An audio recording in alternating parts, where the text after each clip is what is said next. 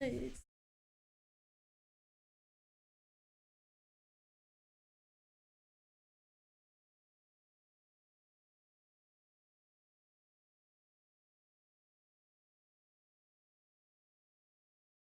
You're hilarious. No. Ready for brekkie? Yeah, could I have green tea first though? Yeah. Okay. I think I think horizontal YouTube is now also live. So if you guys want to take a walk on the wide side, go ahead.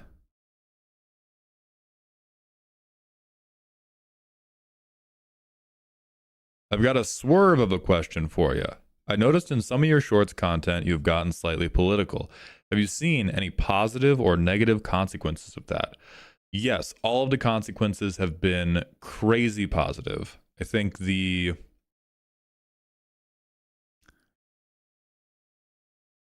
Umbuka PST. I hard swapped to Twitch. That shit was ass. I'm so sorry, Tingly. I'm so sorry. Um, yeah, every time I've gotten political, it has been positive. And again, I am a genuine proponent that like I could probably have a reasonable political disagreement with like an Australian person, with a European person. I think if I think if you and I have political disagreements in the current American climate, it's likely because you're not a huge fan of human rights. For people that you think are worse than you, for whatever reason. Like it can be like in your head, likely justified. These people have earned their treatment somehow. We're also kidnapping and deporting people out of a prison camp in the Everglades without ever filing charges against them, which I don't that's not the coolest thing I've ever heard of.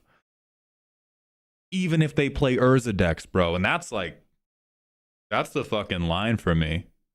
That's the fucking line for me. Yeah, you can't earn not getting due process. And the administration just keeps trying, just keeps throwing pasta at the wall, but the pasta is violating constitutional rights.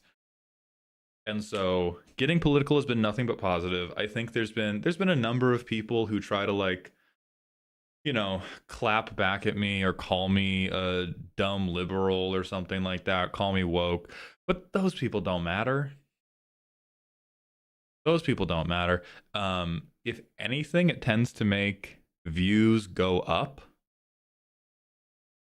Um, so yeah, it's been nothing but positive, and it tends to make my already existing supporters more emphatic because most of the people who are rocking with me can pick up that I'm fucking super far left. Like if you are media literate and you have engaged with a large amount of my work, even if it's not explicitly political, there's been a ton of stuff where it's like these are not jokes that conservatives make. the people I make the people I make the bad guy consistently, and the people that I make the good guy consistently, and the people that I make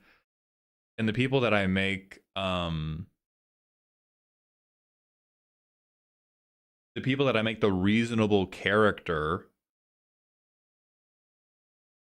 If you look at the large scale patterns, these are not things that are happening.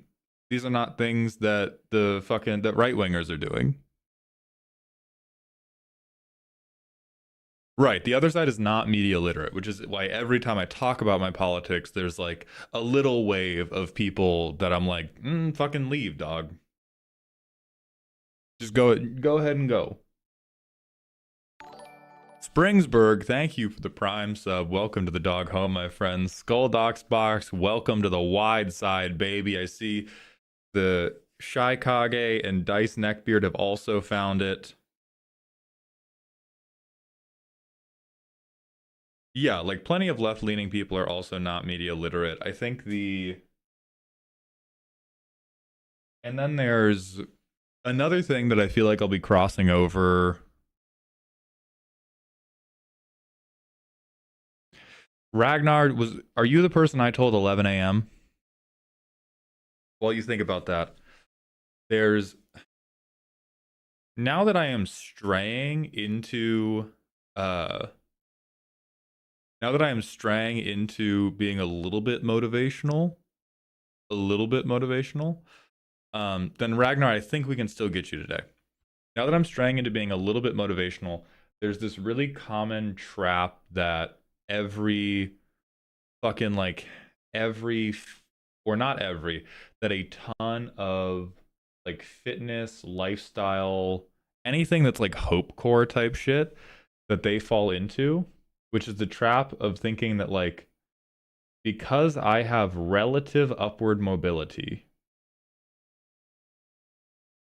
because I have the relative ability to improve my current position in life by working hard, that means that everyone has absolute upward mobility, that everyone can achieve the exact same thing in life, and the only differentiating factor is hard work. And that is a bit not true. Not fucking true, guy. I'm sorry to break this shit to you. I got to where I am because I'm white and pretty. And I worked hard. Get shit on. Everybody else, that is how the world works. You can always better your personal situation in life by working harder, and so much shit is outside of your control. So much of it. Like I was considered like my middle school and high school teachers treated me like I was fucking Einstein.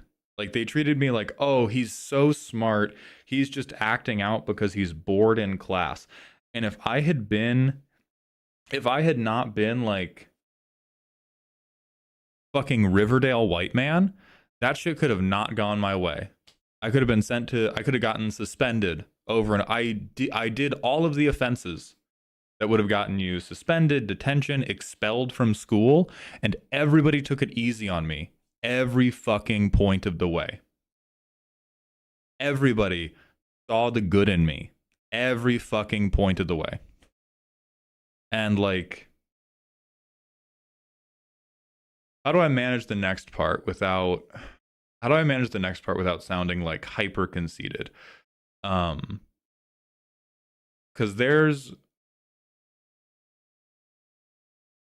I had to get my IQ tested a number of times, and my IQ is like 145, and I didn't earn any of that.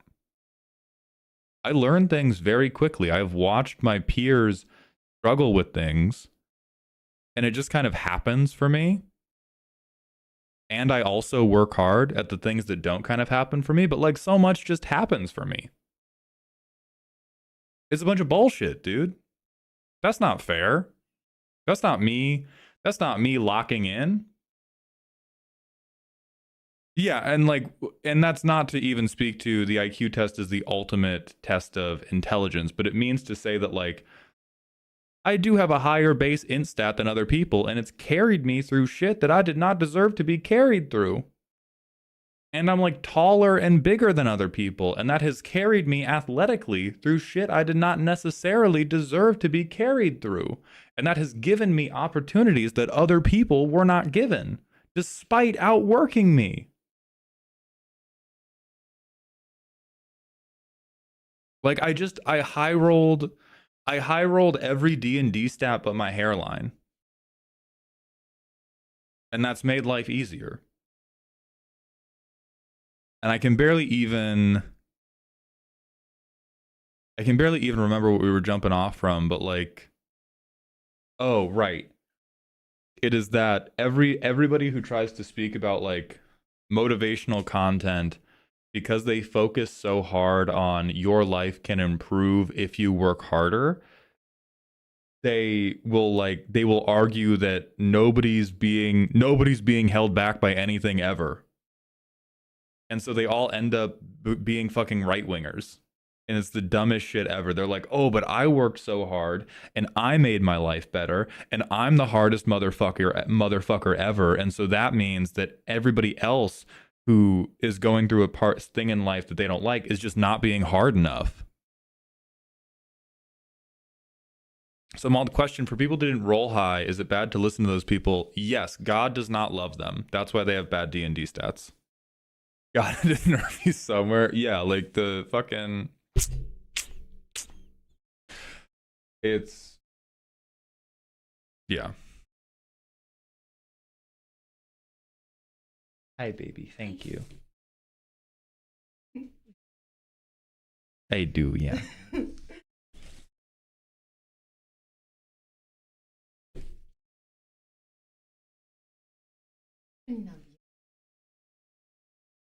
The hardest workers in America are the poorest because the harder you work, the more people will take advantage of that. Yep. Yep.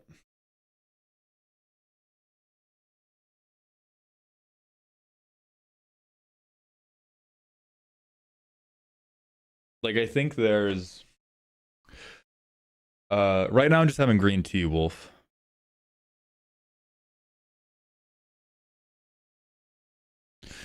I agree, Steven. Like it is a natural, I think it's a natural evolution of the motivational speaker that they have to buy into it to fully live it. And because it's worked for them, they have to keep believing it. Even though there are a lot of like glaring holes in it. Like the social mobility is always relative. It is not absolute. And there's a lot of times the solution to your problem is working hard and also working in a different way than you're currently working. To tie this back to content, I saw a Ludwig clip where he talked about, I did a stream where I went live on a new channel that I had made that day, and I had cam on and I had my face on, so it was like Ludwig is streaming, and I streamed until I got one person chatting, and then I closed the stream, and it was 5 hours before a single person talked in chat. And the point of that clip, I believe, was to show how difficult Twitch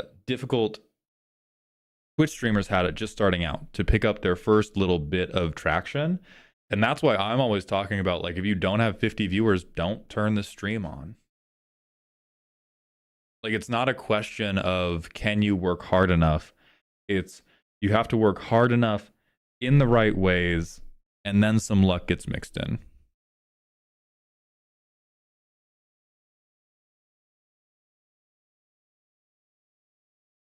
Yes, Jomi. Yeah, and 5 hours is still really quick to get your first chatter. But that's Ludwig, who has, I think, like, one of the best face recognitions across all of Twitch. Like, maybe... I'm trying to think of who is more... Maybe Pirate Software, while he was, like, really popping off.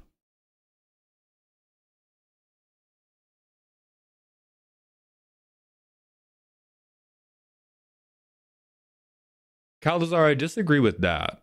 No, I think Ludwig clears Northern Lion. Which is, Northern Lion clears most of the population, but I think Ludwig is like... Ludwig is getting to like phenomenon levels.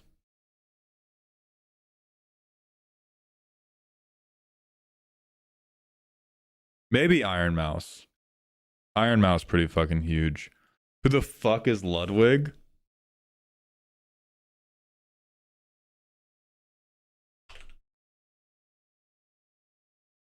This guy.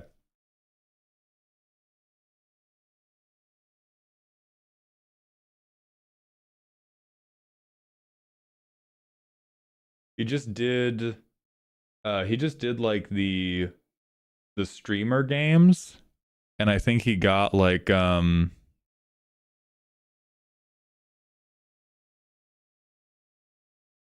didn't know his name and recognized him.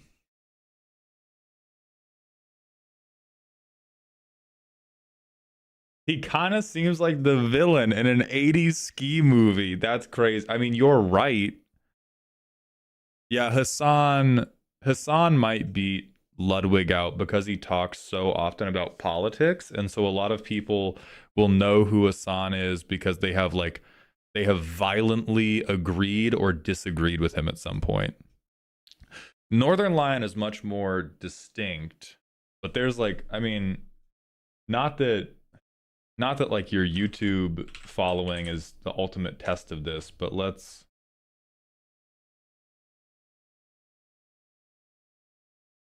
so Ludwig is like 5x, maybe 6x on YouTube. I don't know what Ludwig is on. I don't know how often Ludwig streams.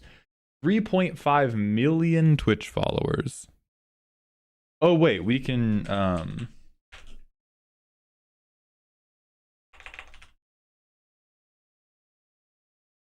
there's Northern Lion, 11,000 average viewers. This is fucking crazy, by the way. My average viewership is like 200.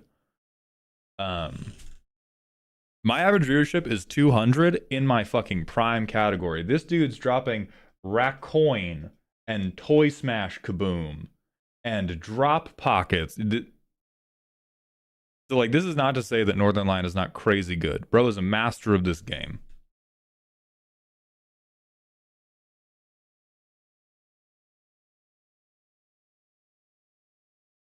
Okay. Bloodwigs are lower. He's also down 9,000. What's his 30 day? So 30 days back at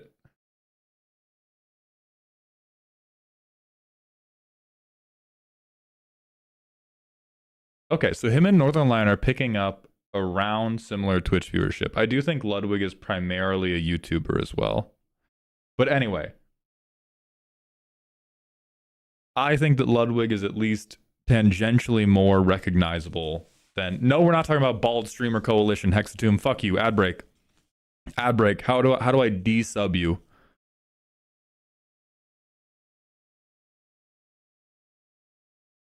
Thomas Deneen, thank you for the $20 super chat. I appreciate that so much, and this will add time to our subathon. Video, whatever amount I'm asking for in spirit flagship LMAO. Seriously though, I couldn't be here yesterday because I was busy, but it was my birthday. Can we get some happy birthdays in both chats? Can we come together and stop the YouTube hatred to wish Thomas a happy birthday?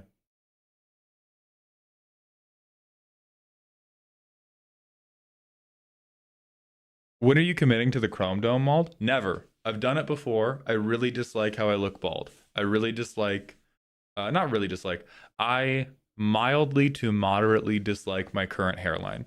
I will be getting either a toupee or a hair transplant.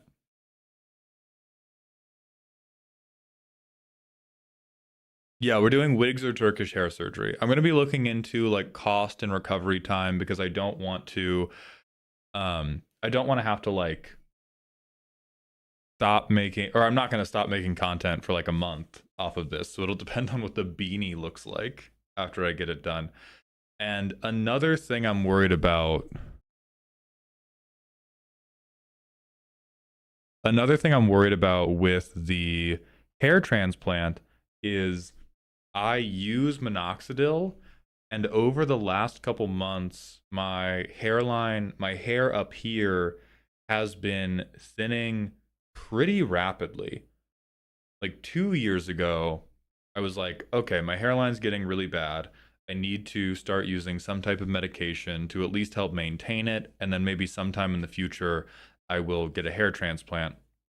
Started using it. Everything seemed to be holding. And then over the last like 6 months, the rest has stayed fine. I just turned 30, Fade King. And so this may be the like big male pattern baldness kicking in. Um, but even while taking, so I've been on minoxidil for like a year and a half, 2 years now. And even while taking it, the this is still like Yeah, the density is getting disastrous up here. Meowski, I have seen that meme, and I will be one of those people. I'm 20 and I had to start using minoxidil. Am I cooked? Yes, and also no. That's why we have modern medicine. I would probably, if you really care about having a full hairline, minoxidil on its own, might be enough for you, but I would start saving up for a hair transplant now if you want to have a like full and forward hairline, like for sure. Thomas, thank you for coming through. I hope you had a good birthday and I hope you have a good day. Had a good day.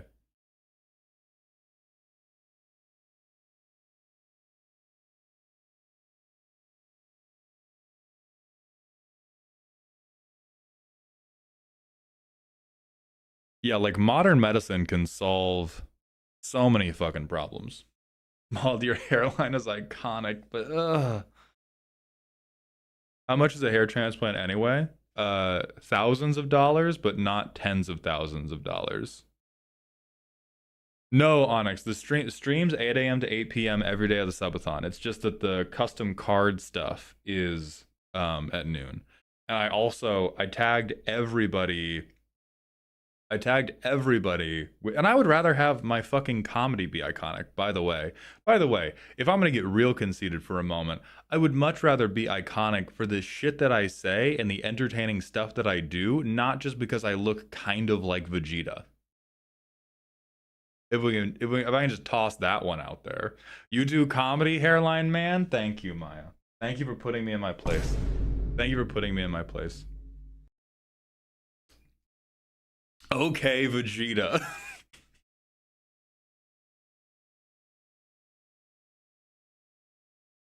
I've heard you say way too many reasonable things to think of you as Vegeta. You don't know how he talks to Bulma. Merkwolf, you're saying it as a joke, but the way they do hair reassignment is they're just going to take this hair and put it up here.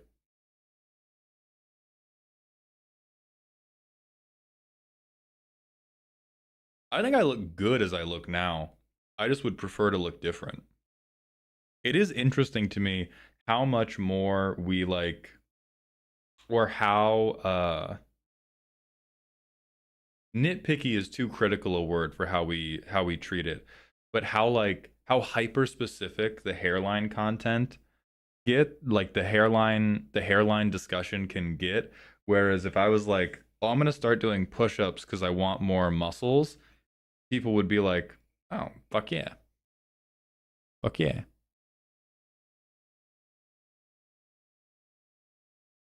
But like I'm attractive. I am attractive. I do not know Peter Thiel. Not all balding men know each other, Fox Mask. Um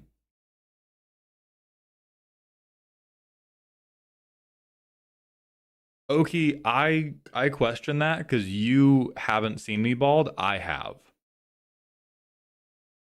You have not seen me bald. I have. If I had not seen me bald, I would probably give being bald a chance. But I've seen that action, and I know that action is devastating to my eyes. If you ever get invited to the yard, you should wear a bald cap in solidarity with slime. If I get invited to the yard, I might shave my head for that shit in solidarity. Head's not lumpy. I got that green goblin skull.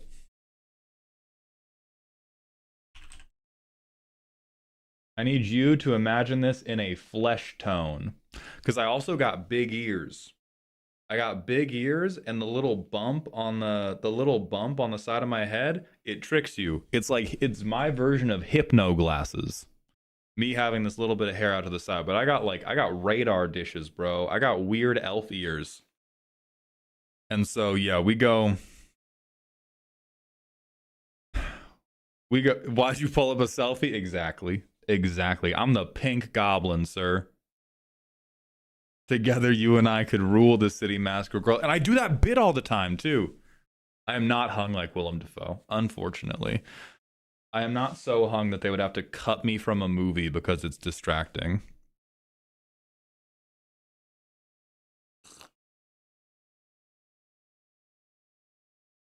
Yeah, Far, it's the face framing. And my head does not deserve to be framed. It deserves to be covered.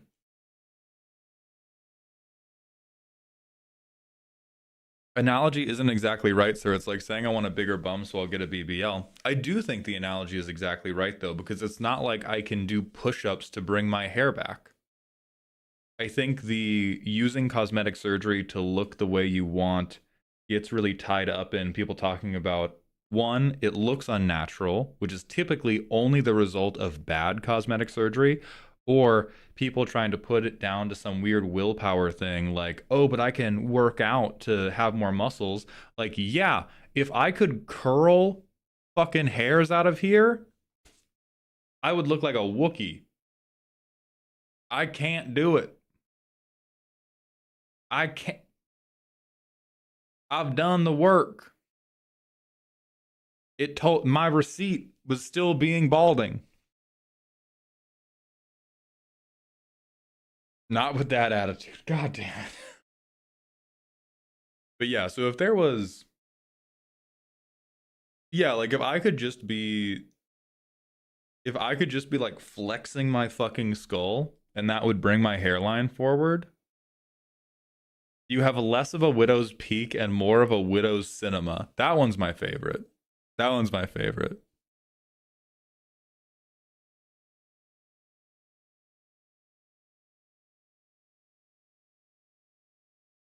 I gotta pull my hairline down by its bootstraps. This could be like its own stream, is just chat roast my hairline and we keep the best ones. Because yeah, right now I would say this is like, I would say right now I have a mature hairline, but I look generally good. I think we are like an inch away from looking ridiculous, but that is neither here nor there. I think right now looks pretty good for refined gentleman status.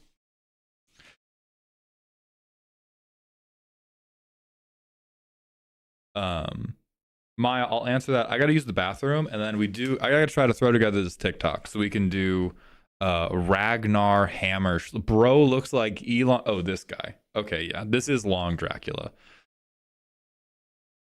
Yeah, and Maya, we'll talk about that. Oh, I'm gonna go use the bathroom. Then we'll talk about that. Then we're gonna try to put out a quick heater. Widow Summit? We're gonna talk, Tingley.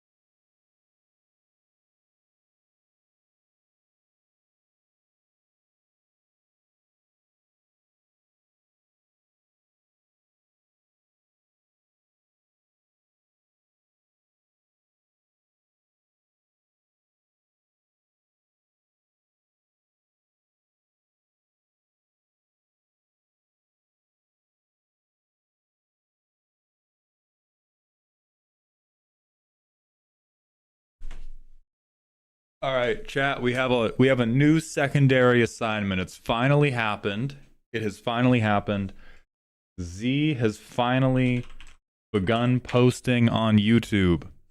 They have posted a short on YouTube. We are going to it and we are interacting with it right now. They are almost all, oh my god, too much of their stuff is collabs. Hold on, hold on, hold on. We'll find this. We'll find this. Hold on. We'll find this. We'll find this. We'll find this. How do I find like channels? Channel. Fucking got him. Subscribed. We're watching this now.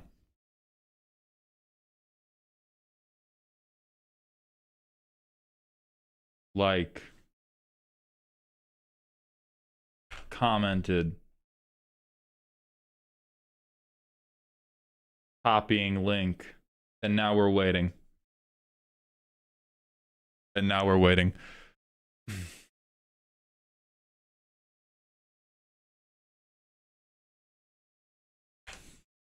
How the fuck did they get Z as the channel name? They're just like that.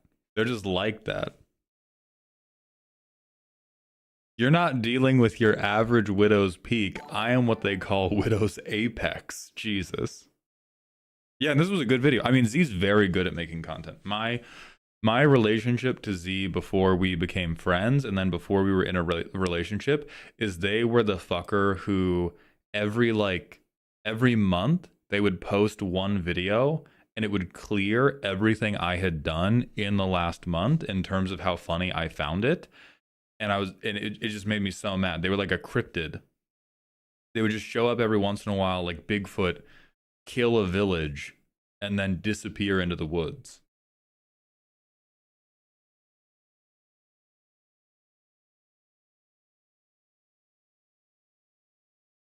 You got it, Day Theater. Dash Rabbit, thank you for the Twitch follow, my friend. Welcome to the doghouse. And then New Abomination, thank you for gifting a sub to the Tingly one. I appreciate that contribution to Dog Heaven. All right. We have Vluran, yes, for the custom cards. So the raffle is for deck roasting. That is done via marble racing.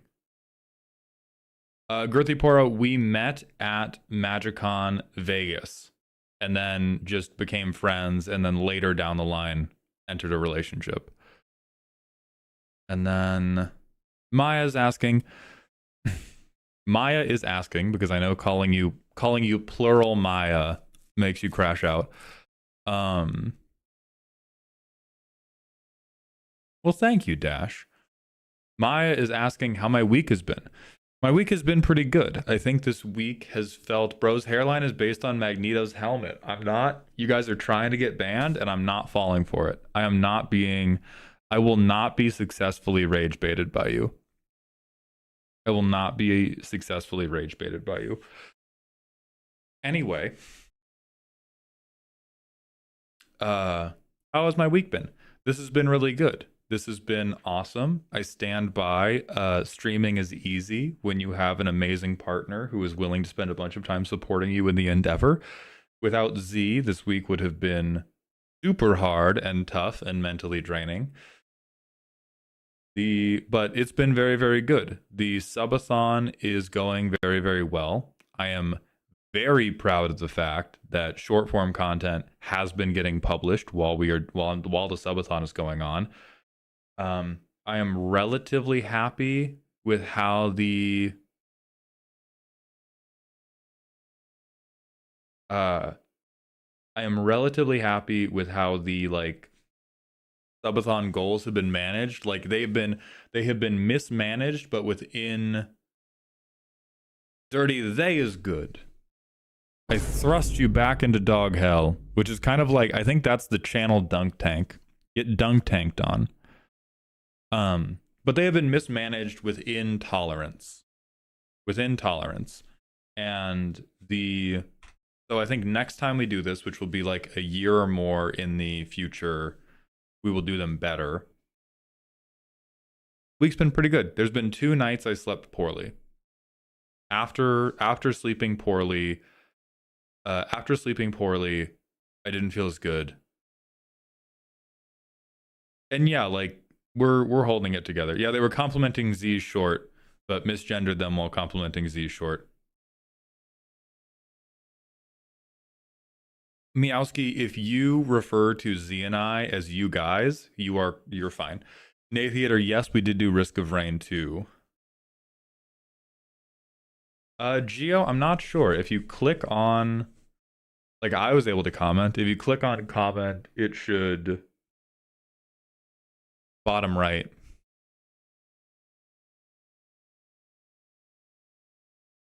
And then the other question, what did you do before content creation? I know a lot of creators get a degree and realize they prefer creative content. What I did before content creation was I was trying to qualify for the Olympics in rowing. I was not doing it well. And well, okay. That's not giving myself enough credit. I was in probably the top 1% of rowers in the US, which is just not close enough to get into the Olympics. And but like every other, or 99 of the next 100 rowers I meet, I was better than. And I got a degree in chemical engineering. But the reason I swapped to content creation was really just because I had spent my entire life doing what I do now. Like I was always the guy who I started out as the like cringy, loud, attention-seeking kid, but in college or in high school and then in college as I got funnier, I was always the guy who like at a party I would get drunk and start telling stories, and there would be a little like story corner to listen to me pop off. I've always been a yapper. Born yapper, spent my whole life hardening myself in the fires of yapping.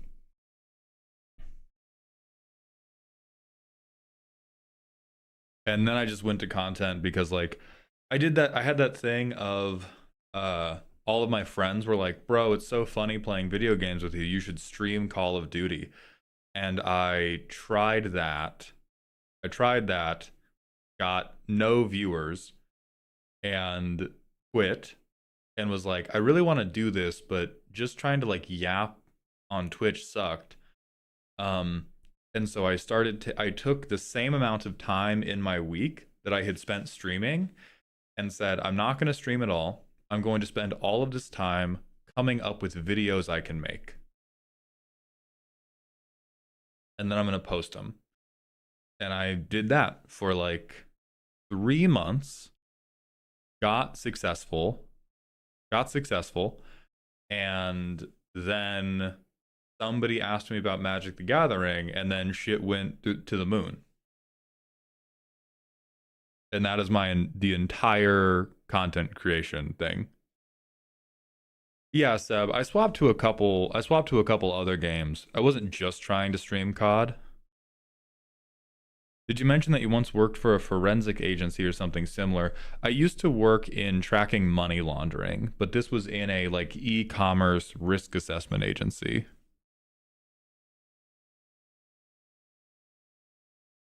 Yeah, Bacon. Again, high rolled all my D&D stats. I am a like certified yapper. I am highly intelligent. My wisdom score is probably low as fuck because I'm very naive. And I'm still a relatively fit person, but I used to be extremely physically fit.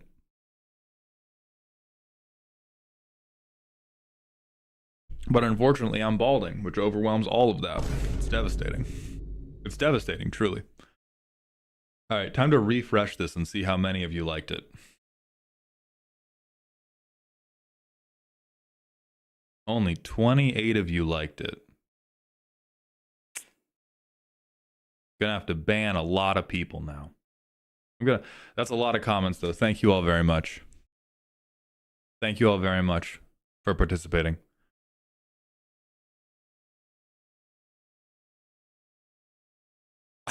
I liked it. Thank you, Pika. Uh, yeah, but Helios, I think that's more because I tried to do like con 18 activities with a con of 16.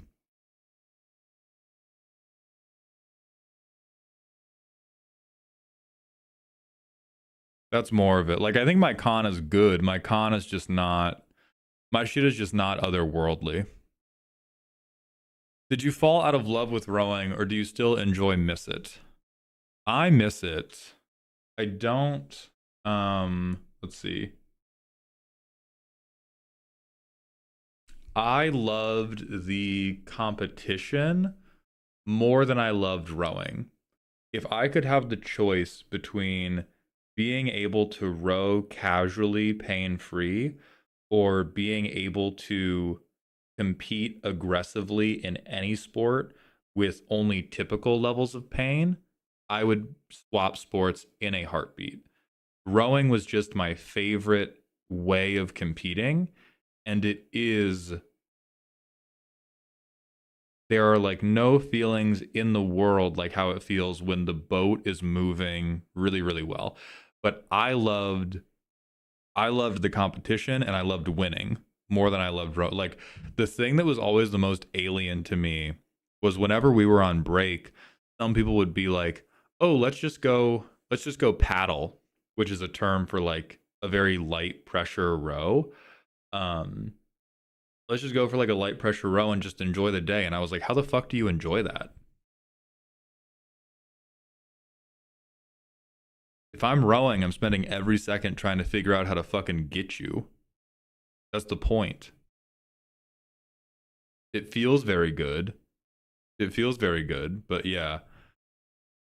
Has anybody ever said you kind of look like the guy on the card art for Lim Duel's Vault? That's pretty good.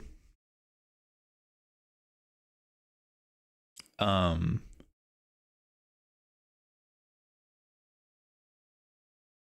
as someone who works for a very physically demanding job that doesn't help you stay fit but leaves you exhausted afterwards, I think that is like you have to just do your best every day and accept it's going to be imperfect. Some of the best advice I ever heard from, not directly, this was from like a fucking Instagram short, was a person saying you always have time to not eat, which was fucked up, but was correct. Um, where if you are like, and that's really only useful if you're overweight, but like if you are, oh, I'm too tired to go to the gym. I have to work hours that are so long that I can't commute to the gym, work out, then go home. I'm too tired to do push-ups when I get home. You always have time to not eat.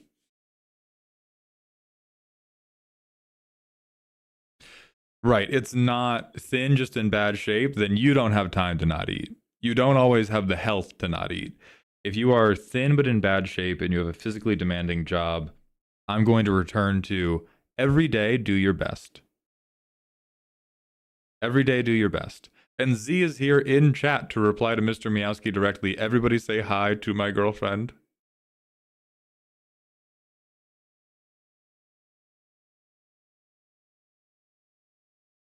Matthew, not very many. So I didn't. Um, the non-athletes won't understand. But that's the realest you've ever been. Much love from wrestler. Thank you, Cheese. Z did custom cards last week, Sonorm. They'll be back. That seems like bad advice, NGL. We need to feed ourselves. I think of it less as a directive and more of as an option if it will help you achieve the desire that you want. Not everybody's desire is to weigh less than they currently do, and it appears like that like the person that asked does not have a problem with weighing more than they want to weigh. So it's less of a directive. It's not like as a rule of general health, don't eat. It's more about if you feel like you don't have any options for, like, if you feel like you don't have the time or the energy to do all this other stuff to lose weight, everybody does have time to stop eating. Is that the dean from community? Now, is that an unhealthy oversimplification for most of the population? Also, yes, which is why it is not a universal directive. Why it is not a like, hey, everybody should do that.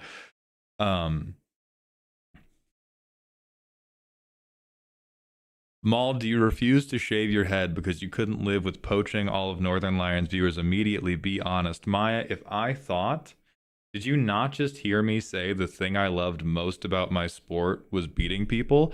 If I thought for a moment, if I thought for a fucking moment that I could poach this man by looking slightly more like him, you would see black rimmed glasses and a chrome dome tomorrow. Yeah, hug Huggies. time.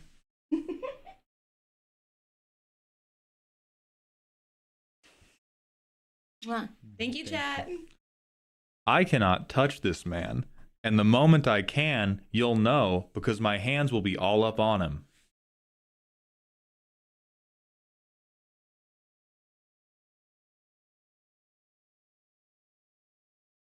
See, the problem is Maul does not look enough like an egg to steal Northern Lions viewers.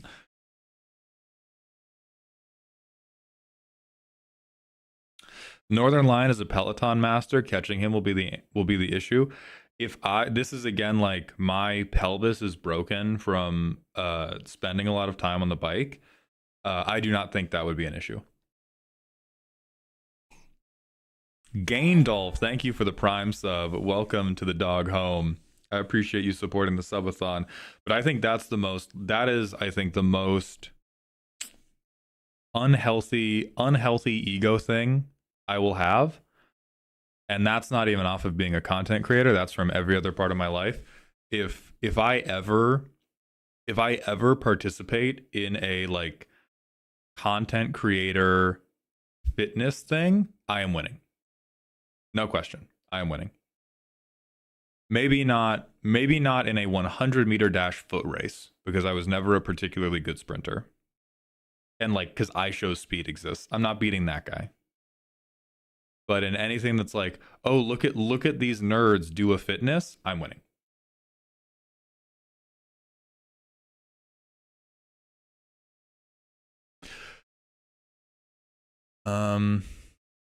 Get on one of his Peloton rides in his Discord. Doing that, the most difficult thing about doing that is that I have nerve damage in my pelvis.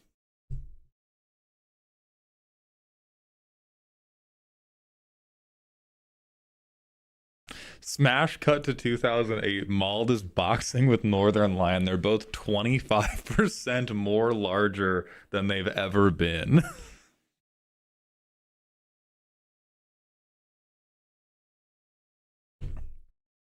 Cassius does make content, and that's why I cut out the 100-meter dash. And that's why I said this is going to be the most unreasonable part of my ego. I think if we set up, and it would not be you pull me out of bed and we do this thing, because so much of my, like most of my athleticism right now is me trying to unfuck my nerve damage.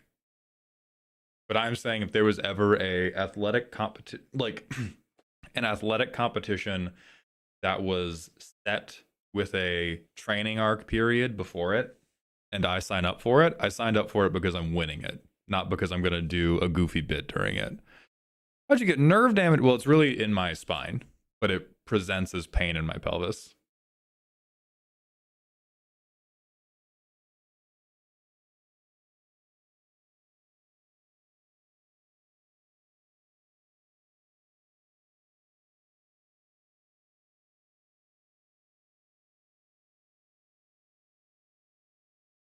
Have you ever tried rock climbing / bouldering? I have. I didn't like it a lot. Grip strength is one of my weaknesses. That is the thing that I had to train very consistently to have at like even an acceptable level for normal athletic shit. But I didn't enjoy it a lot. I enjoy sports that are more capacity focused. Again, fat, stupid ego trip, which I realize is cringe. However, has served me well, and so I continue being cringe. But I prefer sports that are like, you need to run far, you need to lift heavy, you need to produce a lot of power.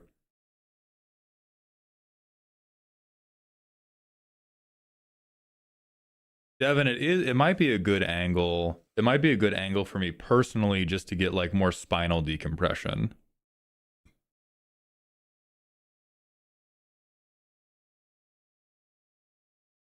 Oh yeah, Brett, you got to be aware you're cringe. Like, and I think that's why I have that opinion about all those like fitness and hope core influencers becoming dumbass right wingers. Is it genuinely helps to believe your bullshit? Like the some people think what the Rock, how the Rock acts, is an act. This man is 100% dead ass.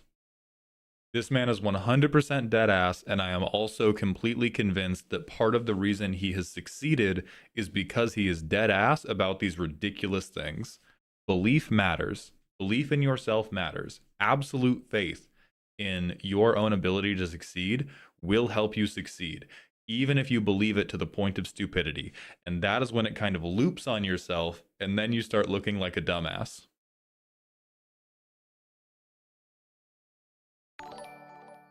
It's Seb. Thank you for the Twitch follow. Mauled has always been Gruel pretending to be Is It. There's no pretending. I'm just the only cool team year player. I'm just the only cool team year creation.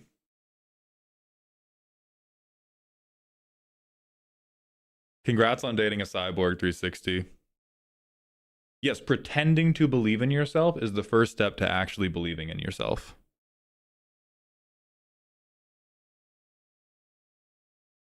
Fear the Caboose, we're just kind of vamping right now. We're about to get into a deck roast. We haven't posted content for the day, which may lead to defenestration later. Don't say that, Jeeves. Animar's not pretty cool.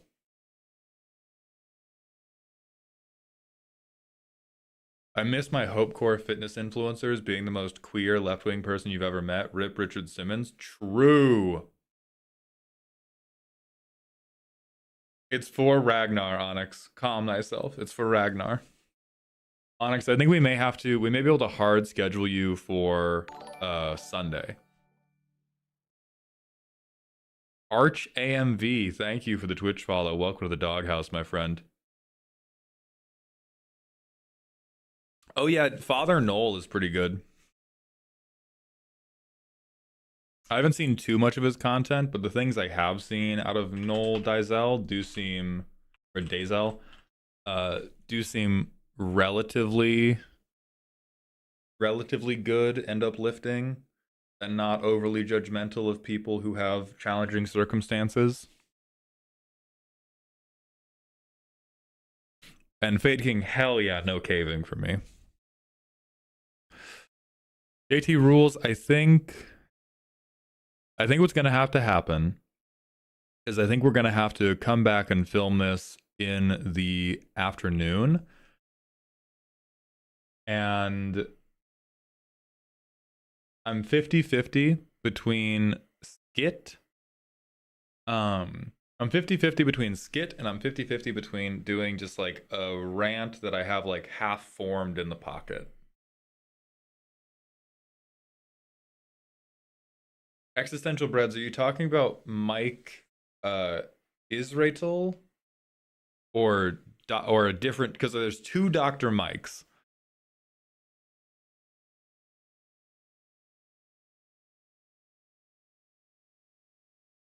My GF and I are planning to start streaming together under a business moniker, which is both of us together. What is your guesstimate on the viability of this type of channel? And have you and Z ever thought about making a Malden Z channel? Couples content is viable.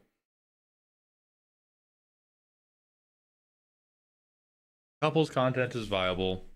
Z and I have thought about doing it, but have disregarded it because our personal ventures are too successful. Like, I think it's everything is to invest in one thing, you have to take energy away from a different thing.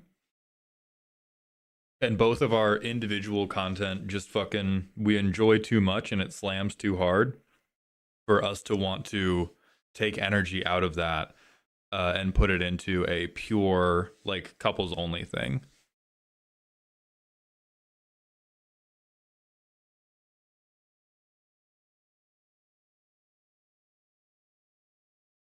Yeah, like the joint channel could just be clips. I think the joint channel is the thing that comes once once the content is going well enough for us to be like rich. Like in the level of here's where couples start. Here's where the couple stuff would come in. It would go, I get successful enough. Dude, holy shit, Steel Radiance. Thank you for gifting 20 tier 1 subs. Welcome to Dog Heaven. That's going to get you a couple things. You you are going to get a post-it note on the support wall. You get a cameo or a personal or you get to have me put a temporary tattoo on myself, and you get to sponsor a variety game for an hour.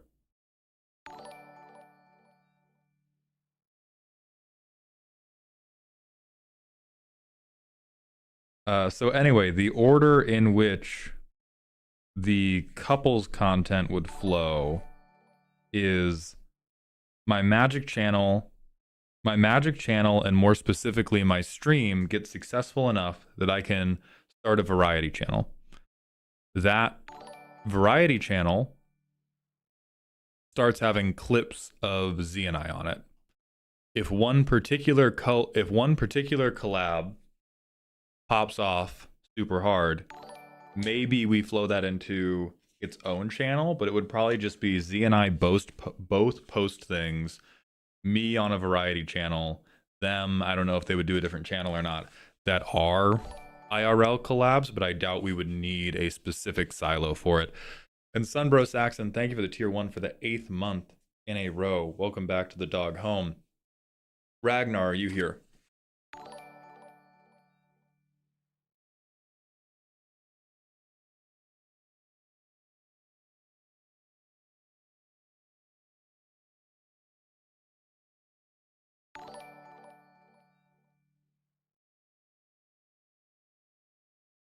Randy, I appreciate you asking in YouTube chat. We are tracking this mainly through comment sections on the videos because I have a bird brain. Chesabel, thank you for gifting 5 more tier 1 subs. You're now at 20, which means you have also unlocked a variety game hour. Thank you so much for supporting the subathon. Okay, Ragnar, you're here. We're probably gonna smoke another ad break just because everybody's got to be subbed at this point, and then we're gonna slam you down deck style.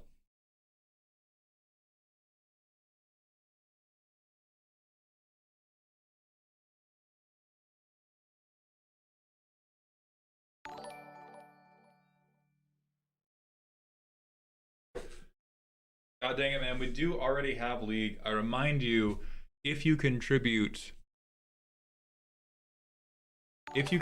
to the custom games queue, or if you contribute to the games queue, you are allowed to pick something someone else has picked. Like we have 2 entries. We have 2 entries to Baldur's Gate, so that means that's a 2-hour stream minimum. Philo doubled up on Vampire Survivors. Where do we submit stuff? So Steel, for the cameo, you can put it in Discord or just yell it in chat until I do it. For the game thing, just tell me in chat. I put it on this list and then we figure out a time. I mean, Hex, funny bit, I do own Baldur's Gate 3. So that one would not be difficult to do an hour of. I did Aegis, yes. Let me make sure that's written, actually.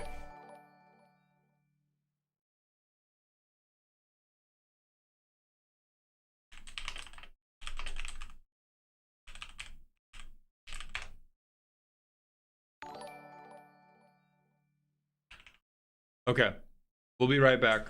I'm gonna go use the bathroom, and then we're gonna do Ragnar's deck roast.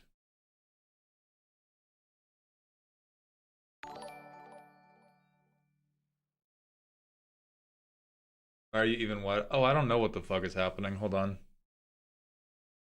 It's backup camera shit, you guys. It's backup camera. We'll fix it. We'll fix it.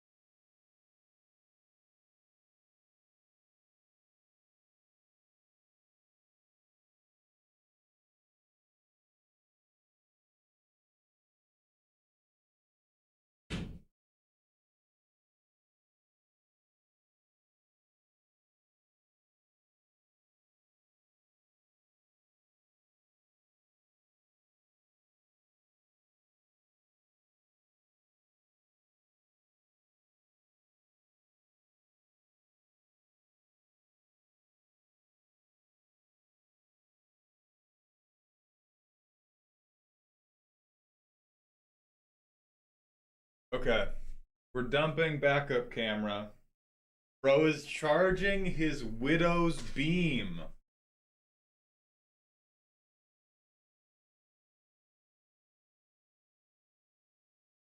Helios, I don't have the spare RAM to make that decision. I trust you. I lean towards black.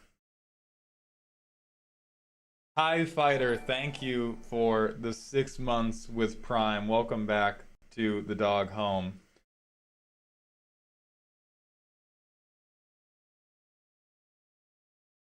Hey, Steel, what the fuck?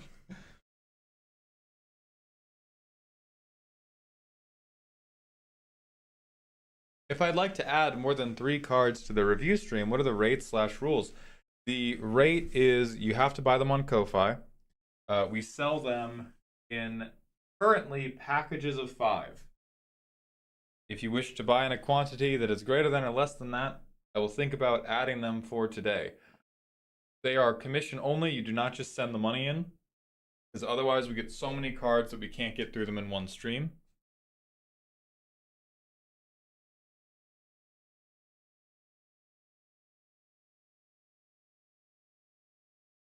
I'm trying to find plugging in Big Cam. Plugging in the Big Brother cam.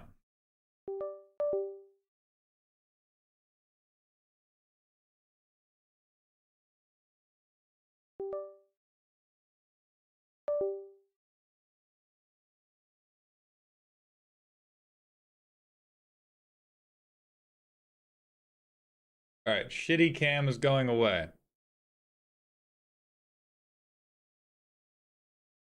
Good cam is here now. Good cam loves you. Main camera. Save me, main camera. I love you, main camera. Save me, main camera. Okay, that's fixed now. If you were being pursued over forested mountains by 30 to 50 2/2 green boar tokens, would you rather have 10 delicate babies or 3 rambunctious goats on cocaine as your companions? All must survive. The goats. What's up? What? Don't worry about it. What's going on? What? Stuff's happening. What's going on? Huh? Hi. Where's the conversation going?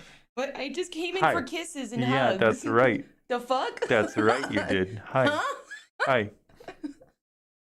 What? What is happening?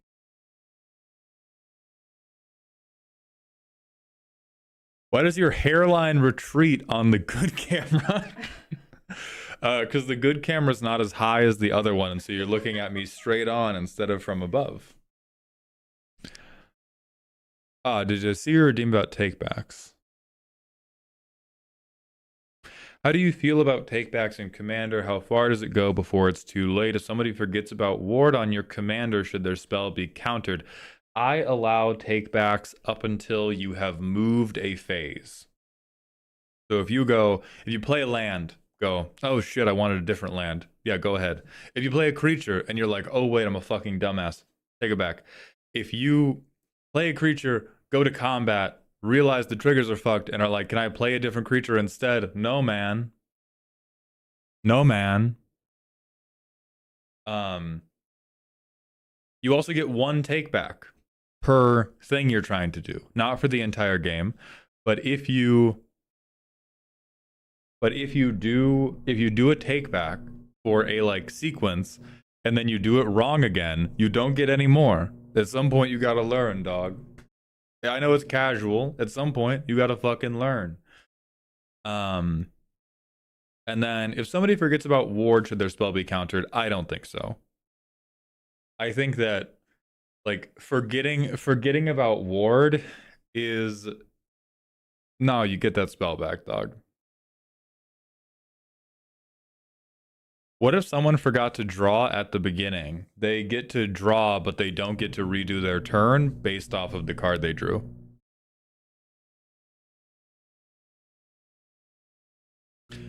Yeah, friendly mulligans are bullshit, Grumpy dude. I made a video about this. I'm with you. Not even hot. Oh, Xylo, we want to play more.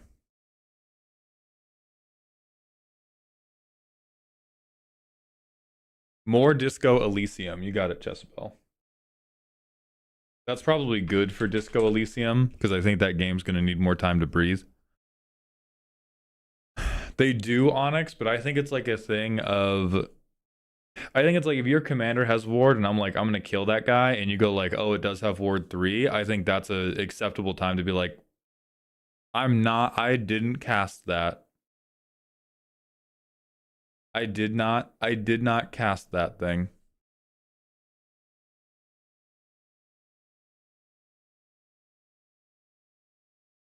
Okay. We're doing Hammerschlag's roast. We're doing Ragnar Hammerschlag's roast because we're gonna lose time because we have custom cards to do today.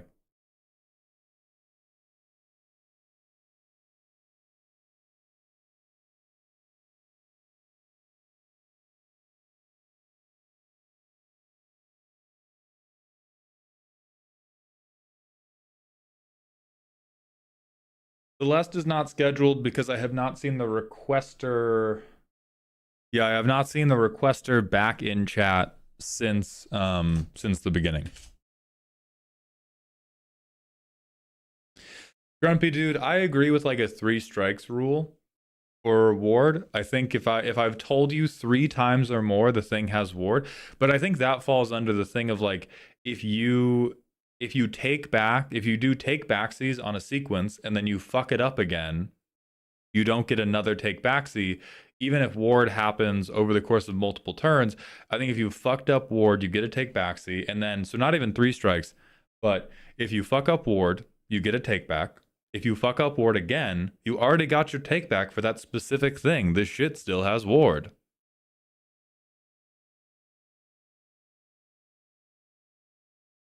Would it be super jarring if you filmed using your phone for TikTok but dubbed it over with the audio from Z's mic? Probably not.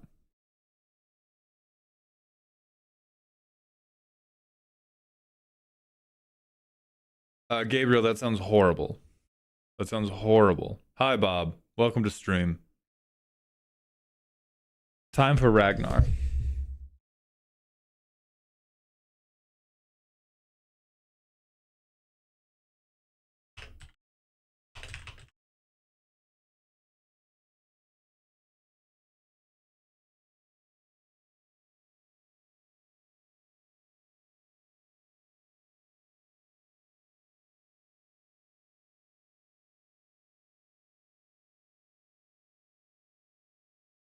Let me go find where Ragnar is.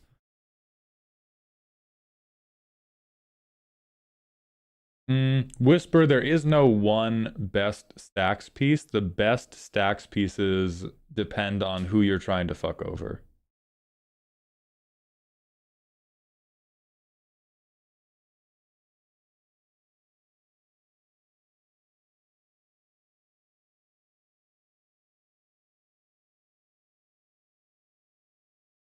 Okay, we found it. Oh no. Oh no, it's an Uncrustables deck, you guys. Welcome to peanut butter jelly time. Oh, sorry, peanut butter Edgar time? Peanut butter Markov time. This is Ragnar Hammerschlag's creation. It has white bread, it has mayonnaise, and it has American cheese. Please enjoy. Acceleration. Real. The usual fucking suspects. The usual fucking suspects. Draw.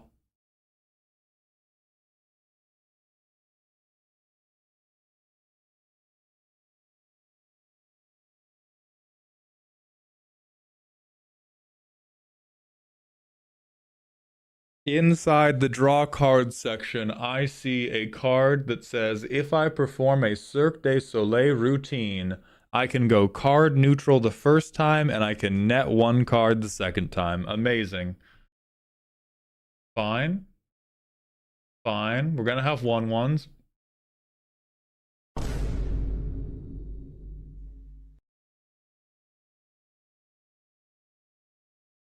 This is my peanut butter and jelly sandwich. It uses heirloom blackberries, which cost $800. And also I have a gun. I have a gun, and you fucking die.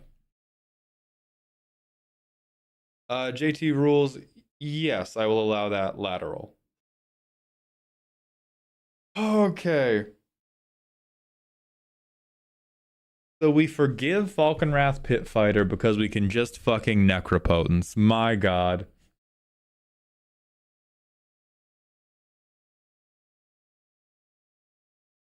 Pact of the Serpent. The rest of these are mostly reasonable, although they do appear to be sourced from a bulk box. Get big.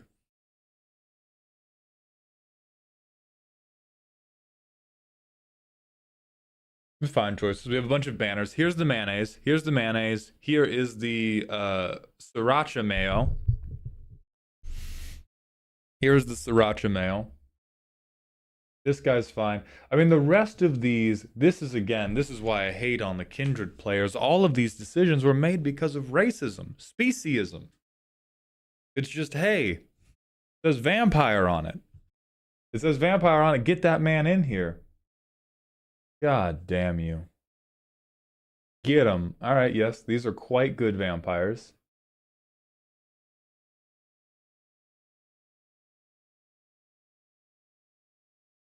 Little guy.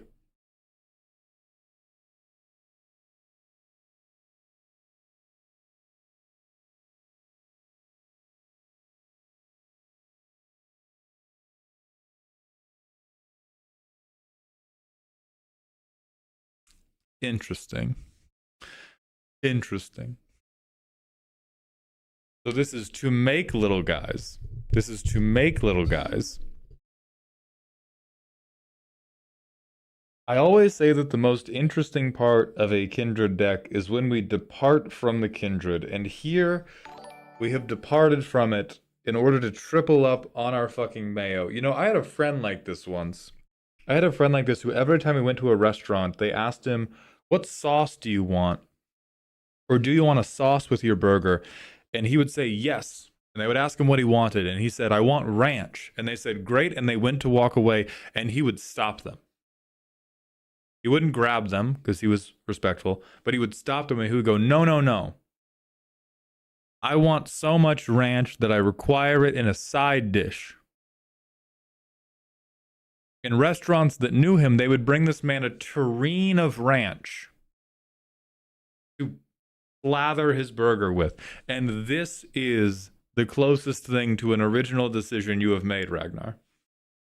Is bring me the ranch tureen for all of my 1/1s, please. Okay. That's crazy. That's crazy. This is awesome. You've saved it a little bit here.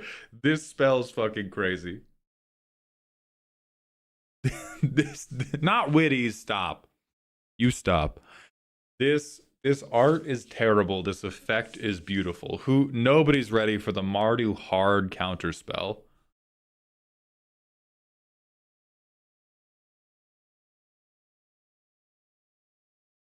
Okay, and then we have sack outlets. And then we have 37 lands.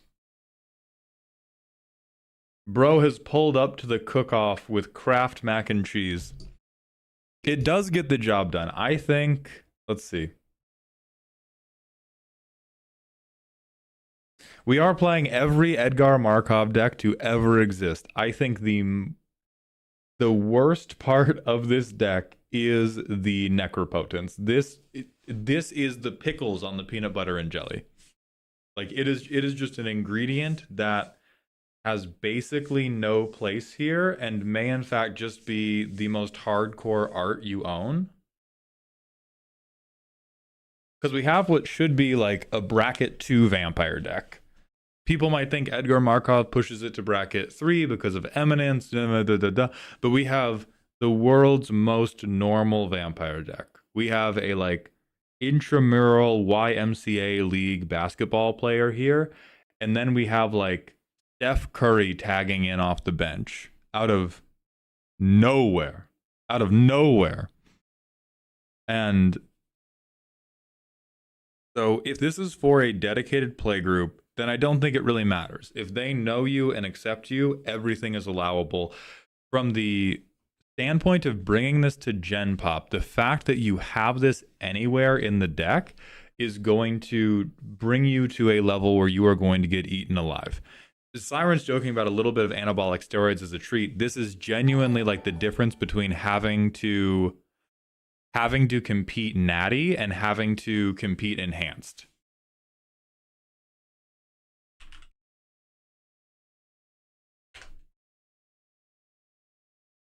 Here is your deck.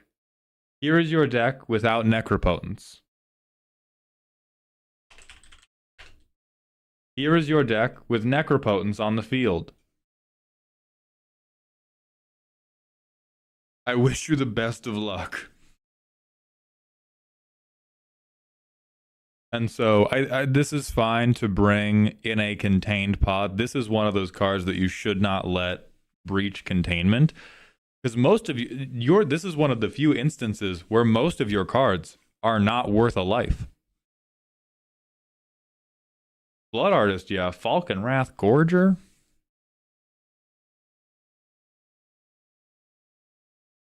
You couldn't let me gain a life to play this guy.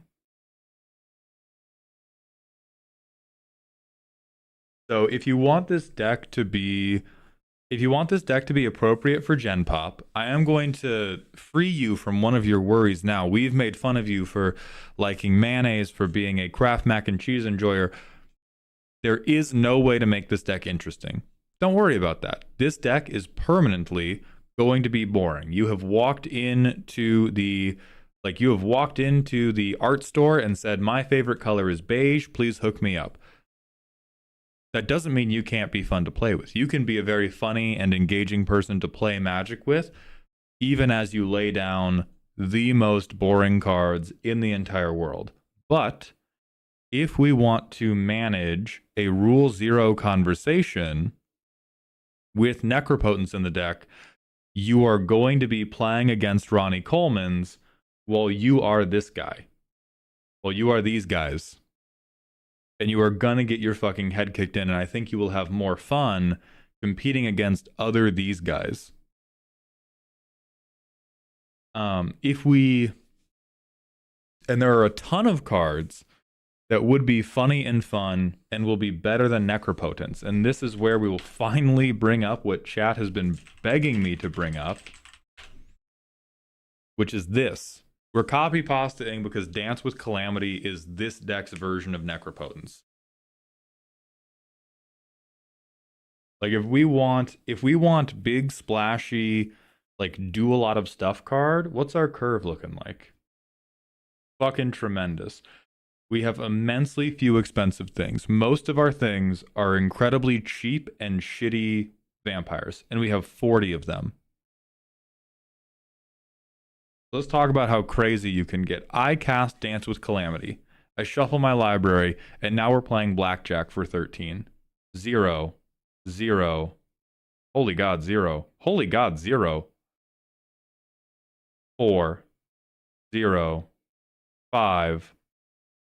7, we keep hitting. 9, we keep hitting. 11. So you cast an 8 mana spell. You get 11 mana worth of guys. You get 2 banners.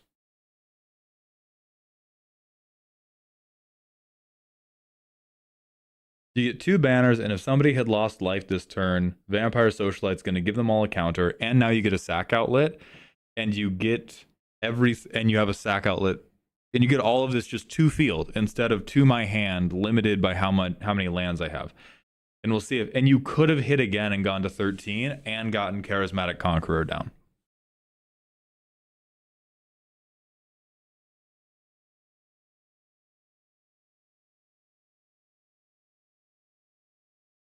This is big for the gambling addicts. We hit straight onto 13, and we can go again in a different playtest.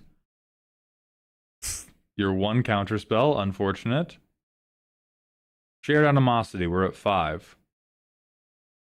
We're at 9. We're at 11. I'm trying again. 13.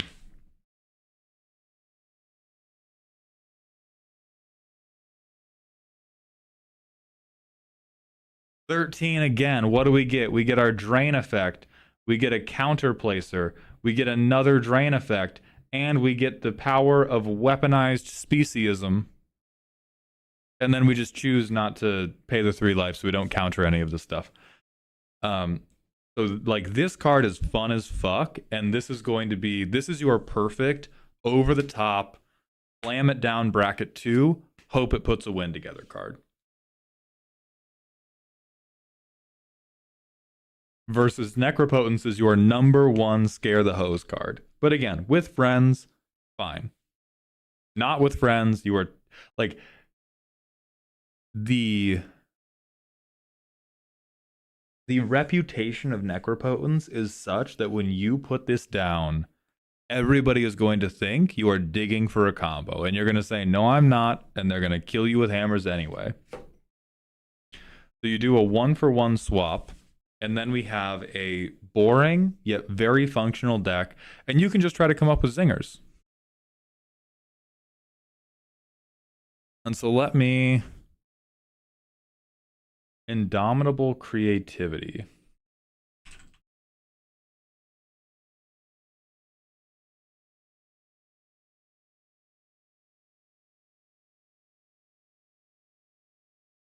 Oh, this is crazy, actually. This is so good.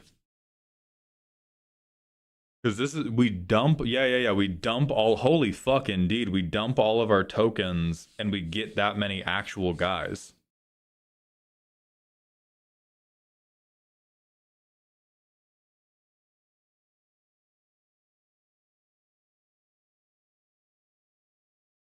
Yeah, this is also very, very fun. And we'll begin working from like turn 4. Titania's Song, I'm telling you right now. What's up, Darebrand? Dog, we're not in green. What do you mean, Titania's Song? We can't...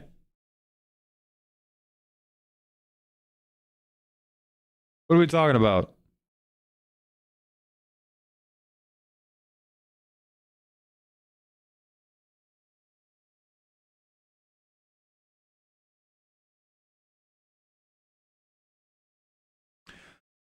If I could show you...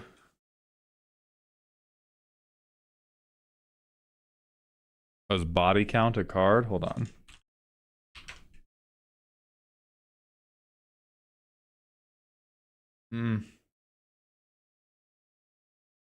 This one's not bad. It is good for sealing. If we want just card draw, we can do Enduring Innocence. We could do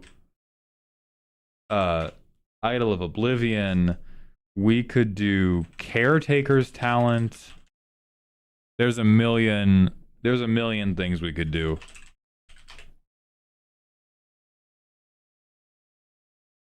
Lich Knight's Conquest is an interesting shout.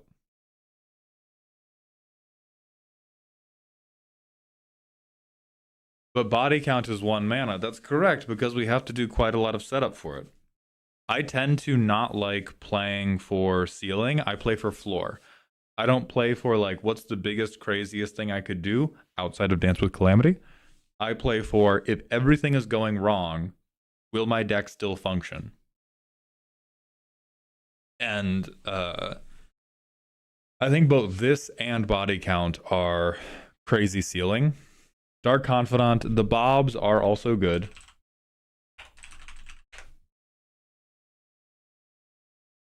Dark Confidant, Keen Duelist. You could Ripples of Undeath, but I don't think we're doing a lot with our graveyard yet. But these are all just purely reasonable things to do. I'm trying to think of other unreasonable things we could recommend.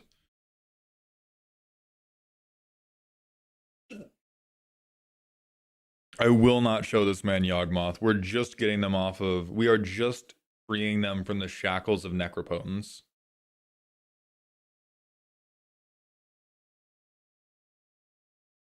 Oh, true.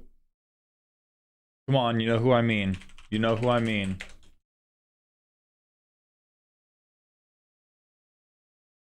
Show me the snores. Show me the snores.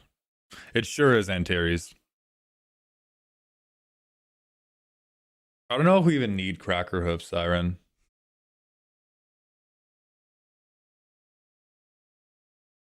You could also lateral, I think you could lateral Impact Tremors for War Leader's Call. I don't think it's crazy important that we stick Impact Tremors on 2, and I think turning all of our 1/1s into 2/2s, relatively big deal. I think turning all of our shitty vampires into slightly better vampires, very big deal.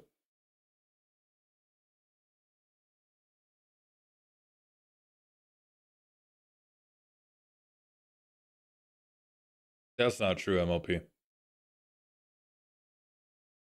Or I'm thinking of muster. Assemble the Legion might be good.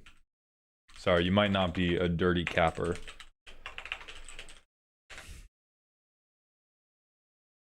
Oh, I am. Yeah, banned. Banned. How dare you?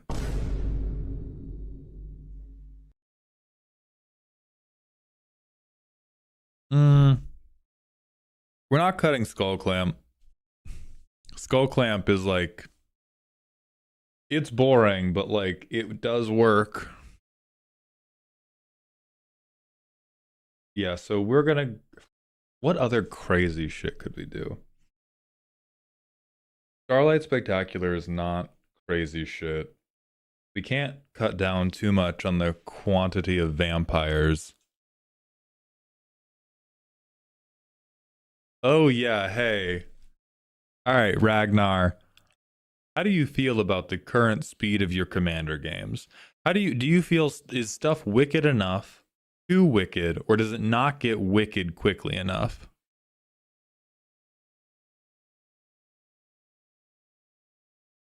I want them to go faster.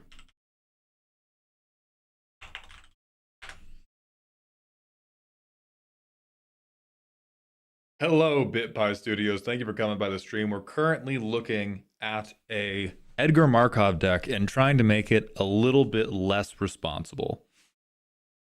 So check a look at this. At the beginning of each upkeep, you put a strife counter on the enchantment. For each counter on it, attacking creatures, all attacking creatures, get +1/+0. Your blocking creatures get +1/+0 for each strife counter. So you can trade well. But if you play this, by the time you untap, attacking creatures will have +4/+0. Starlight Spectacular is too normal. Each upkeep, baby. Like, this deck is already super normal. We're trying to put, oh my fucking god, it's each upkeep. That's, yep, We're trying to give them some weird shit right now. We're trying to put a little salt and pepper. A little salt and pepper. I might even suggest cumin. Not Elish. I'm not suggesting Elish Norn. Elish Norn's gonna fuck up the Dance with Calamity thing. Listen, I just want to be a hammer to beat people with. Yes, and we're going to etch a cute little insignia into you. And it does not have non-token.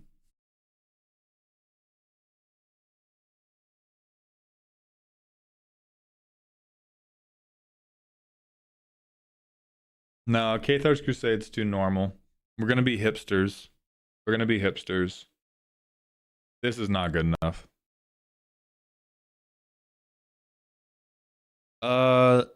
Ragnar, I just doubt extra combats convert super well for you anyway. There might be one or two, but you're probably better off focusing on how do I win combat devastatingly.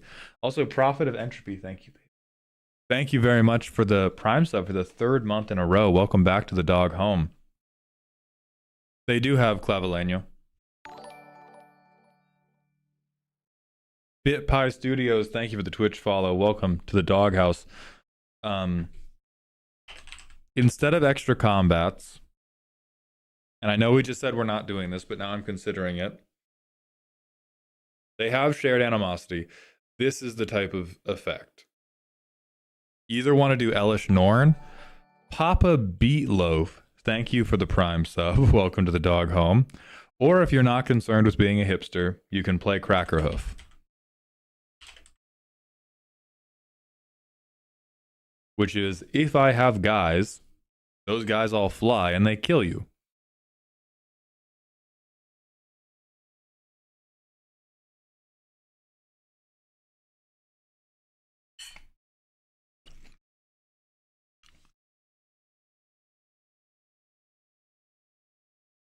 Jutola, you could run the Gisela, but she's not a vampire, and I don't think she crushes the board hard enough. Like, Gisela is nice.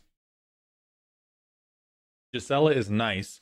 Elish Norn deletes everybody else's utility creatures.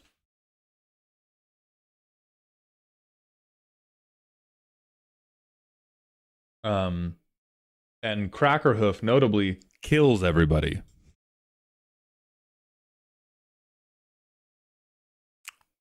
Who gave Craterhoof wings? Mark fucking Rosewater, dude. I don't know why either.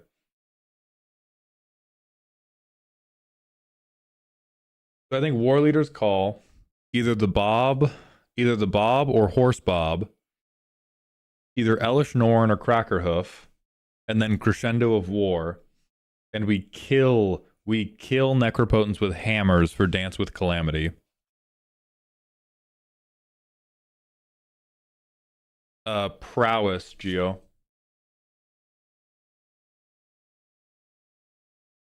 We could Patriarch's Bidding. Try as well.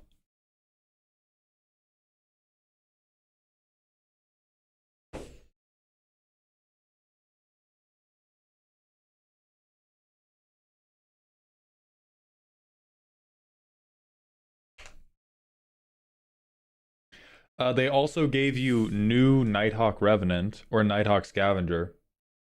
So if you want, you can have 2 of these. Or you could replace your current one with this one, because this one is going to be a 3/3 and it will let you make something else a flying Death Toucher with lifelink. You could potentially, if you ever got to cast Edgar Markov, you could give him flying Death Touch lifelink. I would consider that for other minor applications of villainy. Scion of Opulence.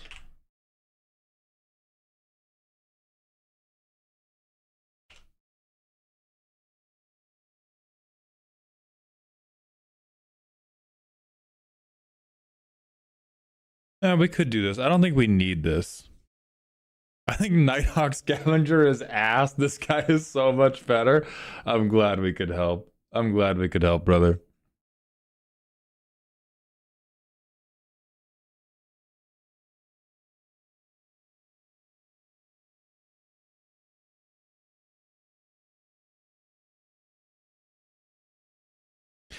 Senlor, the raffle hasn't happened yet. I just want the deck to do the token into wide board and to kill him better. Then yeah, I would say slightly more card draw. And we've shown you the options for that. The kill him options are going to be Elish Norn, Starlight Spectacular, Crackerhoof. And so I'll show you Starlight Spectacular.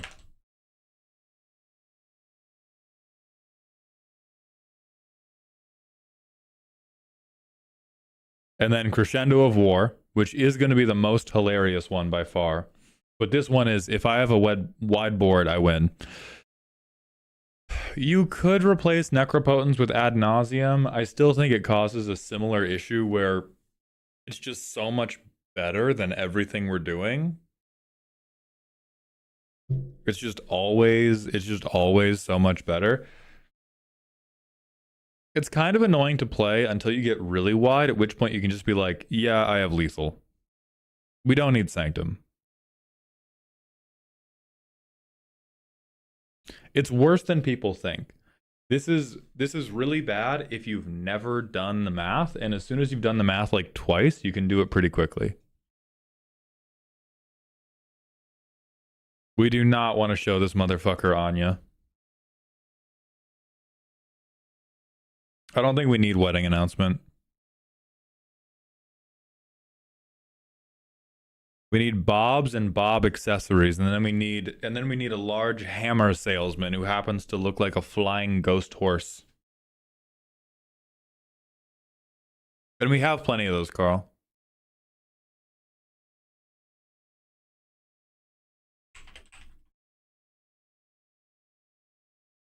What cards do you think are the most shootable in the deck? Impact Tremors.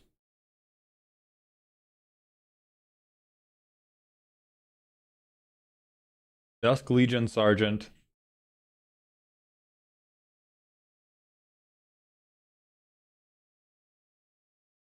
Legion Lieutenant. Vanquisher's Banner. Necropotence.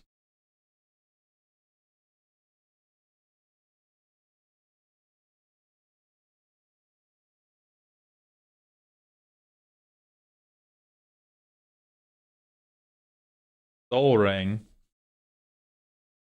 Pick at random from this section, except for Alend of the Dusk Rose and Clavileño.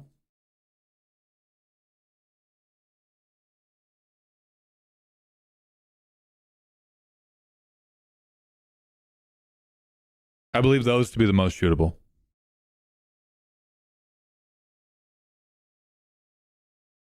When you want to go wide and when you want to go wide and beat people to death, the trap everybody falls into is, well, what if I stacked up 4 different banner effects? You do not want to do that. You want to build up a board, and then you want to do a big bomb of banner effects. Like we want to do, this is even still a relatively low power version because it's 5 mana and doesn't do anything if you don't have a wide board. But if you have a wide board, this says my board's now lethal. Or the Flying Craterhoof Behemoth, if I have a wide board, board's now lethal. Because we don't want people to be able to guess when they need to stop us. We want them to have a rough idea, but we don't want them to be totally sure when they have to get us. And so if the way you do banner effects is I buff everything a crazy amount, or I throw down Elish Norn, which is only +2/+2, but is a swing of 4/4 since it's debuffing my opponent's creatures, or I do Crackerhoof Behemoth, or I do Shared Animosity, then they're all just dead. We want to go from 1/1 to dead in as few steps as possible, and we don't want to just stack up like, here is a guy who only gives +1/+1. If they also give things like First Strike, or if they also do things like steal opponent's creatures, or if they are stacking multiple times by themselves, great. Markov Baron is like okay, mostly because he has a madness cost, so we can discard him to our card selection effects and then cast him anyway. And Edgar is only really okay. I mean, this guy is also genuinely shootable.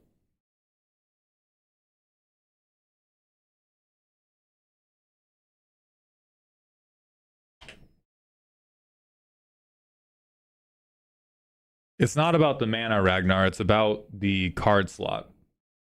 The madness cost is much more relevant than the convoke cost. It's not, oh my god, I'm going to spend 3 mana on Markov Baron. It's, oh my god, I have Markov Baron instead of a banner that's going to win me the game.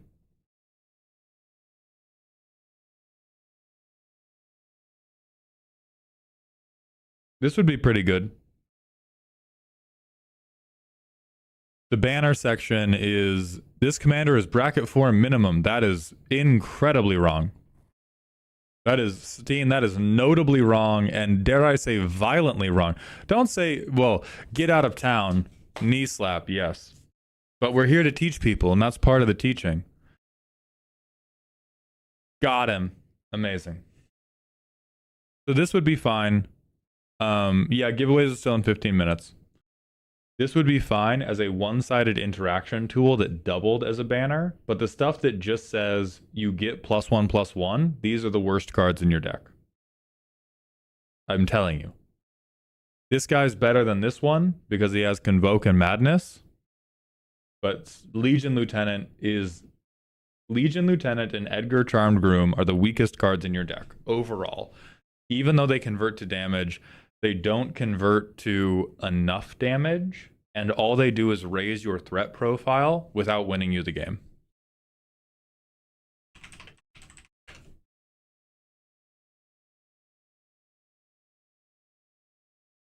You should have this guy.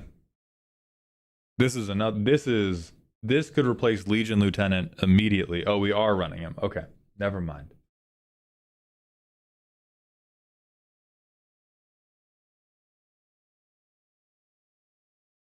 I also assumed, which is why I hadn't talked about him before.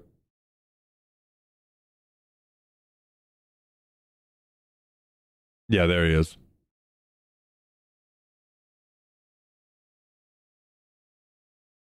Have a good one, JT.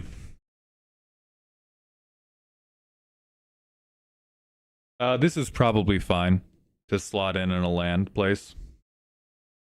Yeah, it's a pretty niche land.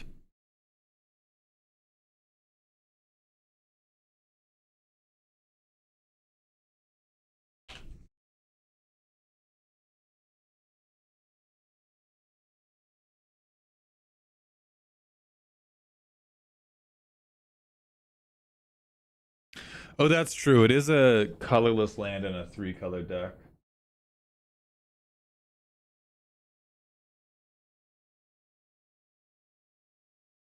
I don't like Dusk Dawn. I think 3 is cutting it way too close. I think we can run 4, but I think it's very likely that we're going to have 1+1/+1 counter effect or 1 banner in place. So I would not recommend Dusk Dawn.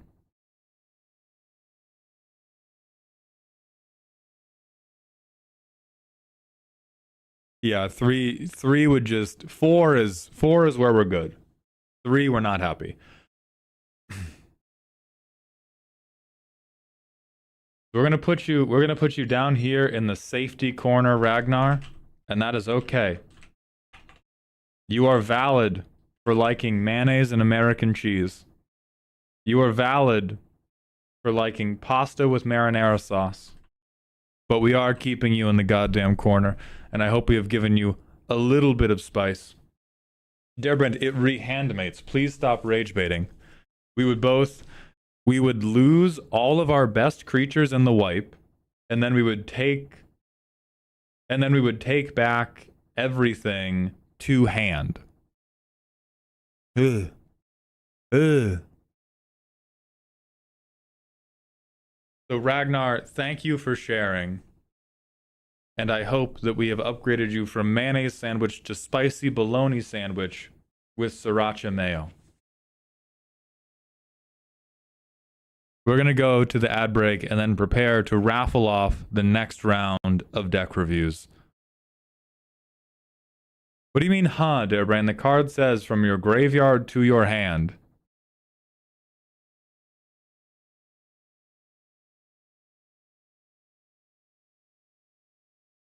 Hell yeah. More power to you, Ragnar. Okay, Derebrand, remember this is to field. That makes sense. We thought this was Raise the Past with a board wipe on it. And even this, I think we would need 3 for it to really come through. Okay.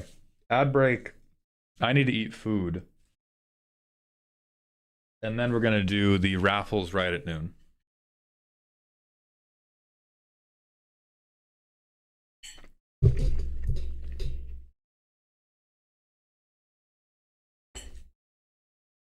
Eat food, drink water, yell. I'm going to pull up Cocomelon.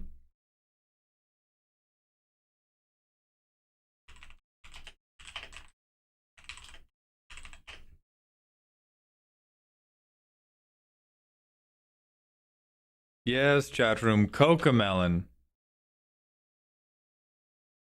Cocomelon chat room.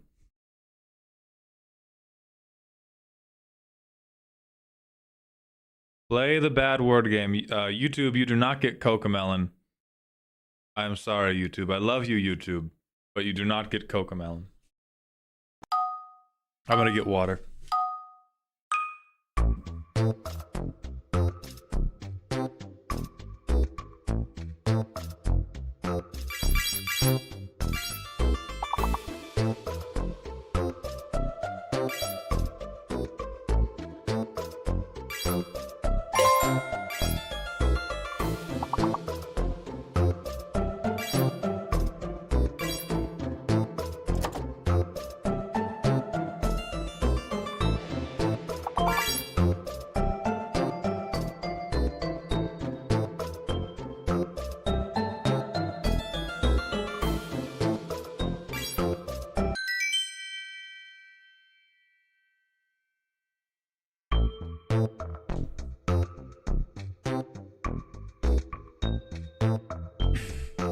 Yeah, Magenta, I agree that Banner of Kinship should broadly take over where Door of Destinies tends to go in these like kind of slower bracket 2 Kindred decks.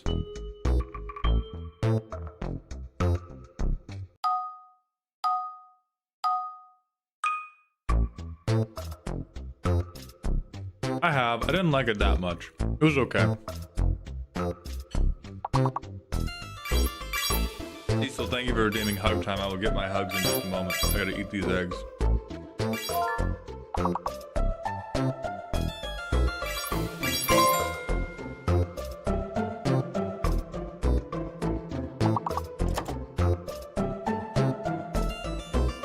Terrence, my producer, Def Cat, made it.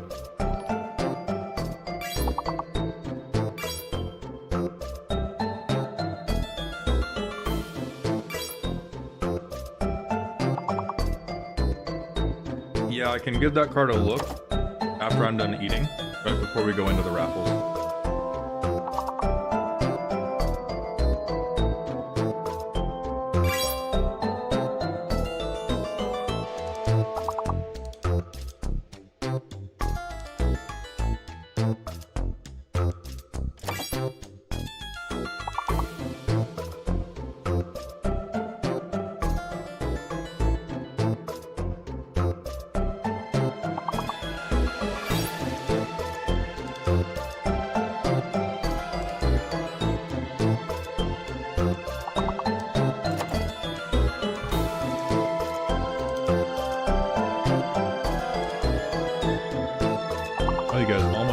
How is OOHED a word?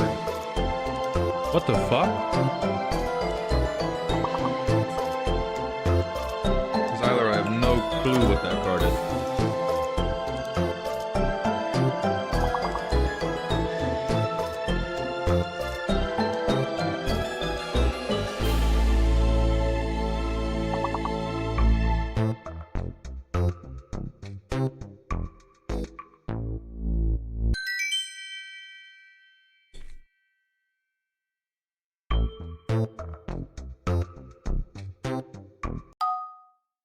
Alright, Bob continues to be a fucking killer. Ah, yes. Duplixum Co.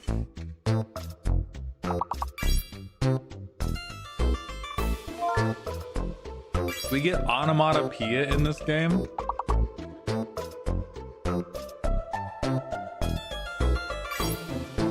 Luren, as I said before, the raffle is for deck roasts, not for custom cards. There is no redeem. You just have to be in chat and hit exclamation point play to enter the marble race. The redeem will be for custom cards, and that will be turned on just after.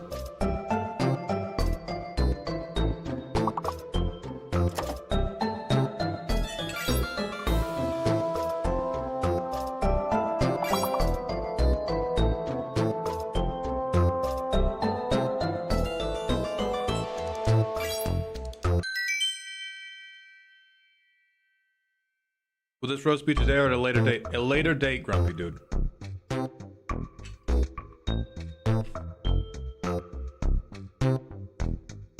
We have one deck roast happening at 4 p.m. today. We did Chaoses to start the stream, and then we just did Ragnar Hammerslogs. And those are going to be the 3 we do today. Z made Eggs and Sausage Wolf. Because I tend to... My energy levels tend to be the most stable when I have relatively low amounts of sugar and I have a lot of protein and fat.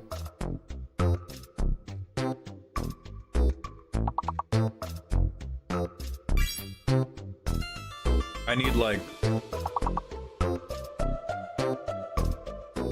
like some carbohydrate, but I tend to do better with less.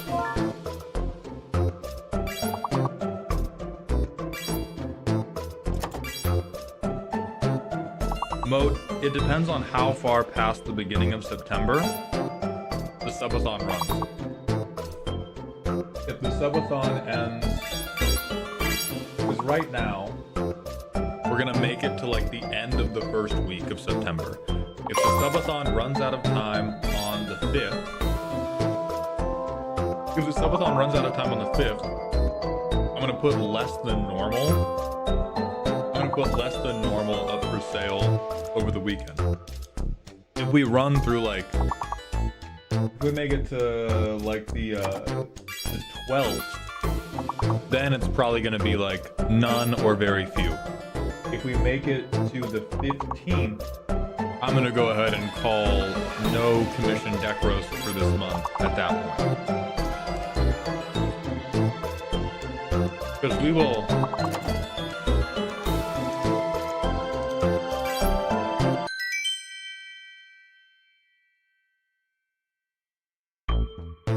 by the...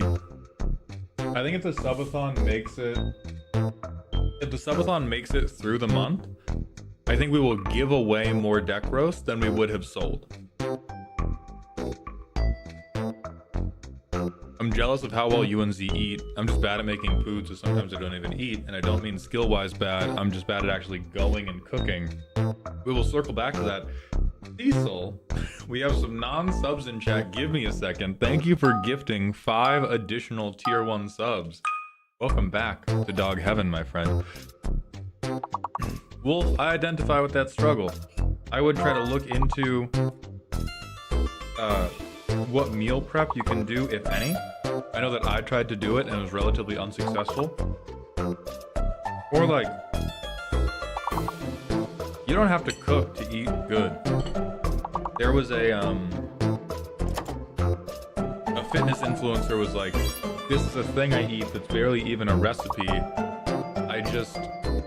You just take like ham and avocado and hot sauce and you put it all in a fucking thing together. Ah, Decked Out is here. Tremendous. Tremendous. Hold on.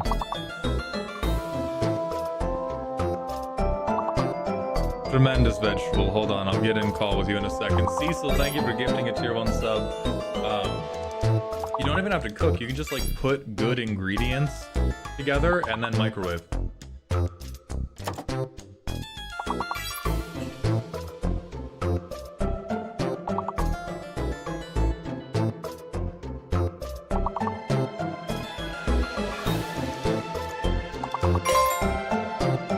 Give me just a minute, Veggie.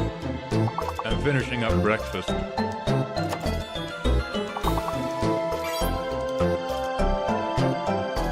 Yeah, air fryer.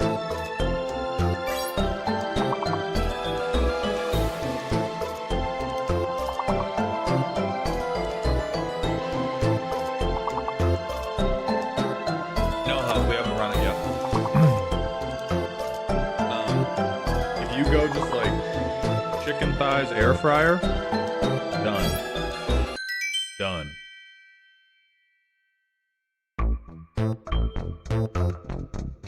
Grumpy dude, look out for yourself first. I appreciate you being here, period. Do not threaten your mortgage for me. Do not threaten your financial stability for me, but keep watching and liking the fucking videos, goat. Boss, I don't mind the Cocomelon, but it's possible to have its volume. Alright. We have to kill Cocomelon then.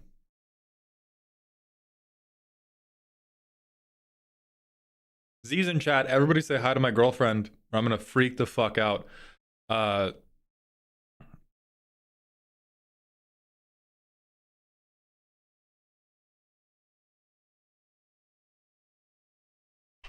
Thank you, everybody. Okay, for iPad kids to have iPad time, it's marbles on stream time.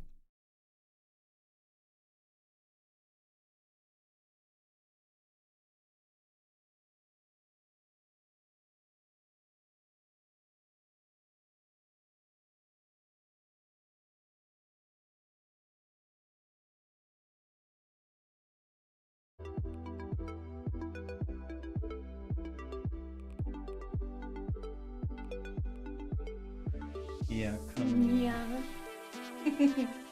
Do marbles? Yeah, we're doing marbles. I want to watch marbles. Yeah, you want to watch. I want to watch marbles. You want to watch the Yeah, I love marbles.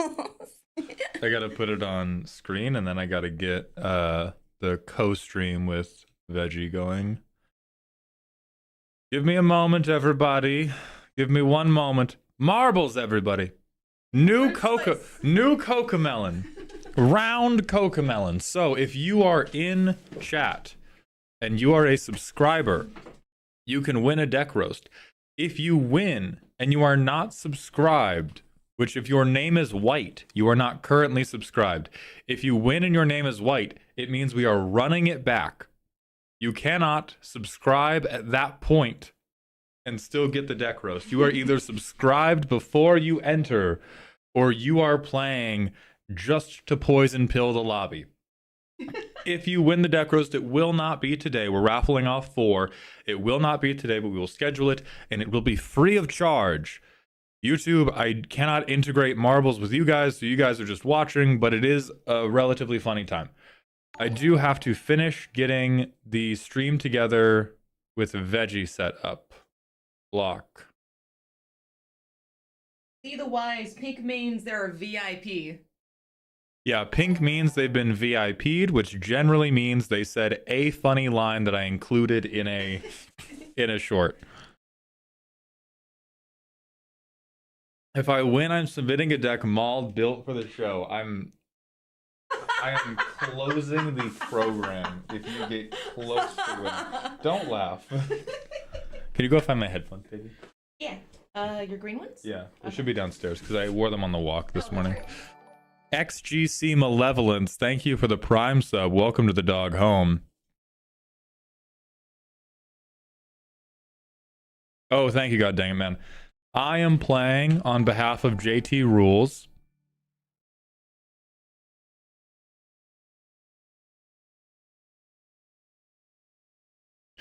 All right, so Malevolence, you have subbed before the race begins. So if you win, even if you're white right now, you're okay.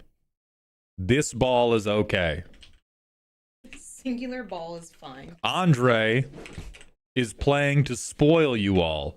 Bogan is playing to ruin things for all of you. Dutola, they're playing to ruin your lives. Are you just gonna let that happen, Lemon? Ascendance. I'm sorry, I'm doing it. All right. Let me see if the stream together thing is working. Get out of here, Pokemon Crest. Get out of here, Being. Get out of here, Untitled MS Paint. Get out of here, Untitled MS Paint. What if I fucking screamed? What Timer if... isn't on. What? Yeah, it is. Oh, well, it's not counting down because I still have other... I have other shit I'm doing. Hold on.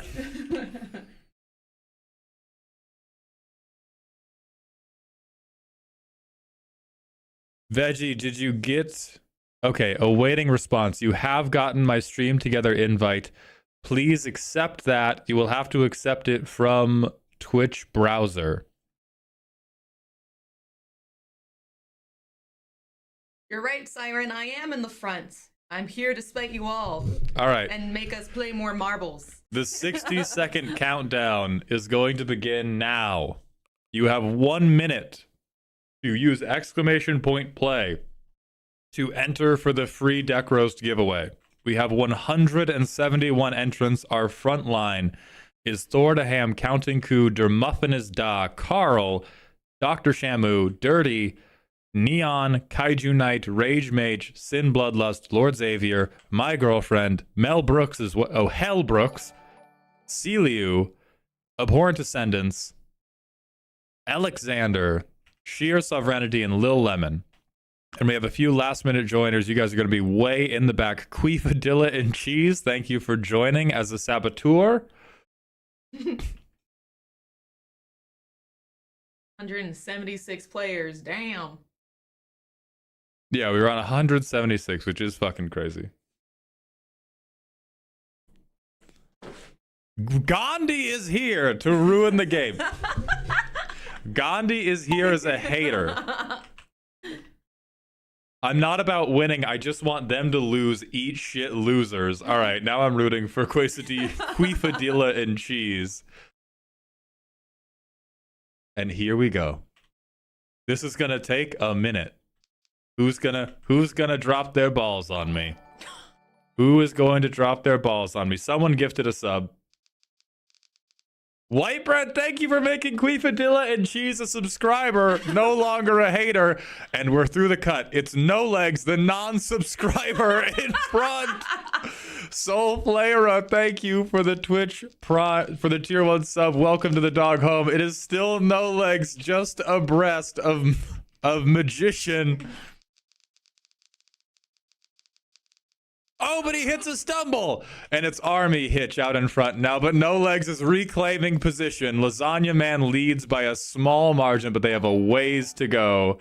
Hexatomb, thank you for gifting a tier 1 sub to No Legs. I want you all to know this doesn't matter. If you were not subbed when you entered, you get nothing. Has anybody gone for a skip? It doesn't look like it. We're looking at Moamin on the left and Celiu on the right. And here come our winners. It's Army Hitch right behind Celiu and Moamin by themselves on the other side of the map. There's one final paddle trap. Celiu runs through! Oh wait, they could get launched into space, but they won't. Celiu and Moamin both stumbling drunkenly through the course, and we have one final hurdle to clear. Oh, they could just die. Oh, no. And it's all going to come down to luck. They split their paths. Who does God love? Celiu might get there in time, but they might... Oh, it's looking like they're going to be too slow. Wait. Huffdud! Goodbye, Celiu. Huffdud is our first winner. No! An absolute snipe out of Huffdud moments before Andre could have poisoned the entire lobby. I fucking love this game so much. What a match. What a match, you guys. Commendable hustle. Commendable hustle.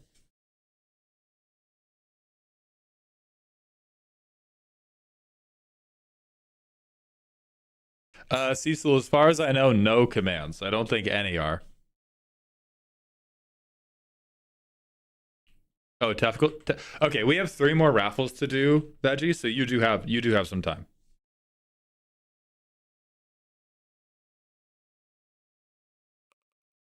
Final results.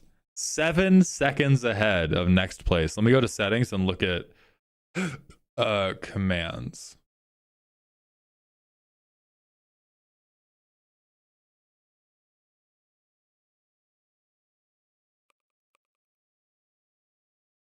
Jarther.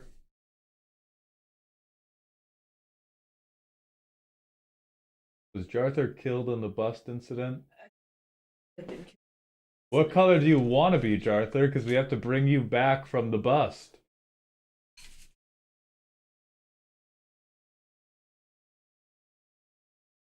Okay. Random track. Hands off is good. I agree with chat. The other thing is that there is a delay when you do boost, so you could end up boosting yourself just over the edge. Keyboard, I know I wrote you down. It's a question of if I fucked up the post-it note. Keyboard. Yes, you are. We do have to correct that because they're keyboard and mouse, not kneeboard. The fuck? Uh-huh. May you sweet dyslexic. May you sweet. I thought that's what that said. No. Yes.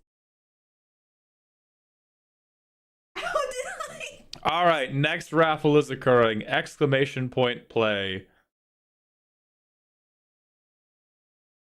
It does not. It does. Look at their name. K-E-E. Oh. Where did the N come from? Well, they have a like capital N partway through, and so your dyslexia, I think, moved it up here. Because you were like, "Nee, that's a word."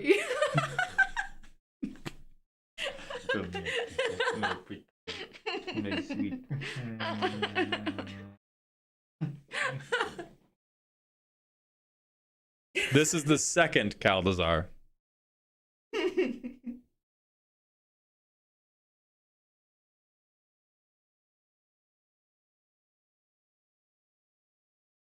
Helios is playing solely because this is fun. I agree. I love this game. I love getting everybody included into the stream. Jarther, thank you for the 50-bit cheer to let me know pink. I am hooking you up right now.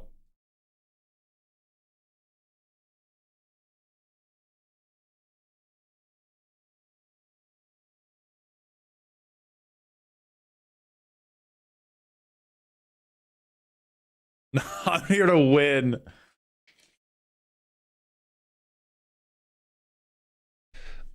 Grumpy, you can spend 50k to have me say a nice thing about myself, but I feel weird about it because I've been saying nice things about myself all day.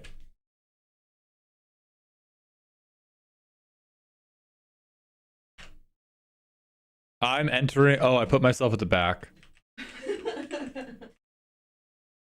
I am a caboose man. All right, 60 seconds. Countdown begins now. Entario, thank you for the 50-bit cheer. Z should make a deck and then sit next to Mauled while he roasts it. That's most of Z's deck building process right now. Is me walking by, what? And then me going, fuck you, I like it anyways. 44 seconds. We have 175 entrants.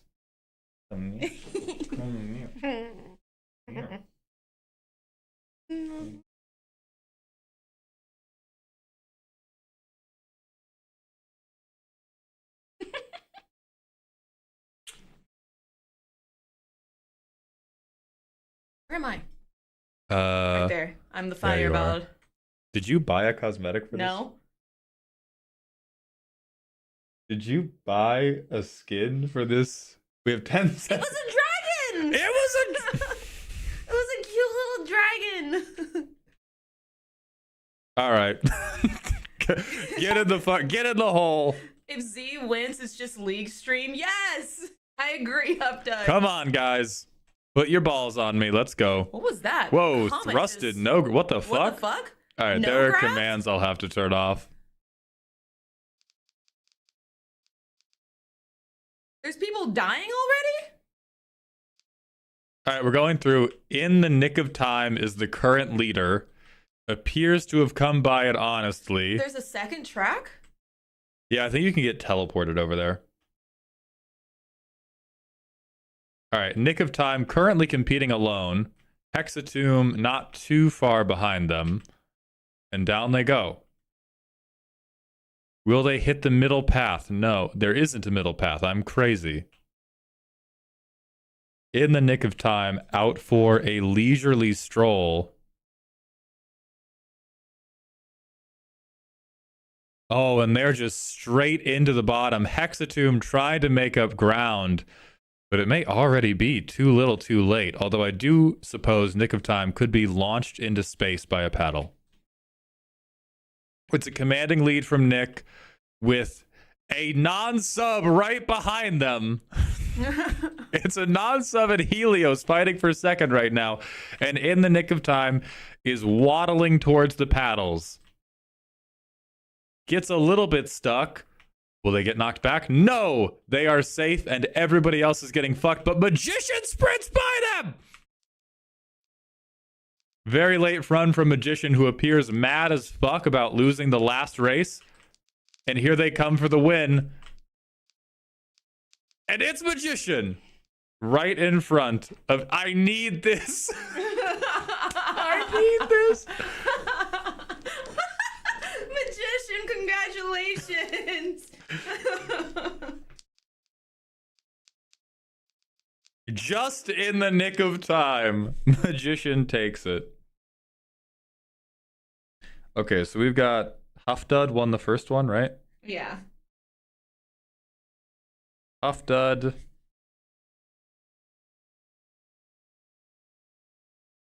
Magician, VV. Why did... Keyboard and Mouse wants to know where they placed.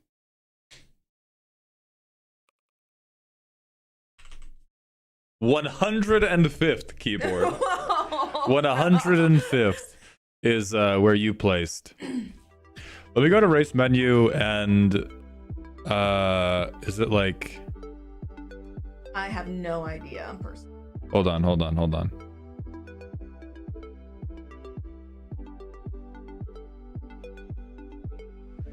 So it looks like we're disabling bit events, disabling Pluto events, disabling...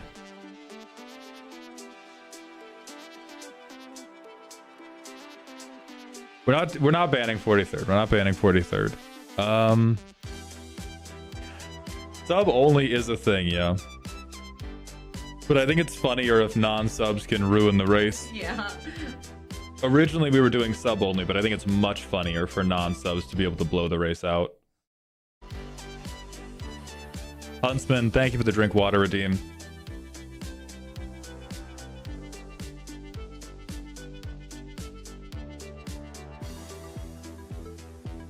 Can you run down what commands we actually do have? That's what I'm trying to figure out, but you shouldn't have any.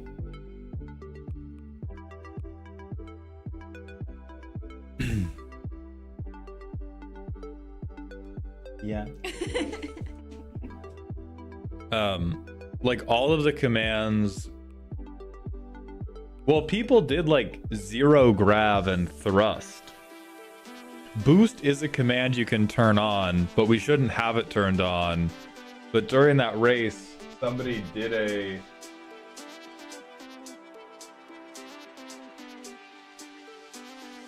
Alright, we're going back in. We're going back in. You can do exclamation point boost. If I see you do a command and it works, you're disqualified.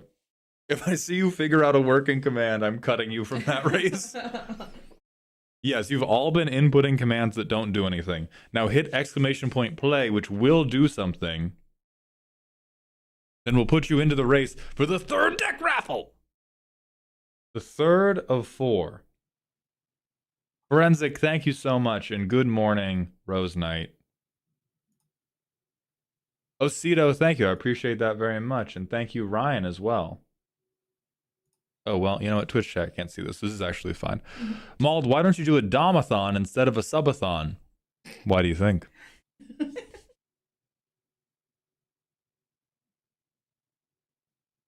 Gandhi's back. Gandhi is back to ruin it for everybody. I need to quit typing these commands in my work PC. Yes, you do. Yes, you do need to stop. All right, I'm going to be starting the countdown in just a few seconds. So you will have 60 seconds from about now to hit exclamation point play to enter for a free deck review. And girlfriend hug time. Girlfriend hug time. I get my hug time.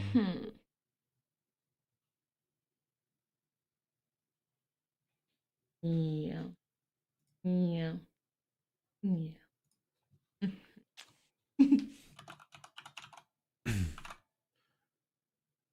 Okay, we have 40 seconds to go. The in front is different because we've got the pachinko machine start. Oh, emo only mode during race? We can try that for the 4th, yeah. It looks like Yu-Gi-Oh! Is kind of low, so's the bag, so's Neon Void, I'm Crying, Percival, Sheer Sovereignty, Shade, Life of Shade, both Shades, Papa Beanloaf, Sheep Avenger, Reaper Lord, Gray Merchant, Z is near the bottom, Andronicus, Slower Alarm, Grath, and we have a late entry from a non-sub to ruin it for all of you. But way more of this is determined by who gets a clear route to the bottom. It's in the nick of time, back for vengeance, out of the chute in the first pack, but Kairokuto and Bad Bros appear to be the ones fighting for the true lead.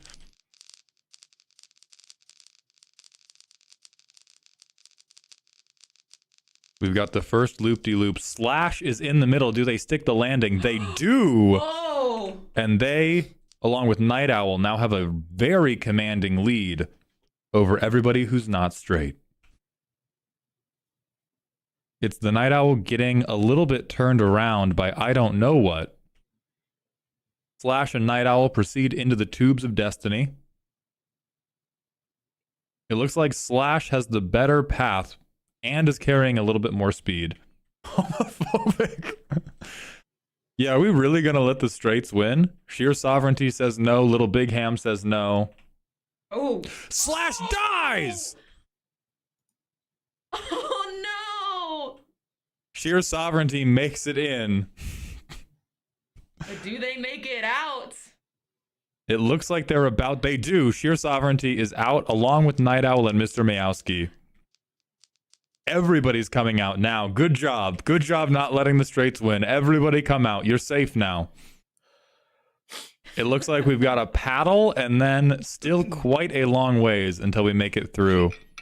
Sheer clears the paddle with ease, but loses some momentum doing so. And now they're just going backwards. It's Sin Bloodlost and Ragnar Hammerschlag again, who got their deck roasted an hour ago. Oh my god, Sin's ahead of the world record. Well, they have that long until the world record ends, but we don't have. I think they're just. Oh my god, they're just ahead of the world record, and now they're losing. Wait. It's Ragnar trying to get another terrible Vampires deck roasted. Yu-Gi-Oh! 3D Master is coming through, along with Talang. And let's see what happens. All right, Yu-Gi-Oh! Avoids getting launched into space, and they're coming down the McDonald's Children Play Palace chute.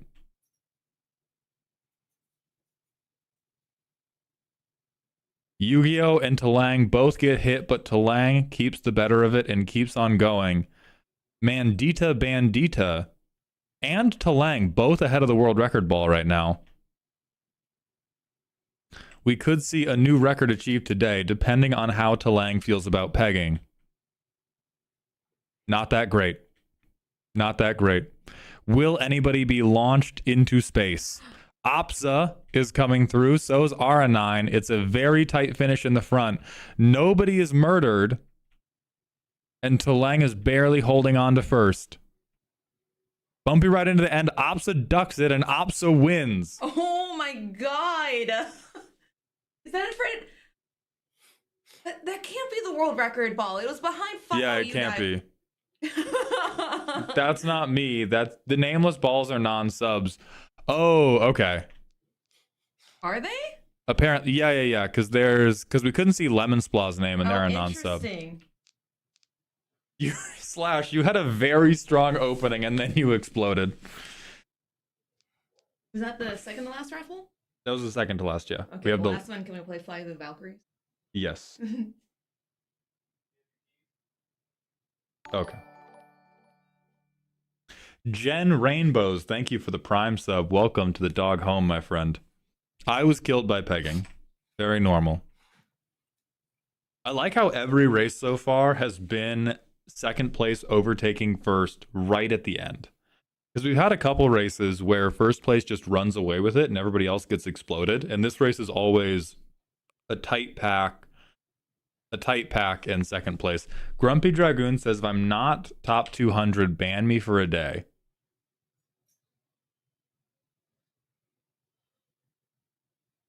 Goodbye, Grumpy. Bro died. Bro died. What do you mean if I'm not top 200?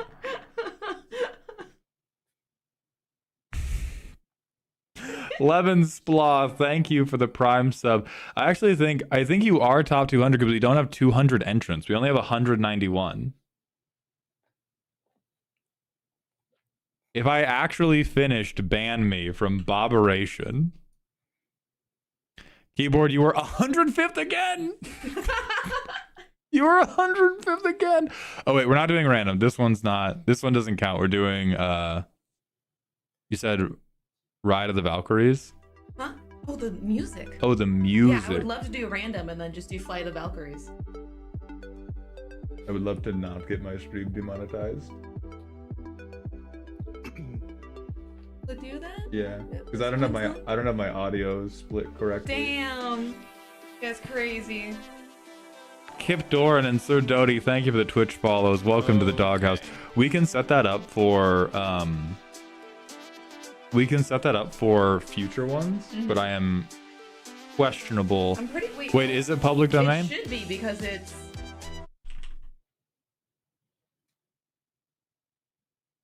Public domain. Okay. I'm so happy. Is there a weird thing happening?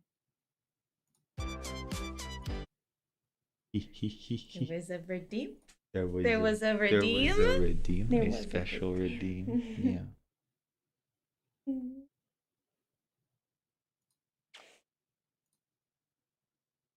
Oh, we heard Veggie's voice. Hold on. Sir, doctor, are you here? He's here. Okay, I can see him. Yeah, can you? I can you hear me? you. Excellent. Excellent. Oh, all right. That's weird. I I was so confused because I heard my own voice because I'm watching your stream, and I was like, "Oh shit! There's a problem with my own settings. Like, where's this Yeah. coming from?" Okay, let me turn on. Veggie, join the marbles. Put your balls into the marbles.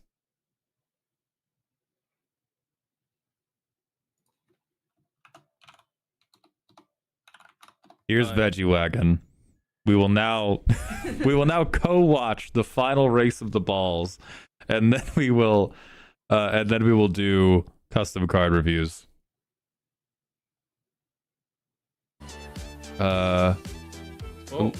Laboratory. Yeah, this is perfect for you, Veggie.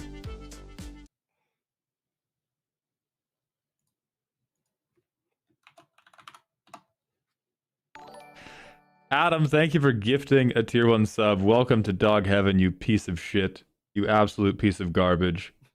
You irredeemable trash can. I love you. All right, exclamation point play for the final deck roast raffle of the day before we begin doing custom card reviews. And then chat, could you tell me how Veggie's audio levels are to make sure that I have them appropriately balanced? Yeah, chat. Yeah. How loud am I? Yeah. Yeah. Actually, I can tell you myself because I can still hear both of us. I gotta mute this. Oh yeah, I think you gotta mute either yourself or me in your now stream if I together mute that, tab. I can't hear you, so that's weird. How do I fix that?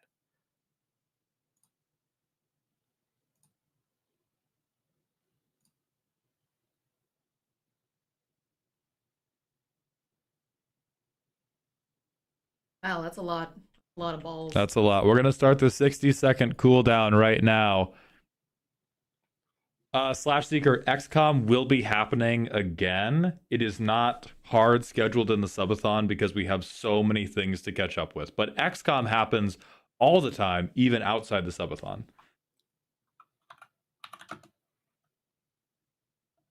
All right, 40 seconds remain.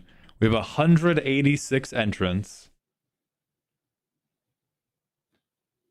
Keyboard, no the fuck you do not, but I am thinking about it. Let's see if I can follow our brave competitors. All right. I'm going to follow our... This is inside the pachinko device. I'm going to watch from here. We have 18 seconds. We have 190 entrants.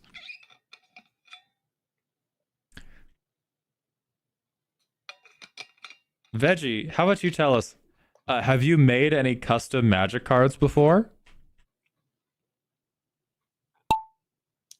Well, Mr. Hound, I have in fact made some custom magic cards before. I have to race the balls really quick. Oh god. Oh god.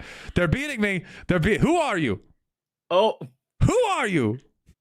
Son of a bitch. I have manual control. Fuck you. I'm free. All right, Sloth's out in front. Okay, we shall do this story after I finish screaming about balls. Dirty and Sloth are in the lead. And they are gaining a little bit of separation, but they're having a very, very difficult time passing what I'm going to call the gongolas. And now they're going to get threshed.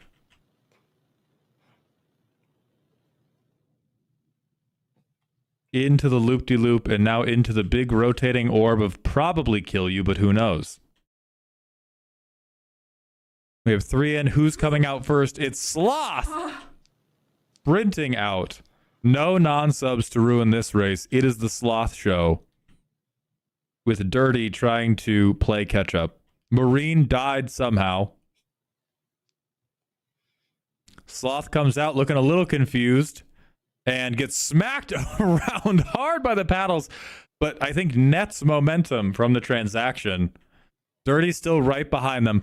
And Bathroom Ramen is sprinting out in front along with Iron Ore. And I think Iron Ore is going to take it.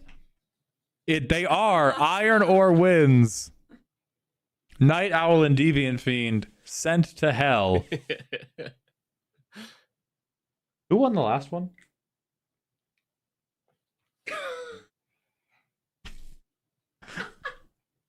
Who won the last one? Be honest. Be honest, or I will check the VOD and ban you.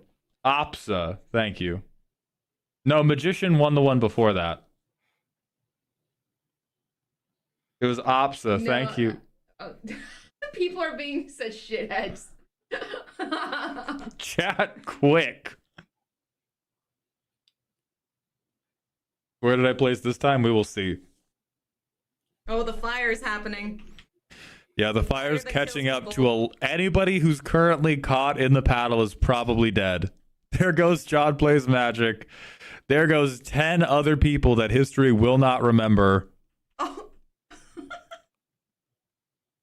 Let's see if Keyboard and Mouse is 105th again. Killed. Murdered. Dead. Boss, permission to lie on the grounds that you love lying and you love saying untrue things. Permission granted. Permission granted.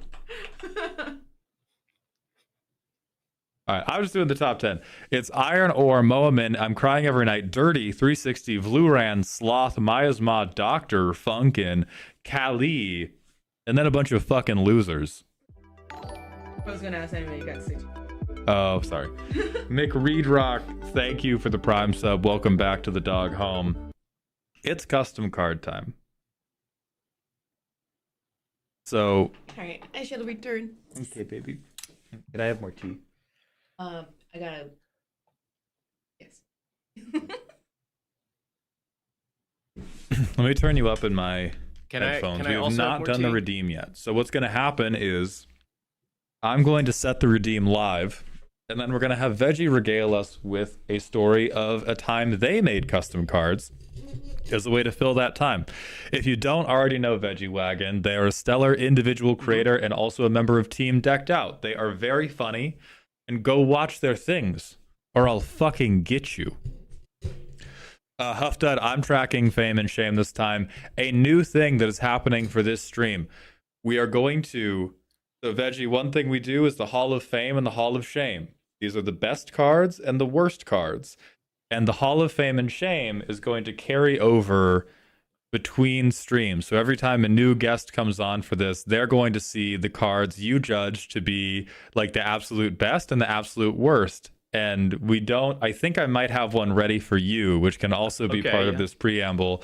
But I think it'll be a good taste to get like the different individual perspectives. So the Hall of Fame and Shame, like it will do it and then clear it. And then you make the Hall of Fame and Shame. So let me first. Okay, wait. Before you do this though. Yeah. I don't know if there's a way that you can adjust this. The only way that I can hear you right now is through watching your own stream, which means I also have to hear my voice on like a few second delay. Yes, I got you. Hold on.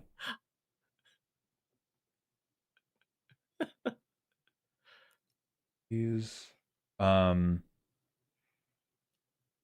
Oh, right. This is why I'm an idiot. Okay. Mute the entire stream together thing. Call me in Discord. I forgot that's a necessary step of doing this. Gotcha.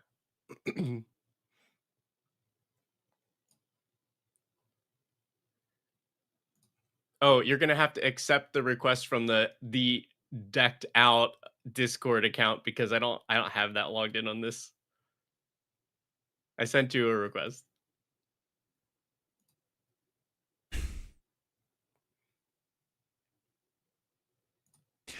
Okay, so also mute yourself in the stream together thing. I think I have. You have not. But here, I've muted you on my end. So we're good. So can you hear me okay now? Yes, I can hear you. Great. And now stream should be able to. No, I doubled Veggie's audio. Don't worry, we're fixed now. All right, so here's what's gonna Okay. happen. I'm gonna pull up the Hall of Fame and Shame. I'm going to Mhm. set the custom card points redeem live. This is a like 100 channel point redeem on Twitch, and so if you have watched for even like 5 minutes, you'll be able to afford this. And then I'm gonna set some Ko-Fi commission packs live as well. And then while those get snapped up, I need to make the thread for people to dump these in. In my Discord, which is free to enter, there is a channel called Dear Maldhound. There is about to be a thread called Veggie Wagon X Mald Custom Bonanza. Put cards here if you have purchased a redeem. No AI art. Sources, references. There's like a particular word everybody uses. Art sources necessary. Use blank art if you... Credits, thank you. Don't have. Art credits necessary. Use blank art if you don't have art credits. That thread now exists. I'm going to set the points redeem live now. If you put a custom card in the thread without having purchased a point redeem, I am banning you from chat, and you may not participate in a card review for a month. Because my logistical note keeping is terrible, and if you fuck this up for me, I will not be able to fix it. Please, I love you guys. I love you, King Bible. Save me, King Bible.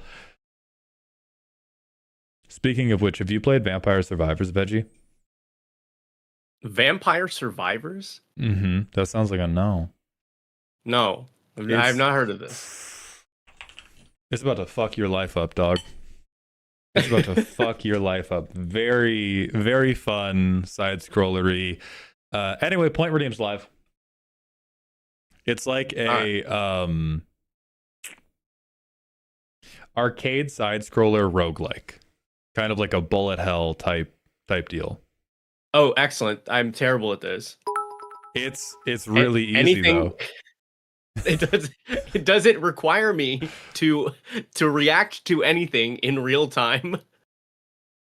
I wouldn't even call it real time. As somebody with bad reaction speed, the reaction time is not real time. You also don't have to tell me those things about you. I've played you in Smash before. Dog. Oh yeah, you fucking Bowser player. It does not require more skill than holding shield in Bowser does. I had to practice that a lot though. All right, Ko-Fi redeems are live. Dare Brian, thank you for the 69 bits. Can you do me one more favor if possible? Yeah, I don't know if you share your screen or whatever, or so that I can see things in real time, or if because I'm still watching your stream feed. Yes, let me share the application that I'm in, and that should. I will give you a better view than this, but can you see this? Like if I do that.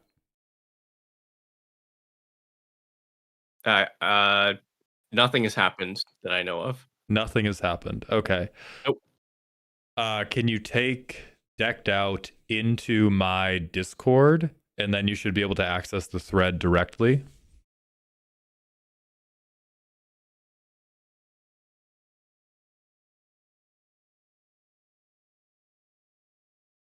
Vluran, each redeem is for one card. If you have a extremely simple partner, you can submit a partner pairing as one card. This is like a line of text per partner is the limit.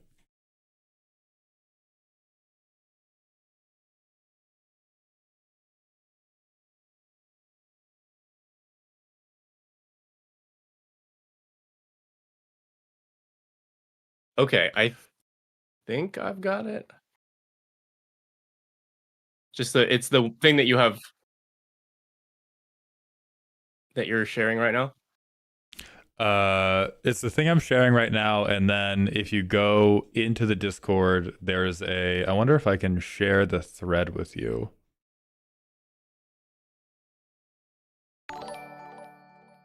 At Maxer0, thank you for the Twitch follow. Welcome to the doghouse.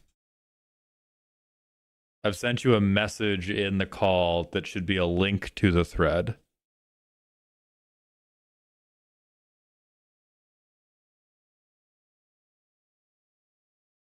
Alec, that's fine. Guys, you know how I know the... Holy fuck, we broke Ko-Fi. Minorly. Because you want to know how I know the Ko-Fi ones are live? I set 4 live. I said, let people buy these. I said, make the limit 4. Ko-Fi sold 5.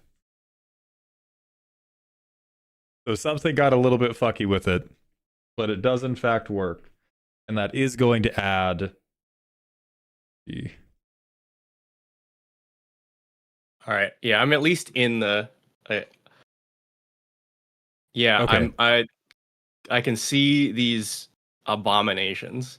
Perfect. Now, Veggie, please, before we look at the previous Hall of Fame, have you ever made... Sorry, I'm going to record because this is absolutely becoming a long form with how it started.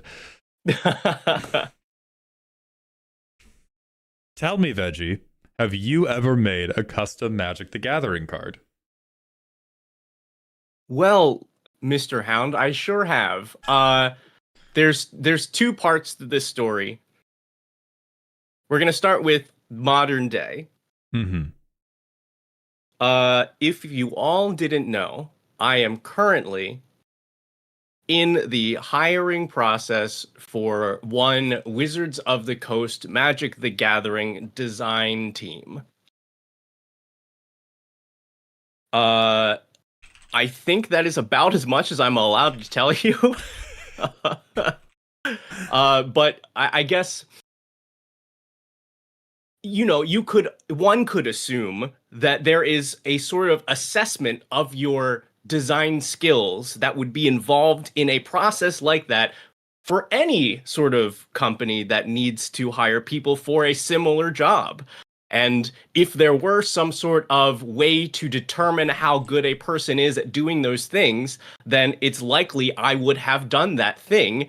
And recently, recent was told that theoretically they have approved of my ability to do those things. It's almost like there's some sort of appeal to authority involved, and that Veggie is much better at this than I am, or any of us, or anybody that's been on this stream is. And so I will be backseating hardcore as Vibes Master, but we will be deferring to Veggie if Veggie ever says no, no, no, no, no, or yes, yes, yes, yes, yes. And so Veggie, let's look at... I'm going to trim this Hall of Fame down, and we're going to take some like hard lines about it. I'm going to show you, I think, these 5. Okay. And then now I'm trying to think of how I'll share my screen in Discord for the Hall of Fame, just so this can be as complicated as possible. Just so this can be Excellent. like totally and unreasonably complicated. Oh, do you want a doc? I would love to. We're docked. So now chat is shared, so all of our chats can see each other. Perfect.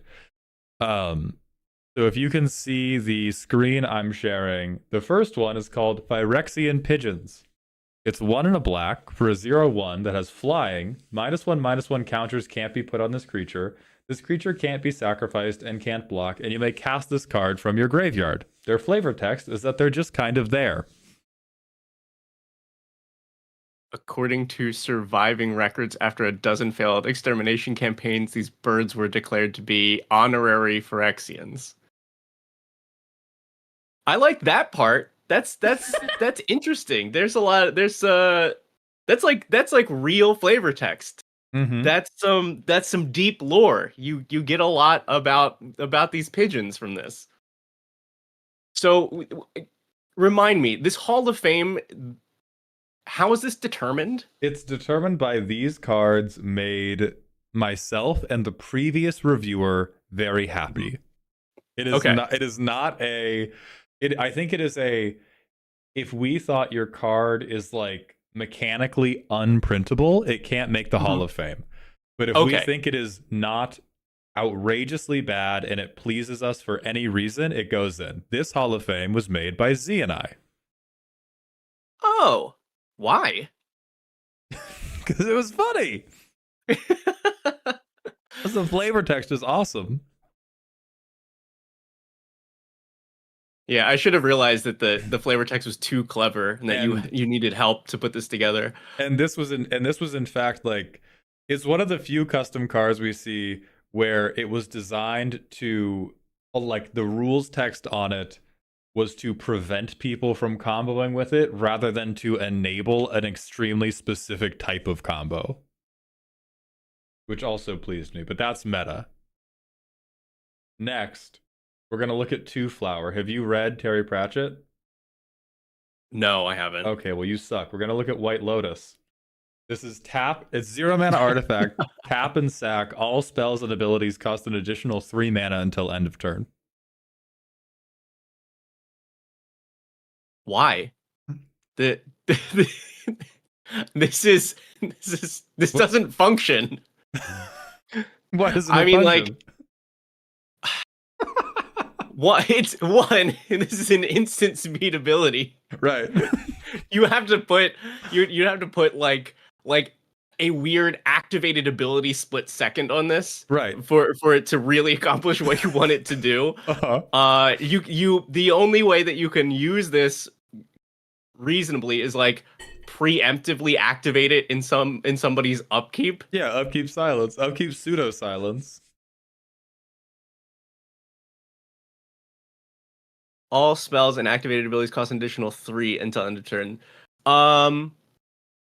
Silent Lotus is how you could think of it. Shut the fuck up, Lotus. You know what? This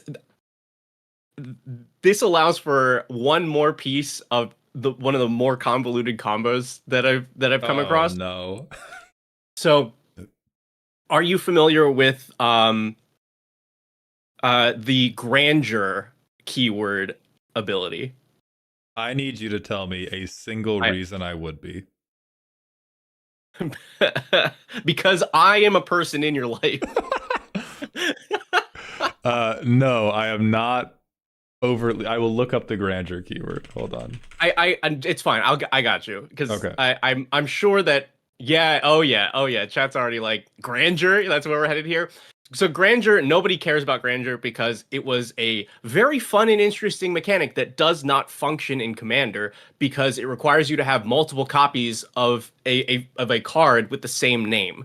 There was a cycle of legends. This is your Dakon Blackblade or Hakon, whatever. Yes. Okay, yeah. So you just can't do that in Commander, right? Because it is not possible to have a second copy. Okay, so the boring way to do this is you can clone your thing, and then get the original copy back to your hand somehow. But that's nearly impossible to do in most colors that aren't blue. However, if you can add a tax to the grandeur ability, it has to be a mana tax. Up to this point, I believe the only way to do that was with there's an enchantment that like adds 2 colorless to every activated ability. So that when you go to pay for it, you have to pay 2 mana first. You use a chromatic sphere to pay for that mana. Famously broken card Chromatic Sphere is a mana ability that draws you a card. So you're drawing a card at mana speed. Okay. You're using Words of Wind to replace your draw with a bounce. Okay. So as you go through the process of paying for grandeur, you can you start by paying the extra tax mana. The draw from Chromatic Sphere is replaced with bouncing the grandeur card itself to your hand. You continue to pay for the cost of the grandeur ability, which is discarding a card that is named that thing. So you're discarding a card to its own grandeur ability. So that is the one thing that I like about your White Lotus, because it is another way for me to do that. That's resolutely horrible, and this is why I'm so glad we're doing this review with you. All right, next. This is probably the longest or second long. Like these two customs are typically, if I see something with this many lines of text, I immediately shoot them. These two stood out to me. We have an everything but blue for a 3/4 with first strike with lifelink. And when you play a legendary land or cast a legendary spell, mill 1. If it's the second time this is resolved, make a treasure. If it's the fourth time, return a legendary permanent from graveyard to field tapped. And this person said this was made for a consistent pod, and they originally had it on 3rd resolution, and it was too good. Yeah. Yes. Okay, wait, hold on. Let me roll back a little bit. You said usually when I see this much text on a card, you shoot somebody. Usually if I see this much text on a card, I'm like, you are designing a wizard's level of complexity card, and I do not trust you to do it. And I think you've probably given the card too much. I was gonna say this is kind of short for modern design, right? They were putting this much text on cards like That's 5 years ago. Okay. So we're in Legends Matter non-blue. I mean, I've been really wanting to see more 4-color legends, but this isn't like accurate colors for this ability. Blue is one of the least likely to get legendary matters. So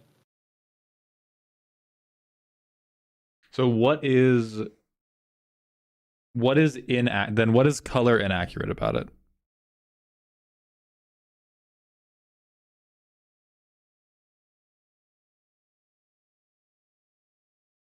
Because I do know that like 4-color stuff is typically this weird soup, right? Like my only understanding of it is it's very hard to define an identity. Like the easiest way to define non-blue as a 4-color identity would be like, I don't even know, like archetype of imagination dies if it enters the battlefield.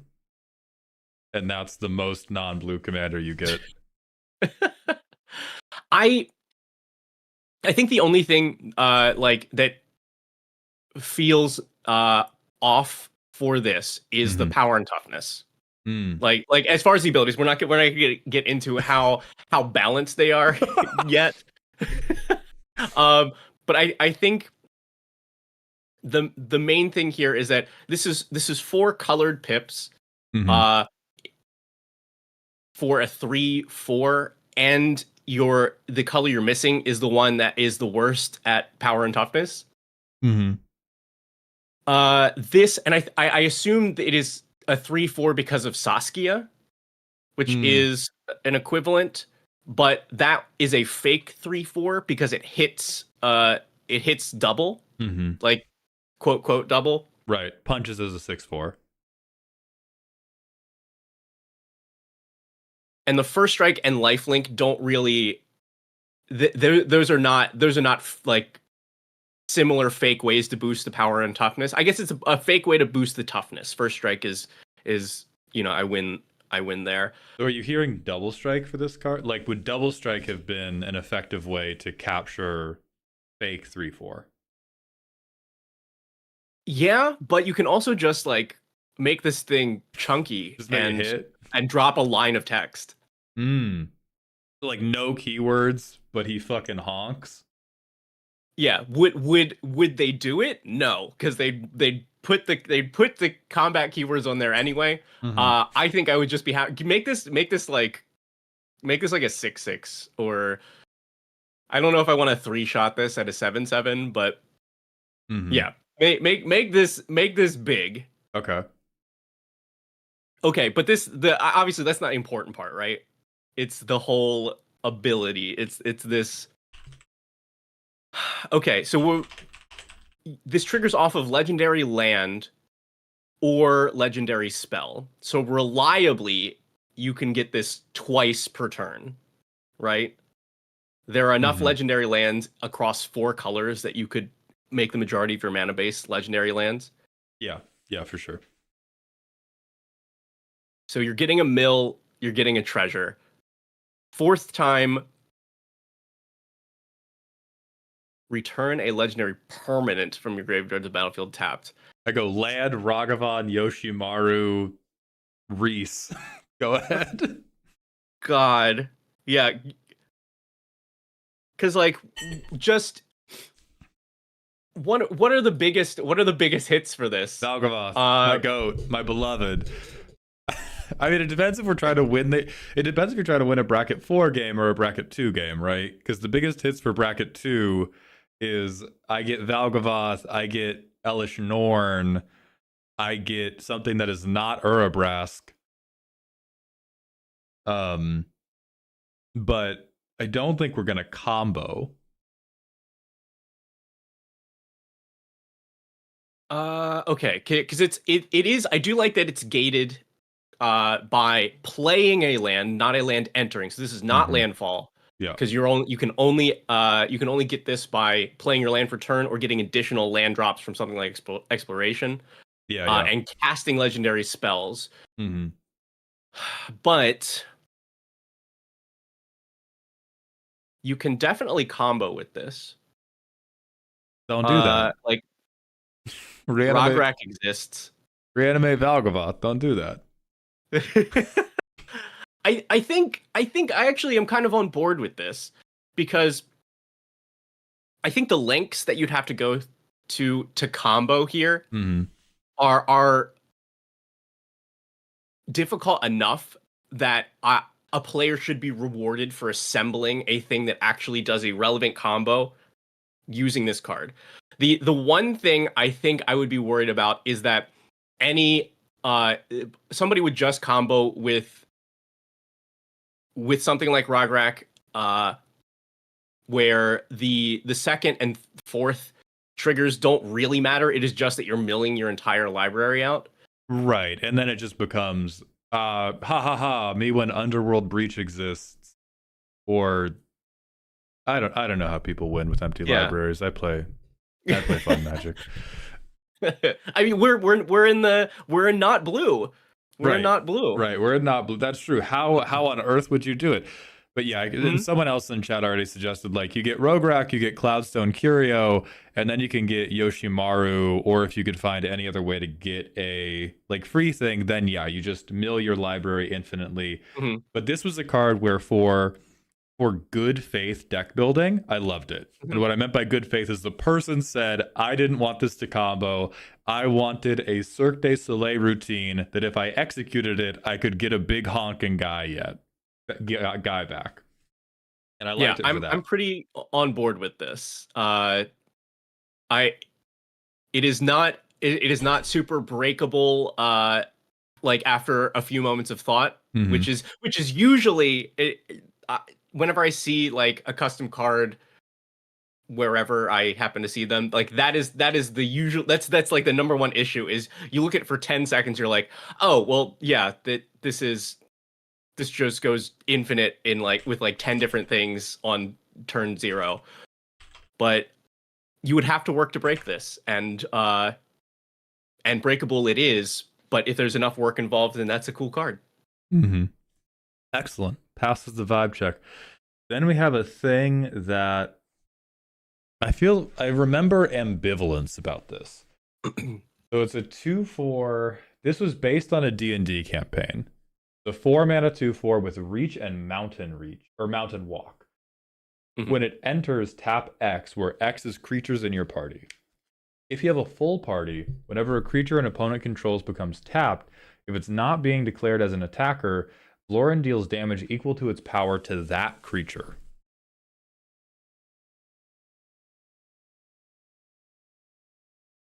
Whenever a creature an opponent controls becomes tapped and not attacking, now I remember why this is Hall of Fame. Now I remember. Right.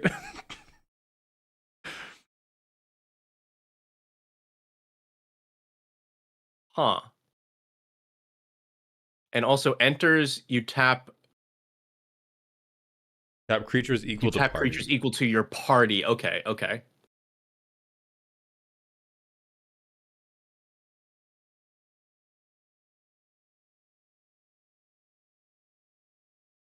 Okay, yeah. I'm my initial reaction, unlike a lot of the other things, was like, oh, this seems fun.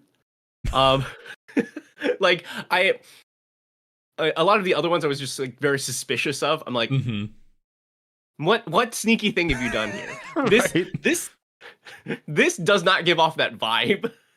I was very nervous about this card, and then somebody in chat said, "Oh, this kills Llanowar elves immediately," and I was like, "Fuck yes!" And then I dragged it into the Hall of Fame. I was like, "It shoots every mana dork square in the head, just bang, bang, bang, bang, bang." Yeah. And this has so I know that the thing for me is like always looking at what are the things that hold this back. Mm-hmm. And how easy is it to get around those things? Right. So I actually I really like the party mechanic, like the concept for it, because it can only be so it can only get so big. The like the numbers can only be so big for it. And it is a thing that you have to assemble and maintain. Mm-hmm. So like this is very like interactable. Somebody can just, you know, shoot one of your party members and then do their thing. Yeah, because it's like getting a full party is not a trivial endeavor. Like you have to play some bad cards to get a full party. So I also liked that it was like you have to, if you play quite a few bad cards, your opponents don't get to creature ramp. That felt fair to me. I had to play a cleric. I had to unironically play a cleric. You don't get to have a utility creature. And I have been like lightly advocating for more stacks pieces like this because current Magic, everything you get to do a million times, and that is fun, but there should be some things that get in your way occasionally. Yeah, there should. And this seems like a good way to do it. There should be some hurdles. Right. Like, great. Did you put Freed from the Real on something and you're trying to make infinite mana? No. You also need one piece of interaction. Yeah, I like that a lot. And okay, perfect. Okay, so also the Mountain Walk callback is that makes me happy. Excellent. The Hall of Fame has been reviewed. We're gonna start pulling up cards and potentially building this week's Hall of Fame. So we're gonna start at the top and just work our way down. The first is a Girthy Poros Redeem for Cavaldir Cosmos Devourer. Veggie, let me know if you need a little bit of time to pull this up on your end. I've got it up on my end. Great. I also have the card available. Perfect. X Esper, 3/3 flying. On ETB, make X shard tokens. Whenever you sack an enchantment, creatures your opponents control can't block this turn unless they pay 1 for each of those creatures. How are we feeling? Okay. We have more shard support for the two Nico cards. I think that does stack Blastnir, and I don't think stacking matters. This seems relatively inoffensive because you have a dragon that sucks at fighting, that we can't flicker because if you flicker, it will make none, and I don't think we have anything that says, oh no, because even things that say if you would make shard tokens, because it would be if you would make 0, which doesn't do anything. Right. And so it's like, Esper, please God, let me hit you. And also I like shards. There's some black card you want to run with Nico Poro, isn't there? Okay, so but what does this encourage you to do? I think if there's my thought is I play a terrible shards deck. I plot pitiless carnage, which lets me sack permanents to draw that many cards. I sack 5 shard tokens, and I hit you with Esper Guise. Which is very fine. I like Esper Crash Out. I'm a big fan of Esper. Esper beats you with hammers. Sure, but this is in the colors that are not as worried about getting blocked. That's true. Like, Esper just makes flyers. Girthy says, vibes first. Thought of it as a political piece because you can hold up shard sack to help other people get through on not your turn. Because it's creatures your opponents control just whenever you sack anything. Mm-hmm. And so it's aiming to make some type of like enchantment aristocrat where I'm already evasive. Instead of doing the propaganda angle of you have to overcome a hurdle to attack me, I'm going to make it really easy for you to attack someone else. I can see that vibe. 4 mana, draw 1, get it. Shut the fuck up, Bob. So what do you think of that as a political angle for Esper to be like, now I'm going to give other people mass evasion? I think I enjoy the concept. I want it to be leaned into more then, because a lot of decks are not that great at attacking. So you'll run into situations a lot where this ability won't be able to be played in that way. Okay, where I'm helping. However, my board is still a Goblin Electromancer and a Dream, and so I was not attacking in the first place. Right. So it's like, because it's a light political tool. It's light card advantage. I almost want this to not, or I want this to like have a way to compensate for those situations where it's either like giving your opponent's creatures, could it, or go. Could it be, I don't know, and I'm going to say I don't think this is color appropriate. Could it be when you sack an enchantment, attacking creatures or creatures target player controls get +1/+1 and the rest of this text? Or is that breakable? Ooh. So like you get a not Starlight Spectacular really, but you get some type of ephemeral, you're good at fighting for right now. Yeah, I don't hate that. I think that pushes then this into like Bant. I agree with that. Because pumping the team is very green-white. That's Bant as hell.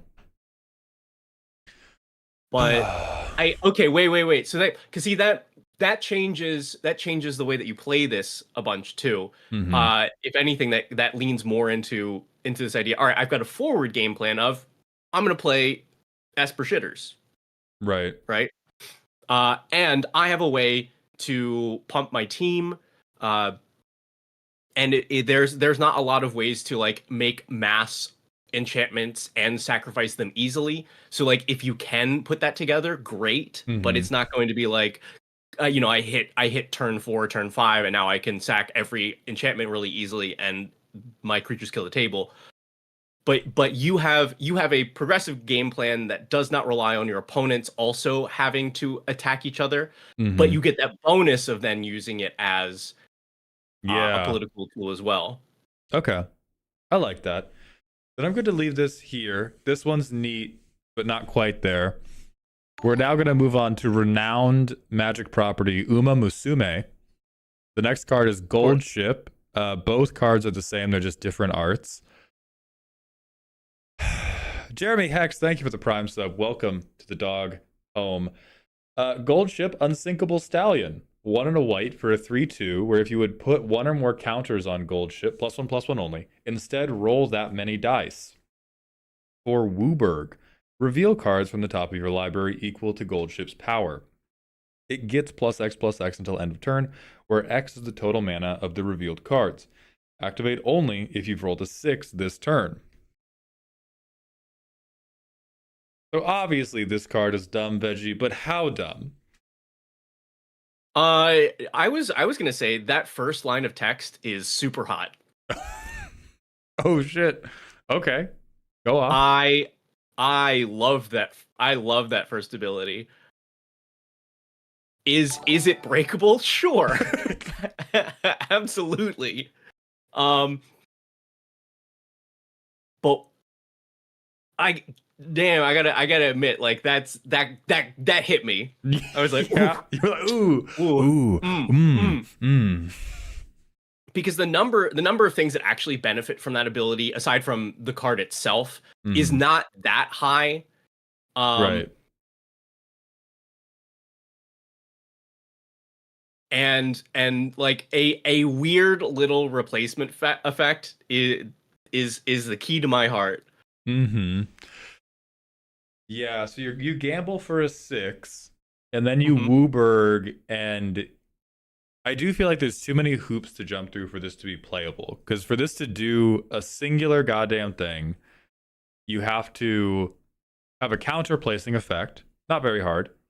You have to roll a 6 on your 6-sided die. Pretty hard. Much harder than Mr. House, who just says, like, roll this or above, and then you just roll a d20 and you don't care. This, you have to hit exactly the number. Right. Then, it's like Lucky Bobblehead. Right. Then you float Wooburg. Then you have to flip a bunch of a bunch of Prada bags off the top of your deck.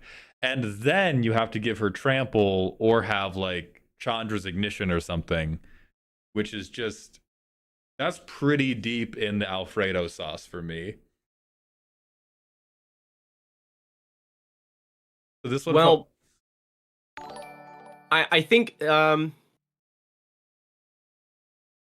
think about like some of the other commanders that are designed in this way, where it's like, okay, here's the thing that you can get out for cheap. You can get it onto the board for cheap. It has a first ability that is going to happen a lot.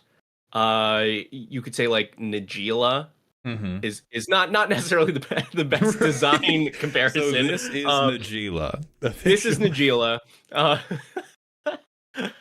But it's like, okay, you're going to get to use that first ability a lot, and you're likely building your deck around that first ability, and then it has the second one as a bonus.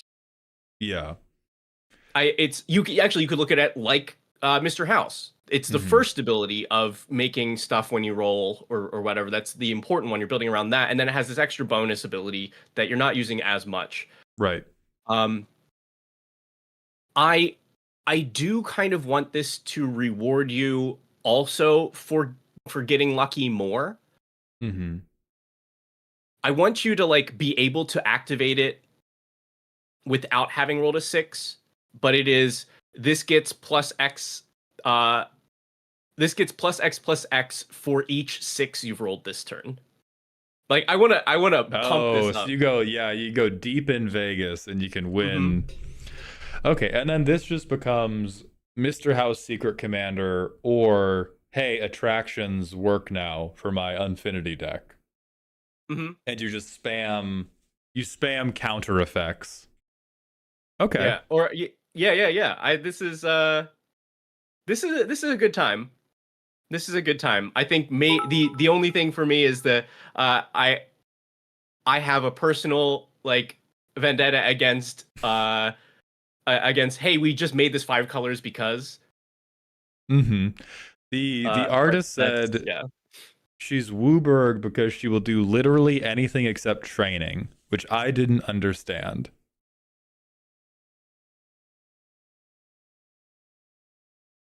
I don't. But yeah, I do. I do think this is 5 color just to enable as much dice stuff and as much counter stuff as possible. Oh, she can do anything. That is that is all right. We're moving on. That is very generous of you. Let's look at Duke and Blip. Veggie, do you want to read this one? Sure. All right. So this is 3, a blue and a black for a 3/1. Whenever this creature enters the battlefield, create a legendary creature 2/2 Etherborn cat named Blip that has whenever this creature deals damage, return Duke and Blip Wanderers to your hand. Whenever this creature enters the battlefield, target opponent reveals the top 3 cards of their library. You may cast one without paying its mana cost. Then that opponent may play the remainder without paying their mana cost. I'm gonna Vine Boom real quick. You can't hear, but pretend you heard it. That upsets me. Don't do that. Oh, sorry. Sorry. You take it away. Mechanics Master. No. You've got strong feelings. I want to hear. Give me something to go off of here. I think this is the type of card where you're like, isn't this so kooky? I passed my turn, and then your opponent goes, I've won the game. This you don't even have to pass. So you get. I think the cat thing is cute. In practice, I think the cat thing will be mostly unnecessary because we're in blue-black, and so like you can either do flicker or you can do scam, which is flicker but dirty. And you can make Duke and Blip, like Duke and Blip's actual cat is Displacer Kitten. And you can make this happen over and over. You get to flick the top. I think this is a smell issue more than anything. Like I think the play pattern this incentivizes seems horrible to me. I feel like this is I play Duke and Blip. If I'm gross, I Displacer Kitten. And then if I'm extra gross, or I play Displacer Kitten first, play Duke and Blip, and then I'm just grabbing any non-creature spell. Maybe I have something that will translate that to a win the game. I just feel like this is the bottom effect feels like chaos derogatory. Like I think it's balanced, and I think I would hate every game it happened in. Oh, it's not balanced. Okay, good. Talk to me about that. It's not balanced. So picture this card with the setup that you have. So you're like you're Displacer kittening or whatever. But you have like you have Draneth on the board. Oh, yeah, okay. Yeah. Or you have you have I guess this is in blue and black. I like this felt very Esper immediately. Scratch that. I'm trying to think if in these colors you have a players can only play stuff on their turn. That's like Teferi. Yeah, there's a fish that does it. There's a big fish that's like your opponents can play everything instant speed unless it's your Tidal turn. Barracuda. In which case, go card. Fuck yourself. Yeah, Tidal Barracuda, Conqueror's Flail. Yeah. Because then you just okay, great. I'm gonna roll cards off the top of your library until I win the game. The fix that immediately came to my head was so you reveal the 3 cards. Yeah. And a different opponent chooses one that neither of you can cast. I like that. Then it becomes like the ultimatums almost. Or like any number of cards we've seen that are go get a couple and your opponent gets to veto. Right. Yeah, because you see 3 and like odds are one of them is a land. Yeah. And one of them is maybe good, one of them is okay, and they can be like, all right, cool. Let's not have you drop, something stupid onto the board right now. So not that one, but you're like, okay, cool. For the low cost of I had this creature enter, I still get 1 free mid spell. Yeah. And then you still also have the situation where you do hit 3 spells, and you're still giving an opponent something something for free, but you like that helps to rein in the issues that there could be here. Okay, I like that. I mean, I want to point out one tiny like flavor templating issue with this. This is getting very specific, but I don't know. That's why I'm here, right? Yeah. This is Duke and Blip, right? The card is both of them. As far as I understand, if you are doing a card like that, then it cannot also make one of those characters. Ooh. Fandom's gonna kill you, bro. If it's a creature. if it's a creature, because there's like Minx and Boo. Well, hold The on. What about? Planeswalker makes Boo, but the creature is just Minx, right? Mm-hmm. So this has got to just be Duke, and then and then Duke brings with it the cat. Oh yeah, I'm looking at the Kari Zev for precedent on that, and yeah. Because Ragavan's in all the arts, and then Kari Zev makes Ragavan, but we have Duke and Blip, and then also Blip. Mm-hmm. Yeah. I see you all in chat saying Minx and Boo. Yeah. But if you, I maybe I'm wrong, but as I'm gonna look it up right now, because if you look at, there we go. So the Planeswalker Minx and Boo makes Boo. But when this is templated on a creature, if you look at the creature Minx, it is only Minx and makes Boo. Oh, and Boo's in the art. Oh my God, you're all wrong. You've been out specific, chat. You've been out detail oriented. All right. I'm also going to take a moment to shout out Darebrain. Thank you for the 2 69-bit cheers for that additional context on Goldship being a shithead. And Jeremy Hex, thank you for the 1,000-bit cheer. I appreciate that generous contribution to the dog pile. While you lurk to get inspiration for Dungeon Meshi customs. That sounds great, my friend. Okay. I agree with all that. I agree with all that feedback. Let us move on to our first set of 3, which is going to be 3 cards from a Cosmere custom set they're working on. I'm going to open with the Is It One, Light Song, Idle Divinity. So a 3-mana 2/5 that enters tapped and can't untap unless you control 3 or more artifacts. Whenever 1 or more creatures attack, Light Song investigates twice, and whenever you sack an artifact, scry 3.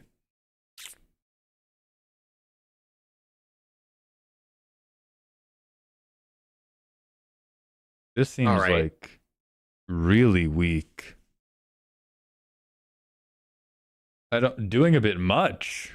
I mean, I think the fucked up part about this is letting the Is It players make 2 tokens for swinging a 1/1 flyer. Yes. That's the line that matters. Yes. That's the big one. I think also the line can't untap, period. Like the can't untap as a static ability has not been done before. It's either been like doesn't untap during your untap step or something. Something. Sorry. I auto-completed creatures you control attack. This is you make 2 tokens anytime anyone attacks. Jail. IMO. Yeah, this should be. It's like things are scrambled around here. There has to be like more. If you want this to actually be balanced, I think I like the idea. The investigating twice is a lot. So yeah, this could, I think you could just send this to the printers at a higher mana cost. Provided that a thing that just cannot untap, period, does not break anything. And I'm racking my brain. It just, I think that causes a lot of rules issues. Every judge within 3 states feels a disturbance in the force, but it doesn't actually do a lot. Yeah. Okay. Is the scry 3? Is that too good, or is that not very much? I mean, this goes kind of nuts with treasures, right? Oh, that's true. Yeah. Never mind. Yeah, that's a lot of scry per second artifact. And I think that's also a thing. I'm like, that's cool. Like, I'm just gonna blitz through my deck now because I've built up a bunch of treasures and I'm trying to do my big Is It turn. Like that's what Is It do, right? Yeah, you put this in Melik, float a bunch of mana, get thing you want top deck, yum. Right. So it just I want somebody to feel that power on like, okay, I'm getting a ton of clues per rotation. I'm building up for the big is it turn. It just can't be happening this fast. Yeah. So like put this thing at like 5 mana maybe. Okay. And I don't know if the tapped and untapped thing is like a flavor thing, but I don't think it really impacts this much aside from the fact that it attacking. Or no, it says even one or more other creatures. So I don't, unless it's a flavor thing, I just don't think you need that line at all. Yeah, and I think they made a note in Discord saying that it's only meant to enter tapped, which does make it a little bit less heavy. But yeah, like I typically am a good faith casual time player. I cannot be trusted with this. But those cards exist. Like you and me both. We understand each other. This is a card that we cannot be trusted with, but there are many of those that are in cardboard. That's true, but I think this presses specifically on like there is a world in which it is fair, and so it's much more tempting than doing something like, oh well, what if I just value breach?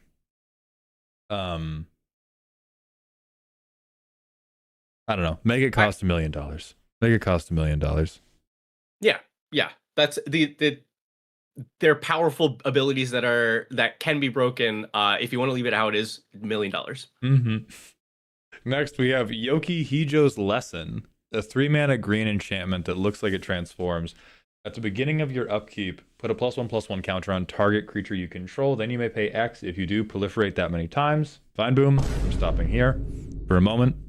Jail. Is this backwards? The symbol is the backside. Right? Oh, then yeah. This is back, but it has a mana cost, which I think means we can cast it either. Oh, they're Spider-Manning this. Yeah. So, all right, front side, Nightmare Painter's Lesson. 1 blue. At the beginning of your upkeep, make a 0/1 plant with Defender. Then you may pay X. If you do, create that many copies of a token you control. Fine, boom. Stop. I'm out. What do you? I'm out. I'm out here. What do you think? that far?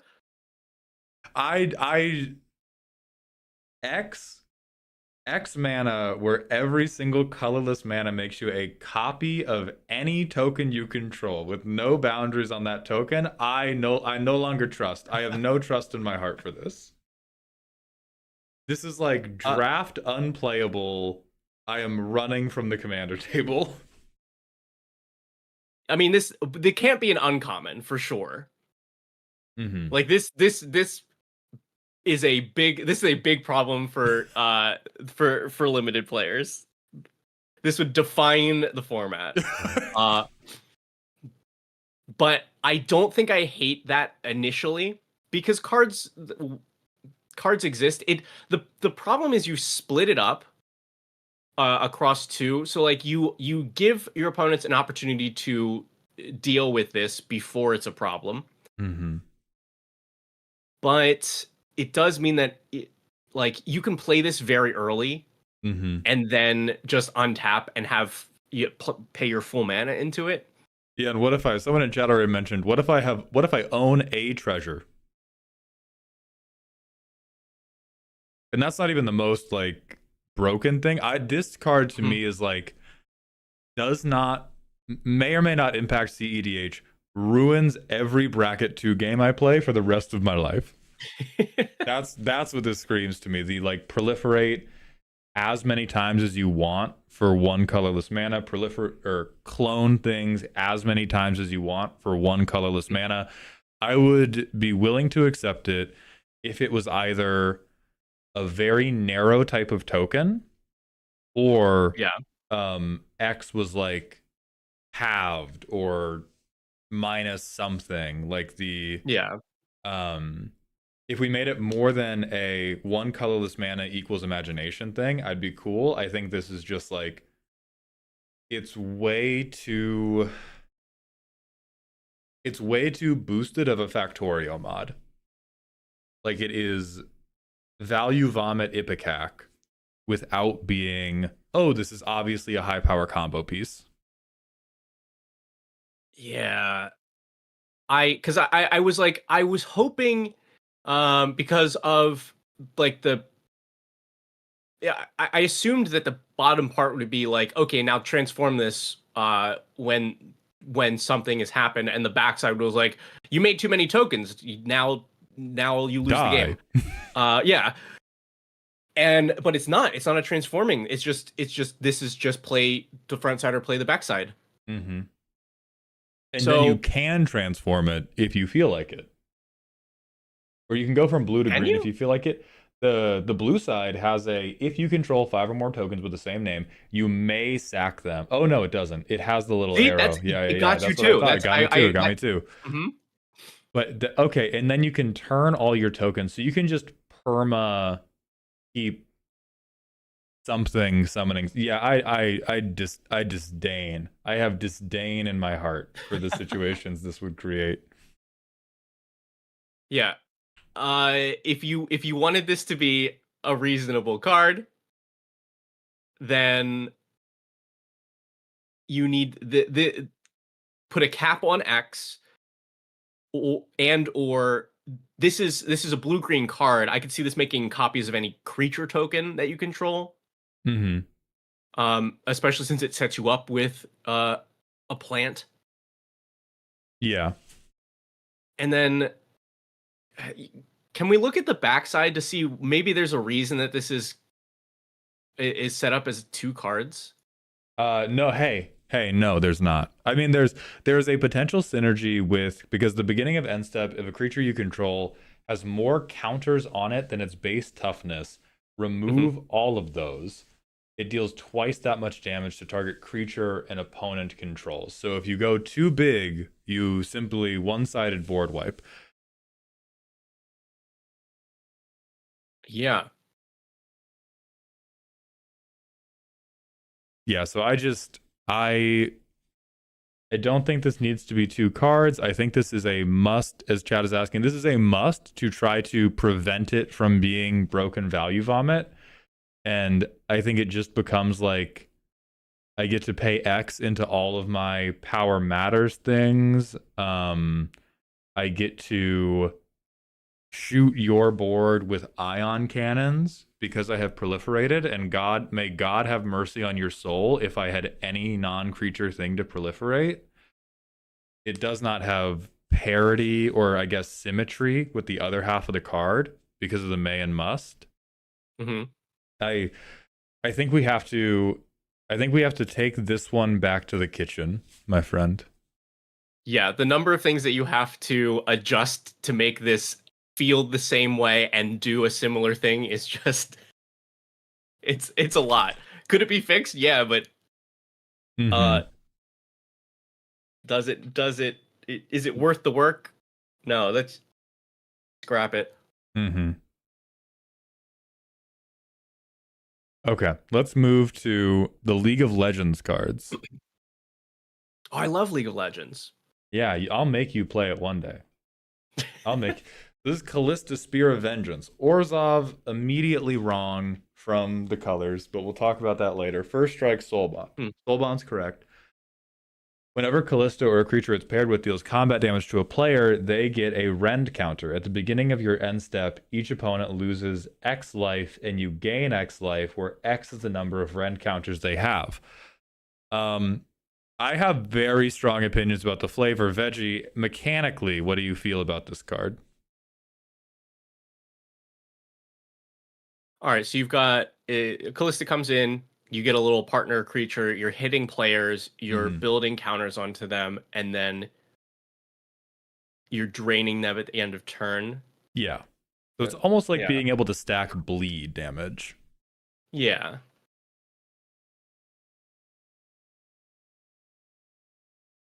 And they're counters on a player, so this can just be recast and continue to do the thing. Mm-hmm. Yeah.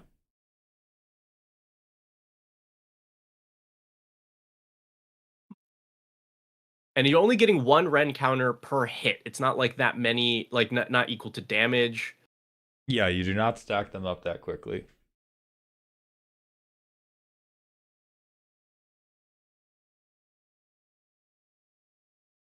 This is fair. Mm-hmm. This is fair. I mean, it's a little, maybe a little aggressively costed, but like, so is everything now. So yeah. I agree with everything you've said. Do I have permission to be a hater now? let's hear it. All right, you know what's not fair? Fucking Callista. This is one of the few League of Legends champions that's in pro jail because of how good they are. And one thing we have just like woefully missed, I think, is how good Callista is early. Like, I want this card to be red, or at least Mardu, only for the sake of aggro. Second, Rend is not a fucking bleed effect. Rend is every time you hit somebody, you stack this thing on them. When you have a different activated ability that removes all the Rend to deal a fuckload of damage. So you're like planting little bombs in them, and you're like, yeah. And so translating this as a passive bleed effect that 1 does not go away over time, and 2 does not go away as Callista goes away, is fucked up and hateful. Quite frankly, fucked up and wrong. Fucked up and wrong. We should. I do think you should either have a way to put more Rend counters on. Like, this should have maybe double strike and lower power, or scale with damage, but that would be pretty aggressive. And then you should have a like mana activated ability or some hurdle you jump through to deal damage probably equal to multiplicative of Rend stacks. And then your Rend counters are removed to do it. Like, we have a fair card that this is Twitch, frankly. Like, straight up, if you take Soul Bond away and you just have it be like thing that adds a counter when you deal damage and then it drains them, you've made Twitch. I do think it has to be a simple algebra equation. You just have to make it like twice number of Rend counters. And then we either do every time you deal combat damage, but this has double strike, or deal damage, get that many Rend counters. But yeah, I think that's the big issue with this. This is a mechanically fair card that does not smell like Callista to me.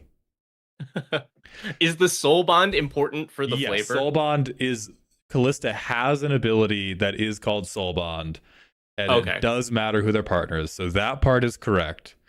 But I do think it should be Mardu, or should at least have a nod to red, because Callista is also ferociously good early. This card scales, like this is a hyper scaling card, because it gets better and better the longer the game goes. Like, every Rend counter makes you stronger.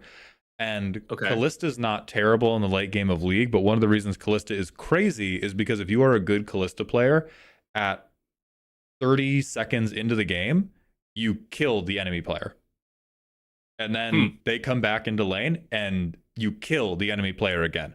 And so I think some part of this should reflect, like, her strongest point is not, like, her point is not inevitability.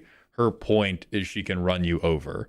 So she shouldn't be mono red, but she should have red somewhere in her identity.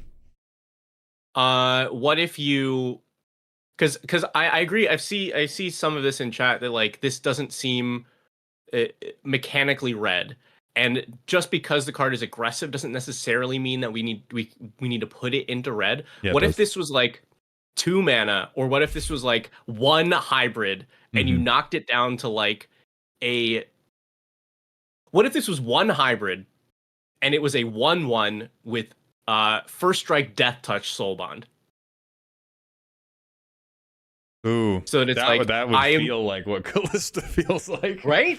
I don't know anything about this character other than what you've told me here. But then it's like, this is really good early. It's really hard to stop, but later it gets worse later in the game. But it's able to stack up these counters early. Yeah. I like that. I like that. All right, now, oh God, team your landfall. Next we have Kiana, um, who's team your for a 2/2, which means the text box is going to be fucked up. Whenever a land enters, tap target creature an opponent controls and put a stun counter on it. If this is the first time the ability has resolved, if it's the second time, put a counter on Kiana, draw a card. If it's the third time, Kiana gains double strike and can't be blocked this turn. Everybody loves that Omnath formatting. I hate the Omnath formatting. I think we hit. All right, you know what? Tell me the mechanics before I become a. Tell me the mechanics before I become a hater.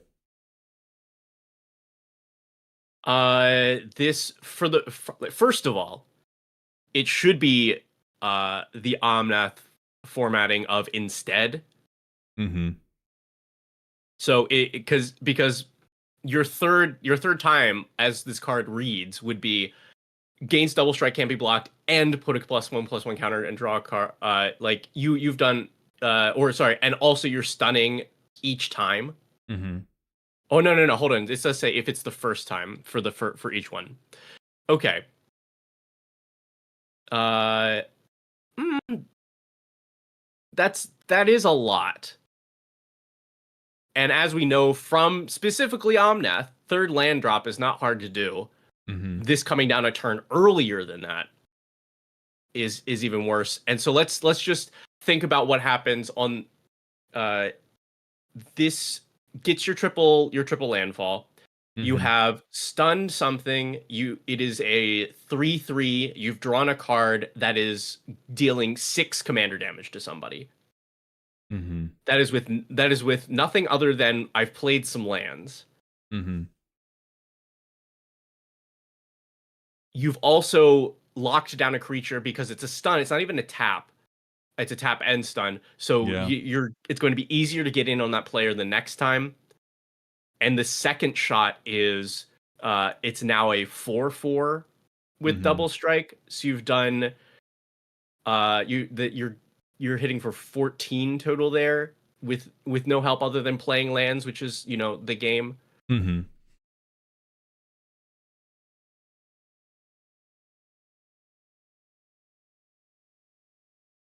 May I crash? Please. So I this time I don't know what the card should be. Callista, I had a very clear idea of like this is what should be happening. All I can tell you is this is not what Kiana feels like. First of all, landfall is generally a very like I think landfall is tunneled onto a part of the character that I don't think we should be tunneling into. It is tunneling into the background flavor of Kiana, but I do not think playing against this card feels like what playing against Kiana in League feels like, which is what I would be looking for if I was trying to translate these things. Because Kiana is like landfall, team your landfall is I amass a shitload of resources and I vaguely beat you to death with them. And that is not what Kiana feels like. Kiana is a feast or famine assassin. Or like, I guess you could say kind of bruisery. And so if you build her wrong. And so I could see lands matter. I cannot see landfall. And I don't know what this needs to be, but I do think this is like this does not feel to me like what Kiana feels like to me. Okay, can you give me like a basic rundown? Kiana is, I think she gets, and again, this is one of the few characters I've not played, and so I don't have knowledge from my own thing. I've had Kiana forced upon me. But I think Kiana gets different benefits from activating one of her abilities in different terrain, which is I think where the landfall is coming from. But okay. Kiana is a physical burst assassin. Like she is a very hot and cold, either she kills you immediately or is a like wet noodle if she's not able to make it work exactly how she needs it to. But she can turn invisible, so she's very like the evasion kind of makes sense to me. She is able to stun you, but I think a stun counter in Magic is a million times longer than a League stun is. So yeah, like a tap seems like is a reasonable, yeah. A tap's not ridiculous, but it is like Kiana is very active, and Kiana is not about amassing resources and then utilizing those resources. Kiana is about, I'm going to sneak up on you and get you. And then if I get you, that's how I parlay resources into things. Also, Drake Elise, thank you for the Prime sub. Welcome to the dog home. But yeah. All right. So you want we need an assassin feel that cares about lands in a way, but it's specifically her terrain changes what she does. Yeah, she has a King Cow's got me. She has a projectile she can shoot, and if you've shot it, and depending on where you shoot it in, it does a different thing. Oh, okay. And so I could see people, Nate Theater has said like 5 times, if you play a forest, do this. If you play a mountain, do this. If you play an island, do this. I think it could be related to tap or play land type, and then do something and try to crash out. But yeah, like the play pattern that is incentivized by this is I play Azusa and I get you, which is not what Kiana feels like. I wonder if you could do like land. I don't think there have been cards that have cared about this before, but if it cared about which basic land type you had the most of, that between would be cool. The 3, or maybe if you had like if you have more than blank forests, that would be a lot of text though to hit 3 land types. Yeah.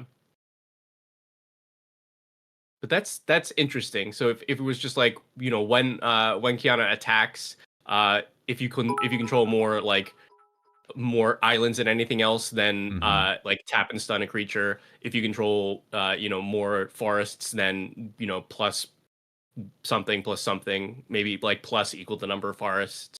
Yeah. And if you have more mountains than anything else, something else. But that would be cool.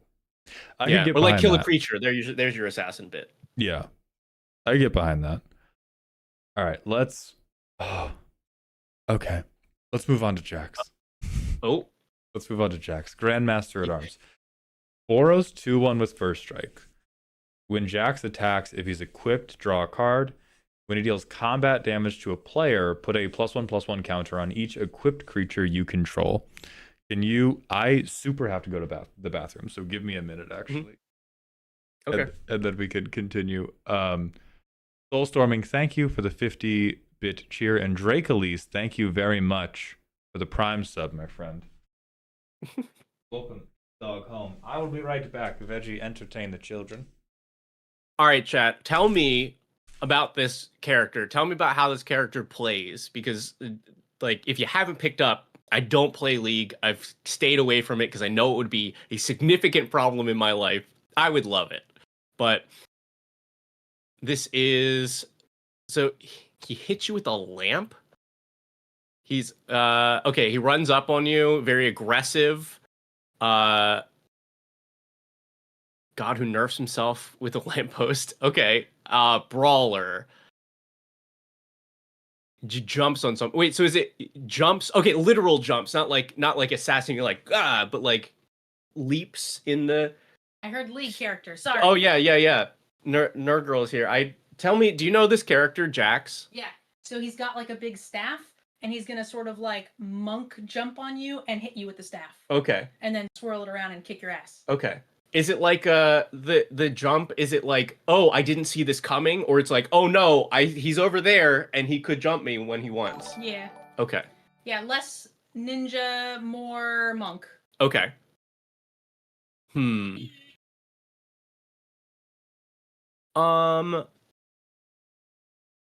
Okay, yeah, okay. So it's like a positioning thing. You're like, okay, if I get within his range, I can get jumped.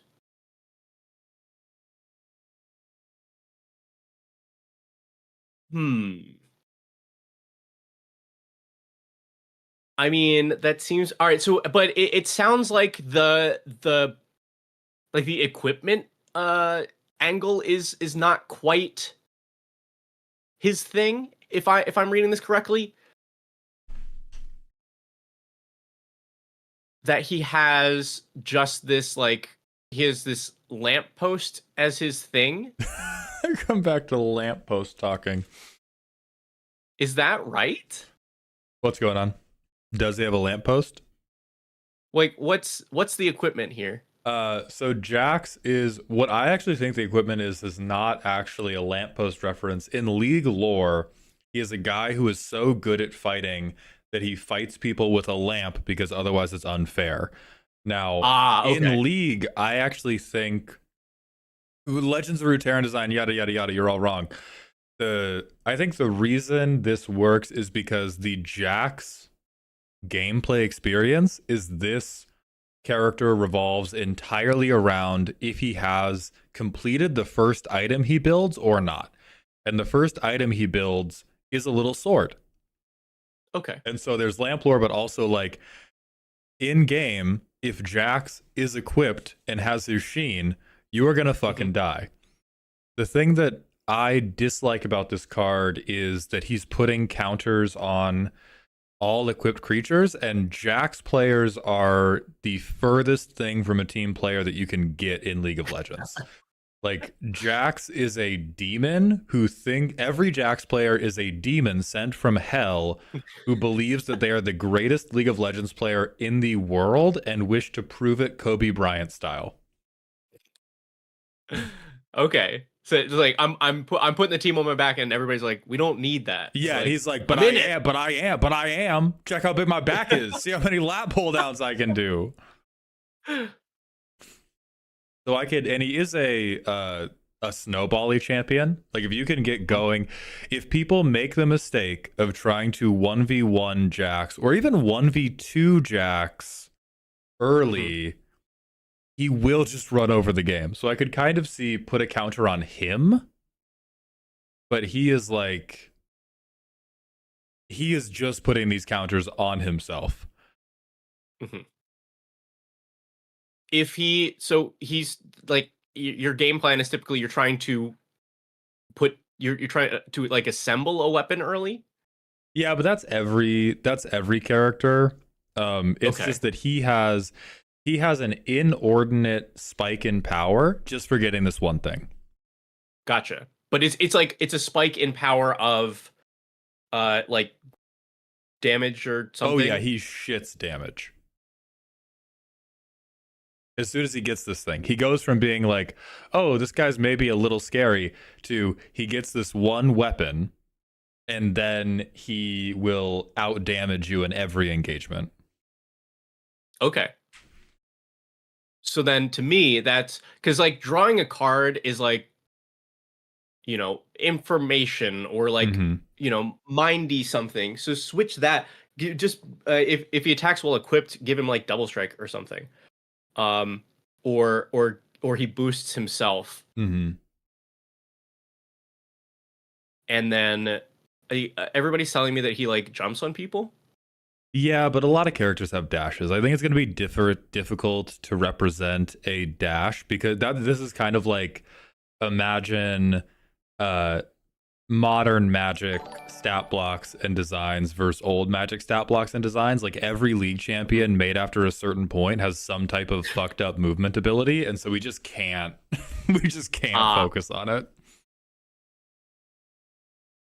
Okay, well, yeah, it needs to be like more. It sounds we want this to be more self-centered. I think it's like if he's equipped, put a +1/+1 counter on it, and then if it deals combat damage to a player,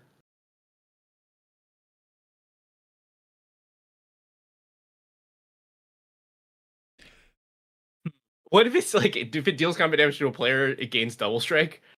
I've never thought about that. That'd actually be so functioning weird correctly. with first strike. That's Right. that's fucking funny. That works, right? Yeah, that totally works. I don't think that's ever been done, but That would yeah, be it totally functions. that would be really good because he also gets he gets better the longer the fight goes on. Like he has and so like if he hits you once, he also has a auto attack reset.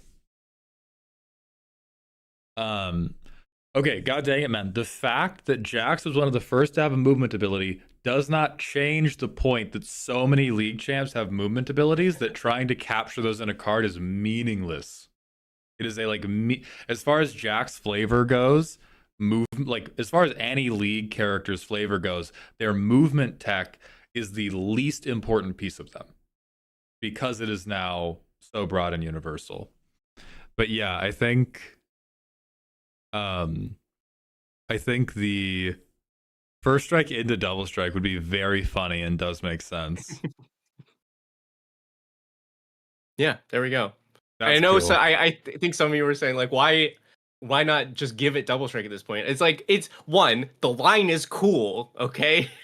It's a cool ability, and two, it does have a mechanical difference of if this thing gets blocked, it only first strikes. Yeah. It needs to hit a player to gain the second strike, which like that's I don't know. That's more interesting to me. Mm-hmm.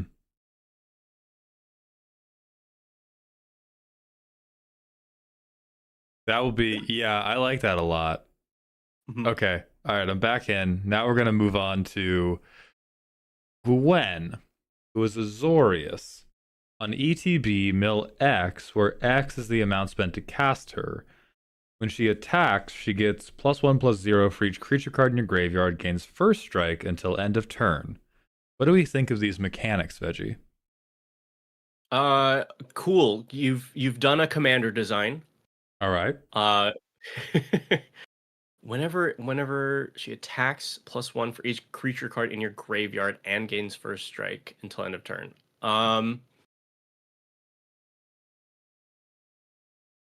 This is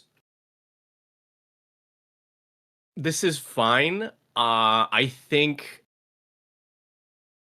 if this was like a full set, this might even be an uncommon. These are pretty reasonable abilities that are not terribly complicated. Mm-hmm. Yeah. Yeah, this is super fair, and like it's a clean design. I will give it that. Mm-hmm. It's a very clean design. This functions fine. Like this functions great in Commander because of the way that the first ability is worded.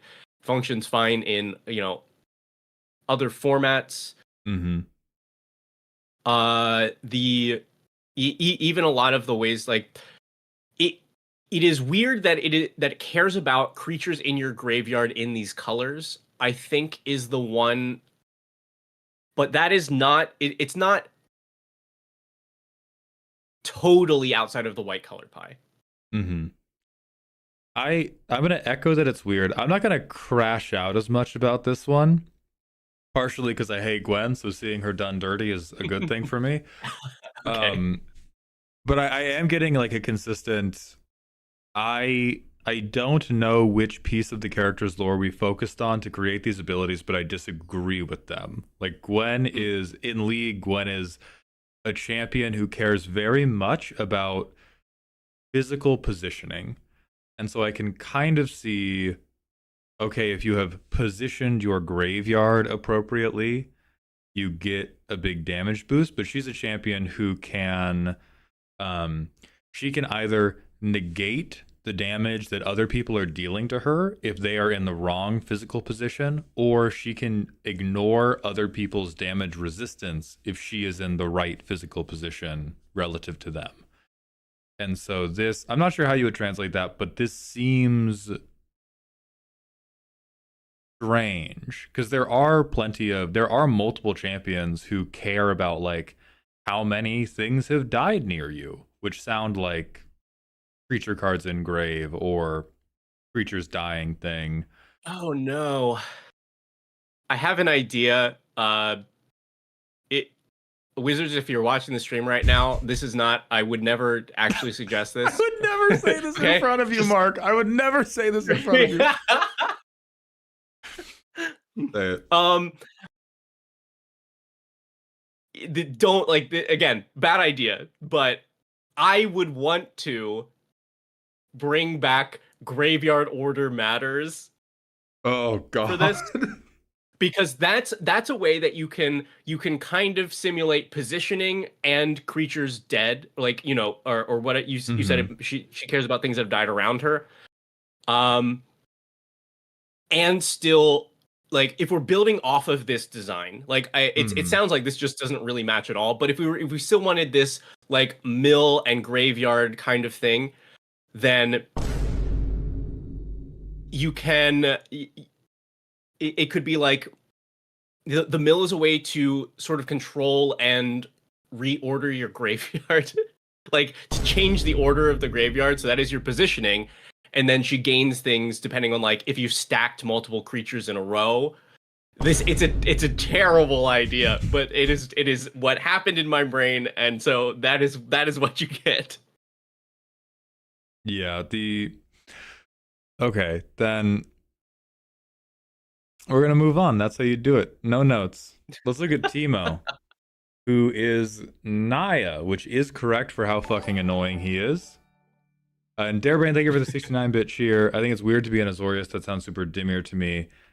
Yeah, I think we're a little bit weird for Azorius, but not unrepentantly weird. So the 3-mana 2/2 with Haste, Menace, and Toxic 2. Okay. At the beginning of combat, Teemo explores, then each opponent may have you draw. Each opponent who doesn't gets a poison counter. Fuck, this might act... Go ahead. Go ahead, tell me about the mechanics. 3 mana. 3 mana is this is getting in on turn 3. Yeah, you are getting your toxic counters on turn 3. Yeah. And then, oh my god, that's so much toxic. That's so much toxic. So you're getting, isn't it? Good, yeah, that's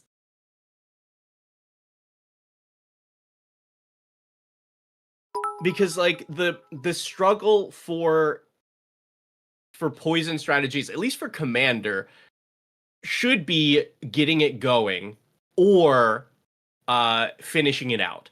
Mm-hmm. And this compensates for both of those things. Yeah. It gets the toxic going very quickly, and then says, "Great, I'm going to I just get to rip cards if you don't want to die." Mm-hmm. You ready to hear about the flavor? Please. This is unfortunately I think the best adaptation I've ever seen of anything. It cannot exist mechanically. This is, I mean, take all of the negativity I've had about every other card and translate it into positivity for this card, and it is accurate. I think I echo your concerns about it's too good at starting off. I think Teemo is a very annoying character in the beginning of the game. He is not good. If anybody in chat says Teemo is good in the early game, you are bad at League of Legends. I am sorry, and that's coming from somebody who is bad at League of Legends. You are very bad at League of Legends. But the holy god, this ability flavor, because he has a poison effect on hit, which I think we are. Teemo is broken early. All right. He has a poison on hit effect that is not as powerful as Toxic 2. But this, holy fuck, the flavor on this Explore thing. Because we talked about card draw being information. What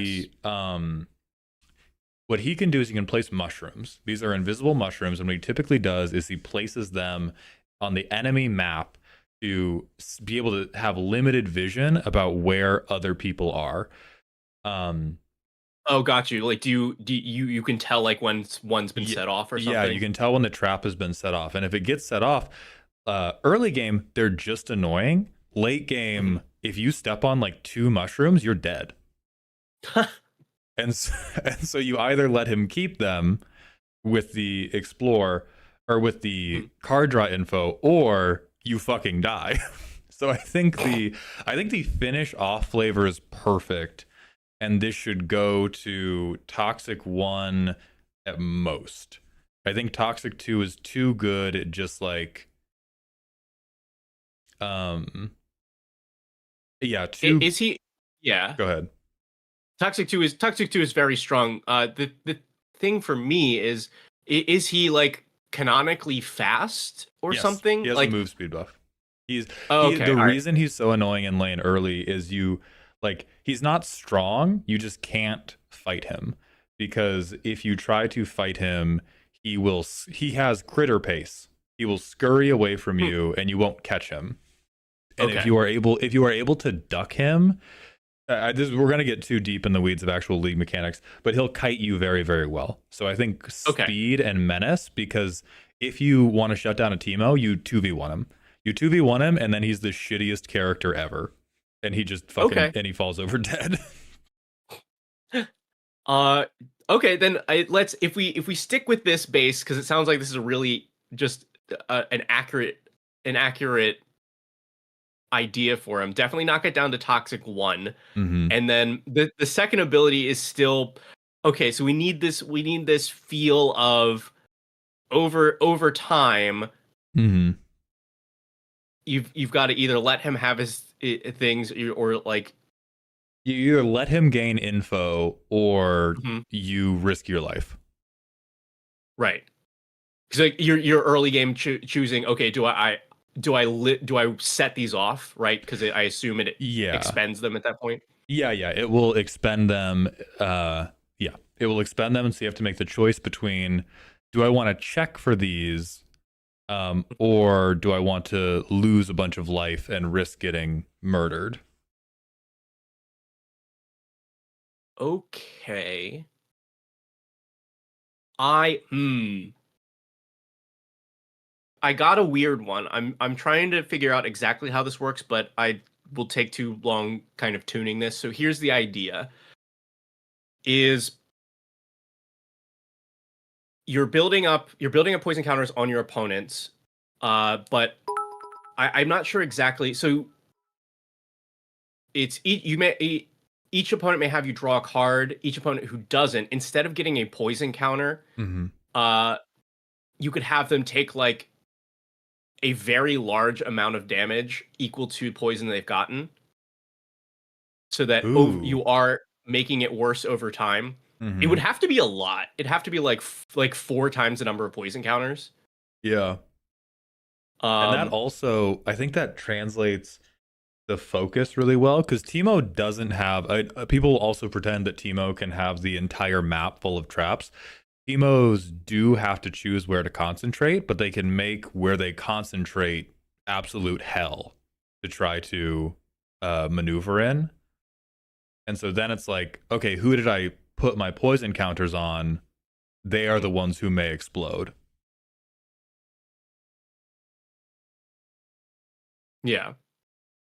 I like that. I think, yeah, this is fun. I know the 4 seems like a lot, but the reason I put it that high is because this is always a choice that, like, the opponent always has the choice. They giving you a card is pretty easy, and it still has that feel of, okay, well, I have to keep giving them information, or I have to blow up. So right. Okay, I like that enough. I'm going to submit this to the Hall of Fame with edits. How would you feel about this card if it had those edits? Would you think it was cool, or would it still be rough? I think this, if I'll be honest, I think the card is cool anyway, with no edits. Fuck you. We're moving on. I think people would hate this card. And I still think it is not. I think you could print this card, and it would not totally break anything. It would be very good, and people would hate you out of the game very quickly. But Lore accurate, I Timo. think you could print this right now.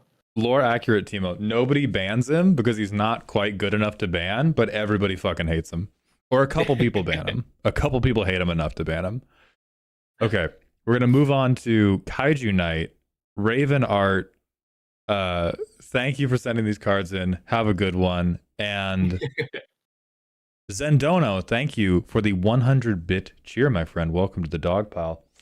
Let's go to Kaiju Knight's Samot Thuya Wormslayer, a 5-mana Astartes, a 3/4 with Vigilance and Honor and Truth. Whenever one or more creatures you control deal combat damage, reveal the top card of your library. If it's a land, you may put it onto the field tapped. If the land card wasn't put onto the battlefield this way, draw a card and create a 2/2 blue Astartes Knight creature token with Vigilance. How we feeling? Okay, so I'm gonna start with Christmas Land here. Mm-hmm. So we can trigger this 3 times in a turn. We won't get into like double strike yet because these are not great double strike colors. Okay, so reveal if it is a land, you move it. But if it's not, it stays. So if you're triggering 3 times and you hit a non-land, then you're drawing 3 cards. Oh no, you're drawing the card. Yeah. You draw 3 cards and make 3 2/2s is your best case. Mm-hmm. I think that's fine. Like I like that this is pretty fairly costed.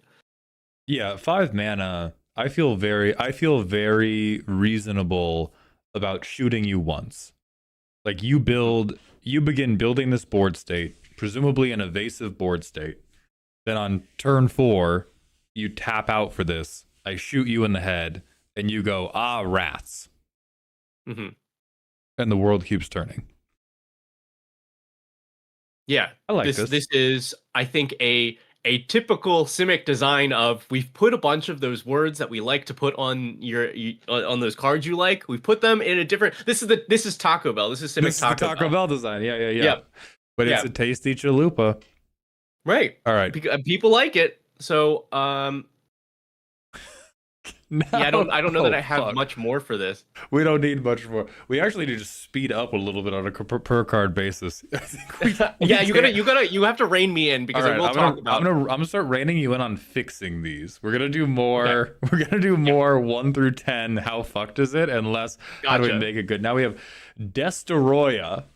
See if you can figure out the pun. A 7-mana 7/7 with Flample. On attack, each opponent loses 3. You gain life equal to life lost. When Destoroyah dies, make 7 1/1 crabs. For Rakdos, sack any number of creatures you control with total power 7 or greater. Return Destoroyah from graveyard to field. Activate only once each turn. He just explodes into crabs, and then you assemble them back into Destoroyah. Yep. He beats the fuck out of you. Then he explodes into crabs, and you turn him and you assemble the crabs into Destoroyah. Yeah. I think this does too much. It's 7 mana. What do you mean? It's 7. It is 7 mana. Why is the hybrid in there? Thank you. Okay, this was actually. I'm gonna do a callback. This is Elk's biggest crash out about the submitted cards. Is like this is the first instance, but the instance of like every custom card being like, I need this to have hybrid mana. Right, we put a little spice on it. Yeah, there's a hybrid mana in there. That's my Diablo sauce. That's my sriracha mayo. So what do you think is the too much part? Is it the bringing it back? Is it the drain? I think that it just does all of it. Okay. Like, what would you cut? I'm worried about the like. I don't want to cut the flavor out of it, and I assume to me it is that this whatever this thing is, like this is from Godzilla, right? This is just the Destoroyah is a Godzilla character, right? Maybe. That just explodes into crabs and then forms back up into itself. Yeah. Cool. I gotta figure out I gotta watch that. But I think I'm fine with that if that is the thing that it does. Because being able to die and reassemble without any other help is strong on its own. I would cut the attack each opponent loses 3 life and you gain 9. That is too much. This is already a 7/7 flample that is really hard to deal with. Okay, I love that. We're locking in. Destoroyah can no longer give you the suck, and we're going to move to Lorik. Oh, thank you, baby. Yeah, I will point out the one last thing is without getting into it too much. Nuclear in the chat is correct. The once per turn does not work. Oh yeah, because it forgets, right? Yep. Like new Destoroyah. Yeah. Okay. Then we have Lorik, Boorish Revolutionary, 5 mana in Temur. Lands you control have trample. 3/5. At the beginning of combat, Earthbend on your turn, Earthbend X, where X is equal to the number of where X is equal to a giant fucking gumbo of a bunch of different card words. So number of abilities from among Flashback, Kicker, Cipher, Convoke, Replicate, Retrace, Entwine, Split Second, Madness, Miracle, Multi-Kicker, and Overload found among instants and sorceries in your graveyard and cards you control in exile. Oh god. How loud is the incorrect buzzer? Look. Don't say that. Don't say look, bro. Come on. I like where this person is coming from. I'm gonna start there, and I'm only gonna head downhill from there though. Okay. Because the concept, the vibe of the card, I'm like, oh, okay, this is kind of cool. Having something care about this massive abilities in your graveyard, that's interesting. And I don't think it should just be like, mono white that gets, hey, check every card on the board for every combat ability, and now every creature you have has that like 3 times over. Like, yeah. There should be more of that kind of thing.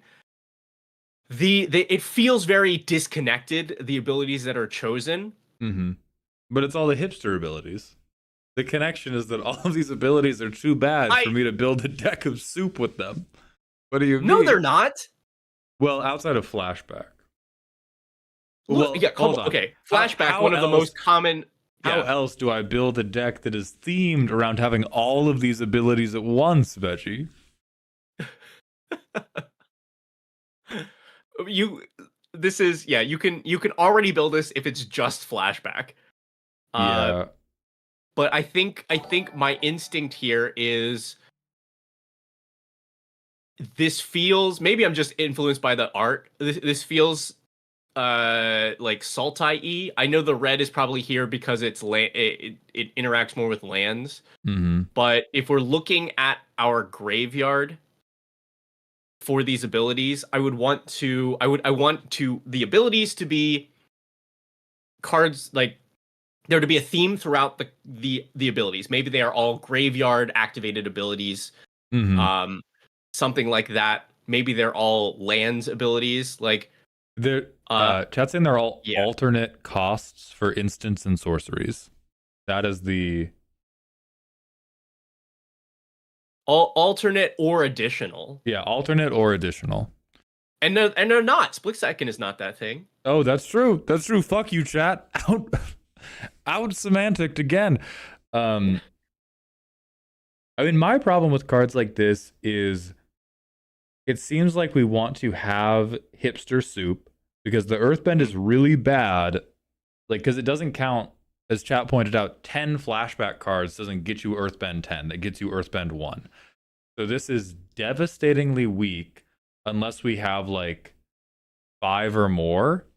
And if we're talking about getting 5 or more, we're no longer talking about like hipster ability soup. We're talking about I cast Leveler and try to kill you.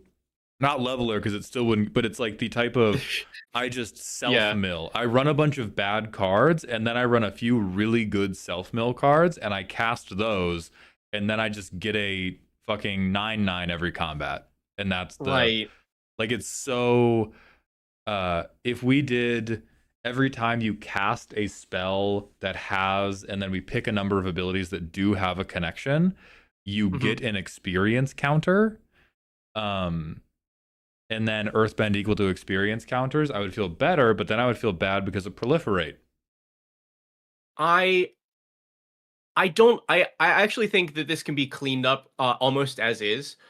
So cut it down to just a like half as many abilities, which is still a lot, and give it a theme, and then either give the option or switch it to Earthbend like 3x times for each instance of these abilities. I like that. So you have some options on your game plan. Do I want to make one big heavy hitter? Do I want to make a little land army?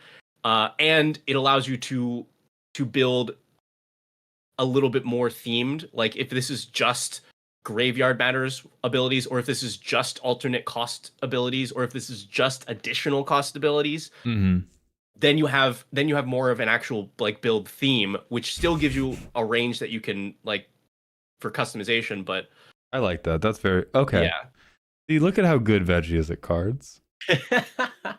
Anyway, I'm foisting the Onceler upon you, who is a Jund 2/3 with a fucked up border. If a land would go into the graveyard from the battlefield, exile it. When one or more lands are put into exile, make 2 treasures and put a counter on this creature. Sack a land. This creature gains hexproof and first strike. Activate only once each turn.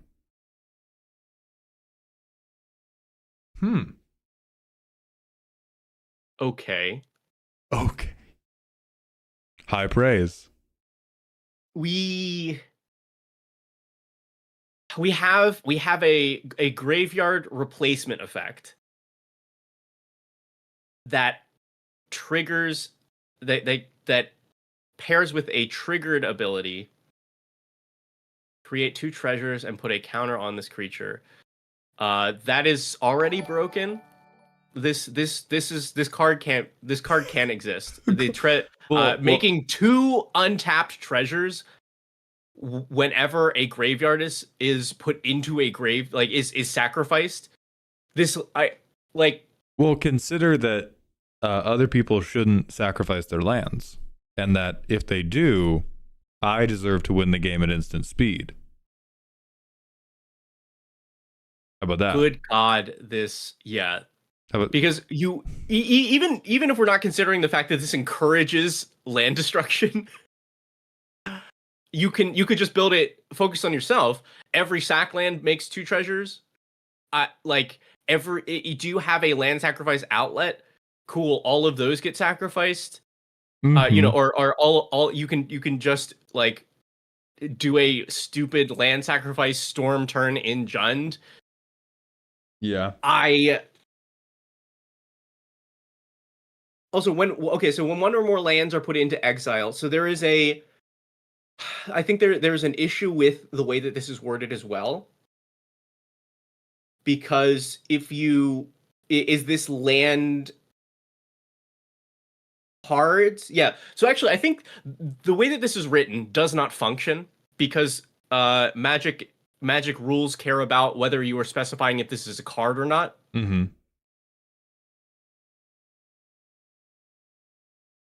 All right, so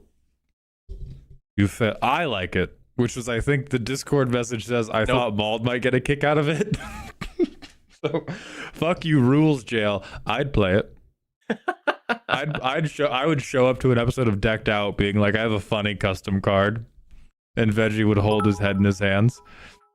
Zendono, thank you for the 100 bits. Imagine this with Nissa. Play Capenna fetch, get mana, exile it, get another land, another mana. Fuck you, Zendono. I'm banning you.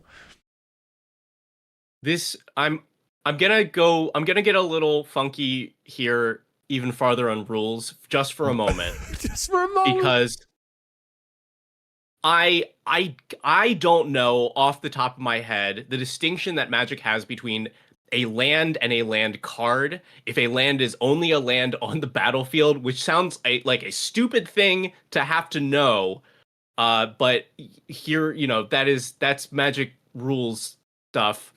Mm-hmm. So if this was was worded land card put into exile, then this is stupid broken. You could level yourself and be like, great, I have 1 billion mana now, and I'm gonna win the game in whatever fashion I feel like. If this is land and Magic specifies that a land is only considered a land on the battlefield and is a land card when put somewhere else, which I think is the correct way that this would be ruled, and is a reason why they don't ever just say something like this. Mm-hmm. Then this is slightly less broken and still unprintable. All right, Onceler, unprintable. There we go. I love it. Next, have you seen Demon Slayer? Nope. How about you just let me take over then? All right, let me drive the car for this one. Zenitsu Godspeed. 5 mana in Boros with Flash, First Strike. He ETBs with a shield counter. When he ETBs, it fights up to 1 target creature you don't control. I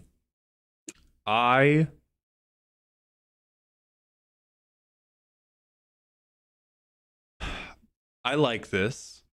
I think that if we were, rather than a shield counter to this character, is like a speedster, basically. He is a speedster in the Sword anime. The shield counter would pop off immediately. I feel like this is more along the lines of he ETBs tapped, but when he enters, he deals damage equal to his power to something. But I guess that's green, and he does feel Boros. What do you think of this card mechanically, Veggie? Could it be printed? Yeah, this is super fair, and I think it really communicates the flavor of, like, I know nothing about this, but it without knowing this character at all, I'm like, oh, this is cool. He's like, he comes out of nowhere and just like, whoosh, and then somebody's dead. Yeah, and he spends most of the time asleep. So that's why I said enters tapped. Like, he's not, like, Flash is weird because he's not ready, or I guess Flash makes sense because he goes from totally not ready to go, and then he stabs you at light speed. He does not, and so that's why I don't like fights, because he doesn't really tussle. He shoots you with a gun that happens to look like a sword, and then he falls back asleep. Ooh, how I don't let me go on about this one, but I'm like, that's interesting how you would accomplish that flavor of you can see him, like, I assume, right? You see him asleep. Yeah. Okay. Okay, so he has to be on the board, or you have to like reveal this card from your hand, like at your next your next upkeep. You can flash him in or something. But that's what I've got for 60 seconds. Okay, for Boros, could you impending? Sorry, there you go. Oh, impending. Could you do Boros shoot, or is that? I don't think that's unreasonable. Red has definitely gotten ETB deal damage. Okay, then I think he's more of Boros shoot, and like enters tapped. Could have an exhaust. Could have a stun counter effect. I think the simplest is Flash, enters tapped, shoots when he enters. Yeah, I think that's also very clean. Although without knowing the full flavor of it, I actually really like the way that it's designed as is. But if that's more accurate, then whatever. Yeah. All right. It's been a full minute, so we're on to the Khan of Ulaanbaatar, Steel one. 4 mana black, a 3/3. It's flying and fabled. When it deals combat damage, put a bounty counter on it. When this enters, you become the monarch. At the beginning of combat, if you're not the monarch, make X 1/1 pilot creature tokens with flying and haste, where X is half of the bounty counters on steel 1 rounded down.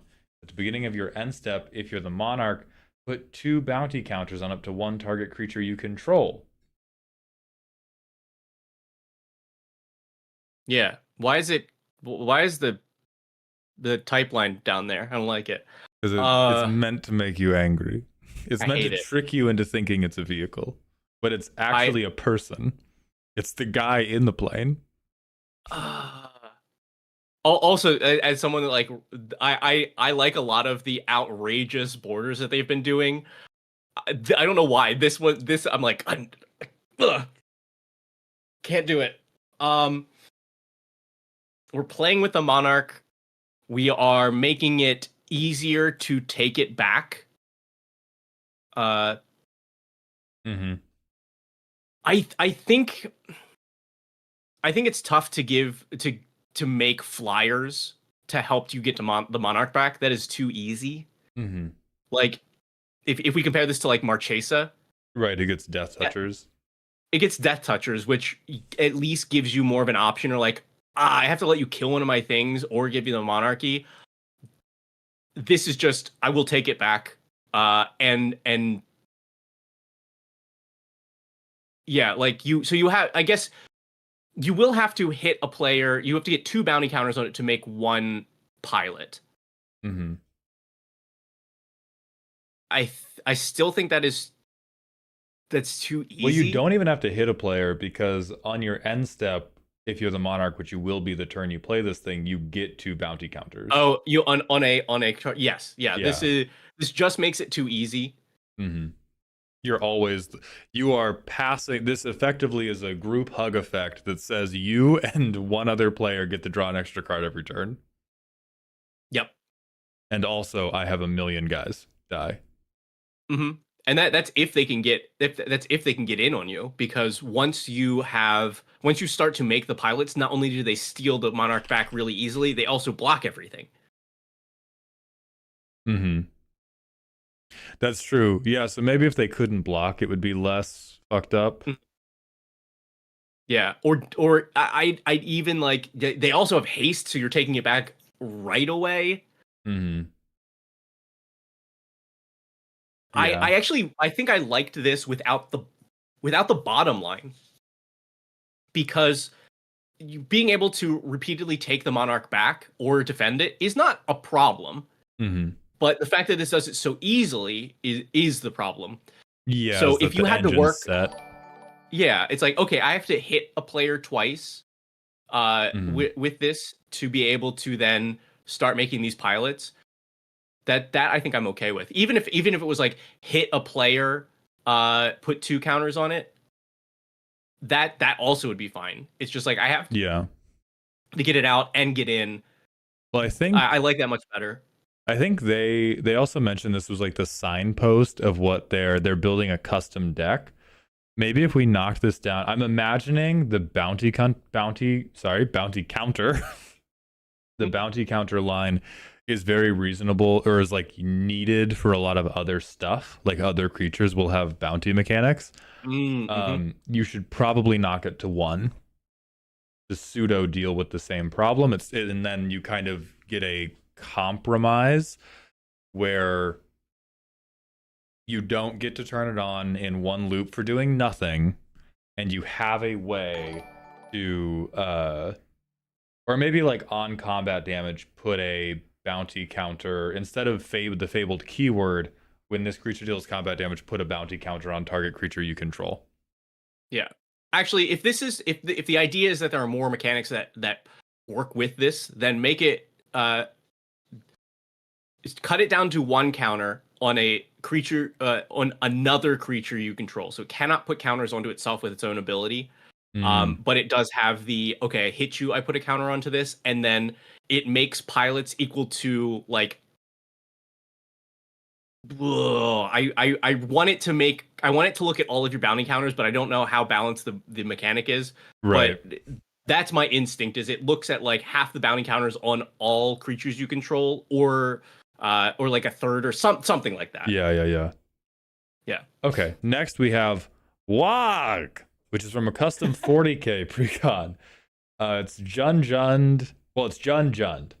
Sorcery. Yeah. Creatures get +3/+0, double strike, and trample. Yeah. Ooh. If anything, too weak. I don't know. Okay, so if you compare this to similar things, I refuse. all right, next card. Give me one card we want to compare it to. What's one? I mean, it looks like an ultimatum, right? Compare it to what's the Naya ultimatum? I don't know. Look up ultimatum. Okay. Look up ultimatum. We have Titanic. +5/+5, first strike, lifelink, trample. Yeah. So we're 1 pip less than this for we're adding essentially 6 power per creature, but on top of that, you're adding at least 8 because your creatures are a smallest 1 power, or 7 anyway. You're adding more power than you are from Titanic Ultimatum for a pip less. You are making it more difficult to block these creatures because you're giving them they're winning combat better than they are. I think this is pretty good, if not needs to be a pip more. Okay, so make it replace the violent ultimatum. The terrible, the worst ultimatum. Yes. Yeah, new Jund ultimatum. Print new it. Jund ultimatum. Send it. There we go. Beautiful. Odd deterrence. This is Ravenor, City's Defender.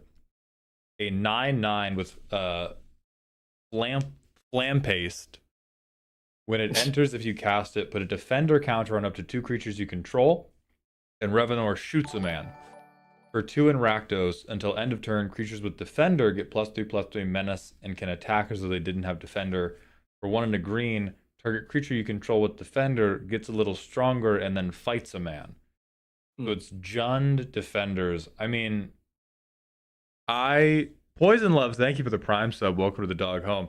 I despise this for being 10 mana. So do you think this is an okay output for investing 10 mana? That's why do you despise it for costing 10 mana? I generally dislike when because I think things that cost that much have to kind of do a shitload, which tends to make their balance unwieldy. I don't think it's that's true. I'm biased as fuck about it, but it's generally like, oh, you have to pay 10 honest mana. This card better like kill your childhood bully, bring your childhood best friend back to life, and get you a sandwich from the nearest bodega, which is in turn difficult to manage around that. I actually don't. I think this is one of the least egregious, amazingly expensive creatures I've seen so far. Yeah, this is. I mean, it is certainly overcosted. Yeah. When it like the turn that you play this, it's going to kill something and hit somebody for 9. And that is not enough for 10 mana. Oh, it does the other stuff. It's going to potentially undo 2 of your creatures for a later payoff. Right. Honestly, give me those abilities as part of the ETB. Like, give me all of that, plus until end of turn, creatures with defender you control get +3/+3 menace and can attack as they didn't have defender. And I don't know, like loop the bottom one into it. It's like, okay, so it's defender enters, cast it. Yeah, like each defender deals each defender fights up to 1 target creature. Like that would be enough maybe for 10. Then it's also it's not even in good defender colors. Like white is your best defender color, and red does not do that. Then would you say it's better to? Would you prefer for this card specifically to do all that at 10, or to knock like 3 off the cost of this and leave it as is?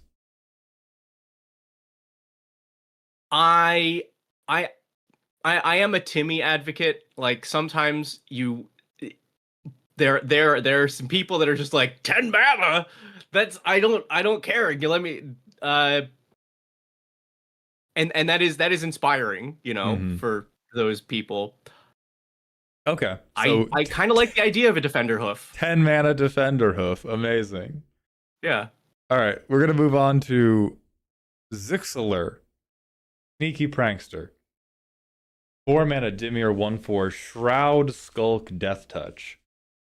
So Shulk Touch. While on the battlefield, Zixler has whenever this creature deals combat damage to a player, triggered abilities of creature cards in all graveyards. We will not worry about the templating on that. And whenever Zixler deals combat damage, you may surveil 2. No. We're gonna worry about the templating on this. Well, you don't get to it. First of all, you do not get to Entomb Phage. You little stinker. You little fucking shit.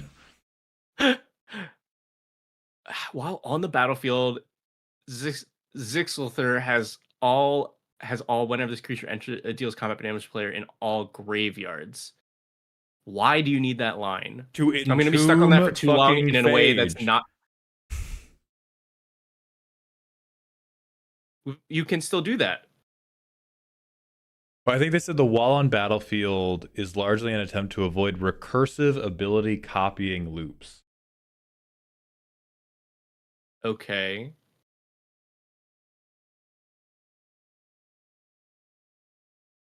What? Why? I don't know. What loop does this stop? Anyway, the loop of you getting invited back to the Commander game. I'll be stuck on that, like sitting at home trying to figure out what that is there for and why it needs to be stopped. But if I ignore that rabbit hole for now, nice homunculus name. That makes me happy. I'm definitely a sucker for this takes the abilities of other things. And this is one that has not really been done before. Because it shouldn't be. No. It definitely should be. It should not. I should not be trusted with this man.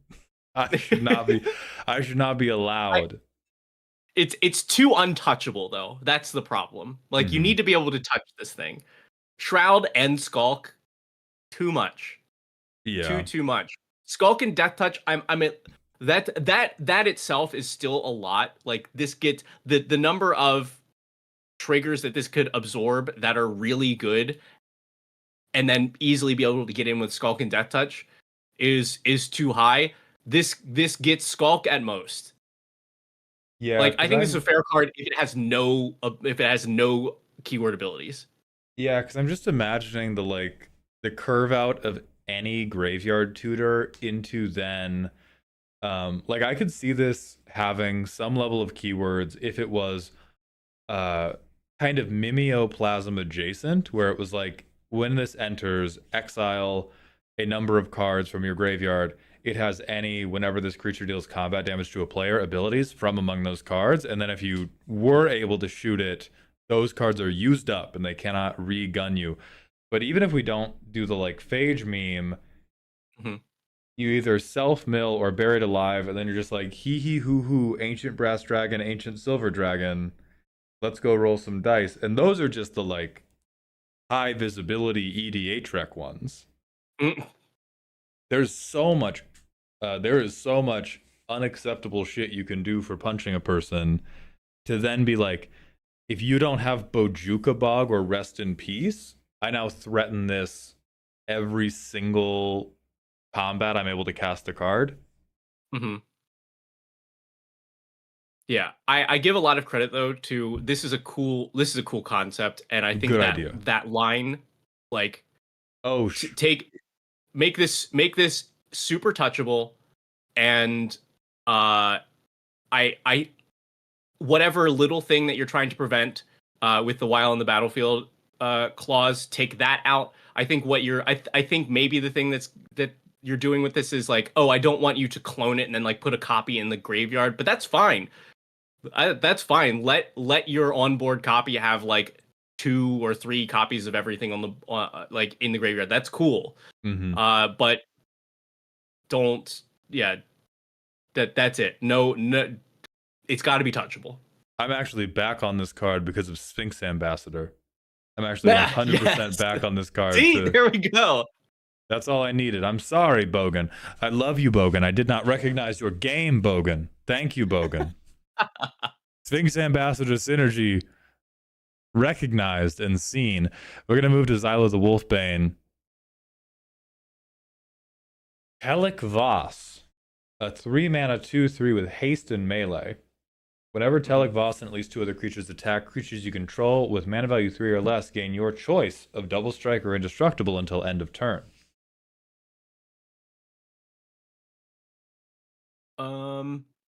All right, so we are trying to swing at everybody. This becomes a 5/6 with haste. I think it's reasonable that you could set up 1 or 2 attackers by turn 3 that you play this on. And that means the creatures you've played have mana value 3 or less, so those attacks are super free. Creatures you control, so it's also giving it to itself. Yeah, so 5/6 Double Striker. Yeah. This is this is pushed. But that's like the problem with designing aggro like commanders, right? Is right. It has you to have be to push kind them of because pushed to not be terrible. I think it can't be double strike. Yeah, because my thought with Double Strike was like, oh wow, this is just Heir Apparent, I kill you, which I realize is not a lot. You know, Arabella can do Heir Apparent, I kill you, but like I'm thinking of I cast 1 copy of Heir Apparent, and I have 3/3s with Double Strike or indestructible 3/3s, and I have my commander triggering melee, and then every Heir Apparent is like army of 3/3 Double Strikers every turn. Yeah. I like the indestructible, or I maybe like this ability if it is only 1 creature. Like you attack with 2 other creatures, then target attacking creature gets Double Strike or indestructible. And then you also don't have to gate it to mana value 3. Oh, and this and the way this is worded, this is I have a Heir Apparent Telic Voss deck. I swing on turn 3. Every turn of the game, I board wipe. Because I have indestructible creatures until end of turn. I board wipe you all every fucking turn. Yeah.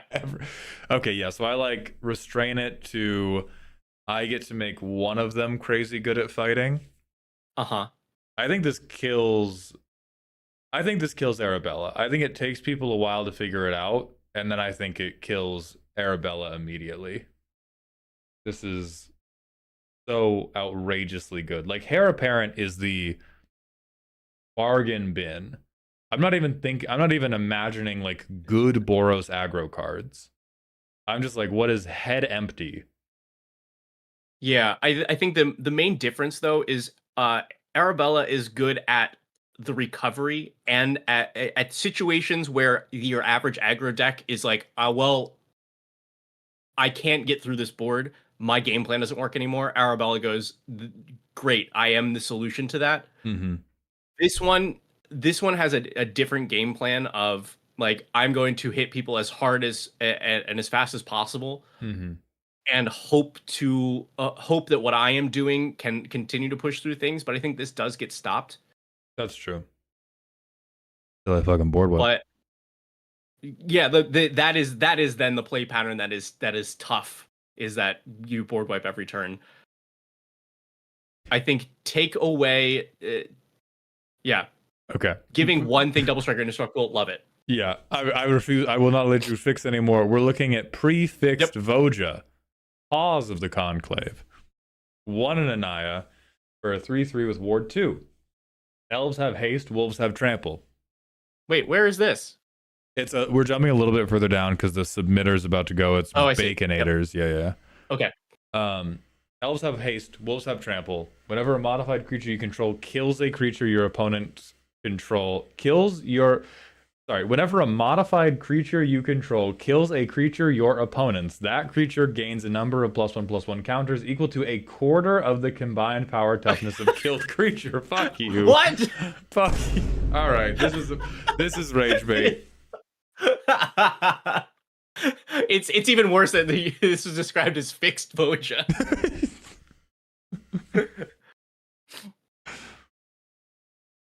This is you told ChatGPT to fix Voja in a way that it would upset people. Fix Voja badly. Uh, All right, Baconator, thank you for sending this in. This is a fucking mess and you know it, but Voja does deserve this treatment. We are going back up to Wolf Slays' JJK cards. We have Mahito Embodied Perfection, a Grixis Commander, again with the hybrid, 5 mana 4/4 Death Touch Menace. Have you watched JJK? Oh, I love JJK. Beautiful. Never seen it. Whenever he ETBs or attacks, put a cursed counter on target creature on the battlefield or exile a creature from your graveyard and put a cursed counter on it. For 2 and a red, gain control of target creature with a cursed counter on it until end of turn. It gains haste. For 2 and a black, return target creature you own in exile with a cursed counter on it to the battlefield with a finality counter on it.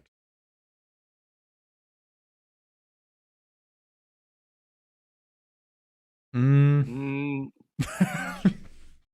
noise, same time. You go first. I think this is actually pretty fine. I'm not finding a lot of issues with it immediately. It is maybe a little too broad. Let's see. I do think you want to be able to continue to put counters out, so the enters or attacks is fine. Target creature on the battlefield or a creature from your graveyard, but the abilities are interacting in the way that they only really go with one or the other.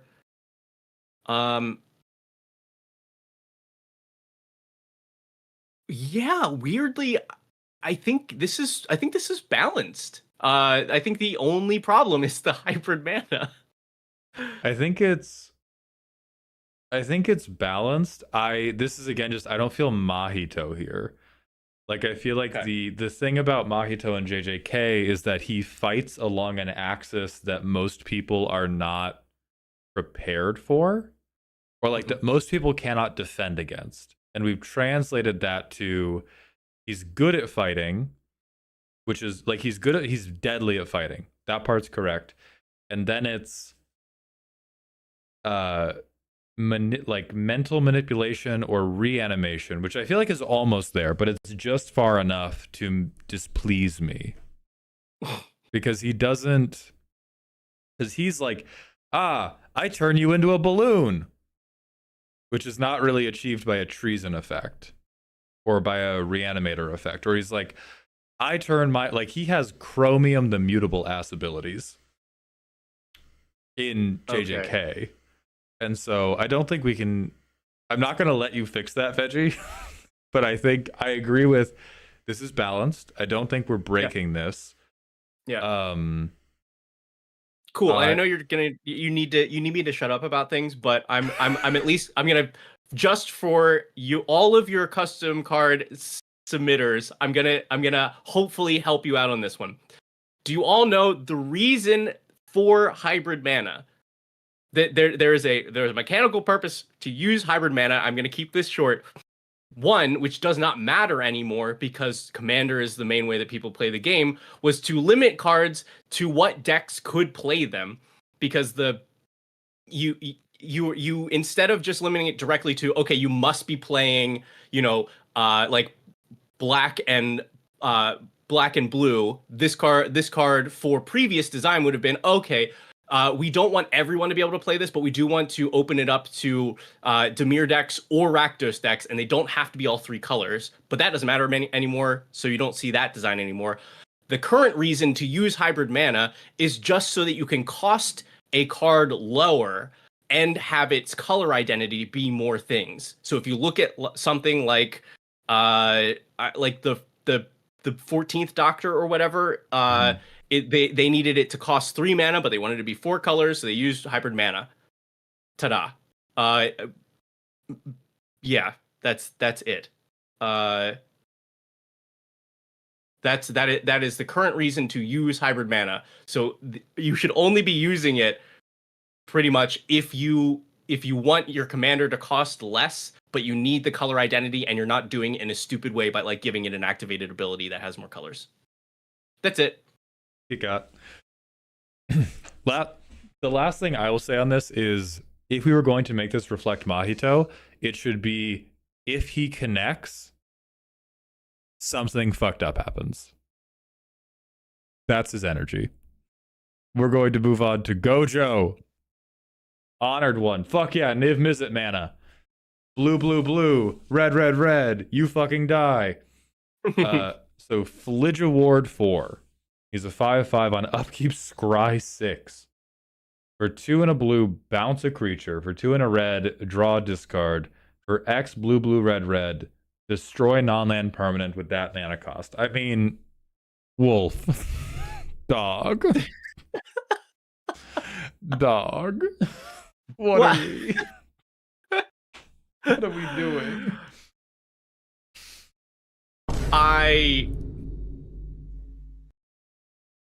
Give me like how many things can I point out that are problems in like 15 seconds or something? Because you could 5 biggest problems. 5 biggest problems. Start the clock. There are 2 infinite mana outlets, and one of them helps you to achieve infinite mana. The returning a creature to its owner's hand goes infinite in a billion ways, and then you're also able to go through your entire deck with the second ability. No. Why do you need to scry 6 at the beginning of your upkeep? This also does not deserve Ward 4. If you were to give this to Niv Mizzet, which is the equivalent we're going to say here, then additionally, you've given it another ability. This, at most, if you wanted to have any of these things be on a card, can get 2 of them maybe. That's all, and at that point you still would have issues on this being a bannable card. Done. Beautiful. Yeah. No notes. This is Gojo has an ability called the 6 Eyes and has an ability called Infinity, and I think we took those 2 phrases and fucking sprinted with them. We're gonna go to Toge Inumaki. 3 and a blue with hexproof. When he ETBs or attacks, tap and stun something. At the beginning of your upkeep, choose main phase or combat phase. Until your next turn, each opponent skips the chosen phase. Oh God.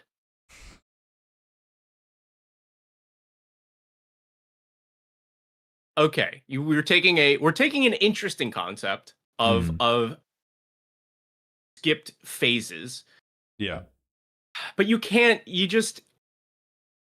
gameplay experience of this thing is not touchable because hexproof. Will continue to tap down my creatures, and I do not get main phases anymore. Right.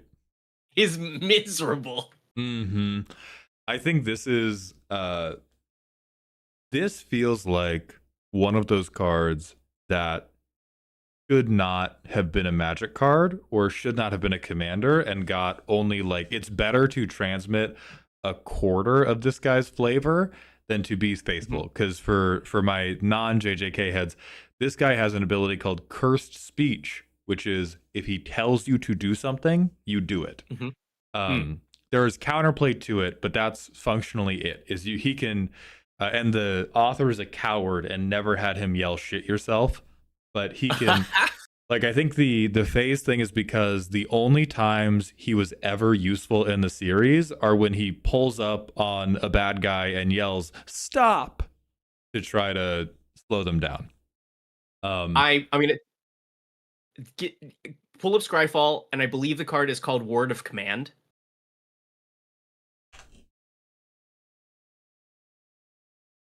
This is one of the worst design cards of all time. And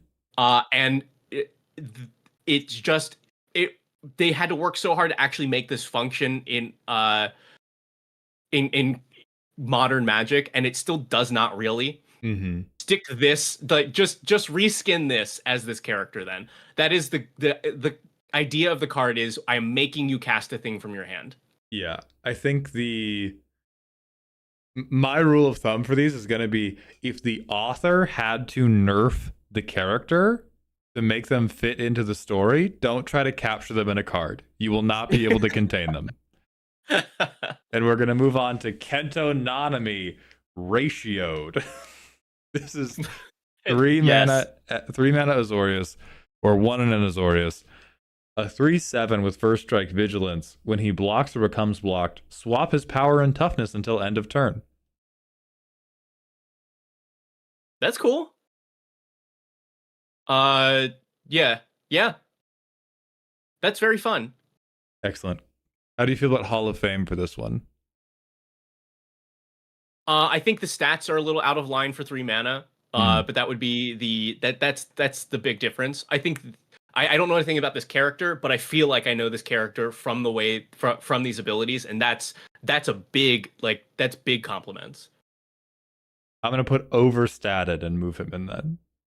Mm-hmm. This was one. Also, like for later when you update the Hall of Fame, whatever the dice rolling replacement one was, like that to me is still the one that I have liked the most. Oh, let me go grab that one. Yeah, gold. Dog. I cannot wait to explain to Rachel that your favorite card of this review was Gold Ship. Oh no! That's who's next, dog. That's who's looking at these next. That's so funny. I'll make a note for first ability. That's why I'm giving you the benefit of context. No. I give her no context. Like I give her no context. All right, so Gold Ship, Kento Nanami, and Teemo are the leaders of this week's review so far.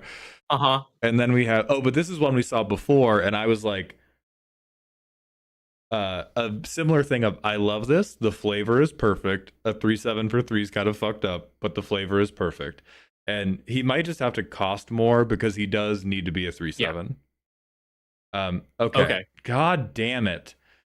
Okay, Veggie, this is the literally 8th attempt we've seen of Megumi Fushiguro.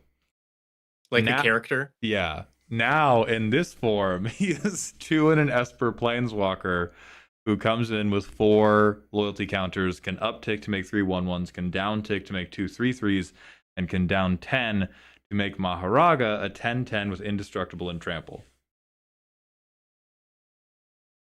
Okay. Why have we seen so many versions of this character?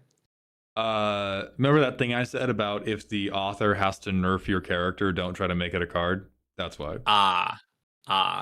This I will say is, I'm not sure if this is the weakest iteration yet, but it's one of the weakest iterations. They have not all come from the same submitter. There have been, I think, 3 or 4 people who have taken a crack at this character. Okay. I mean, this is fine.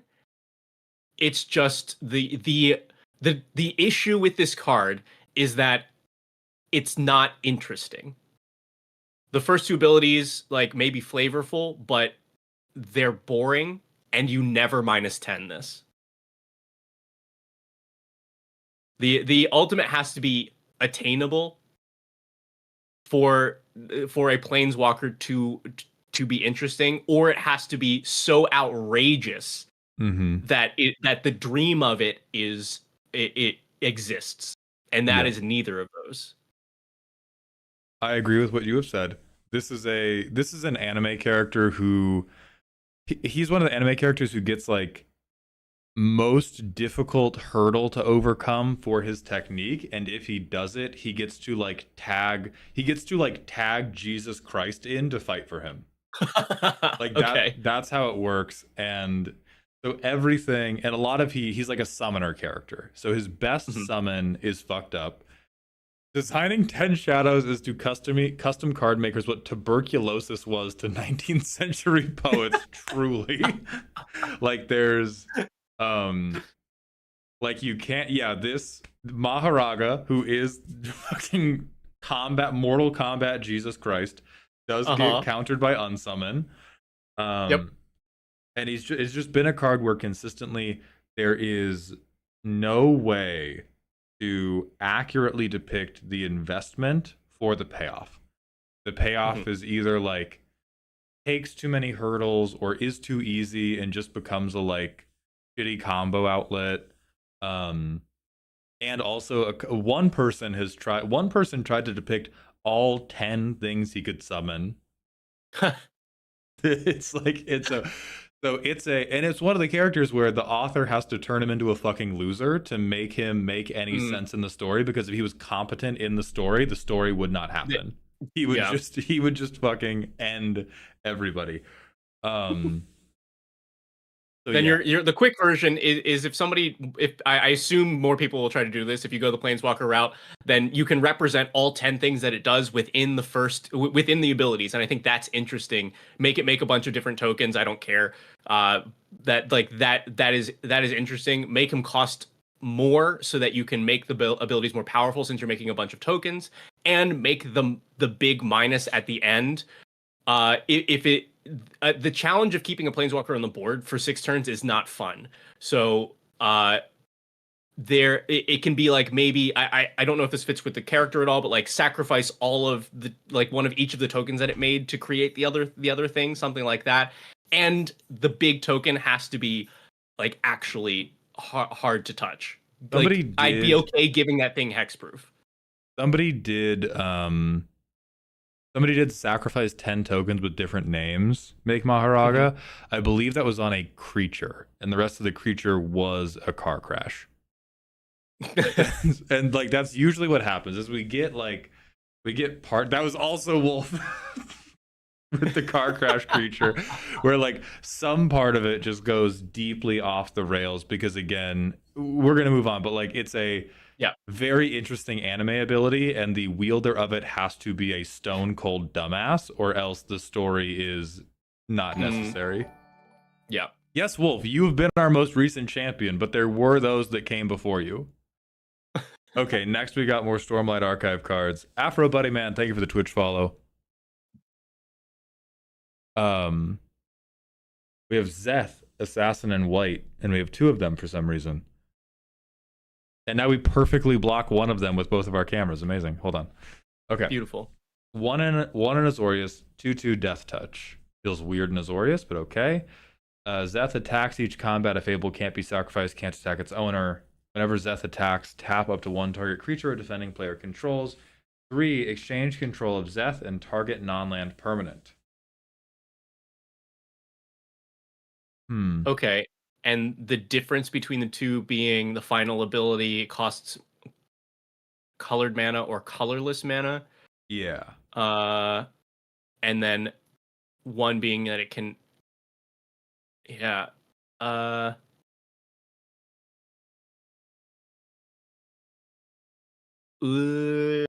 This is. There's some interesting stuff here. So if you're gonna make an ability that exchanges control of it and somebody else's thing, then you have to make that thing colorless. Right. And this being kind of cheap means that this thing is just going to run all go back and forth between players, exchanging for whatever the best thing on the board is. I agree with what Helios is saying. I'm going to talk flavor first, because this is another character that I know, and it's not like Teemo in terms of mechanics, but this is like near Teemo levels of holy god, the flavor. Zeth as a character is Azorius, he himself. Attacks each combat a Fable, can't be sacrificed, and can't attack its owner very good. I think Death Touch is you trying to approximate, holy fuck, this guy's good at fighting, which I don't think has to be approximated with Death Touch. I think tap up to one target creature defending player controls is also you trying to approximate he's really good at fighting, but in a tricksy way. I think that part's good. Exchange control of Zeth and target non-land permanent is a perfect ability. If you call it lashing, we are going to have a discussion if I ever find you. If this is how you, like, it's a perfect Zeth ability. It's a incredibly bad approximation of the lashing mechanic from Stormlight. And I do think it results in Zeth gets swapped around for whatever the coolest thing is, which is home run, no notes. Okay. Home run, 0 notes. That's how he should go. Calling it lashing, I will get you. You name this ability Oathstone, or bad things will occur in your life. God will judge you. And so, Veggie, if you know that this play pattern is flavorful, how do you think about it mechanically from there? I think it needs to not cost 3. That is too little for what will dominate. Like this will define how the game goes. Mm-hmm. So that has to be a little harder for players to activate. The attack each combat if able can't be sacrificed, can't attack its owner. That's red. Mm-hmm. So the easy way is just make this Jeskai. Mm-hmm. And I think this feels Jeskai other than Death Touch. Yeah. But otherwise, it's interesting. I do think that if this was a real card, players would just not like the play pattern of, okay, I can't play a good thing on the board because it will get stolen, and now we are just going to pass around the best permanent on the board until somebody deals with this thing. And Zeth is not good enough for you to be like, okay, well, at least I get to crash out with Zeth. Right. Oh, there's...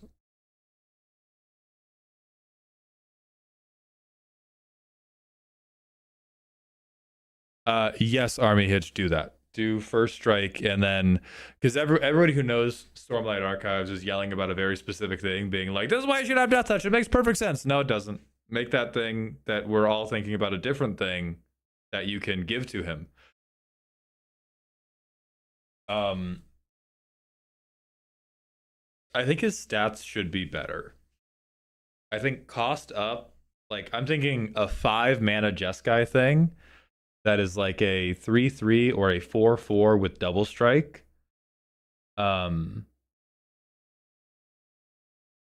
Yes, no on that. No nuance. I think it's the internet. I think it's fine. Okay. I think if you want this to be the idea of what the card is, I'm fine with it not being as chunky. Mm-hmm. But if I do think it needs to go into red, which just makes sense for it to be first strike, a little more power. Flying when attacks. Everybody who's read this fucking book knows I'm right. Flying when he attacks. Yeah. Or hey, if you do that, then you don't have to. You can take out the tap creature clause because it's getting in. Yeah, because he's way more of like he out movements you. He does not necessarily like control you. Yeah, I have a weird one. I think that fixes the play pattern for me. If the ability that is called lashing, which I think is the correct I think correct term for that, if it was exchange control of Seth and target non-land permanent that doesn't have a Seth counter on it or whatever, and put a Seth counter on the thing that you steal, so you can't continue to pass around the same thing. It has to steal a thing that is different each time. That like fixes that. The issue of how it would play in game. Yeah. Okay. We're gonna move on, and I'm going to turn up my speed dial 1 for how much I restrain our commentary. Okay. Fetch land but balanced. Tap, pay 3 life, sack it. Search for a land with a basic land type. put it to field tapped, then shuffle. This does not trigger landfall. Go to hell, landfall players. I mean, the balanced fetch land is just don't have fetch lands, but I just think that this would be fine. Hell yeah. Hell yeah. No notes. Fuck the landfall players. Print this for me. Not for print this immediately. Then we have Footgroose, who is torturing me with more Jazz Jackrabbit cards. Veggie, for your edification, this is a platformer. That is it's Okay. Sonic with a gun. Gotcha. I couldn't tell from the floating platforms in the air. What if something happened to you, man? 1 in Anaya, 2/4 haste. Whenever a creature you control with haste or flash attacks, attach an equipment to it. Whenever an equipped creature you control deals damage to an opponent, make a tapped food. I like that. I'd play this. Hell yeah. That's great. I like flash matters. I like haste matters. This seems pretty fair and at least a little bit more unique for an equipment commander than average. Yeah, I like this. I think it's still just a hammer deck, though. That is true. Well, every Naya deck is a hammer deck. They just don't know it yet. Oh, it's not a hammer deck. It's a Sugar Rush deck, which is a 7 mana oh no, it's not equipment. Aura, Food Affinity, cumulative upkeep, sacrifice a food, enchant creature, an enchanted creature gets +X/+X, where X is the number of food you control, has haste, indestructible, trample. This is cool. It can't only be colorless mana. Yeah. Yeah, we can't go, God, I play Lord of the Rings cards, and then I, for 0 mana, turn my rabbit into God. Right.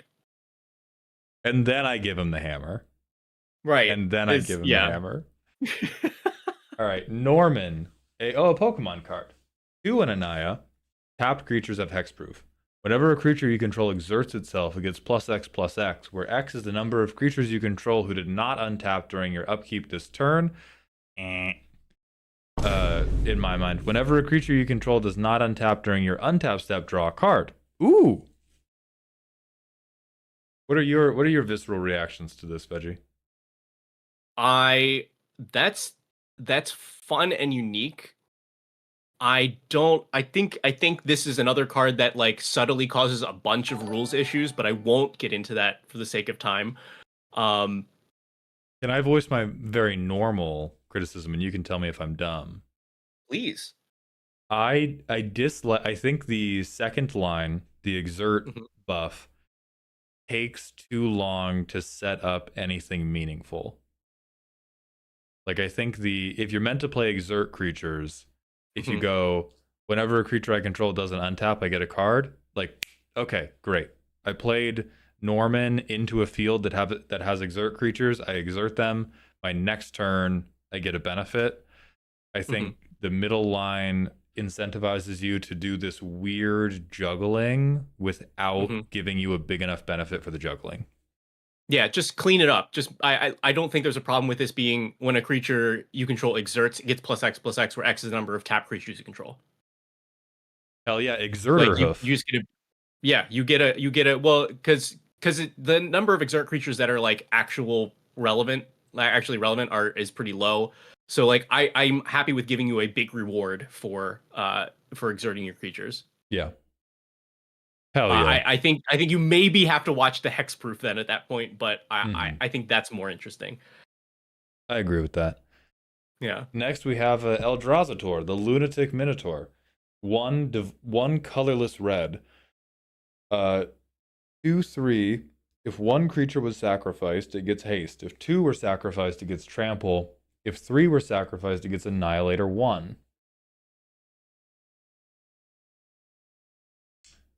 That seems effectively blank most of the game. Yeah, I don't know exactly what you're going for here. If this is maybe because this doesn't seem based on anything. This seems like an in Magic World card. Yeah, like I don't think it's broken for sure. Oh, it's for spawns. Okay, so if I'm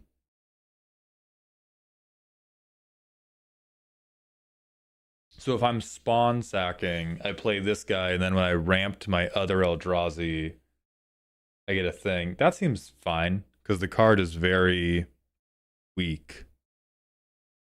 Yeah, sorry, I forgot about spawns because I play good Magic cards. I don't play any of these cards you're talking about. So this is good. This is fine. This is a cute spawn payoff. It's yeah. It's just awkward that but I don't think I see any issues with it. I want it to work better, I think is the thing. Yeah, I would agree with that. Maybe like knock up Annihilator by 1 or 2. Or make this chunkier. Like the trample doesn't matter for a 2/3. True. It's and a also Minotaur. if the idea is that you're sacrificing your spawns to like cast this, make this creature bigger. And I think that fixes a lot of the issues.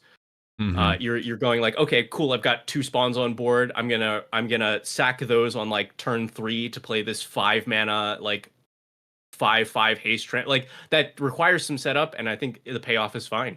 Mm-hmm. I like that more. And yeah, it is a Minotaur that has been crossed with like reality monsters. I do think it should be better than a 2/3. It should beat a random beast. All right. Last from this submitter, we have Prismo, Cursed Harper, which is a Jund take on Garth, it looks like. You can get Arena, Sewers of Estark, Windseeker Centaur, Giant Badger, or Mana Crypt. All right. I'm fine booming. Don't do this. I mean, Garth accurate, right? You can get a Black Lotus, or you can get like garbage. There's some like there's Black Lotus, there's some decent stuff, and then there's like 1 or 2 garbage. Yeah, I knew Arena. I don't know Sewers of Estark. I also don't know Windseeker Centaur off the top of my head. That like you get some veggie points from me for mentioning cards that I don't know off the top of my head. Mm-hmm. Choose target creature. If it's attacking, it can't be blocked this turn. If it's blocking, prevent all combat damage to be dealt. Why this card? But cool. Yeah, I think this is just, you get hipster points for sure. I hate Garth too much to like this guy. But very good references. Yeah. Yeah, this is just the exact same thing. Something rules something. You probably want to just put the land into play instead of you can play the copy, because that doesn't function correctly. No, I don't think you ever not choose Mana Crypt Centipede, or I doubt you do. Maybe there's like, Arena could come in handy if you already have mana, but this suffers from the same problem that that Garth does, where the concept is like, oh wow, interesting, but the only thing people will use it for is just always picking Black Lotus / Mana Crypt over and over and over again. Mm-hmm. Okay. And like blinking it or whatever. Yeah. Next, we're gonna do Kaldazar's 2 potential commander for Witch Hat Atelier. So I am not familiar with this fandom. So we will get to look at both of these cards and have no fucking idea what the flavor is meant to be. Okay. We have a 5 mana 2/3. Oh, it's a partner. Okay. Whenever an opponent draws 1 or more cards during your turn, they lose 1 life. Whenever this creature deals combat damage to an opponent, if that player has more cards in hand than you do, draw a number of cards equal to the difference. I already don't like this. No, I like it. All right, good. Coco's white. Whenever you cast or copy an instant or sorcery, this and another target creature gain flying and vigilance. You and target opponent each draw a card.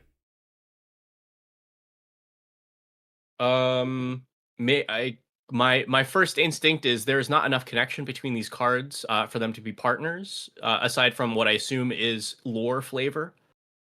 The only interaction that they have is Coco drawing an opponent a card on your turn to make them lose 1 life. And well, then they also there is the giving, they got some level of evasion to get the hit in to draw you cards. Okay. But that's it. But that's, yeah.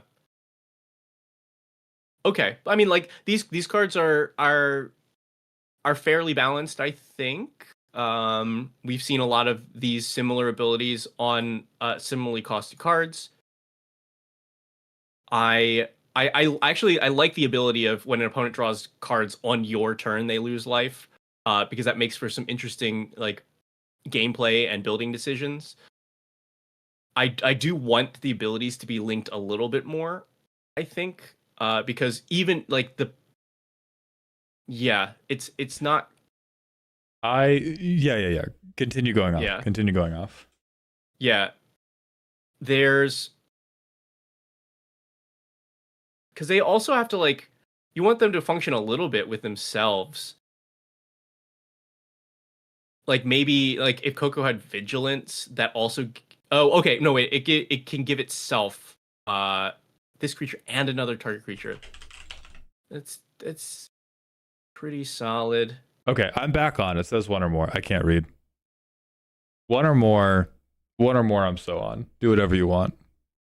Yeah, I think that's a great line. Yeah. That's actually that's dope my as favorite fuck. part of both of this. That's dope as fuck. Yeah, I thought about it. Good job, Caltazar. You thought about it. My initial gripe was only like it seems like there's so many weird things we can do, and they all lead to Peer to the Abyss, but they do not. So I'm actually cool with this. Yeah, you have to like get separate instances of them drawing cards. Yeah. Oh, I think the thing I would want is some way is instead of this drawing extra cards from Agat, giving you a way to untap Coco. Oh, yeah. There we go. That would make me happy. Okay, next we have Madra, who is our resident Yu-Gi-Oh! Designer. This is 5 cards. Yeah. 5 cards Hi, from their Demon Spirit decks, which have a bunch of... You'll see. First, scroll between missions. 1 in a green. Search your library and or graveyard for a fortification or land card. Reveal it, put it into your hand, then shuffle. We don't have a... Oh, we're going... What? Oh, God. So it's a 6-step... It is a 6-step saga that jumps around. So it goes tutor a land or fortification, scry 2, tutor a land or fortification, scry 2, tutor a land or fortification, make 3 foods. So that's for off. I'm gonna go off before Veggie does, and then he can call me bad at Magic design if he needs to. I do not think a 2-mana card should guarantee you 3 land drops. I don't think we should do that. I don't think we should give you scry 2 on top of that. And then the food token thing is just like relatively irrelevant. This is an outrageous amount of value for a single card. And on top of that, you have to make your opponent look at some like eyeball burning templating. I know also as a big fan of the design of the Doctor Who set. Yes, I know one of the sagas did the out of order chapters thing because it was flavorful, and as a like wow, this is the one card that breaks that rule. How interesting. It should never ever be done again. And I think this is actually, because I know this is in a deck that Madra has designed all 100 cards of, the fact that this grabs a non-basic land has never been less broken is still fucked up. We're moving to... Yep. Move. Lawyer of Nephista. 4 and a red. Or 2 and 2 red.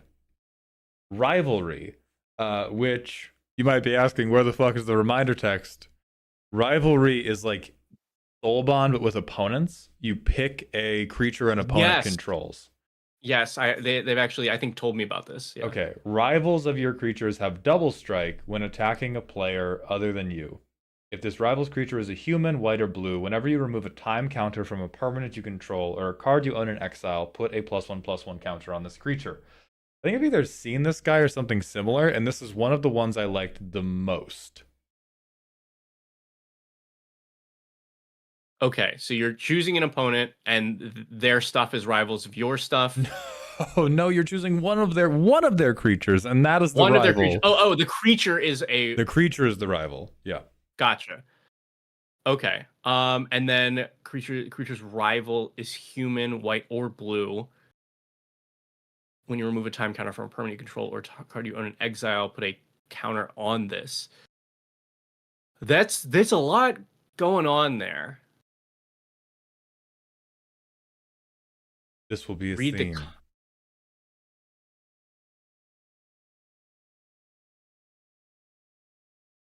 Okay. I mean, I do actually think that the rivalry mechanic is very interesting. Space. That's very cool. I don't know if this is based off of a character specifically or something, but it's just that the two bottom abilities are so like divorced from each other that throws me. Yeah, we have a when I saw the first version of this, the thing that I liked is the lawyer is incentivizing people to attack somebody who's not you. Mm-hmm. I think that the second part of this ability is just like a lot of okay, I got you, white bread, thank you. The second ability is just a lot of like, what if I got value for everything I did type thing, because a lot of the other things we see in the stack veggie will put an outrageous number of time counters on things, will put an outrageous number of time counters in exile, and so this just says like it is a card I like very much, and then it basically says when I breathe, put a 1/1 counter on this guy. And that is the part I still do not like as much, but I really like the rivalry design space for Inverse Soulbond. And we're going to move to Deadly Dream, Vision of Hegon. This is a sigil, which is a battle that doesn't flip.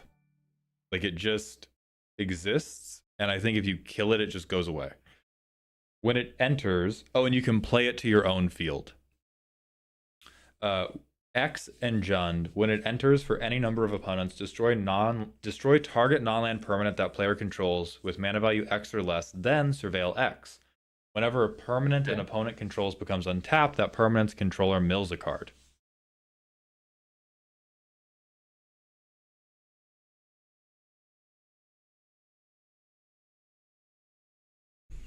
I think again it is this seems pretty fine.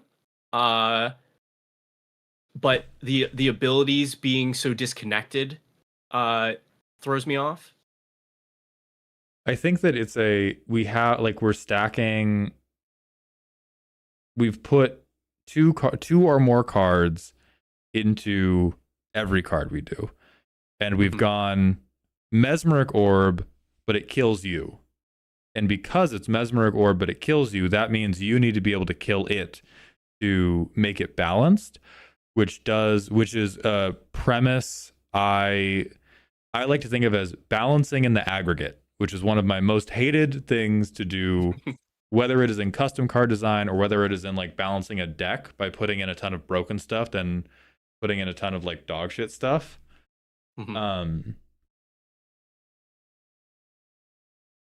And so it's non-self Mesmeric Orb, which depending on the type of game you want to play is either way worse or way better.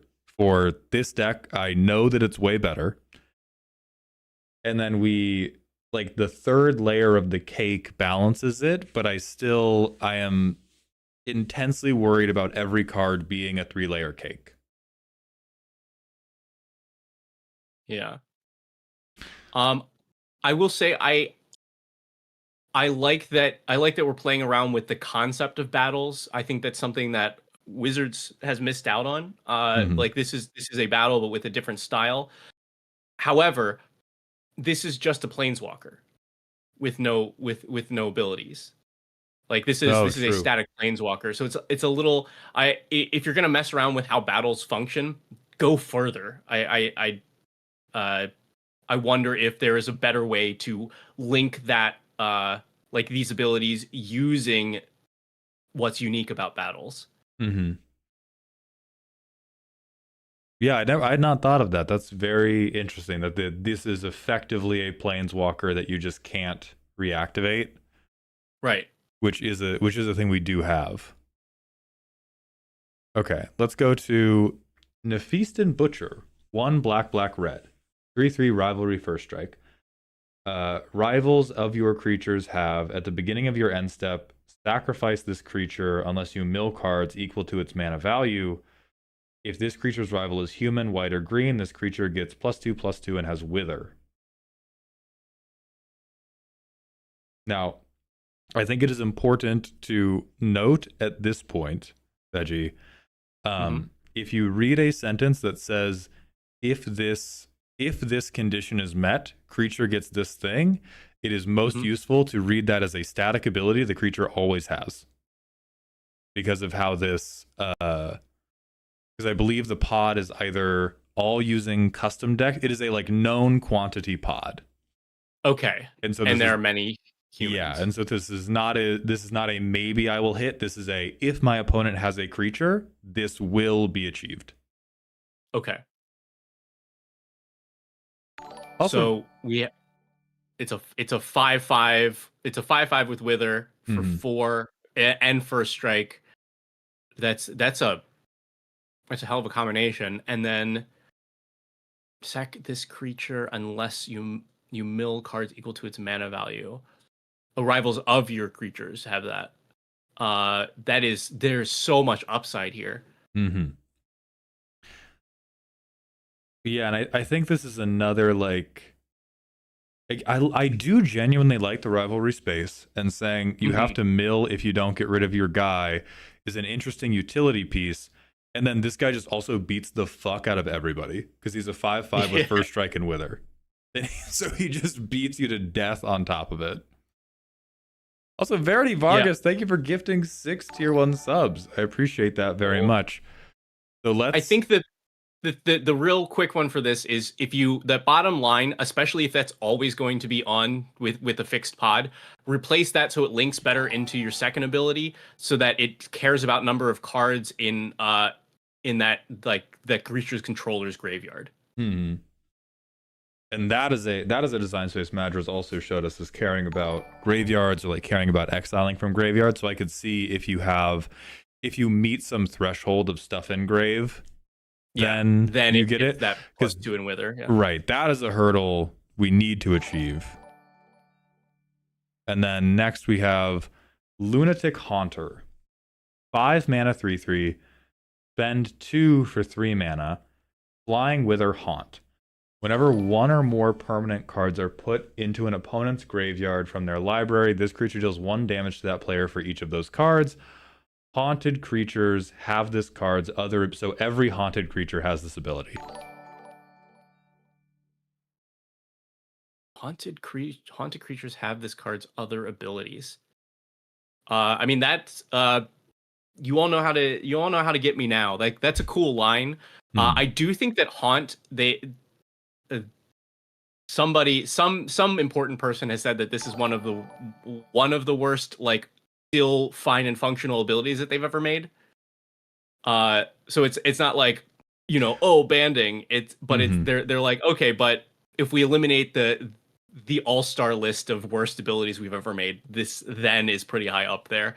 And this is again, even though we can't look at the rest of the deck, this is a Haunt exists on a lot of things, and this is not Haunt sharing. It is every haunted creature causes also damage equal to mill whenever you mill somebody, and gets flying and Wither. Yeah. I think if we ignore the issue that this then gives all haunted creatures haunt, which then goes super weird. This is like, if I don't know any of the other cards, and the haunt cards that exist are pretty bad. Right. So this at that point would probably probably be okay. Yeah, if we could introduce this alone, but Yeah. go on. I'm guessing that's not the case. It is not. Yeah. It is not the case. No, it turns out.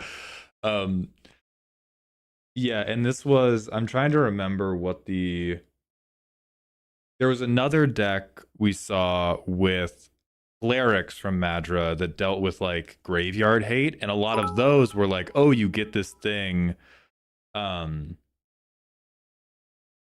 you get this thing when you exile creatures from a graveyard or when your opponents have an empty graveyard. And each individual one of them was like, oh, maybe this could be okay. But then when we get into the context of like every single thing in your deck is an outlet or turns this on, it is your deck is half rest in peace and half if I rest in peace you have to give me a high five. And I just don't. I feel, and I think this is another Madra. We have a 3-layer cake, and you just got to pick your favorite layer and keep that. Because we're doing, this can suspend for a reason that I cannot determine. This is decent in combat for reasons that I cannot determine. It is a incredible utility piece, like for mill decks. Like we've just looked at one-sided Mesmeric Orb, and now that's whenever you untap a permanent, you take 1 damage. Letting alone, like the best thing about this card is I know you're not going infinite with Mind Crank because I know Mind Crank is not one of your custom cards. So I think we could keep, like, this could be a guy who's not great at fighting, but does this incredible damage translation from mill.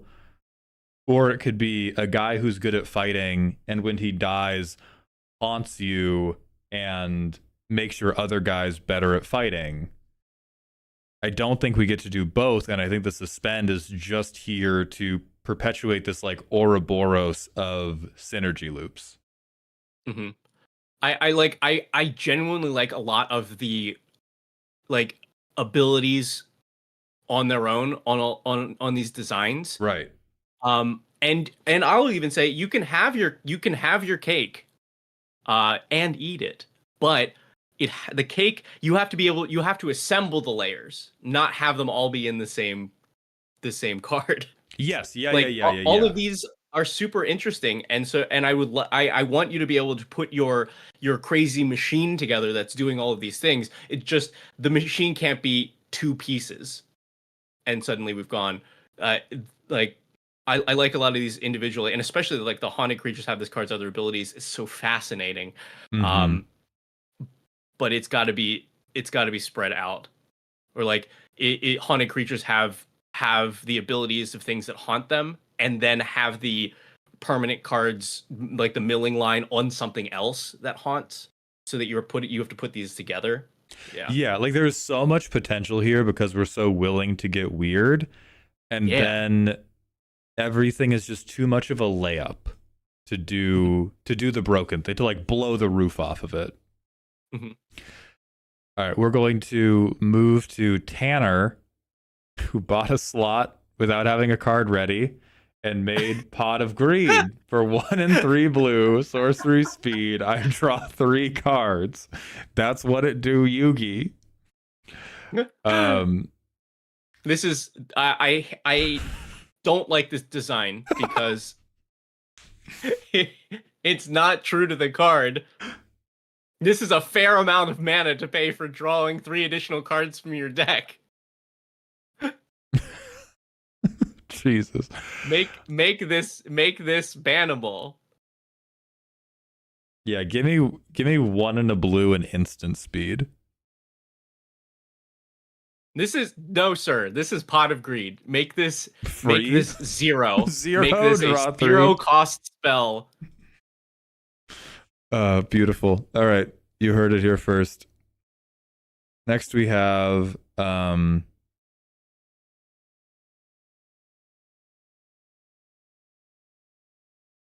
All right, Zoria, who has a like link in their thing to take us down there.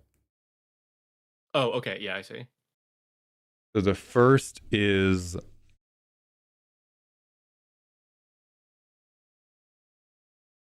there's a power struggle going on. So it's Orifos, Flames Devotee, 2 and a red Mhm. for a 3/2 on ETB. Exile top of your library, play it till end of next turn. Okay. Everburning Right, 3 red, sacrifice permanents that total 5 or more devotion, if I'm understanding correctly, and we get to flip them into Orifos the Ever Shifting. A 5/5 indestructible Theros God, so not a creature unless devotion is less than 5. For 1 and a red, exile something you control. Reveal cards from the top until you reveal a permanent. Oh, and you get like a polymorph. It shares a type with the exiled permanent. Okay. Yeah, so this is this is so cool for me to still hate it, and I hate it because of the peer into the abyss clause. It's really interesting to go low devotion. It's really interesting to have this like flip into Theros God. What I dislike is that I think immediately, because this is such a hoop to jump through, the only reasonable thing to do is flip a combo piece.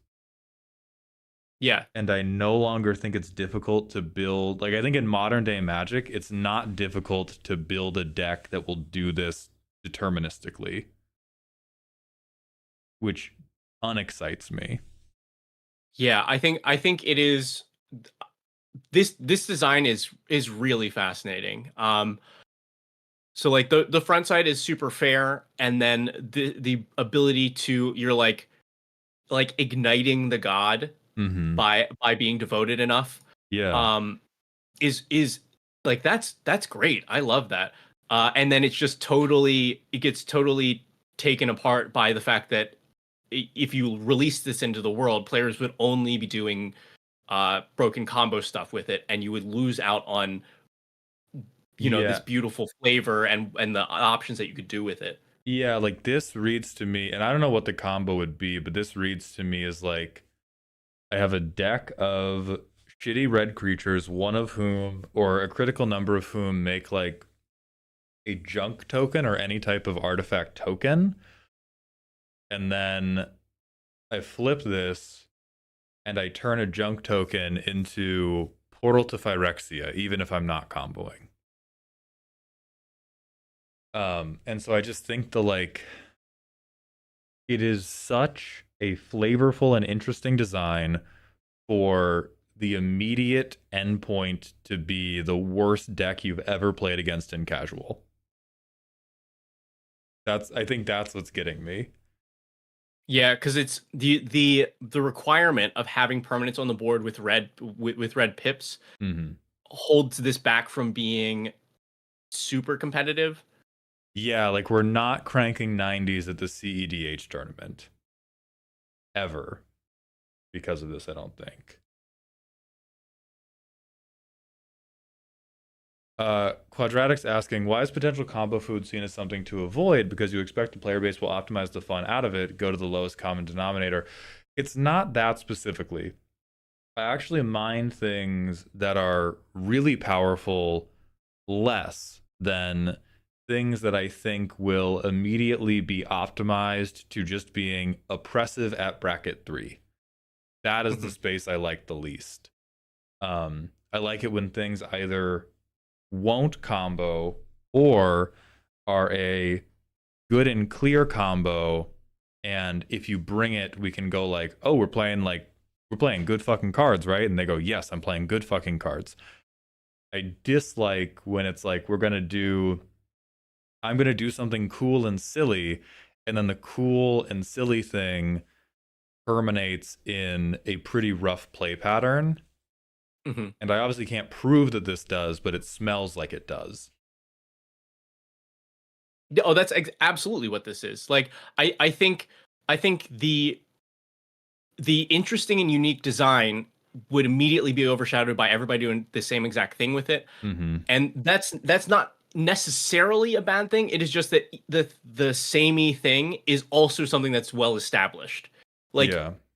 if players were to discover a broken thing that this card can do, and that became the thing that everybody does, which is really just that is Commander, but players will do this with everything. But if that thing was different, at least, then this would be like, great, totally send it.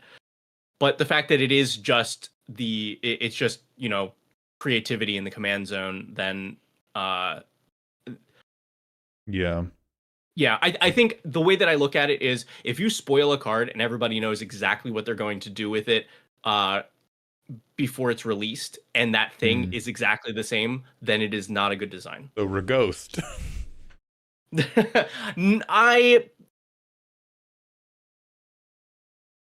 I'll quote you back to yourself. No, I think that's a fair counter to that. And no, because not everybody knew the kind of thing they were going to do with it. Okay. But not everybody knew here is exactly the thing I will do to win the game. And that is, I think, what would happen with this. Mm-hmm. People just knew, I'll just make myself into artifacts and toss them at people, and that'll be fun. It's like, great, that is the thing that the card is designed to do. But it wasn't like, everybody knows I will play this card with it and it will win me the game. My deck will be designed to do so. Yeah. I get that. We're gonna go Zoria. The only thing I would suggest doing, and I'm not gonna let Veggie suggest anything because it would be 1, better than mine, and 2, lengthy, is instead of reveal till you hit, is check top something and make that number small, and you can get something within the top whatever.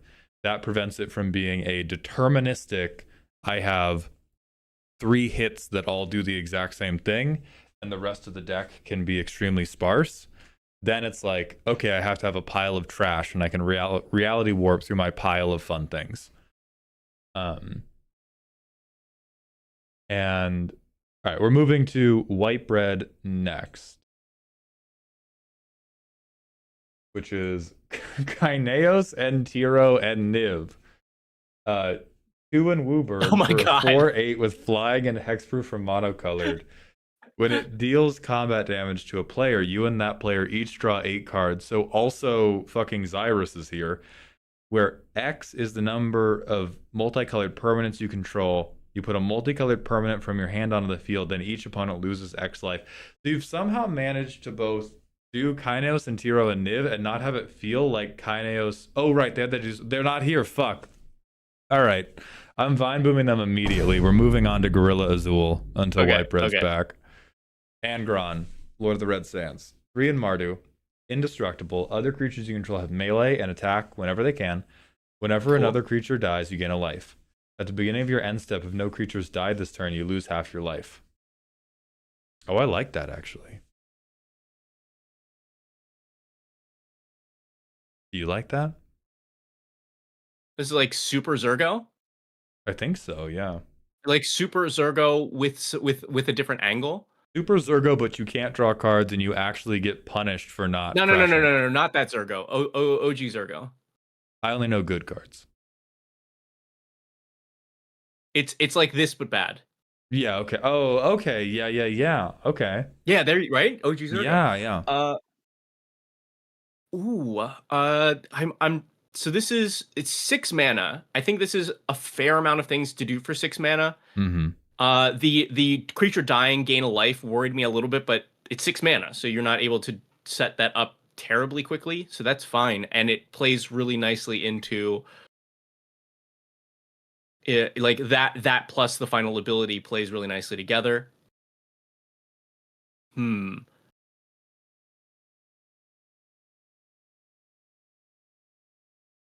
I almost want, like, yeah, I think this is pretty solid. Yeah. My instinct is to make it a little riskier, but we do have the white in this to balance it out. Like, I think if I was playing around in this space, I would just make it Rakdos, take that creature dies line out because you are sending everything into combat every turn anyway. Mm-hmm.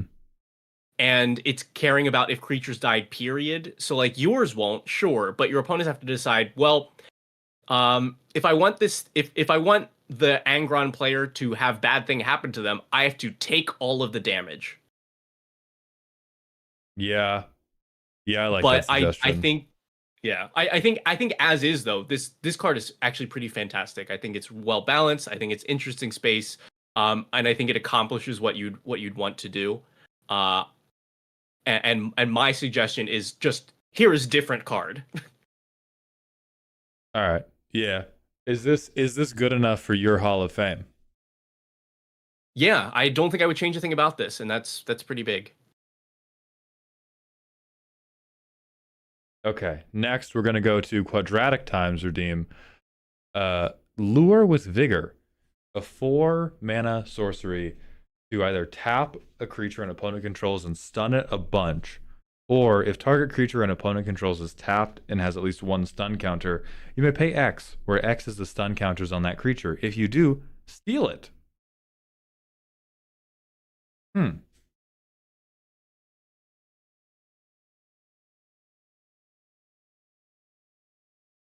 So it's a 5-mana.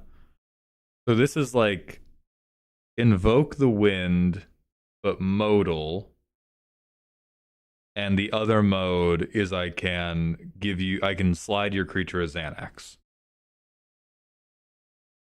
Okay. So let's assume, like, because I think it's safe to assume that this can usually just steal a creature for 5. Yeah, and that's why I was comparing it to Invoke the Winds. It's right. 5 mana, I rob you. But it's 5 mana, I rob you in a deck that's built to do that. So that's...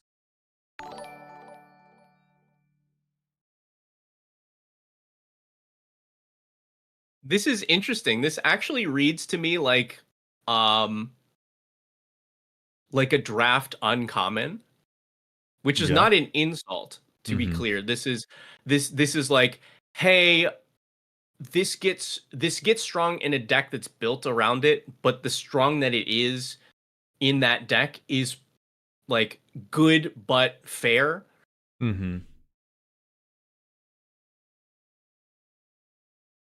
I almost want the first mode to be different, because that's why I read it as here is uncommon in draft, is because multiples of this play with each other, right? But not like in a broken way.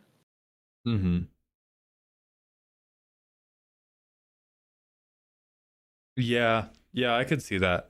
I do like this. I think it is. The second mode feels too expensive for me. I understand we would be power creeping Invoke the Winds, but also Invoke the Winds is fucking unplayable. And I dislike that because I love that card. And so I think it being for 5 mana, I can rob you with setup. Wow, that feels bad. When we have 5 mana, I rob you normal style. And so invert it. Make this thing cost less for every stun counter on the creature. So then does it become like a modal 5 mana spell that can take control of a creature with a stun counter on it. But the spell costs less to cast, equal to stun counters. Right. Okay. So like, because we're clearly we're trying to do a setup thing. So like reward for more setup. So I rob you normal style for 5. Or I rob you for 2 if I've already put 3 stun counters on your guy. Yeah. I like that. And then it pairs well with the first one. Like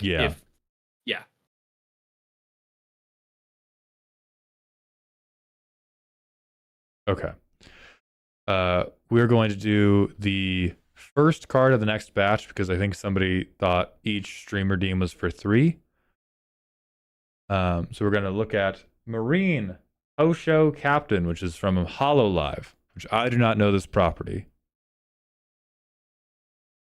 Yeah, I don't look at me. Give me 1 second. I'm trying to check on how many this person actually redeemed. I am Okay. a fool. They're VTubers. Excellent. Tremendous. Oh. I love letters.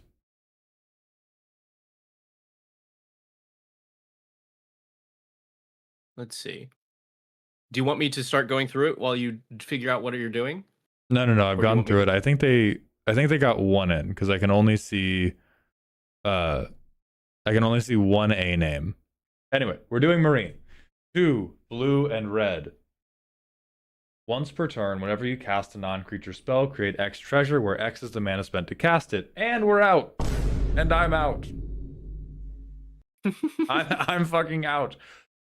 And then sack a treasure, discard a card, then draw. Activate this ability only as a sorcery.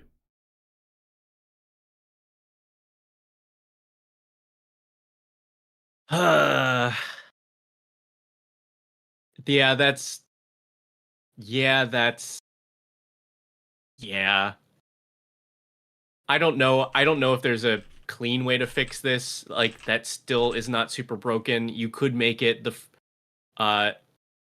first non-creature spell you cast each turn, so you at least cannot chain them. Like, because this thing you could blink or bounce back to your hand. Mm-hmm. And then if you have anything attached to those spells, you're like just churning out like spells and value, etc. But if you word it as the first spell, then that is, you can't get around that in magic-y ways. Yeah. But it's still super broken. Yeah, it's just too good no matter what you do.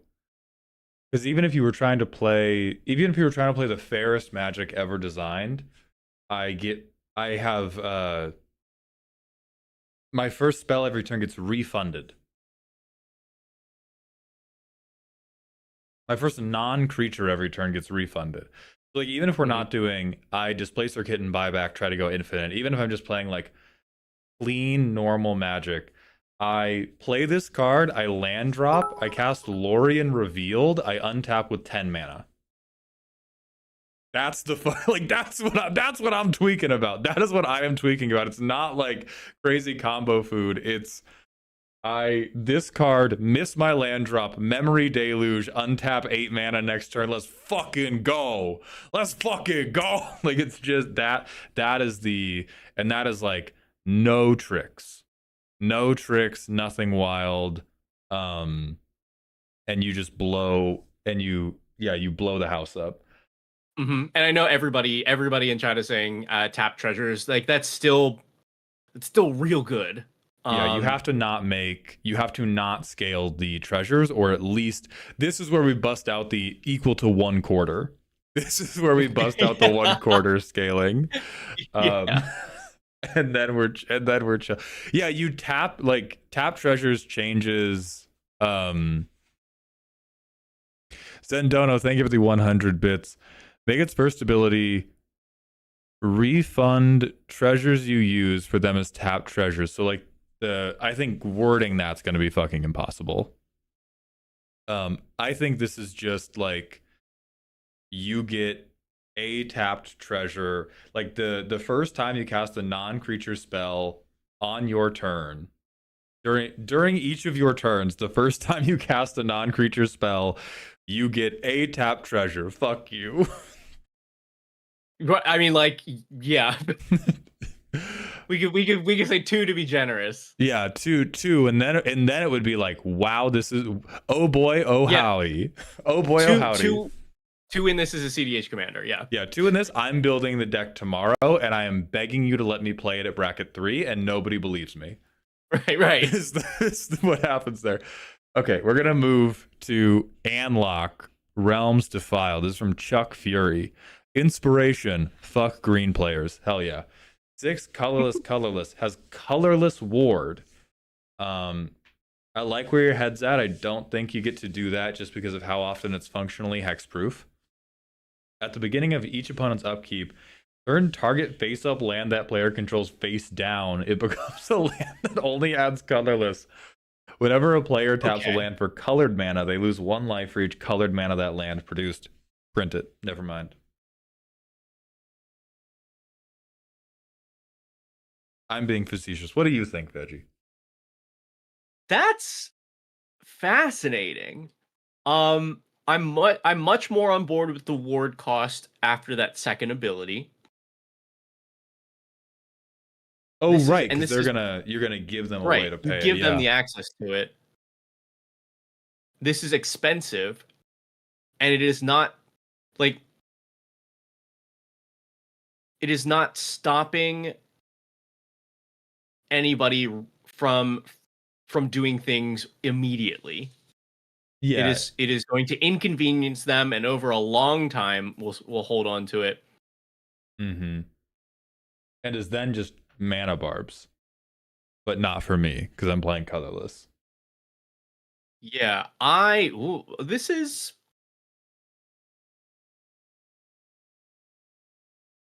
I think that's this might be crazy. I think you could cost this less. I do too. Despite the fact that this will eventually be mass land denial, I think this is the least annoying Eldrazi commander you could ever show me. Yeah. I could not be less upset by an Eldrazi commander at a casual game than I could be than by this guy. Yeah, make this 6 mana, flip the vigilance for something else that seems more Eldrazi-y, and Annihilator then 20. send it to the printers. Yeah. And then we also have Clankerhoof, which does not work because we already have that, and its official name is Depth Shaker Titan. Infinitely less annoying than Aslask. Yes, Alec man. Okay, where's the... So it's an 8 mana, yeah. PT equal to number of artifacts you control. On ETB, artifact creatures you control gain protection from monocolor to get +X/+X until end of turn, where X is Clankerhoof's power. Sure, is obviously a joke card.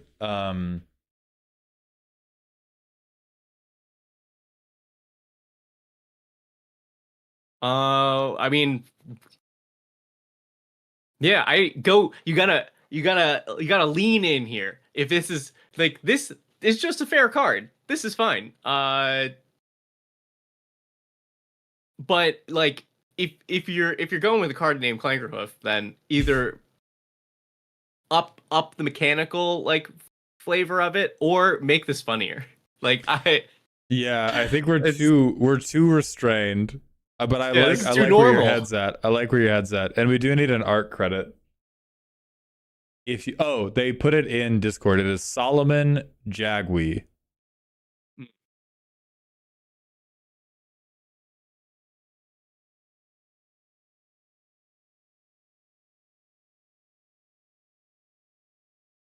Yeah. Although actually the looking at the numbers a little bit more, I'm like, oh, that is like a very, very absurd amount of boost that you're giving, but you're also not giving any, or you're giving protection from monocolored. Yeah. As your evasion. So every modern commander deck can still block you. Yeah. Every commander deck printed in the last 2 years blocks you fine. The older ones, okay. I think they could just print this card. Yeah. Maybe bump it a little bit, like, because it's colorless mana, which is cheap to come by. Make it like 9 or 10. Next is from Glass Geo, which are more from a D&D campaign card set. Flavor text should give some context. The first is a different take on the Selesnyan Ranger we looked at earlier. Okay. I also need to get water super bad, so I'll be right back. All right.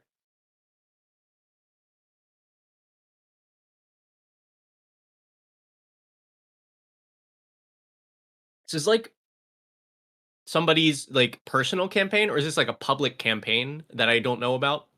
Because I managed to have not consumed any media, period, ever. Like, should I know who Valoran is? Or is this is like somebody's, this is my character that I play with my friends? Because I don't know anymore, because I didn't know any of the other characters from anything else here. I knew who Timo was.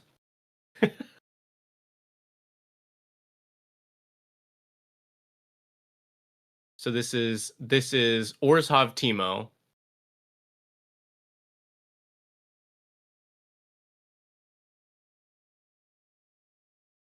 Yeah, Timo Shadow Warden.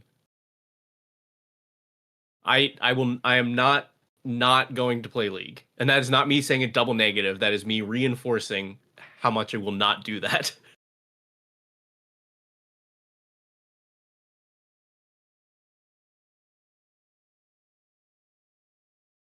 It's gonna be a hard sell for the game that I think people have said that this is like the most mentality wrecking game, the most toxic chat of all time ever. If you hate yourself, play this game. And also the most addictive, you will get sucked into a hole, you will never ever be able to do anything again. I'm like, great. I'm a sucker. I'm a sucker for games like that. And I have played games before where I'm like, this is I cannot stop playing this game. This is my entire identity now. It is super toxic. It is ruining my mental health. And knowing all of that and continuing to play, and I'm like, huh, everyone is describing this game exactly that way. Seems like a bad match. Oh, I just like, also the game appears to have some really incredible depth to it that is just fascinating, and I don't have room for another one of those games in my life right now. I can't do it. It's hard. It's so hard for me to play a game casually. Like, we mentioned it a little bit early, like right at the beginning of the stream, but I've done that with like Smash Bros. Got in way too deep, you know. Whole identity, couldn't stop playing. Super toxic. I've done this with like some random board games here and there, where I was playing. They made a mobile app of the board game Terra Mystica, if you've ever heard of it. Very deep, like super difficult, and it's there's so much going on with the game. Is that you're playing with 3 other people, and each player has like 3 days to take their move, just so that, like, 1, because it's difficult, and 2, so that it would actually function in a way that people could play a full like couple hours game on a mobile app.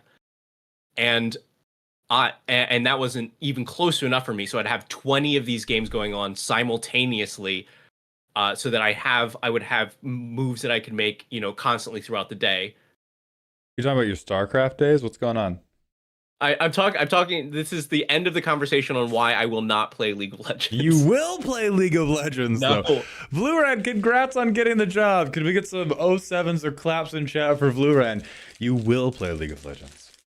If only because I'm going to force it down your throat as necessary context for our Riftbound channel. I'll get you. Anyway, Valoran, Shadow Warden. 3 and Orzhov for a 2/2 with Mountain Walk, Reach, and Wither. This guy fucking hates mountains. Or loves them. True. On ETB, remove X +1/+1 counters from target creature, where X is the number of creatures in your party, and then deal A damage to it. If you have a full party, Valoran has Persist, and at the beginning of each combat, put a counter on Valoran, then Valoran fights target creature.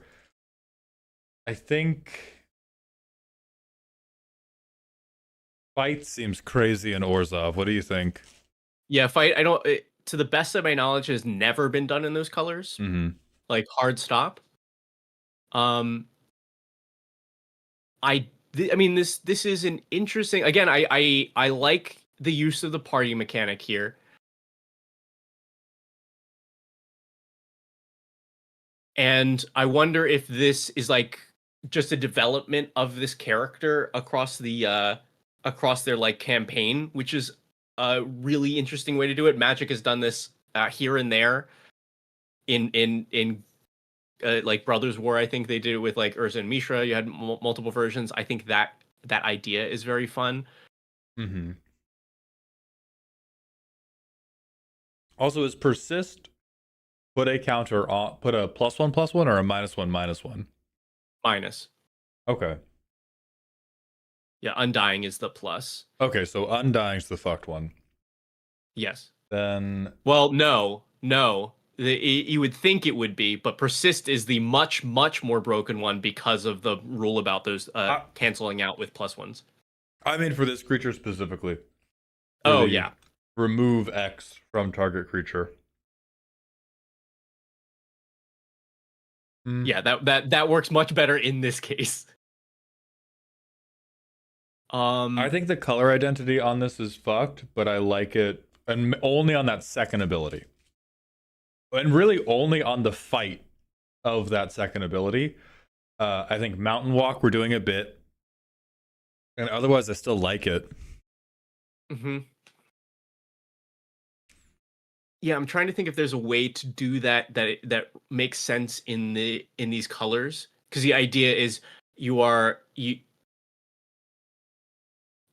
fighting and withering the opponent's creature and probably dying, because this is not terribly big, but then coming back because of the persist that it's gained. Right. I mean, Oh wait. Oh yes, it is canceling itself out with persist and then coming back, so you're able to get a fight and wither every turn. But it's also, if it was Undying, then Vlorin could just remove all the counters from himself. The way it's worded. Well, but I think actually this is part of their design intent, because they've given it persist so that when it's okay at combat, you fight, it dies, it persists. Mm-hmm. At your next combat, you put a counter on it to negate the minus. It fights, dies again. So I'm assuming that is the concept that we want. So can you flip it where it has Undying? That's... Yeah, Gio, the ETB remove is not the fucked part. It's just fighting is a weird thing for this. If you just make this Abzan, because the last one was white-green, and this becomes a like development of them bringing black into their character, I think you can just do 2 in Abzan, same cost, but now you have to hit a green pip. Then there's no disagreements. Yeah, it also makes reach make sense, because these are not reaching colors; these are just flying colors. Yeah, just give them back green. Yeah, but I'll say the design overall I think is really cool, and the way that it's interacting with itself with persist, I think is interesting and pretty fair, since you have to have the full party for it. Like, that's cool. I like the looping it, dying, killing something. Oh yeah, full party you get to cheat. You had to play cleric cards. Oh no, cleric cards in white and black? And then, all right, next one is Lif, the Troll Skull Poltergeist, and the Silverfall Bartender. We have black, 3/1. Would you mind reading this card, Veggie? Because my jaw is fucking killing me. Yeah. So it's 2 black for 3/1, indestructible, haste, and vanishing 1. So we'll get a counter when it enters, and then when you remove the last counter, it's sacrificed. And you remove at your upkeep. When it enters, target opponent chooses an artifact and returns it to its owner's hand. Then each player discards a card at random. Okay. When it dies, each player loses X life, where X is equal to the number of cards in their hand, unless they pay two brid mana, 2 white 2 brid mana, which I think is the actual in-house name for this type of mana. And then you have Disturb for 1 and a white. You can cast it transformed from your graveyard for its Disturb cost. So that is the Bartender, which is a 1/3 indestructible. When you sack a food, gain a life. And you can pay 2 and tap it to untap another target legendary creature. There's a lot going on here. Yeah, and these are allegedly NPC allies from the book their campaign is based off of. Just a little extra razzmatazz on. Okay. I personally feel like this is way too many disconnected effects. Like it's and it's disconnected effects that I don't think create good play patterns. So it may have been a case of like, these motherfuckers shouldn't have been a card. Well, because there's clearly a story here. So this is this poltergeist, and then something happens, and he becomes just like the local bartender is still a ghost. Even though they're disconnected, can we clean this up to tell whatever the story of this is better? It seems like there is obviously, like, this seems like a fetch quest is what I'm getting based on artifact card. Like, it's the quest of we have to find this thing. There's a time limit involved because of vanishing. And when the time limit is up, each player is hurt. Mostly I was looking for poltergeisty throwing shit around. Okay. Yeah. All right, I'm gonna vibe boom there. This is like the English class, like, all right, so we've got to find the deeper meaning in the text. And how do I read between the lines? Like, right, the author has been recorded in an interview like, nah man, it's just like vampires and they're sexy. And we're like, I like sexy vampires and blue curtains, motherfucker. Okay, so I would say rewrite this with the first front side gets half as many words, and that card will be good. Yeah, I don't care. Indestructible, cut vanishing. It is a thing that people will want to block anyway. It will die easy. Yeah. And cut.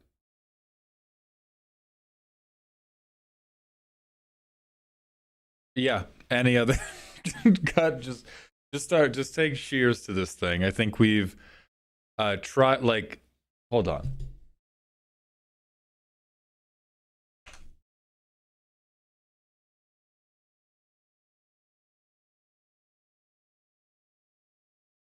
WotC is on record having captured the flavor of a phantom by letting you return it to hand somehow.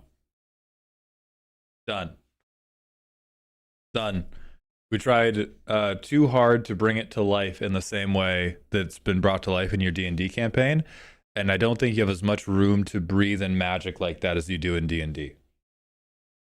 I will disagree with you, and I will keep this brief. I think I like the idea. It tells the story well. It just, you need to cut out a bunch from that first card and then having it turn to the bartender, which makes your food taste better and refreshes you by untapping your party members. I think is great flavor. That's it. Okay. I will cede. I will not retell this conversation as though I was right. That is my only promise. I will. What a gift.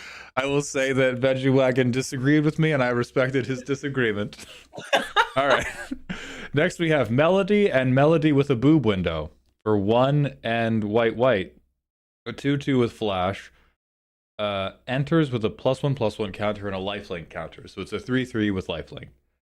If Melody enters during an opponent's turn, sacrifice. Okay. When she dies, target creature you control gains indestructible. Put Melody's counters on that creature. Okay. So it's Melody's nuts. like Ah, yeah, I was gonna my work say here's done. it's Zach Fair-esque. I think this is fine.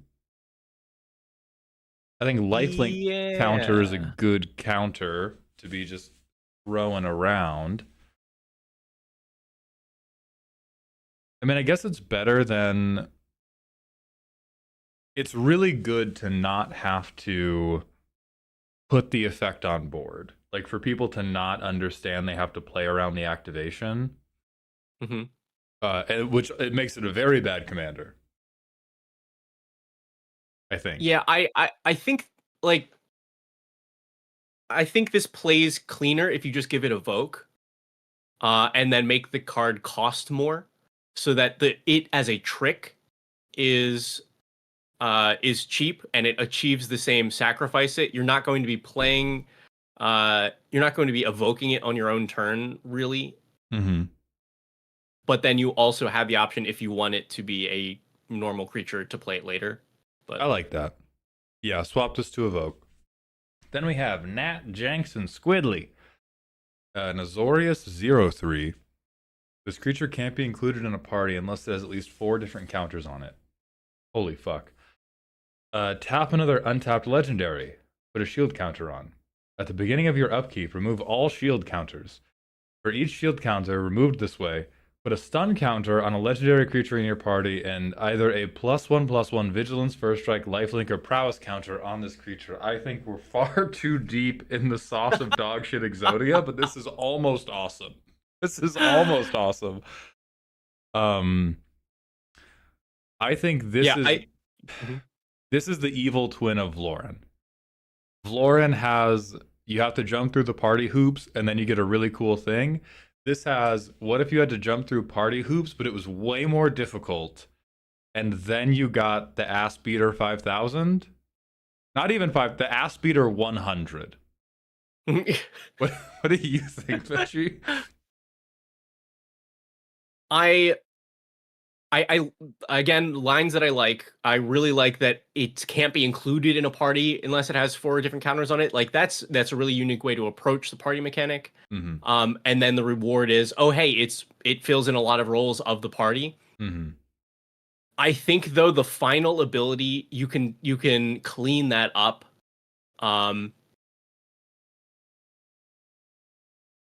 For like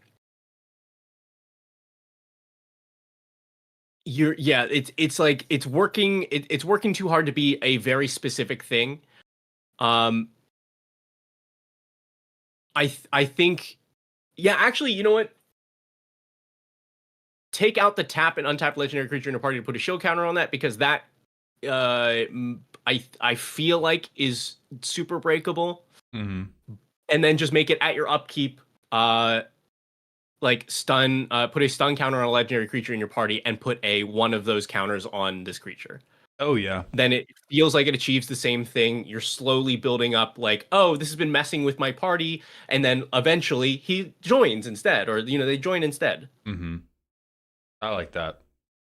Yeah, I think this one is just, this is like, I like to use obviously cooking allegories a lot, and this feels like we've over kneaded the dough. Like we have a good idea here and we've worked this one a little bit too much.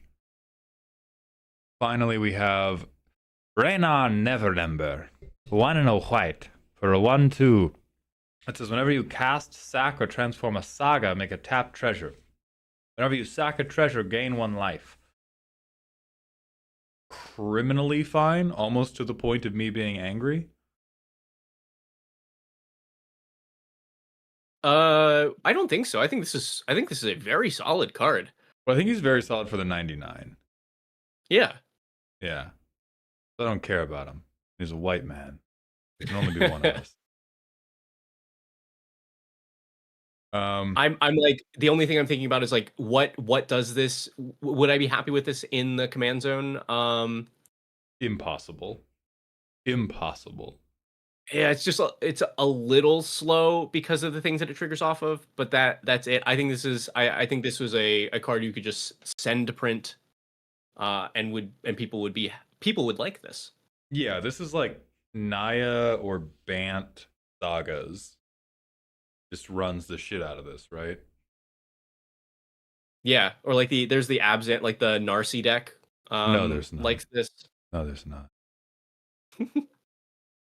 Oh, you could be sneaky and change cast to just when Asaka enters and give you a little bit more Mm-hmm. to work with there. Yeah. All right. Next, we're gonna do Elikmans.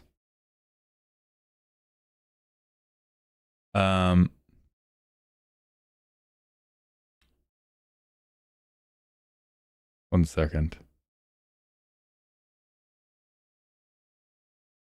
Okay, so first we're starting with what Ella called saltines, which are just generic cards that work good. The first is Gratheus, Fallen Overlord. 1 in Grixis for a 1/5 with Flying Siphon, which is like prowess, but it's all on the front. Whenever Gratheus deals combat damage, you make that many 0/1 black imps with Flying and Siphon. I have seen this card before, and so I will cede feedback to you first. Okay. Siphon, I like when you spend mana to cast is a nice way to adjust prowess for some bullshit. Deals combat, make that many 0/1s with Flying and Siphon. Okay.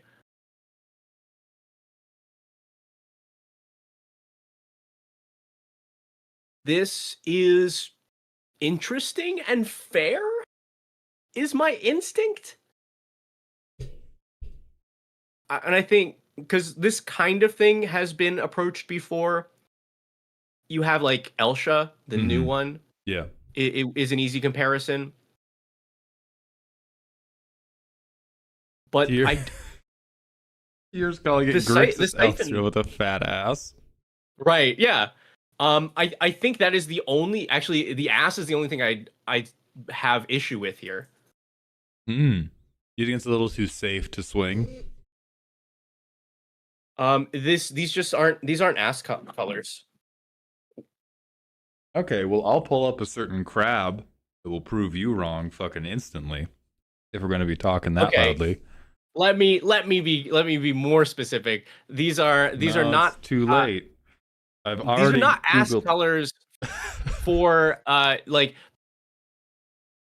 mono blue does butts. As soon as you add these other colors, which are specifically anti-butts, then you can't do butts. Hold on. Are we gonna? Okay. Hold on. I'm depicting you as the soy jack and me as the Chad. Mono blue fuck. Okay. Here's a 9/9 in mono black. Big ass. Got him. Can you do color equals all of them? No, I won't do it because I'll be proven wrong too quickly. I need more time to come up with the lie that will make this work. An 8/8 in Dimir. A 9/9 for 5 mana that dies when you play it. Fuck. But and also those are equal power and toughness. No. You sound crazy. Don't do commander, do color. This is the only card with big toughness that's Grixis. Fuck! This is why I pulled up the crab, dude. I would be proven wrong if I looked up the actual... Chat's trying to help you out. Phoenix does exist. But... Okay. I think... The also, again, the purpose... the mechanical purpose for a big butt is this needs to survive combat, or this needs extra survivability from like that kind of removal. And I don't think this card needs either of those things. It should be a little bit more fragile because it is leaving behind stuff on the board. So are you? Oh my god, you're cooked, bro. Cooked. Thank you, chat. Thank you, chat. We've cooked this, man. Give fucking shit on Veggie. How dare you? Give fucking shit on Grixis Butts. Grixis Butts has you. I do agree with you. I get that.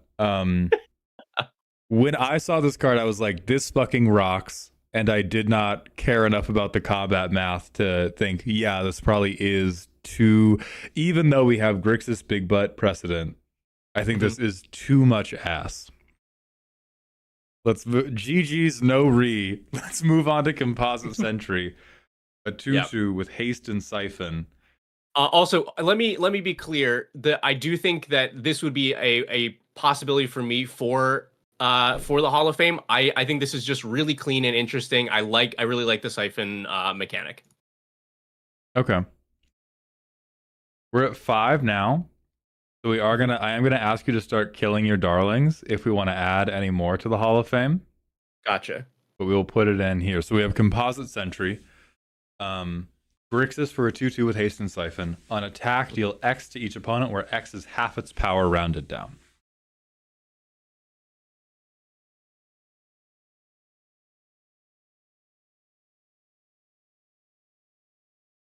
I've also seen this before, and will also hold my feedback.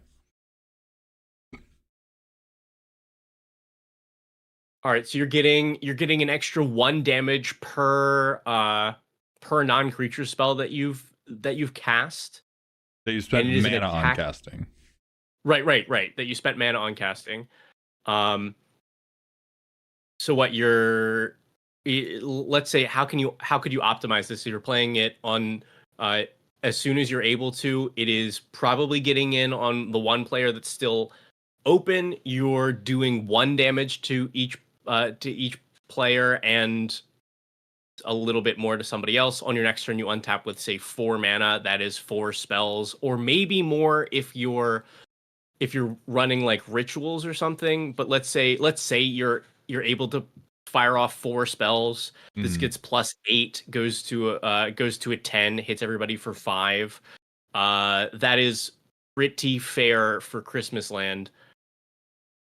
Yeah, for everything went right. And I think that's like, either you had 4 copies of Opt, or you, I don't know, played Burgi and then like Faithless looted into a bunch of other 1 mana red spells. You could like Strike It Rich and Dark Ritual and blah blah blah. I think the only thing I would notice for this, I don't think this needs to be black. Like, aside from the creature type, this is dealing damage. Siphon feels like it lives in about the same space as Prowess. Haste is red. This could just be Is It. Real. Reban Monstrous Rage, by the way. Next, Dance with the Dead. 1 and a black for Storm. Make a 1/1 black skeleton creature token with Menace, and it can't block. Also has Harmonize. And again, my lips are sealed. Harmonize. Okay. So like, there's the possibility that for 4 actual mana spent, you could cast this twice in the same turn. Your skeletons can't block, but they do menace, but they also don't haste. This is a sorcery, so we're safe from what most problems with custom Storm cards I've seen have been.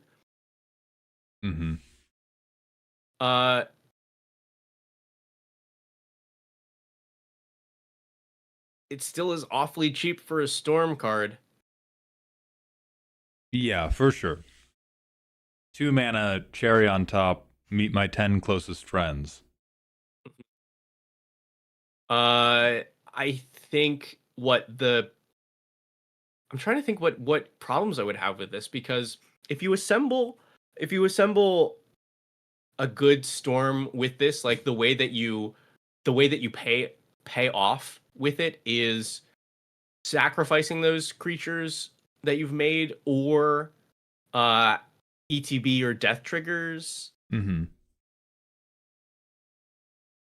Yeah, I mean, this is one that I would be scared to submit, I think, if I was for some reason designing Magic cards for real. If you were subjected to some sort of process by which you submitted custom Magic cards, and it was very important that they felt those custom Magic cards were acceptable and cool.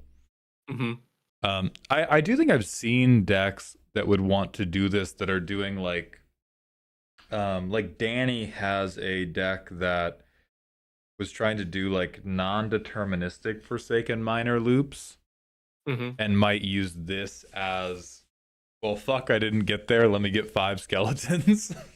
And like that doesn't seem like the worst thing ever.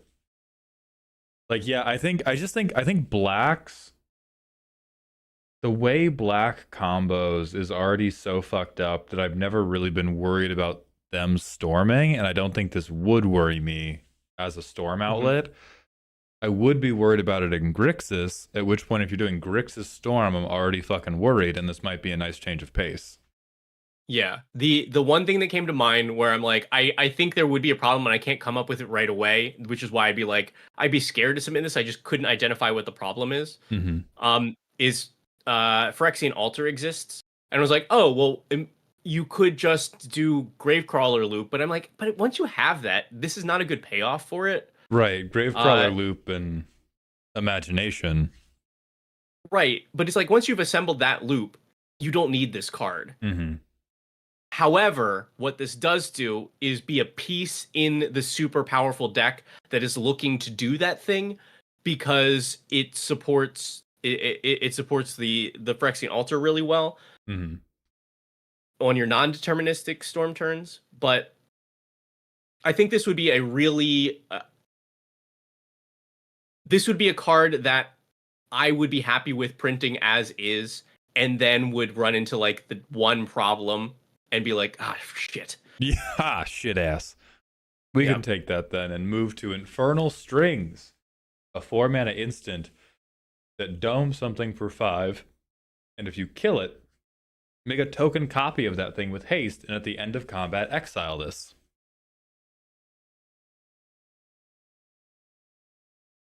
Also with Harmonize, but for 6. Also Harmonize. Yeah. I was willing to give a wave on the flavor for the Harmonize on the previous card, because it was like, okay, it's a dance, and like maybe then they're also, but I don't know. I don't know what the Harmonize part is for this card. Bro, what do you play music on? What do you play music on? I hand you a Where's ukulele. the strings? The flame kind of looks like one. Alex, stop making me defend you. Yeah, I also think this is Harmonize for Harmonize's sake, and we got the, like, we ticked the box of bare minimum words sound like other word to justify it. What do you think of the non-heart, like just the effect? Right. Yeah. The effect is pretty cool. I don't think this needs to go face. I think you just have it deal damage to a creature. But if it would deal damage, if it would die this turn, make a sacrifice at the end of combat. At the end of combat, exile this token. Okay. I think for me that I see what you're trying to do with this is be like, okay, but if you use it like on your opponent's turn to remove something, then you still get to swing with it on your turn. Feels not red. Feels not mono red. I think like if this were to become a real card, it would probably read sacrifice this at end of turn. What if they made it sorcery? Then would end of combat be red still? But then it being combat instead of turn is inconsequential. Yeah, and that also takes it out, like, because then what, you cast it in your second main phase, and for some reason you have a token that stays around to block on the next turn. Right.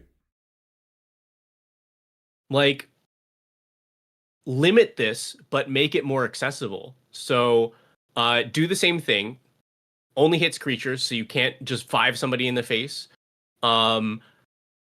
If the creature would die, or when you make the token dies at the beginning of the end step. But I think at that point you can knock it down a mana.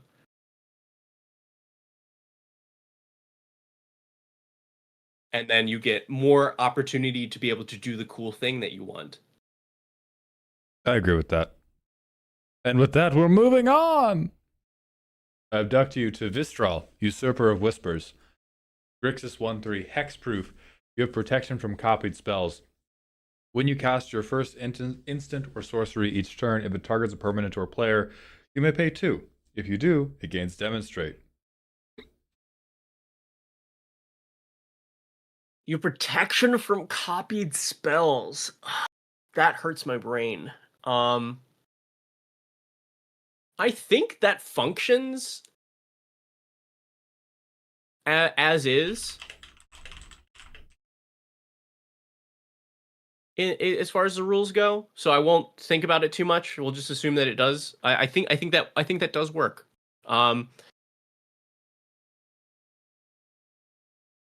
When you cast your first instant or sorcery spell each turn, if it targets a permanent or player, you can demonstrate it.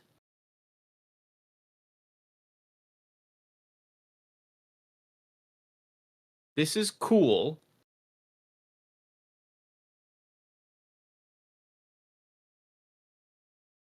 My instinct, push this further. I think this is really cool. And protection from copied spells is specific enough that you can be more aggressive with what you want this card to do.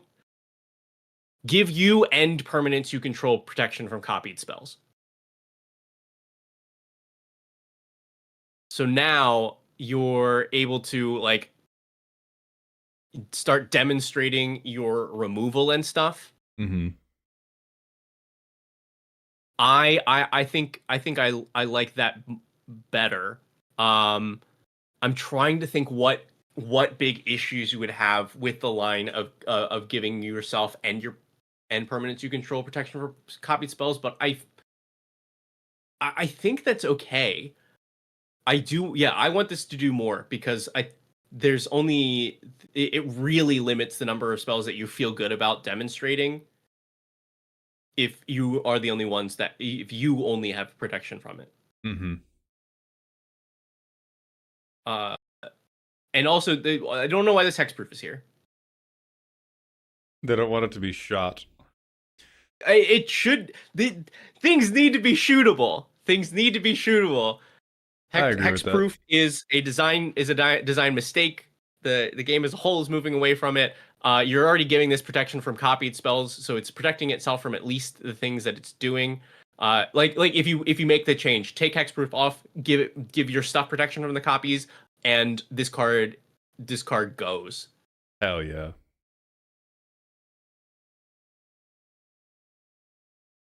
Next we have Kleskin, Patient Stalker, and Sultai 2/3 Skulk. You may look at an additional 2 cards each time you surveil. When this creature deals combat damage, pick a card type, reveal the top 4 of your library. If 2 or more cards with the chosen type are revealed this way, you may put up to 1 permanent card from among them onto the battlefield tapped and all others into your hand. Put the rest into your graveyard. And again, I will hold my feedback.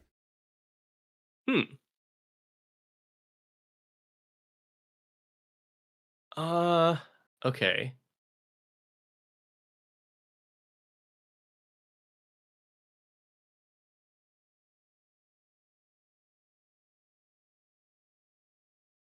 This is okay, the concept is fun.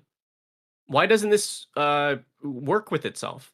Why isn't the second ability also surveil? Like, couldn't you just do when this creature does combat damage to player, choose a card type, then surveil 4? If 2 or more cards with chosen type, if you put 2 or more cards with a chosen type into your graveyard this way, then put 1 of them onto the battlefield, or put a permanent from them onto the battlefield. Also, hold on. Okay, so we're choosing a card type, but this is only putting permanents onto the battlefield tapped. I think you don't need to make this so wide, because if you're building this as a deck, it's going to be permanent heavy anyway. Mm-hmm. This is fun, but I would clean it up. Deals combat damage to a player. Surveil 4. if two cards, if two permanents that share a type were put into your graveyard this way, you may put one of them onto the battlefield tapped. That then does get pretty strong. So this maybe costs a mana or two more. Mm-hmm. But yeah, that's... Or I guess it would be Surveil 2, right? Because it's extending its own Surveil 2, and then you extend it with yourself.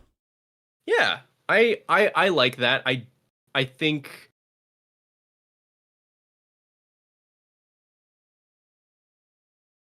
I guess what makes this different from what I'm saying is that you are kind of hedging your bets on like, okay, likely the permanent type I would hit 2 of is lands. So if I choose that, I'm more likely to hit, but less likely to get a bigger thing out of it. Yeah. I cannot remember the exact wording of the previous version of this card. My biggest gripe with it is I think that my interest in it is turned off by how relatively easy it is to build a type homogeneous deck. And so it seems like a fake restriction most of the time. Like either you pick lands because you need to ramp, or you pick creatures, and only creatures is a totally buildable deck. Like there's just not it's one of those things that feels like an anime where it's like, oh, I've restricted myself to gain more power, but the restriction is like I can't eat ramen on Tuesdays, and in return I get to shoot laser beams out of my eyes. Which I don't think was overpowered, but it just did not spark joy for me for that reason. But like, I don't know, in all like, especially in the all creatures, like that deck is then a restriction. Yeah. A deck with only creatures is worse. Well, the thing is, it doesn't have to be only, right? You just have to have critical mass to on 4, or if on 4 can I hit 2, and I can always pick land. And so it's a restriction if you do. I think my distaste with this card is not even my distaste with this card. It's my distaste with the own play pattern of my deck that uses lurking predators, and I thought was going to present a meaningful restriction, and it has not. And so now I'm just kind of disillusioned on a different card's ability. And like every fucking... I've seen like Kinesos decks. I've seen... there's another similar one. It's like sea creature focused, and it's like, oh, look at this interesting restriction, and then the deck just does everything anyway. And it's like, you show me the restriction, brother. I think the restriction though is also like, this needs to hit a player. The Skulk is maybe... I think maybe the Skulk can be more fair if you up the power on this, or like if you made this like a 3/3. Well, because you're getting... I should be more clear. I think the balance restrictions are there. The balance trade-off for the card makes sense to me, and this is just me being biased. This is just me being like, this is just me not feeling the specific play pattern of the card, which happens quite a lot because I'm a precocious bitch, rather than like an actual shortcoming of the design. I think there are people who would see this card and would love it and would be like, oh, this is the coolest pair of fuzzy handcuffs ever. But I am going to cut us off here, because we're now verging on 2 hours overtime. Oh God. 2 hours overtime for me to go, I don't prefer it, which is not a worthwhile conversation. For a red-white overclock eternity drives. Instant, target artifact gets +X/+X, where X is the greatest number of charge counters among artifacts you control. And it can overload for 6 mana.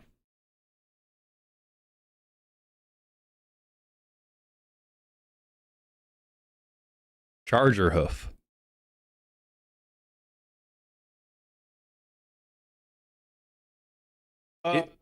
Sure. I mean, it's weirdly specific. I think that's like I like the design of it. I think it's fine and balanced. But I think this falls into the trap of like this is clearly made for only one deck ever, and just does not have does not have any even like borderline utility anywhere else. That's the only thing that would like that's the only downside I see here. I don't know if there's a clean way to like adjust for that though. Yeah, this is the type of card I think this is just going to get printed, and I think it's just like it's just a matter of like time that it hasn't been printed yet. Like we will eventually get some type of charge counter equals shoot you in the face payoff. I'm okay with it. I don't know. We've kind of gotten those, but I think this one is so specific that it doesn't have anything else that you can do with it. Like a lot of the other charge counter payoffs are playable in at least a couple different things, and this is only the charge counter deck. True. What's also true is Sidisi and Dramoka. 2 and Abzan for a 4/7 with flying Death Touch lifelink. My god. Okay. Whenever a dragon you control attacks, you may sack another creature. Then when you do, draw a card, bolster X, where X is the sacrificed creature's toughness.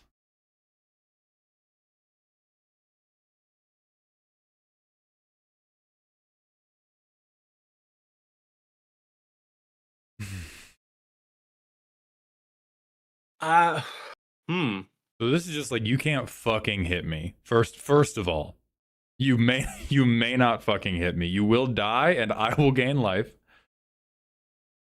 The actual ability portion,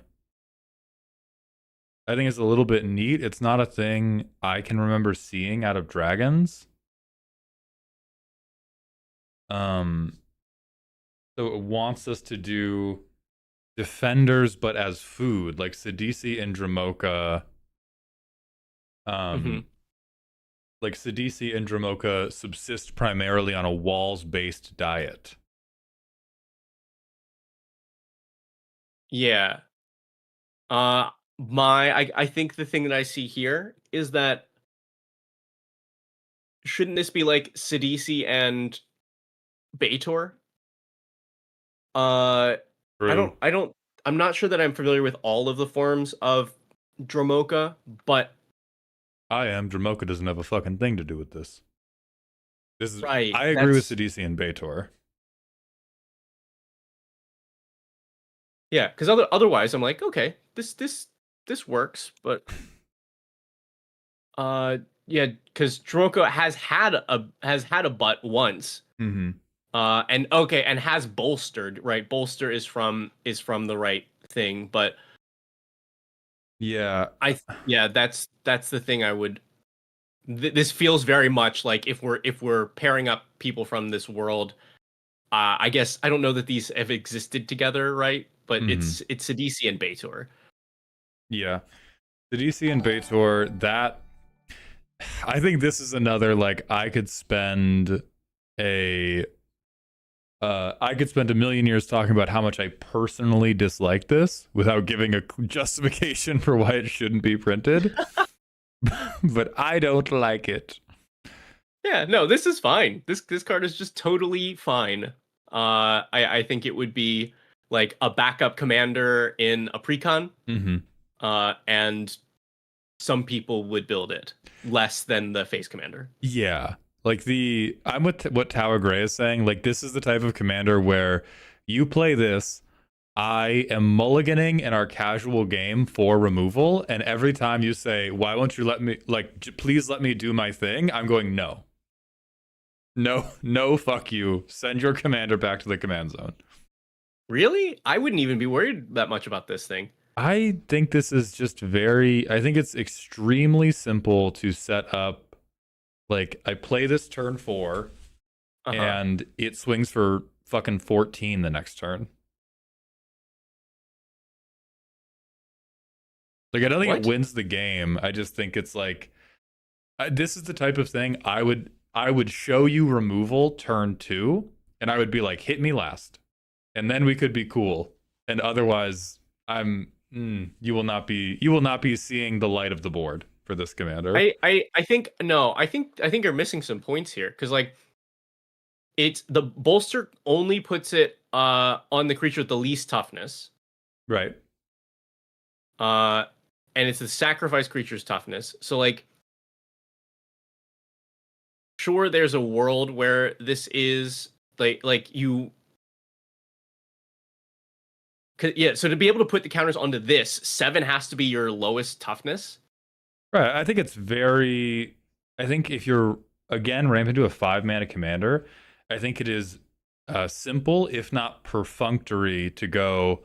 I play land ramp or enchantment ramp instead of dork ramp to avoid filling up my toughness. By turn 4, I want to have played a wall, and then I play my commander on turn 4, and then turn 5 I swing, sack the wall. Dromoka is my only creature. Done. And Cool. You've cracked one player for a large but not lethal amount of damage, and everybody goes, "Oh, kill him." Right, and that's why I'm saying it's not a commander I think is broken, but is a commander where I'm flashing you the removal spell, and I'm like, not me first. I think most players would figure out like, oh, this has not been a good way to build this. And then instead, because I don't know, I'm kind of up on this. I think it is a totally fine design that some people would be like, yeah, this is cool. Do I build this as dragons, or do I build this as butts, or do I build this as, a crappy Abzan value engine? You could build this as counters. You can like, oh, then I'd like it. It was a counter. Yeah, I just think it's one of those things where it feels to me like the trade-offs you are allegedly making don't actually exist, because you go, okay, I'm wide open because I have committed to this. I'm only going to have a defender and Dromoka. Mm-hmm. And in the world in which Dromoka lives, because in the world in which Dromoka is just killed the moment this happens, like, yeah, nothing problematic. Like, who cares? Yeah. The world in which Dromoka lives, yeah, I've cracked you for non-lethal. I've gained fucking double-digit life. You are likely, like, I'm not going to be murdered by the table in this rotation, and then it goes into each player has a 1-turn clock to kill me, which is not unreasonable, but having played those games, they smelled bad. And that's more of what is it just like, I have been the play pattern I suspect this card will create, I have been a part of, and it was like, and I just wished I had taken a nap instead. But that's me, who hates, like, I feel that way about like 3/4 of Magic, and that's why I'm not allowed to design Magic cards. Everything would be fucking Niv Mizzet and Niv Mizzet accessories. And so I think I am with you. This is not a card I would play. I think it is a card that other not us players would enjoy, and yes. I don't think you need to make changes to it. Yes, I can agree with that on a balanced level. Somebody would like this.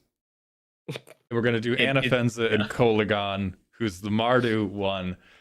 5/4 Flaced. Other non-token creatures you control have haste, and on attack bolster 1. Whenever an opponent casts a spell that shares a card type with one or more permanents you control, they lose X life, where X is the number of non-token creatures you control with counters on them. That's freaky.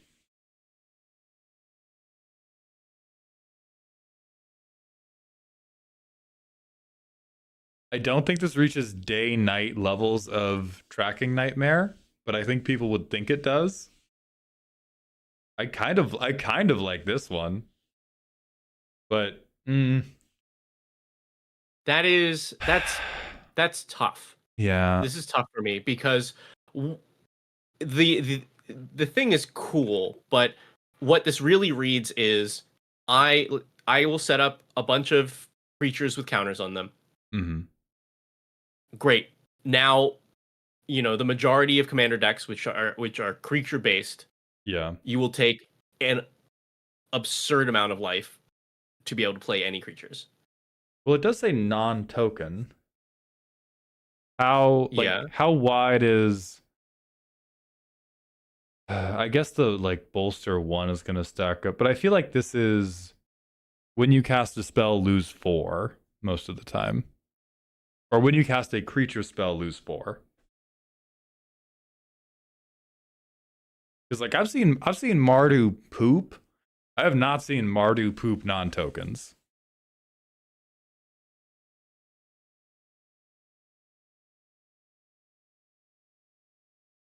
And somebody called this Rurik Thar for creatures. And I think this most games stays under Rurik Thar. But it does also make your board good. It makes your shitty guys good at fighting at the same time, which does seem like a lot in conjunction with that.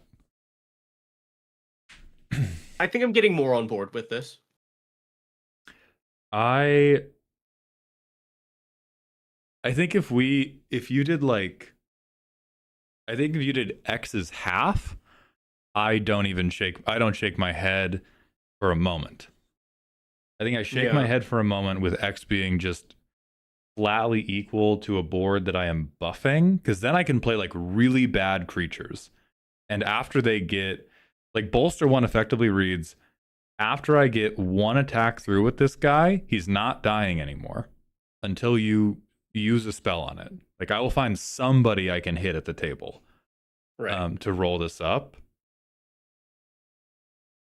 And then I think the bottom half of it becomes a cherry on top if you've kept a lot of creatures, because it's attacks of 2 if you have 4 creatures and attacks of 3 if you have 6 creatures. We can't punish non-permanent spells, but we're punishing mana rocks. We're punishing okay, so I think I've come around to what this card does. Mm-hmm. I think you're right. This is pretty reasonable. I think the what I have trouble with is why do these colors, or why do these characters punish casting of permanents? That's true. It does feel like we picked 2 and then mashed their text boxes together in a way that played Magic. Because Kolagon is just near unplayable, right? I don't remember. Is this? Yeah. Dragonlord Kolagon is if a player casts a spell that has the same name as the spell in that player's library, they lose 10 life. Which is reading that card does not fucking explain this, Alec, man. There's the other one, which also doesn't have really anything to do with it, but yeah, it's so creature or planeswalker spell with the same name as a card in their graveyard, they lose 10 life. That is, again, that does not confront anything about we took these 2 characters and just smashed the Legos together and looked at what remained. And so it does.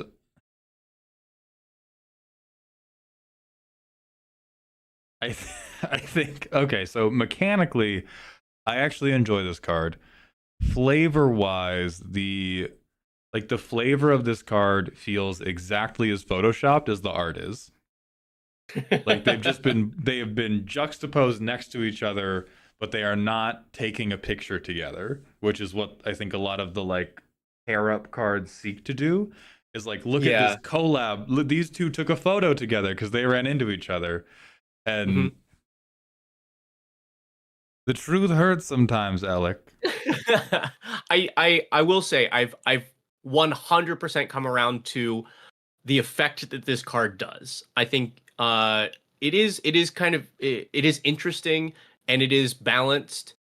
I'm struggling to think about where it actually belongs. Right. And while you think about that, we're gonna pull up Surak and Silumgar, Yeah. who's 2 in Sultai. Flample proof, a 5/5 with that. Oh, makes activated and triggered abilities of our creatures uncounterable. Whenever a creature you control with flying or trample attacks, we -1/-1 defending players' creatures until end of turn. Mm-hmm. I despise this.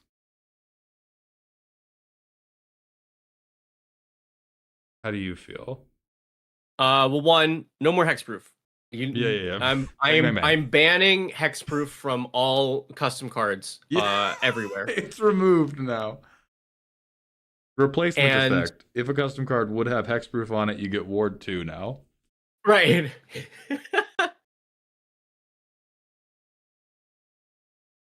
What is the second ability for? What's the intent? Ruining here? games. I mean, this looks to me like another we have just grafted these two together in a very Frankenstein's monster way. Because we took Surak's, okay, I'm making stuff uncounterable. And let me look at what Silumgar does. So the Dragon Lord Silumgar that the art is from It's like steel, right? stole things. Silumgar the Drifting Death had the dragons give -1/-1. I think they might have felt for like Soul type, because the Dragon Claw that gives spells uncounterable was Temur. They didn't want to bring that directly into Sultai, and so they gave it to abilities instead. Mm-hmm. Okay, Alec, let me transmit this to you very directly. None of my problems with any parts of these cards have to do with where you have sourced them from. I feel that I have a very clear understanding of where you have sourced each part of this card from. I am not debating, or I do not feel that it's difficult to identify which part came from Surak. I do not feel that it's difficult to identify which part came from Silumgar. I disagree with either the translation or the consequence of that translation. Go ahead, VDog. Yeah. The minus is pretty brutal. Mm-hmm. Because that is if it's for each instance of flying or trample creatures, like that's a lot. That's very, very easy to do. I do think that is like a good flavor mishmash. Unfortunately, the flavor of that is the Game Ruiner 9000. That is here's my army of birds who board wipe you, which is rough. Mm-hmm. That is rough. I'm trying to think what you could, if there's a better way to approach that. That's like,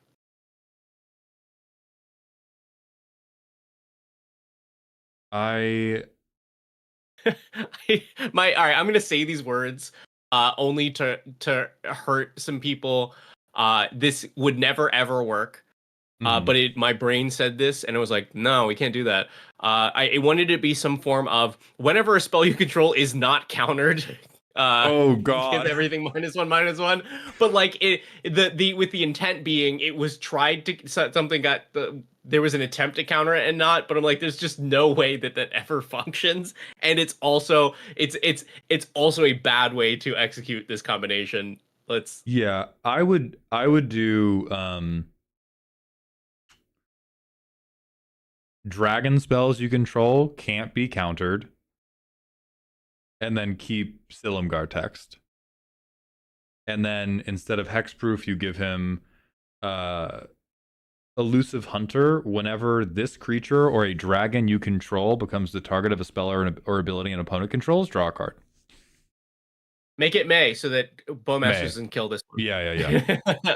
And then you print and you make it like, and then the flavor becomes like Surak is a thief, or Silumgar is a thief. Silumgar stole Surak and utilized his fucking uncounterability card draw things for the dragons, and then the card itself is still super dragon focused, but we have Surak accounted for somewhere. Mm-hmm. Yeah, yeah. And then we have Tygam and Atarka.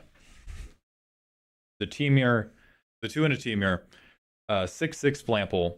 Whenever an instant or sorcery deals excess damage to a non-land permanent, if it was cast from hand, you may exile it. At the beginning of your next upkeep, you may free cast it. I think I like the execution of this one the best and have not as bad, but a similar concern as I did with Surak and Silumgar. What do you think, Veggie?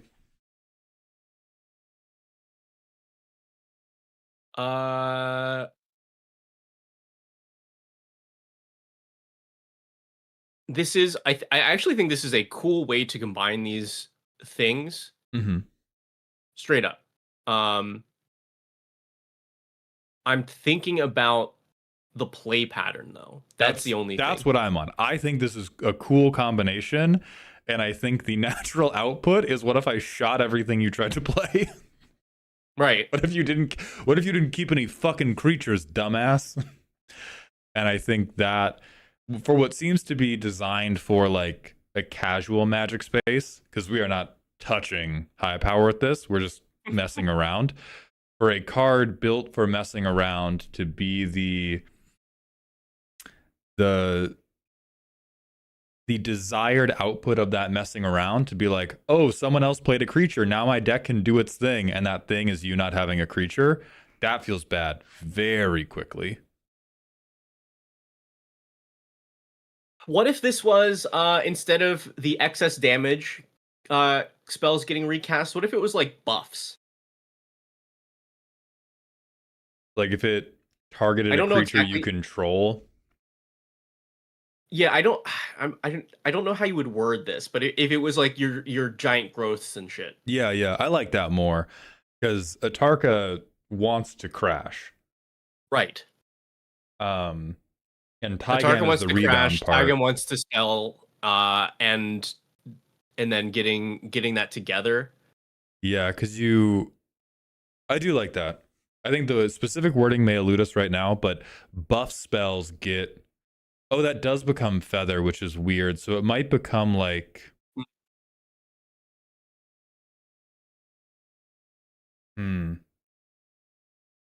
Whenever a instant or sorcerer. Okay, I think we have to move on. We this beleaguered us all day, and we will talk about this all day if you allow us to. I think we leave it at cool flavor. Endpoint is a commander deck that is avoided like the plague. And or like if you push the deck to the edge of what the commander wants it to do, you are Temur creature control. Yeah, put that ability as like as like the final chapter of, the tale of Tygam and Atarka saga. Yeah. All right, next we are going into Elikman has a custom Age of Sigmar set they're working on, and he has submitted 2 of his favorites. The first is Cenarian Lightener, 1 and Azorius for a 1/4. This creature enters with a ward 1 counter on it. Magecraft, whenever you Magecraft, you can pay 1, and if you do, you may move a counter from a non-land permanent you control onto another one.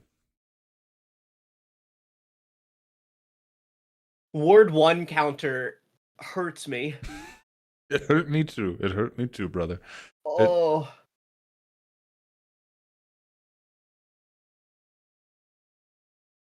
Like, I don't think there's too much problem with it existing, but I don't like it.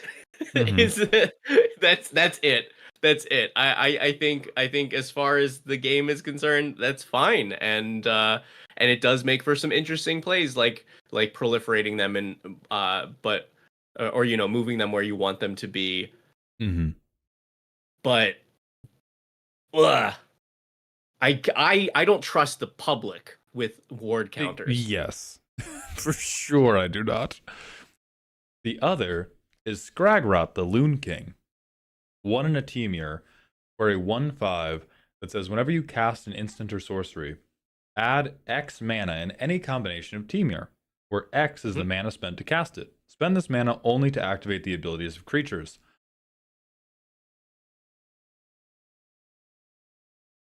I'm gonna hold my feedback. This is kind of messed up. Mm-hmm. This does just go infinite with a couple things. I see Vampire calling it. That's fair as hell. No. Yeah, no, this does an infinite. It is more fair than the Hollow Live Treasure Commander, but it is chasing them down, shaking its scary wand at them. Yeah. Because we can't just give 100% rebates on spells. I'm gonna say that flatly. I'm gonna say that flatly to all of you. I don't care what like fucking zip tie handcuffs you put on it. We cannot give full mana rebates. Right. It's or like the restriction has to be so absurd. Mm-hmm. Like, you know, this mana may only be spent to take mana burn. You can only use this mana to hit yourself. The like, yeah, if you're gonna give any mana rebate, they have to be incredibly restrained. And I think full mana rebate is just no. This mana may not be used. You can look at it. Yeah. You can fucking look at it. No, you know what's funny is you can still get around that. Oh, I know you can. You can get around anything. This, I think, is the type of card that, Alec, you could print this. I said I liked the idea that casting instants to sorceries to free activate your creature abilities was cool. I did not say float mana. I did not say those fucking words. This is also the type of thing where I think this is really cool and totally printable if it only ever exists in this specific limited set where you controlled for it and did not give it anything kooky to do. And it becomes one of those things where it only gets to exist in that one little moment and then you burn the card. Because like if your set doesn't have an infinite built in, or if your set I think there's also a distinct difference between whenever you cast float it and whenever you cast free activate something that costs less than the thing you cast. Yeah. That also is like gets into weird space of how you would word it, but the idea, yes, is yeah.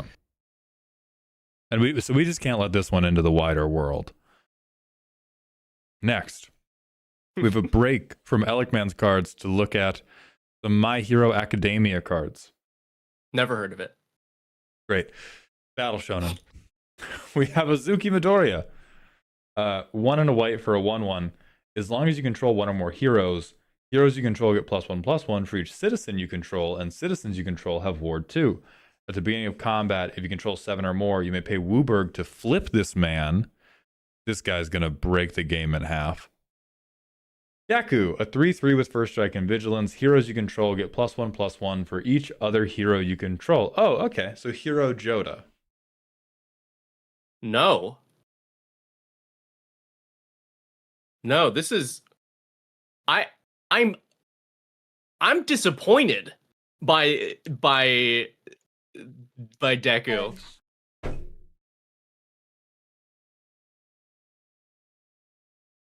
Wow. Can you explain your disappointment to me? Go okay, off. So I'm 100% in on the front side. Yeah, because I think it's a great use of the hero and citizen creature types. This is like super flavorful, and even the requirement to flip it. It's like, okay, in combat, and you've got a bunch of heroes around, and you've got to spend mana. That's great. And then this is just yeah. Like let's assume we have our 7 heroes. Mm-hmm. This is just a 10/10 hero hoof. A 10/10 first strike vigilance. Mm-hmm. You had to keep 7 other creatures on the board. Yeah, fuck these or you Wooburg players, man. 7 total. I'm sorry, you want the Wooburg players to smile? You want the creature-heavy Wooburg players to smile? No, no, no. No, no, no, no, no. This needs more. I do think it does not cook hard enough. I do like that for once we have erred on the side of way too simple rather than here are Deku's 7 different abilities for his 7 different all-for-one powers. Just like give me a big punch, man. Like have it when it transforms, like give it this plus deal damage to any target equal to the number of heroes you control or something. Like anything. I don't this is Detroit this Smash. doesn't do enough, yeah. Or you know what? Because I do think it's a very hard card to transform. Make it like +3 for each other here. So like make it something absurd. My heroes win at fighting now. Yes. Yeah. I agree with that. If Yeah. we're going to keep it this simple, it's got to be outrageous because this is like impossible. Like if you've done this, the game should win as an act. Like the game should end as an act of mercy. Mm-hmm.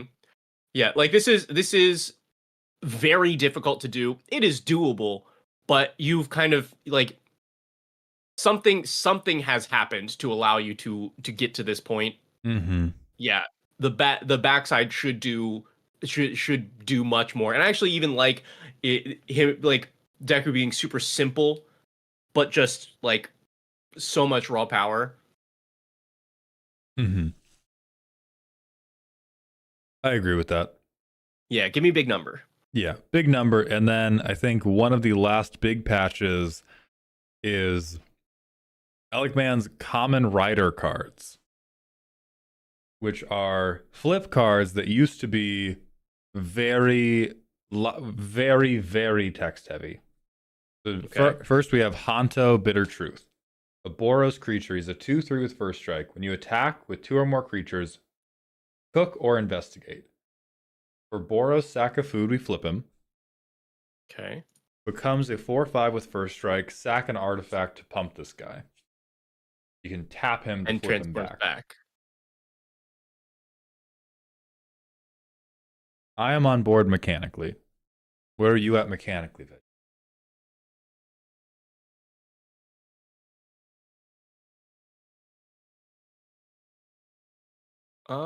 Yeah. It also just like flavor wise, is this we're eating the food and it transforms him? Is that how this works for this character? I have no clue. Because if it's that, you can just make it when you sacrifice a food, transform Hanto, because the flavor of activating a food is you've eaten it. Snacks but- and food are the theme. This character loads little snack guys into his weapon. So it does appear you have to like load a biscuit into the mech. Cool. Love that. Then I mean, no notes. The tap to transform is a little funky for me, but not funky enough for me to say to do anything about it. Mm-hmm. Like, I think you should be able to swing and then have him get out of the mech. But other than that, that would be that's my nitpick. I do think this is cool, it's clean.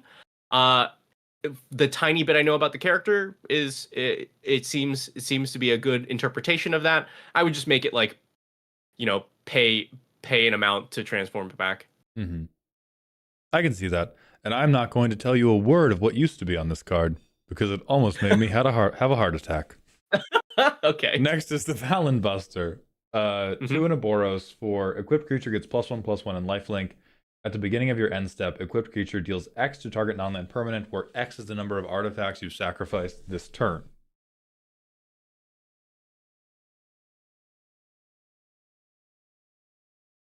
And you can only equip it to a detective if you pay the cost.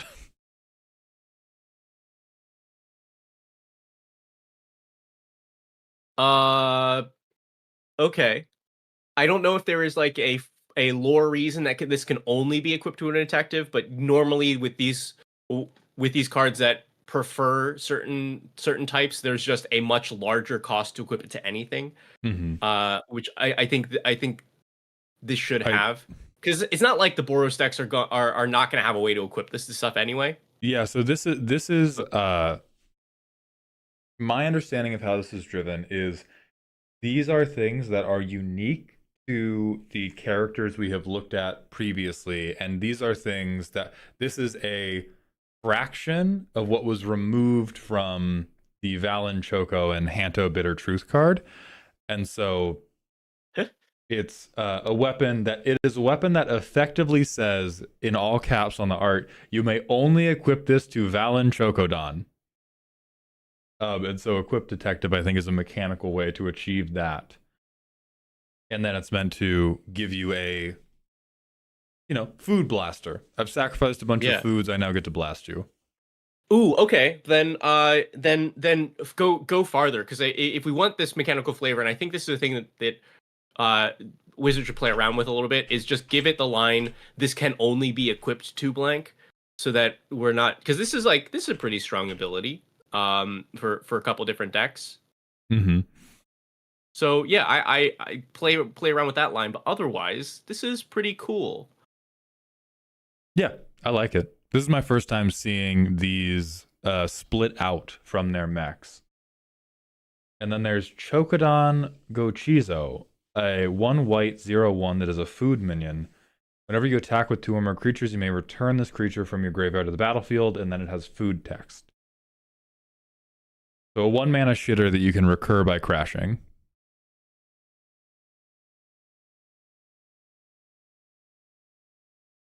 This actually, I think, would see a lot of constructed play. That's a lot of value for one. Be getting both an artifact and a creature onto the board for a very low cost of attacking with 2 creatures. I feel like this ends up in the stupid Boros. Boros Convoke, baby. Let's Convoke. go. Yeah. Bring it back. Yeah, okay. Otherwise it's cute. Excellent. I will take cute, and then I will show you Mardu Hanto, who is a 3/2 with First Strike and Menace. At the beginning of each end step, if a player has lost 4 or more life, cook or investigate. For Rakdos Sack, pay 4 life, we can flip him into a 6/5 with First Strike and Menace, and at the beginning of your upkeep, lose 4. Whenever you sack an artifact or a creature, exile the top card of your library. During any turn in which a player lost 4 or more life, you may play those cards. Okay. Also some space that has not been really explored too much. Interesting. Okay, so player lost 4 or more life. So you're getting a food or a clue per turn, let's say. I think if we look at what Cat Girl, then getting players to lose enough is reasonable. Yeah. And then you are causing yourself to lose, and you may have mitigated this by choosing food each time. You may have set yourself up with a lot of foods to eventually regain it, or you could go mechanically, you could go lifelink, but the card in a vacuum, you could go food, and then it just gives you. Yeah, I think the one problem I would have with this is it is not enough drawback to compensate for the power of sack and artifact impulse draw, and really stronger than impulse draw. Any artifact or creature sack is draw a card. Yeah, because this is never going, this pile will never be.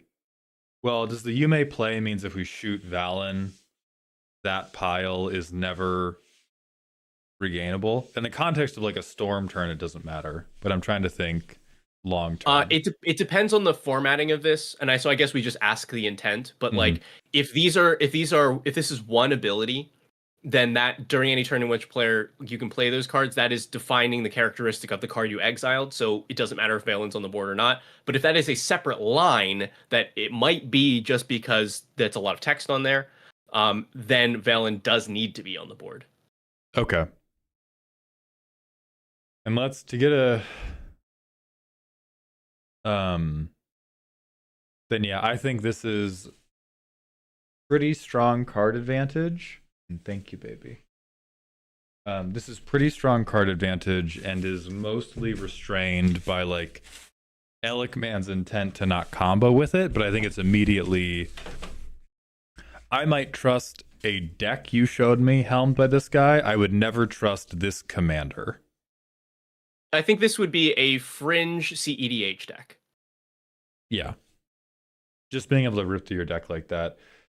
And then we have Black Gochizo, who recurs itself to field if a player has lost 4 or more life. Cool. I think I would have the same the similar comments is like this would see constructed play because you could just put this in an aggressive deck and it's free value. Mm-hmm.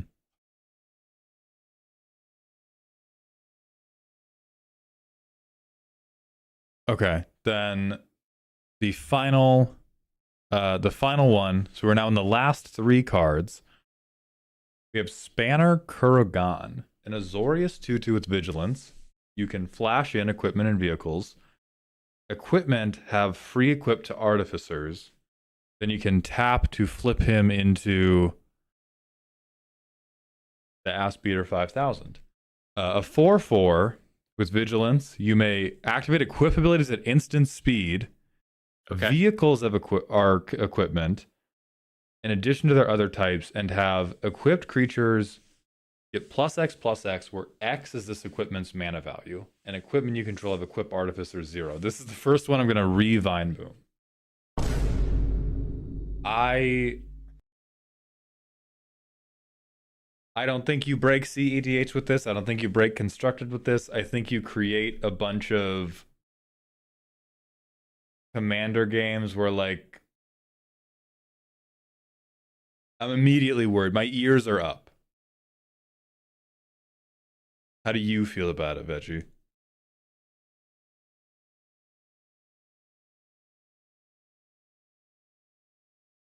All right. All right. Vehicles bad. Like there's only so powerful you can get with vehicles. And as far as I know, they are rarely getting onto the board for less than you paid for them. Not counting a specific rat on a motorcycle. And you can't play that in this.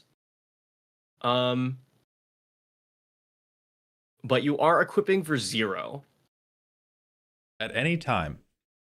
At any time. That's not a thing that doesn't happen, but it is that is a pretty broken ability. Or what? Honestly, I'm totally on board with this if you make it like equip 1. That would be fine to me. Them being free is just a little too much. But I'm okay with the instant speed because you've done you know that's fine. It's powerful, but it's fine. Yeah. I think you just needed to make it equip 1. Yeah, I do not like the combination of my equipment can move around for free and my equipment can move around on your turn on the same card. That harkens back to the thing of like, you can have the cake and you can eat it. All of the layers cannot occur on one piece of cardboard. Right. For 2 mana. Like, on one piece of cardboard for 2, because this is 2 mana, wait a turn. I think the other thing is that the transform ability, there has to be something added to it to get it into this form. It either, like, at the least make it sorcery speed, because this can't be I can flash something in, tap, transform, equip instant speed 0. Yeah, I'd say make your transformation sorcery speed or cost some mana. I would agree with that. I would prefer sorcery speed because I think even if it costs mana, this just becomes like my commander's ability is to anime cutscene you with a car. Right? Yeah. My commander's ability is a car flies in from stage right, he grabs it and suplexes it onto you, which is cool. And also, the rest of us have to play by some motherfucking rules. Right. Or maybe it's just, it transforms like once it has enough equipment on it or something like that. But also, if you just think about this card straight up, you're paying 2 mana for a 4/4 with vigilance and big upside. Like there's no additional cost other than tapping it. Yes. So I will say I like every card but this. Massively enjoy the redesign. Veggie, the first round of these cards, I think this would have been on the low end, but all of them did this type of like cheap creature that flips into the Ass Beater 3000, and most of them have card draw. And so the redesigns I enjoy greatly compared to the original versions, even the ones that are on the stronger end. And for the last card of today, we are looking at Iron Ore's Lobster Joke. Yes. Anomalocaris, Primalist Conqueror. A 4 mana 2/4. Whenever another creature enters, put 3 time counters on it. If a creature with a time counter would have more than 2 power or toughness, its power or toughness becomes 2. Each player removes 1 time counter from all creatures they control during their upkeep.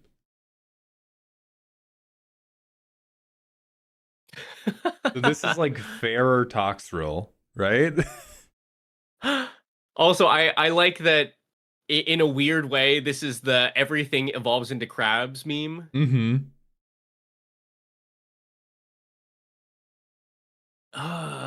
This is a rules nightmare. Like the something layers something. Like this card to make this actually function the way that you want it to, it would. I don't think I could do that. But let's assume that this just does work within the rules the way that you want it to.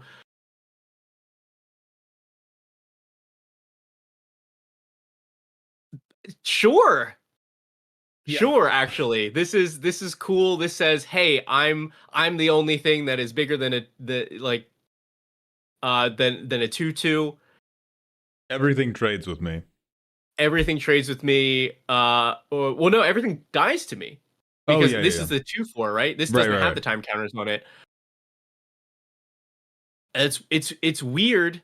And like 3 time counters though is a lot. It's the right amount. I think if this was, and this may be a reason that this card can't be accepted, if this was printed, it might be the deck I played most often. Because this would be my go-to Gen Pop deck for every single time I was going to play with somebody I didn't already know. 3's too much. 3's too much if this is coming down on turn 4. That is my only gripe. I think this is silly, but reasonable within the rules, assuming that you could actually word this in a way to function the way that you want it to. Even has like fringe time counter synergy. Mm-hmm. Yeah. It's okay. All of you copers, doubters, and liars. Hold on. Sludge Monster removes abilities. Yeah, this does not... That matters so much. Yeah. If this works according to intent, you can't get around it with anthems, you can't get around it with counters, because it doesn't say base power anywhere. It just says, if something would be good at fighting, no, you are bad at fighting. And I would run that into every fucking Gen Pop deck ever, and I would be in heaven. Yes, you still get to play your Rube Goldberg machine. Yes, you still get to do your little Factorio mod. No, you do not get to hit me for 30 on turn 4 just because you had a fucking Soul Ring open. Cease. I would never stop playing this card. I would have like 8 different decks that were all helmed by this guy, and they would all do different things, and he would just say, chill the fuck out. My God. Beautiful. That's my Hall of Fame. I'm putting that in a different one because I know I love it more than Veggie does. You do.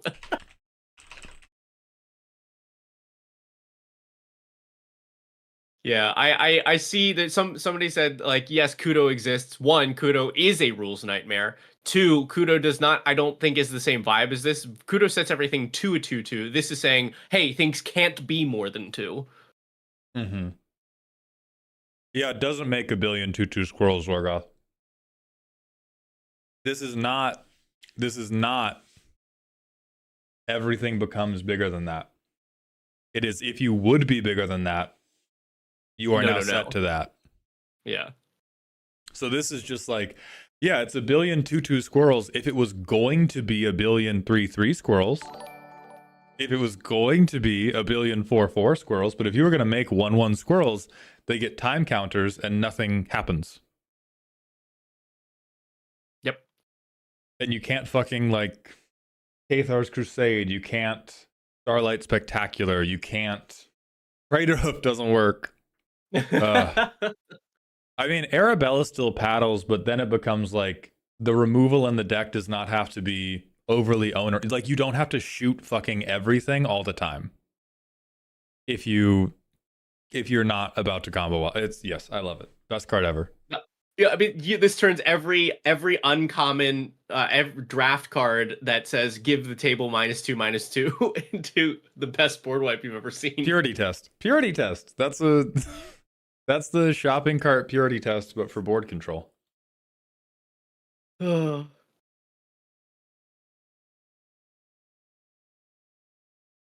Okay. I think this is where we're gonna end it because I don't see white bread. Yeah, you need to stop me from talking. Yeah. And we're a clear. All right, we're calling time at 1 hour and 49 minutes past planned stop time. Mango, eat your fucking heart out. This was phenomenal, though. Thank you for coming on. It was a great time. And I think having your expertise helps so much because most of the time I'm just like, I don't know, man. That number feels too big. That number feels fucking weird, dog. I can't tell you why. I can't tell you why. So if you're not already following Decked Out, White Bread will hold your slots for later. White Bread, if you're not already following Decked Out, please go do so. They are an excellent channel, and Veggie is an excellent creator. And I don't know, do you have anything you want to self-promote, Veggie? What? No, you did the thing. I mean, I'm happy to be here. This was a lot of fun. Yeah, I don't know. I'll see you around on the internet. Decked out. Decked out, decked out, indeed. Thank you for coming. I will disentangle the stream together, and then you can just hang up from the Discord, and we will be okay. Cool. Okay. All right. Bye. Bye. Thank you for being here. Alec Man, thank you for gifting a tier 1 sub to push the clock over 40 minutes. Let me exit the call as well. All right. So now, my chat, we have a million things to catch up on. We are fucked. We had Verity Vargas's roast, which was we were supposed to swap over to at 4. We have Wolf Slay's variety game review, which we're supposed to swap over to at 6 and is being pushed back. I'm very sorry, Verity. Are you still available now if we swap to your deck now? 7 hours ago, I asked a question you never answered. I am now upset. Exitu, what did you ask? Verity, let me get your post-it note up. And then again, yes, perfect. I appreciate your patience.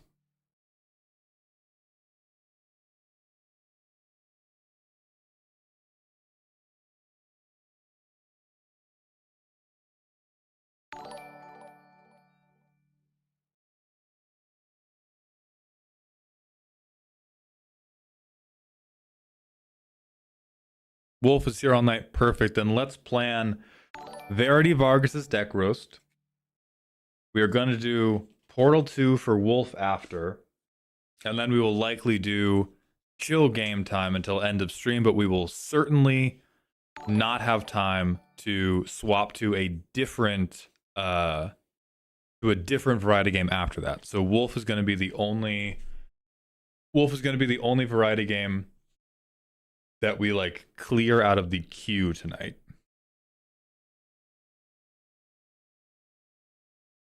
Risk of Rain 2 is cleared. Counter-Strike 2 has not been done. Super Meat Boy is cleared. Tremendous. And I think we're hanging in there.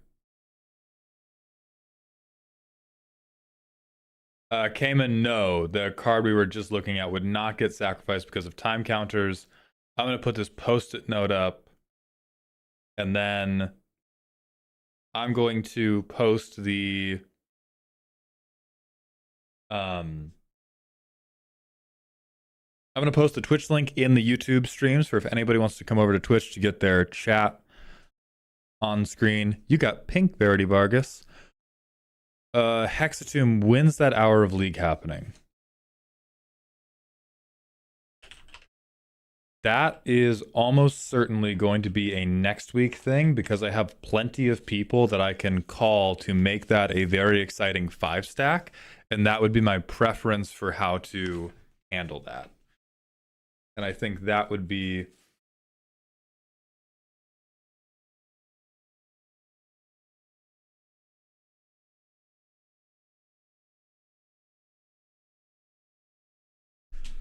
Do you ever see yourself playing Risk of Rain 2 again? Probably. It's probably going to be a game that I give like... I don't know if I'll play it on stream again. It's probably a game that I would play like one run of as a little treat. Magician, you should plan on going next week. When we nail down a day, that day you should submit it in Dear Maldhound. Frozen Flower, have a good one. I'm going to hit the manual ad break. So non-subs, I apologize greatly. But you're about to get banished on. And then subs, you're gonna watch me eat cheese for about a minute or two. See, King Cow, you're making it less likely that I play Risk of Rain 2. Hear me out, Dota. Zinwar and I want to, but 1 hour of Dota is like one game. If I do Dota as a stream thing, that has to be like, oh, I'm collabing with a big Dota 2 content creator. Here is the 1 week of Dota we are playing. I don't think that's a game I can get away with playing a little bit of.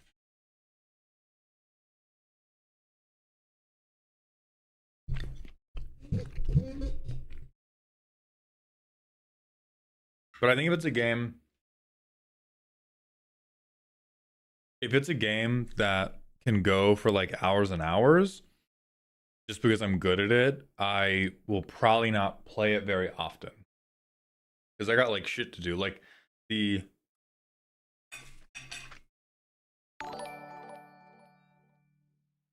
other problem, because this went so long, we are not going to get short form content posted today, which is also very frustrating. And so I can play games for fun. Sometimes I can spend a lot of time playing games. I cannot play a game that will take a non-deterministic storm turn on my schedule. If that makes sense. I can if the subathon goes on long enough, would you play Battlefield 6 or Pokemon Legends ZA? Me playing those is deterministic and not a function of the subathon going a certain length. That is a function of somebody gifting 20 subs to do that. And Dark, part of why I've been playing League less is because it does kind of do that when you play in a group because everybody wants to play one more. Oh, I meant because they aren't released yet. Probably not, but maybe.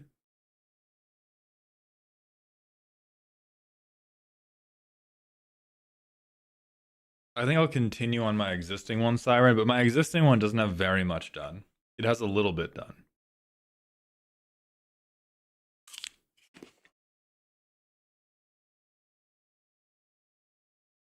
What's your game, Shadow Walker?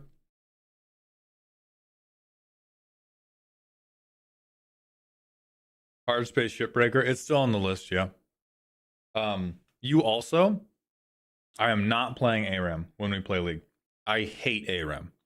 There is a price to make me play ARAM for an hour. It is much higher than 20 subs.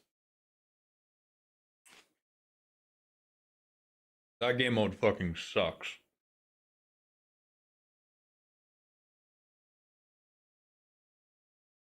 Oh, that's great to hear, Volpe.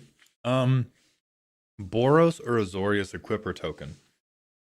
Arabella is simple and you will have a good time. Will your table? No. I'll play Teemo for free, Huffdud. I just won't play ARAM.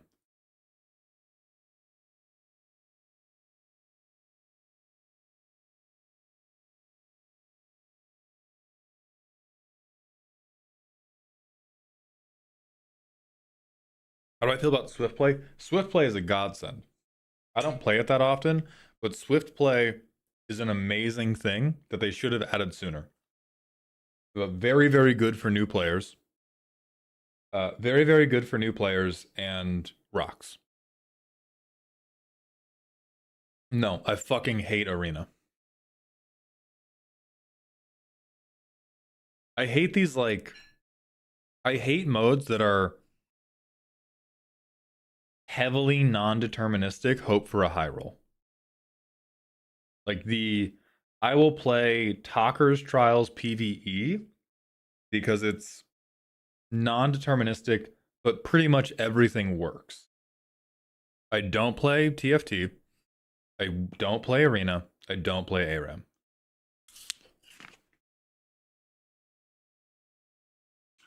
Yeah, Bones, I used to be a Nasus one trick.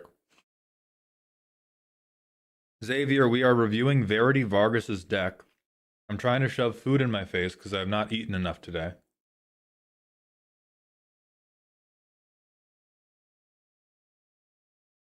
If there was one feature from Dota you could port over to League to improve your own gameplay experience, what would it be? Denies. I would win every lane. It would be denies and I would win every lane from now until forever.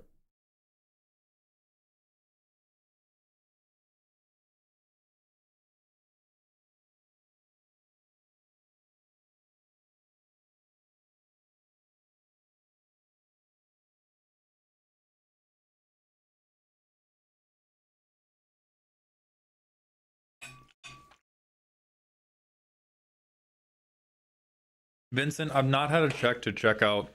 I've not had a chance to try out WASD controls yet, but I am interested in trying them out. I think they'll actually be pretty good for bot lane. Because so much of bot lane... Oh, Fade King, for sure. They should not. They should not give me access to denies in League of Legends. If they do, game will die. Game will fucking die if they put denies in that game. I would just like it personally.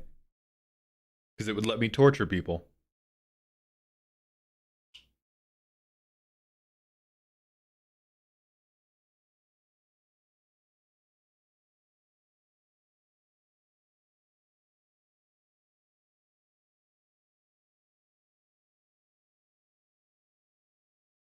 Mauled being a Nasus main kind of tracks with his ability to remain unbothered and in his lane for 50 minutes straight.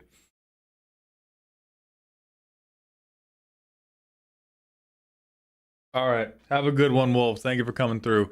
I know there's a lot of general team year hate in you. Is there any team year commander you would or do enjoy playing? I don't think so. I think I've looked at a couple that I thought had potential, but none of them. I don't think.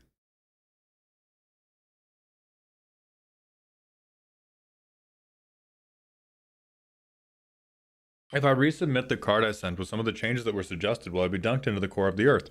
No. In a future custom card stream, you are welcome to submit those. If you submit them now, they just won't be looked at.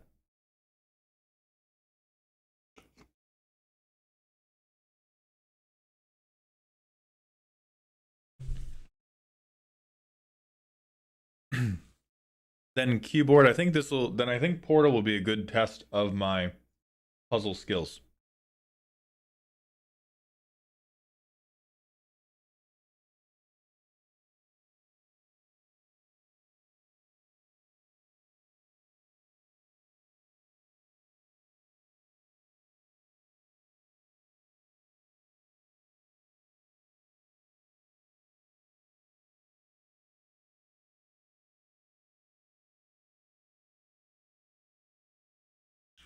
Wendy's Baconator.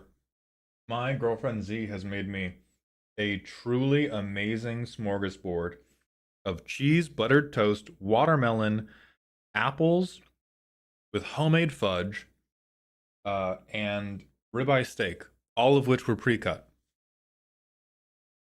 That is think about how fucking crazy that level of effort is. That is why toddler charcuterie? Excuse me? This is amazing. This is amazing and is a wild amount of effort. So shout out Z.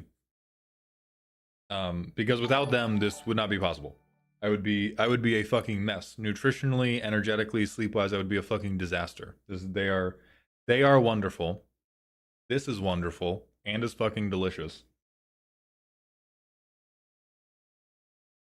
Kydax, thank you for the Prime sub. I appreciate those Bezos bucks. And I will hopefully... Oh, Wolf, you dumb son of a bitch. You got the right idea, but the wrong pronouns. Die. Embarrassing. Embarrassing. You hate to see it. Anyway, you're back.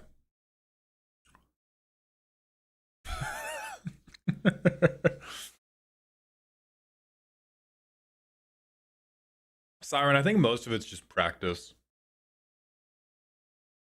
Alright, I'm going to try to get through enough of it that I can eat the rest of it slowly and we can get into Verity's deck without me falling over. Lol hi. I would highly recommend playing League of Legends with friends who have good vibes. If you do not have multiple friends who have good vibes, do not play League of Legends. It will be bad. It will be a bad game and a bad time. It will make you act out in bad ways. Don't do it. Never play League of Legends with a group of fewer than 3 total people.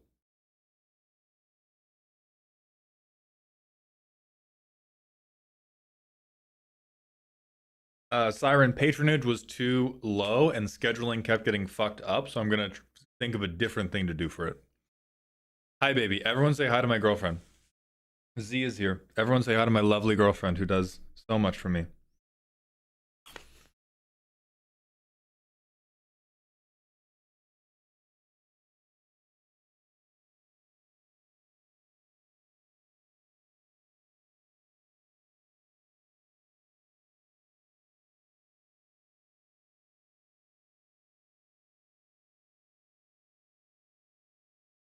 But what if I already am a toxic ass and act out in bad ways? Can't I take out my personal issues on an unsuspecting public? Drivetrain, if you pretend for a moment that you are serious, which you might not be, but there are hundreds of thousands of online youths who will see statements like this or repeat statements like this as a joke and slowly but surely mean it more and more. So I'm not going to bite on the funny part. And I'm going to go, you should get therapy. Anybody who genuinely views League as an outlet for negative and emotionally destructive impulses, that's not good. It doesn't mean your life is about to end, but it is a harmful cycle that is going to keep repeating until you stop letting it repeat. Ah, but therapy costs money. Work out. Go for walks early in the morning. Go to sleep earlier. Those will all improve your quality of life, which have a non-zero chance of making you act less shitty. I do those things. Do more push-ups. I don't know. Change your diet. Eat better.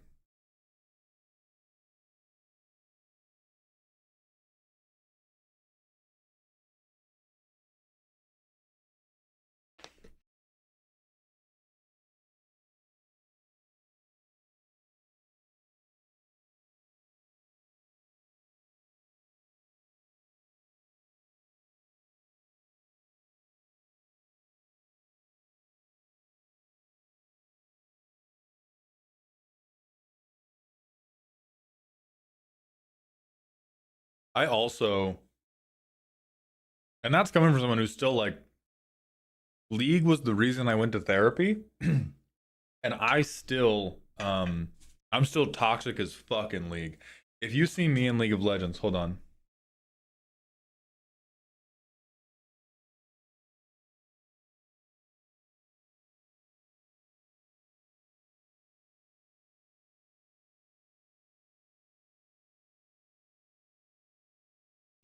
You see these dumbass little disco moves? If you ever die to me in a League of Legends game, I am hitting this 18 times on your body. I have lost team fights because I was too engaged in pseudo teabagging to use my abilities on the rest of the fight, and I viewed it as a positive investment. Shit, I still do sometimes. But I'm trying to get better.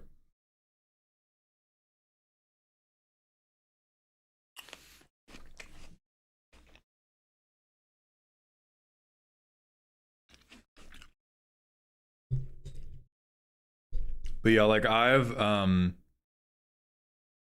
exactly, dark cleans up and I emote on corpses.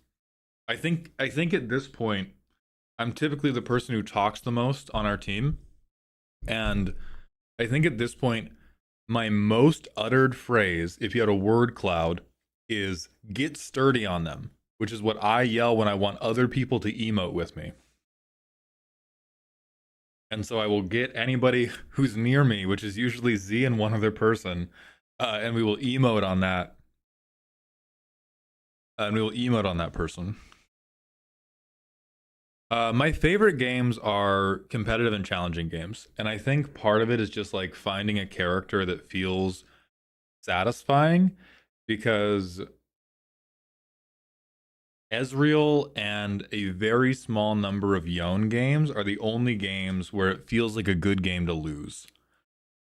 I've had a lot of other like competitive Nasus games where I win, awesome.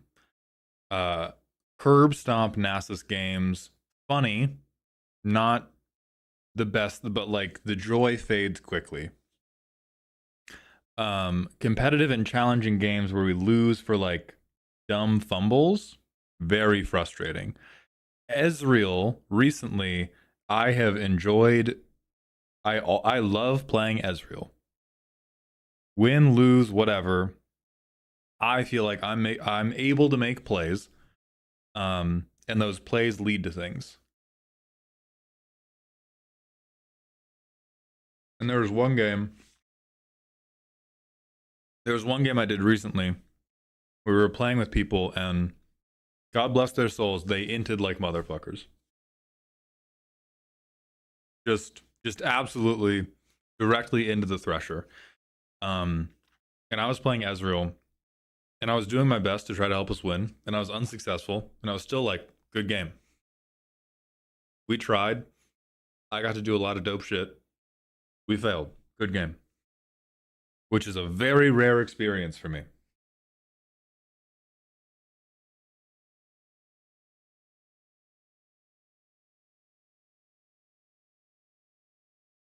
So I think the games where you dominate are fun, but in a low concentration.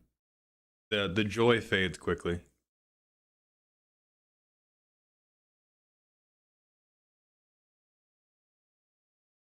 Is Doom a horde shooter, Donkey Juice?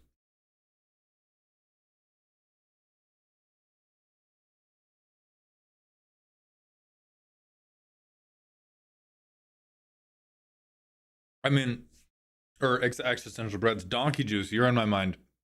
Because that's not true and we shouldn't perpetuate it even as a joke. Because it's again like the, oh, but what if I'm just a terrible person and I take out those terrible feelings in League?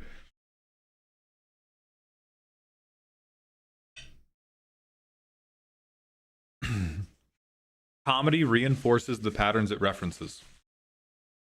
If we joke about, oh, ADCs or any player is just a slur yelling idiot, the people that are like that are going to feel empowered and seen, and we don't want that.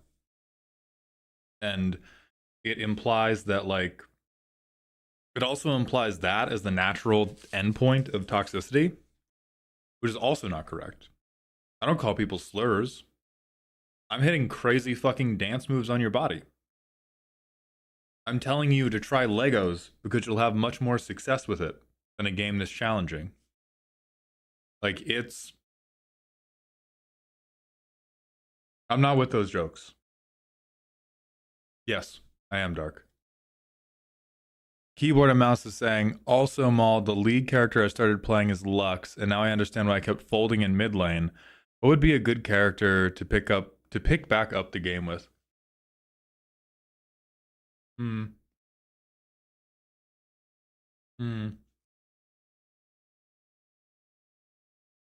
How good are you with a high skill floor? Because there are some characters where it's very satisfying to master the skill floor, but it's really difficult.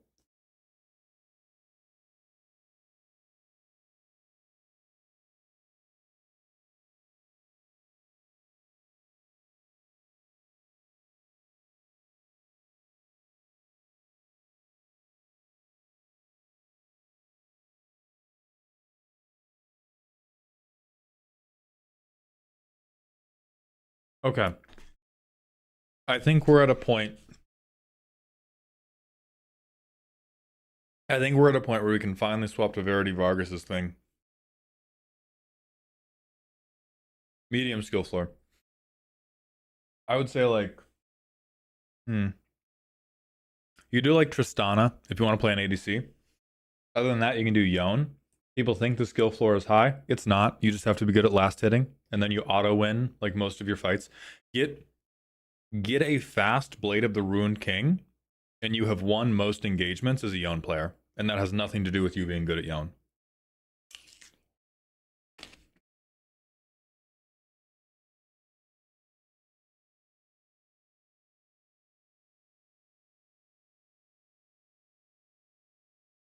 Mauled, favorite bald person at this very moment doesn't have to be a real person. Northern Lion.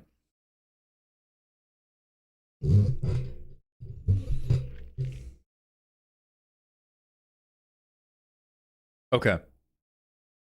It's time for Verity Vargas's deck roast.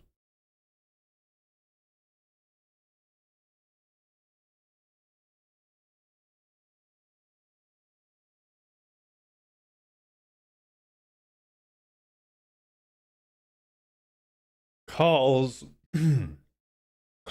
box of robots. Silly. You know the ideal Adeptus Mechanicus player that you described in the Warhammer tier list. This is their deck. Oh, fuck, dude. Those people sucked.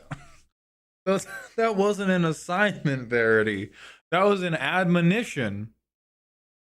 That was an admonition. But all that changed when I won a... Oh, hold on. I've played the modern MTG format in the past, but I stopped playing around 2017 and have never played Commander. But all that changed when I won a deck roast during Maultown's 2025 Subathon. I've recently picked up Warhammer at 40k Adeptus Mechanicus as an army, so I had to pick the bestest boy, Belsarius Call, as I'm in the process of building and painting his model right now. Sacred Cows are the Warhammer 40k cards. Okay, so these are the pet cards. Thank you for telling me that. Was targeting bracket 2, wrong. And after a few days of testing and then revisions, it doesn't work, but could use some machine oil blessed by Father Maultown to work better.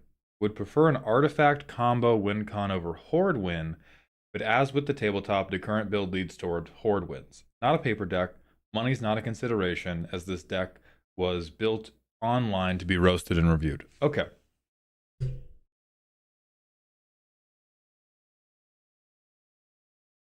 Oh, it doesn't not work. Okay. So this is Azorius. Tap 2 artifacts. Make a guy. So on premise,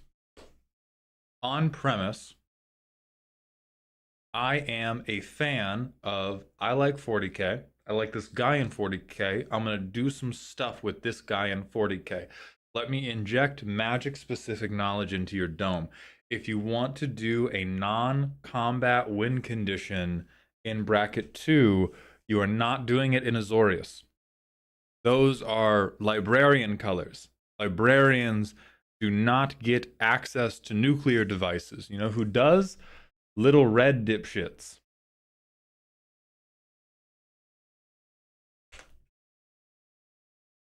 Trying to remember this is even... Sure. This is not the archetypal guy I'm thinking of, but this is the type of thing. If we wanted an artifact non-combat win con, these are your types of guys. It has to be Jeskai. Has to be Jeskai. That is just a genuine limit of... And you will think I'm lying. There will be times where you think I've been made a liar because you look at a card and you're like, oh my god, but this wins without combat, and I can do it with artifacts, and it's in bracket 2, and it's not going to feel that way to anybody else. The things I am talking about are like a lot of what artifact combos like to do is make infinite mana, and then you can translate the infinite mana to infinite card draw or infinite damage or infinite something else. And that, even if you can do that within the strict grounds of bracket 2, it's going to be extremely difficult to make it feel bracket 2. You can do it very easily in bracket 3 though. And that's just a minor clerical point. Approach is totally fair and has fucking fuck all to do with artifacts, but let's see. Verity. Smash or pass, Verity. In the context of a card game, smash or pass.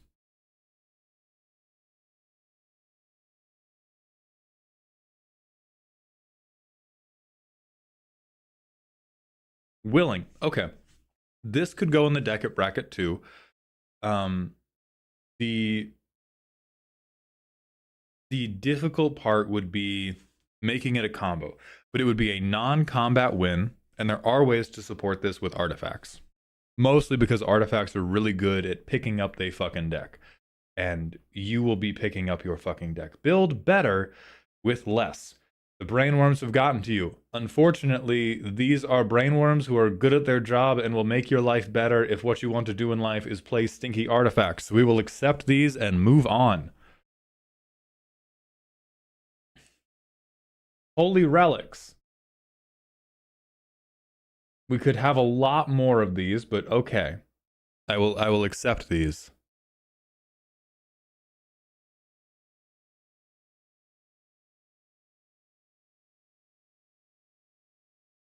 Honorary tech priests. Artifact spells have convoke, fucked up and evil. They've found some of the old magic. They have found some of the old and fucked up magics. And then we have other artifact good stuff. Imperium of Man, sure, yes. Legio Titanicus tryouts.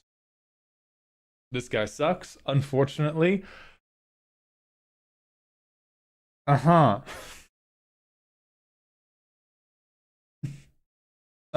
Right. Uh-huh. Master of Ethereum, sure. And then Mendicant Core Guidelight. Let's talk about the little toaster that could's shitty brother. I said tryouts. So the reason this guy's gonna get cut is because start your engines if you don't get it going early in the game, is going to be rough as hell and not feel very good later in the game. We can kind of get around that by tutoring, but if you start tutoring too much, then we're not going to be doing good at bracket 2. And so this guy just kind of flops down at the end of the game and he's like, "What's up? I'm a 5-3. I'm otherwise blank. I'll be here all way." And then you explode. And then you fucking explode.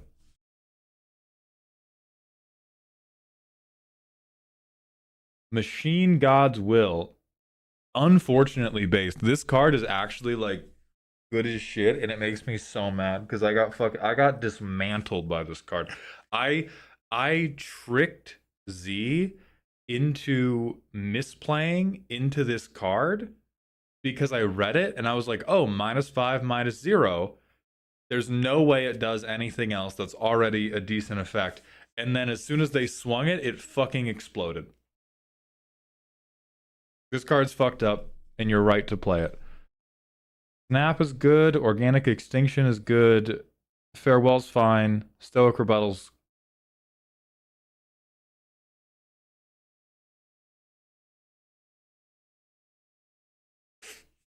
This is the 8th belt on a Hot Topic kid, but yeah, it's fine. It's counterspell. Motive Force. Okay. We kind of see the vision. We have stock up. We have stock up and consult the star charts. They have avoided being put into the genital explosion chamber. Cryogen is actually pretty good. Omnisci's Blessing. So this is our protection spell.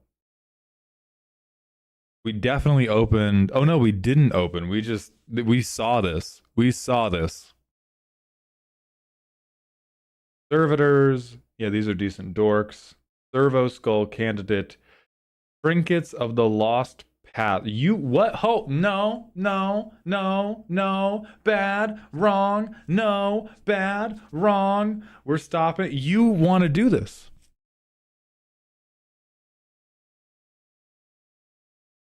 Right? Hold on. Let me go back up to Emery. Yeah. Oh, wait. Creatures only. Oh, no. It's can't cast spells. Yeah, can't cast spells at all. No. Bad. I return to no. Bad. Wrong. If we are going to do...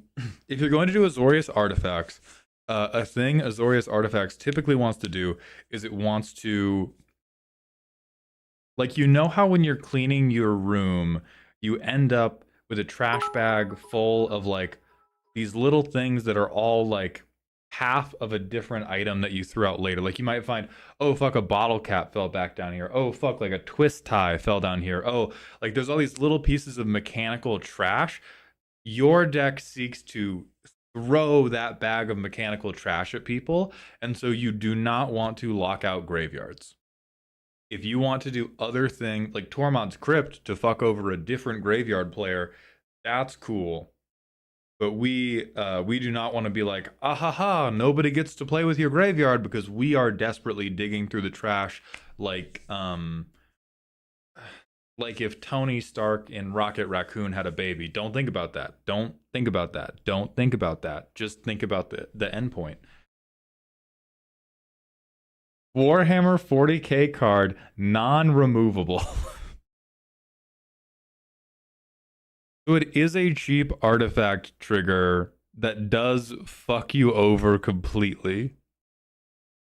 This is like saying, but the crack was free, Dad.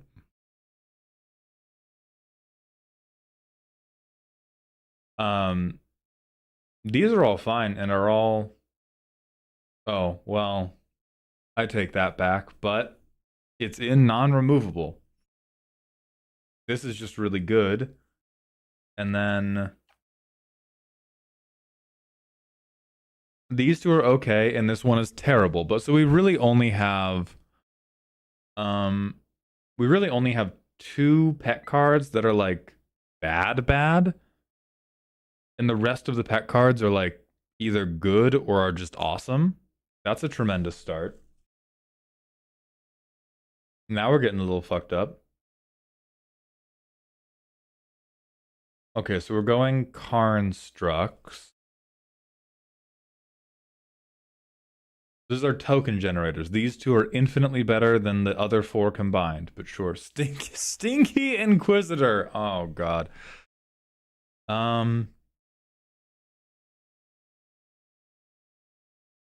I think what I question most is that we have tried for a non-combat win con. This looks... Yeah, this does not lean towards the Horde win con. This lies on top of it and makes little snow angels. So if we want to have... If we want to have non-Horde win cons, here's really all we get to do. Here is really all we get to do. And it's Approach of the Second Sun. We can use this, and if we are drawing approximately 1 million cards, we will win the game quickly. Or over the course of like 2 turns. We can also get an economy win. I am not recommending a Altar of Dementia loop win to the bracket 2 first-time artifact player Siren. I want them to survive their trip to the LGS.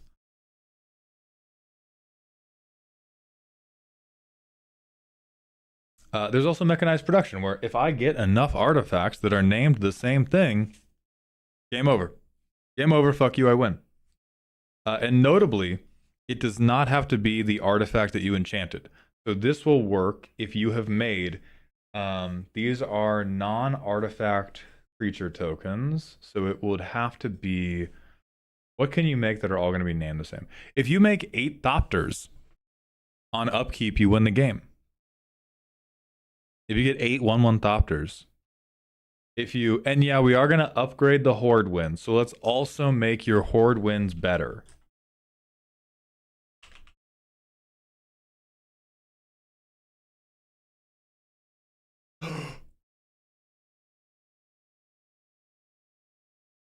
Oh no.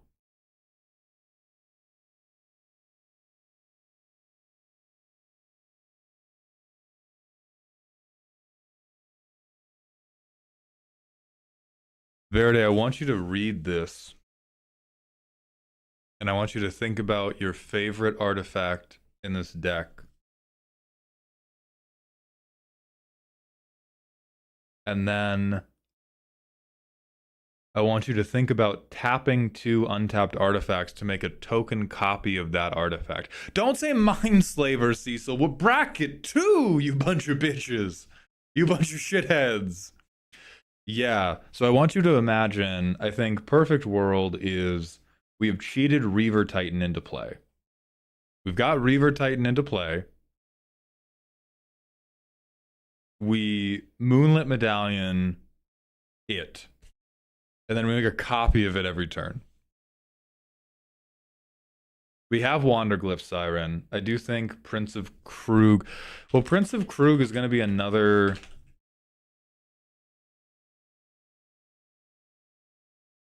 Oh, sure, any target artifact. Then yeah, we can put this in.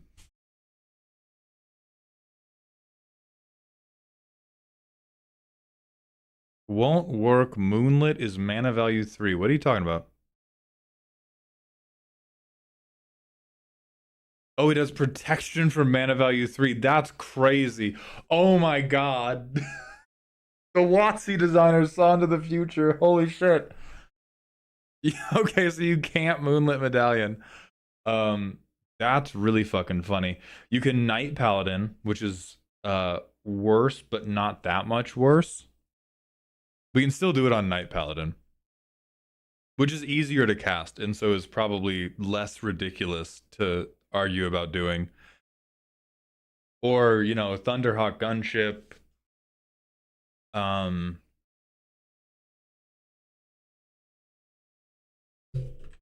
Nanoform Sentinel.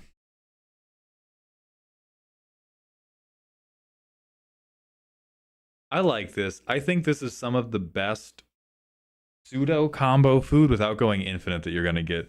Officially trash, yes. Trash. I want you to know I sympathize deeply with your reaction to that price. I would like you to guess how many people have paid that much or more. And while you think about this, I mean, because I'm trying to Zorgoth, I'm trying to speak to non-horde wins.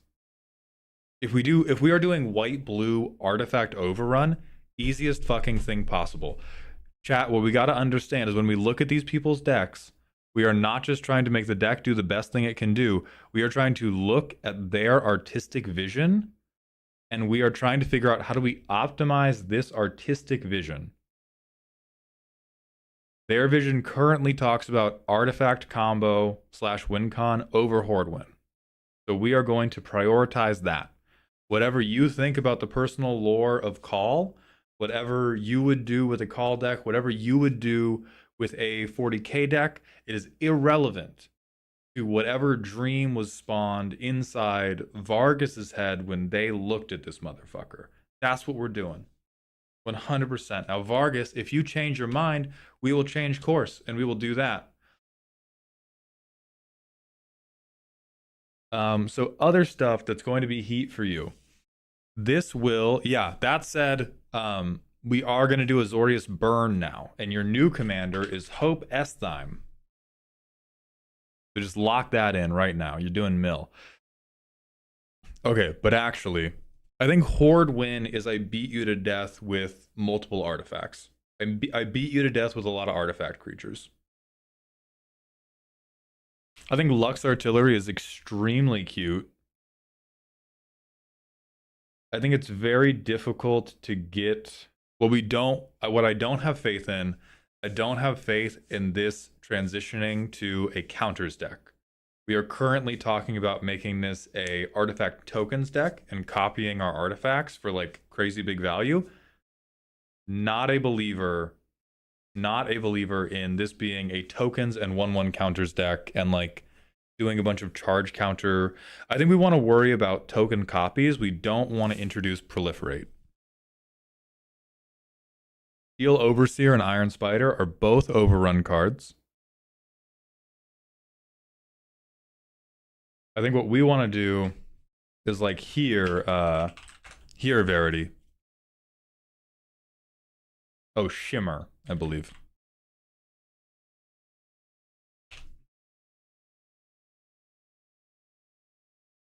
Shimmer Dragon. So this will give you a hexproof flyer that can turn all of your untapped artifacts into card draw.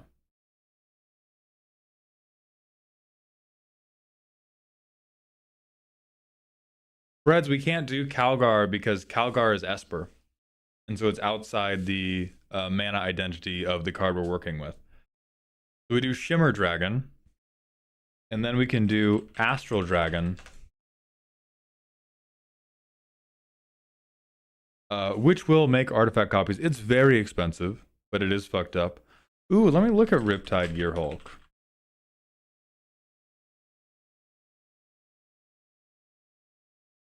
This is just mostly rude, but this is removal for sure. This is rude as fuck removal.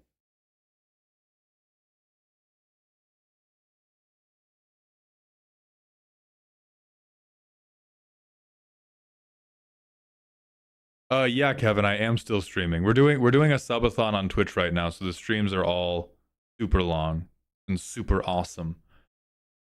All right, so we get to do this. We get to do this. A thing. I'm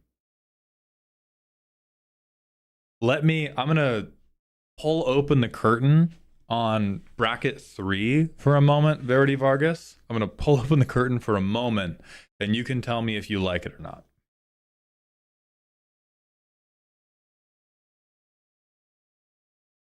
So if we get Intruder Alarm, you will untap all your creatures whenever a creature comes into play. So if you have Intruder Alarm, your commander, and 2 artifact creatures, you can create infinite warriors. If you can create infinite warriors, this can win for you in a number of ways. You can go Altar of the Brood to mill everybody out by these warriors entering infinitely. You can do Altar of Dementia to mill everybody out one at a time. Conversely, you can mill yourself to look for combo pieces. And this is going to be going way more like the bracket 2 version of this deck. You are likely going to be building up a board state, and then you have a backup plan. In bracket 3, if you are doing a combo deck, you are going to be tinker, tinker, tinker, and then I will win the game. Tinker, tinker, tinker, maybe I make a soldier here or there, and then the game is over.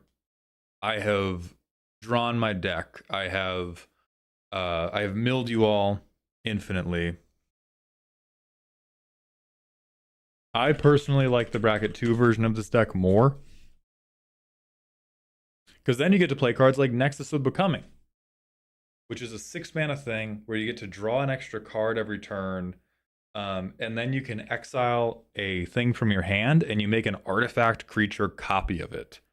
So this will give you fuel for your commander to tap and make stuff. It will give you golems to help you block, help you overrun.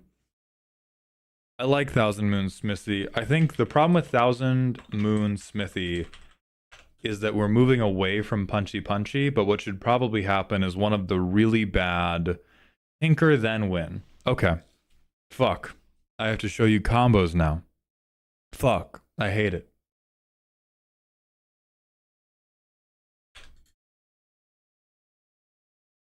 I do think you are going to recruit Leonardo da Vinci for this deck. You're no Vargas, I'm joking.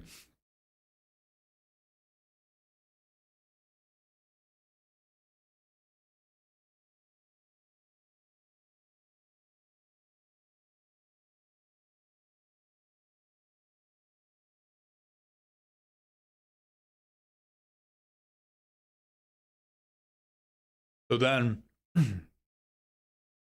you are going to run Shimmer Dragon. You are going to recruit Leonardo da Vinci.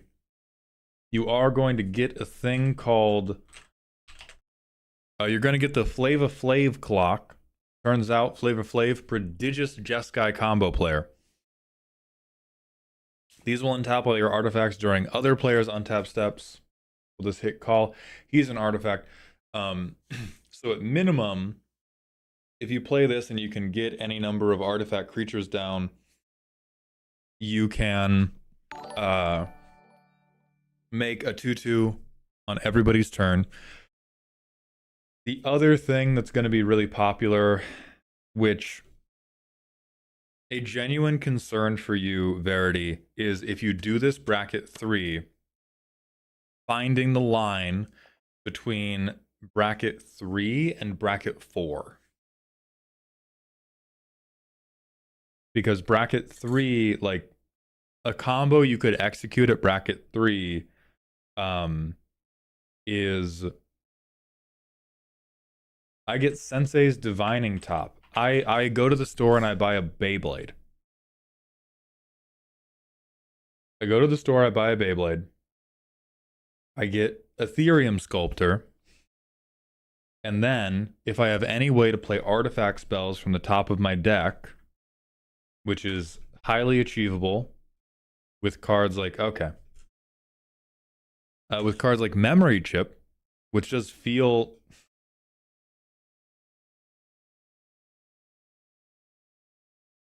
the Reality Chip.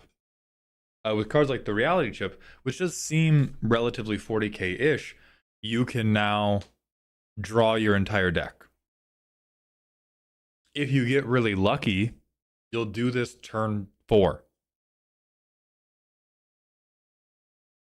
You'll do this turn 4, and then everybody will say, you built a bracket 4 deck. Shame, shame, shame, shame, shame. Because artifact combos are really good. Call is super not a good artifact combo commander, but like this guy, hold on, this guy was a good CEDH commander for a really long time because artifacts are just very strong. Artifacts are very solid and are very good at like perpetuating. I make more mana, I make more cards, yada yada yada. And so what may I don't think we skull clamp breads because we can't kill the Astartes with the skull clamp, which would be, the skull clamp is 40k. I think it's diverting from the plot too much.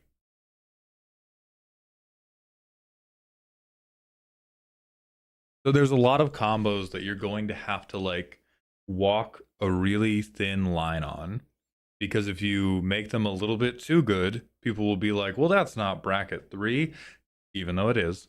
And then sometimes it genuinely won't be bracket 3.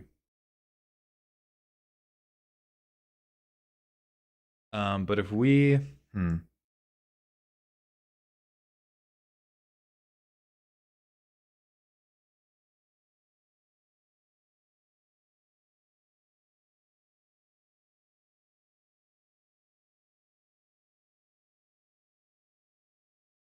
God, I feel like I'm a science teacher, and the student who's really quiet in class just came in asking, theoretically, how might one make anthrax in their bedroom? Just as a hypothetical. So the other stuff that is going to matter is like Mystic Forge. For an artifact player, one of the most important things for you is not actually drawing cards directly. It is finding a way to be able to play cards from the top of your deck. Once you can play cards from the top of your deck, most things come together for you. The other ingredient of this shitty pie is you get something that will let you tap any artifact for mana. And then you have a bunch of artifacts in the deck, and then you just play through your deck until you win.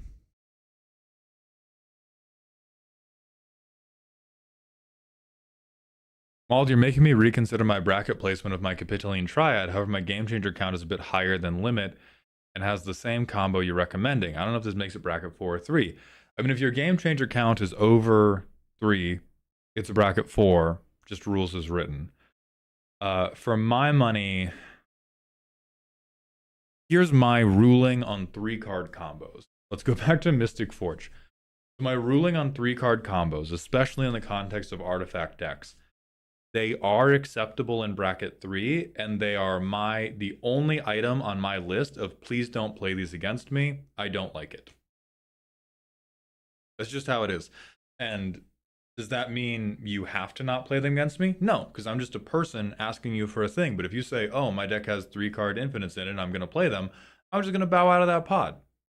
I have free will. I really don't like what infinite combos tend to do to games. And so I don't think it makes it a bracket 4, but I bring up people are going to call you bracket 4 because not everybody feels like me, but enough people do. Fabricate is in the deck. It was actually hilariously, Fabricate is a pet card. Warhammer 40k pet card, do not cut. Do not cut. They don't know how good magic cards are yet. Brads, this is a mold, a blank slate, a block of marble for us to mold together. They put Commander's Sphere next to Fabricate.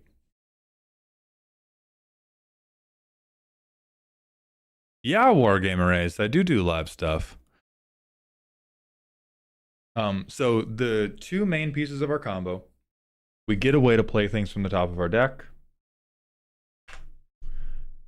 We get a way to tap generic artifacts for any color of mana. After this, it is imagination. Imagination, you can do Thassa's Oracle, if you spell it right, you can do Thassa's Oracle, which people will be very mad at you for. This is a really weak outlet for it. You could do Mirrodin Besieged. Oh god, you can build a Death Ray. This is probably one of the most popular ones for the what we call Artifact Storm players, is find a way to play stuff off the top of your deck. Find a way to turn those new things into mana to keep playing things off the top of your deck. And that fills up the piss laser, which you shoot at people. And then this makes you, it does not go infinite, but it makes you like a non-deterministically infinite amount of life, and then you laser people in the face until they stop moving. Yeah, like this is a very bracket 3 combo win type of card. So if the idea of this is to be a bracket 3 deck, it's probably going to be on like Mystic Forge, Reality Chip, Amennon, Urza's going to be one of your game changers, and then you do Aetherflux Reservoir, and you're basically just like,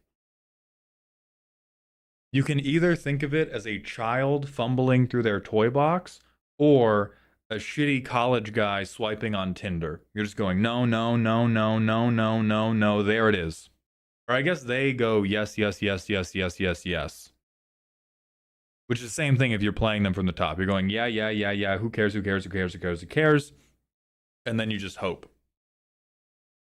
Wargamer Ace, thank you for gifting a membership to the Dog Home. That will add to the subathon timer. While they check the list, Mox Opal's not a game changer, so it only has Ancient Tomb, One Ring, and Field of the Dead. Even if you're on the appropriate number of game changers, that's going to fall back. That's going to fall back down for me into it's bracket 3. I would ask not to play against it. Like if I am playing with as soon as infinite combos are in play, I would prefer to just play CEDH, which I also enjoy. It's like it's my second favorite power level, is playing at CEDH. But I just don't like doing things halfway. There are some people in the world who enjoy, oh, this is my deck, and sometimes it does this very normal and cute thing, and sometimes I assemble Exodia. I intellectually understand people like that exist. I disdain it. I do not have fun at it. I do not have fun playing decks like that. I do not have fun playing against decks like that. And so I prefer to stay like really safely in bracket 3, or I go all the way to CEDH. Yeah, the deck gets dogpiled at 3 and wet noodles at 4. I would depower it. I would drop that combo out if you have other ways to win. If you don't, I would power it up more and just make it a clean 4. Hey, thank you, War. What's your CEDH pet deck? I don't think I play enough CEDH to really have a pet deck. I think the one I'm most excited to play more of is Kefka.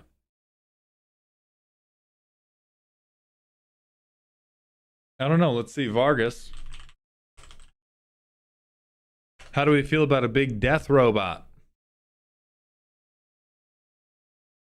How do we feel about the gigantic death robot?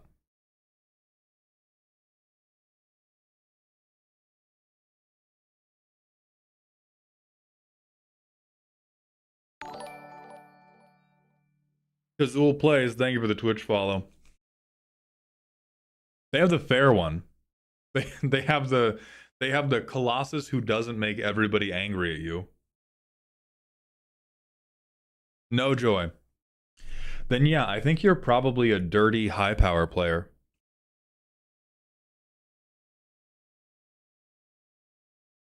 Yes, Siren.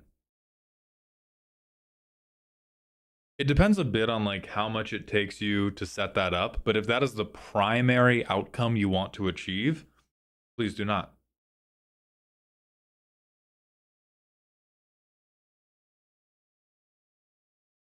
We're not doing Megatron instead. They want to do Belisarius Call because they like 40k. They want to do this commander because they think they're cute and they're painting them in Warhammer, so that's what we're fucking doing. Yeah, horrifying. No. Do not play any bracket 4. I have played it. Well, I have played at a power level that would now be called bracket 4 in the past, and that is why I am so sure I dislike it.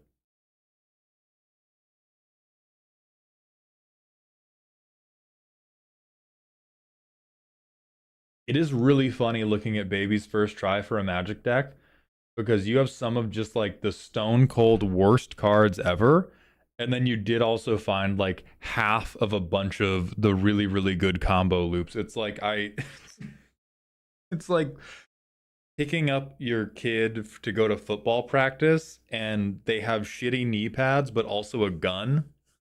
Yeah, first commander deck ever. We have hand-me-down knee pads and a sawn-off shotgun tucked into the jockstrap.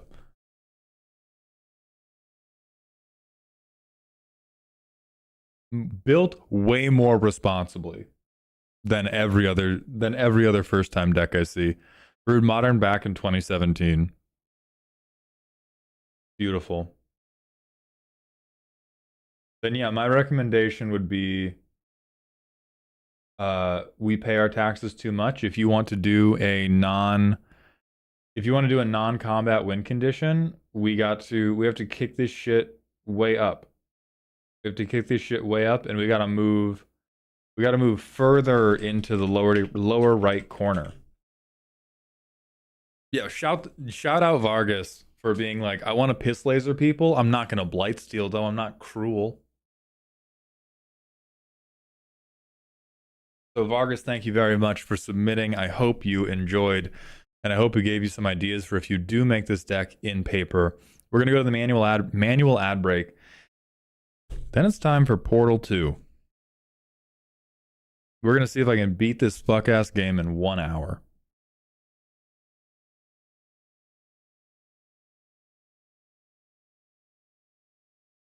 Really, really.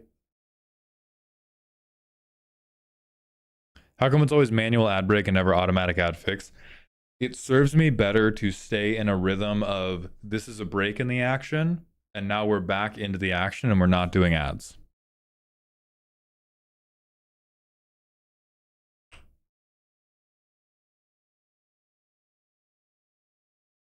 Let's see if Portal 2 has any viewers. 50. We're going to just chatting. We're going to the sea of just chatting. Portal 1, you could do it. Portal 2 in 1 hour, doubt it. Your doubt makes me strong. Were none of you here for Super Meat Boy? Oh, shoot. What's something random you're really good at but people don't know? Well, I think they know after today, but I think that answer would have to be rowing. Like that's the I've played some of one. I've played a little bit of Portal 1.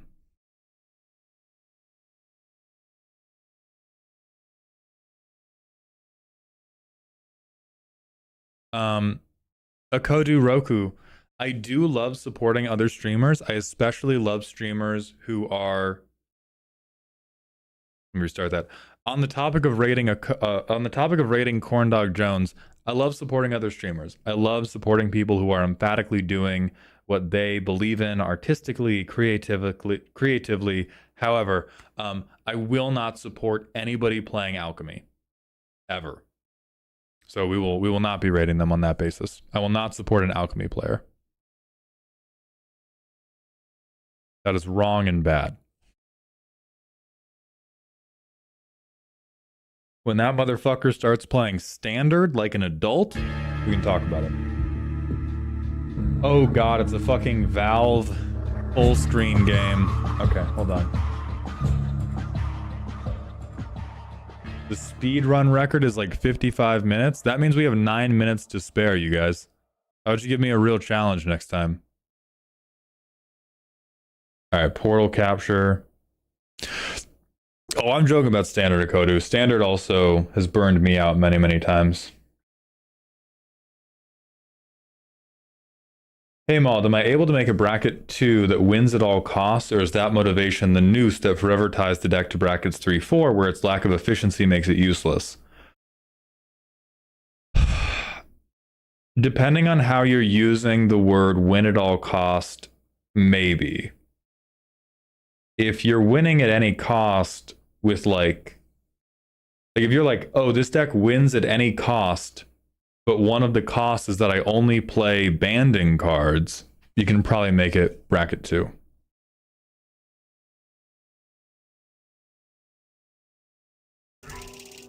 Give me audio options. You're going down to like half. Your mic is jacked from whatever happened? Can we... Hold on, am I good? Am I good? The Beacon mic program still thinks I'm okay.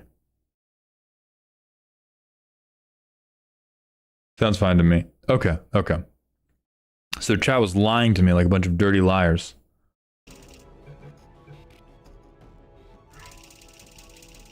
Play single player. Let's rip it up. Let's rip this game the fuck up.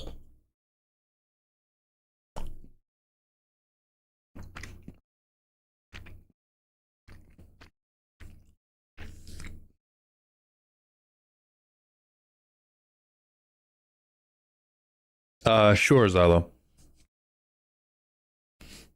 Thoughts on using a Loomer deck to cheat into bracket 2-3 since your 3-card combos are super replaceable and can't be interacted with below bracket 4? I dislike that behavior, but I understand some people enjoy it greatly. Let me get this audio in.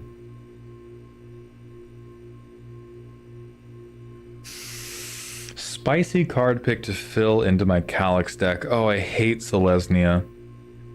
I'm gonna go through my mental Rolodex, but I probably have nothing for you because those colors are dog ass.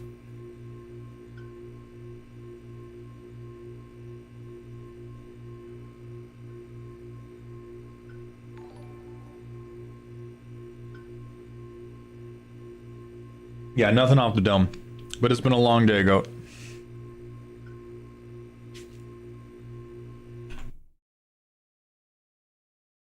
Meridian Matters, thank you for the Twitch follow. Welcome to the doghouse. Okay, look up. You will hear a buzzer. When you hear the buzzer, look down at the floor. Good. This completes the gymnastic portion of your mandatory physical and mental wellness exercise. I'm going to start recording. I'm now recording just so that the world can see how hard I am going to cook this game. In no small part because you guys don't believe in me. There is a framed painting on the wall. Please go stand in front of it. This is art. You will hear a buzzer. When you hear the buzzer, stare at the art.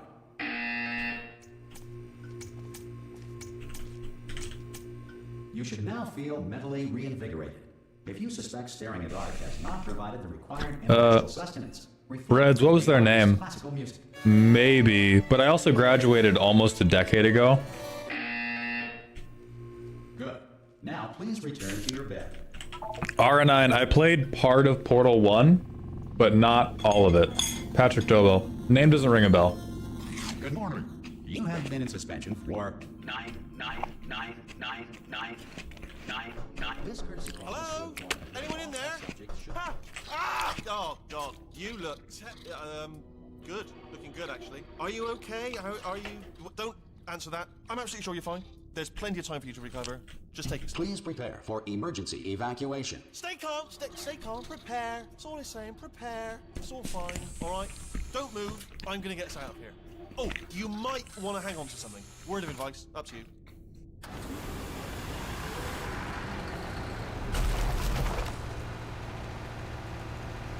You all right down there? Can you hear me? Hello?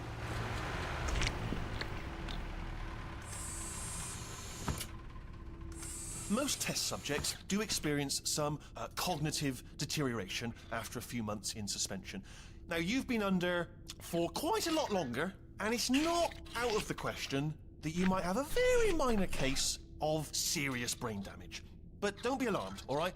Although if you do feel alarmed, try to hold on to that feeling, because that is the proper reaction to being told. Oh my god, shut up. I'm gonna fail my speed run because you won't let me out of the fucking room, Just tell dog. me, just say yes. Okay, what you're doing there is jumping. You just jumped. But never mind. Say apple. Apple. Okay, you know what? That's close enough. Just hold tight. Close and All dog. reactor core safeguards are now non-functional. Please prepare for reactor core meltdown. Okay, look, I wasn't going to mention this to you, but I'm in pretty hot water here. How you doing down there? You still holding on? The reserve power ran out, so of course the whole relaxation... Stream today's been going good, Lemon. I'm now being fucked with by a British robot. This is a bit tricky. Hey, what's up, Herb? Nobody tells me anything. No, why should you tell me anything? Oh my Why should god. I be kept informed? You know, about the life functions of the 10,000 bloody test subjects I'm supposed to be in charge of. Why? It's close. Can you see? Am I gonna make it through? Have I got enough space? Just gotta get through here. Okay, I just gotta concentrate. And whose fault do you think it's gonna be when the management comes down here and finds 10,000 flipping vegetables? Alright, see, no, I hit that one. I hit that one.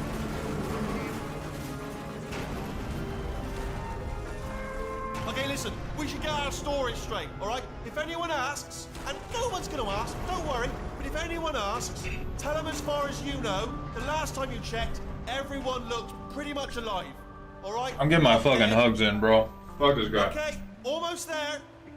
On the other side of that wall is one of the old testing tracks. There's a piece of equipment in there that we're gonna need to get out of here. I think this is a docking station. Get ready.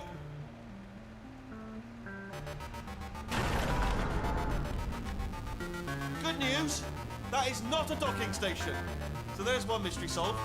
I'm going to attempt a manual override on this wall. Could get a bit technical. Hold on. Almost there. Remember, you're looking for a gun that makes holes. Not bullet holes, but don't worry, you'll figure it out. Seriously, do hold on this time.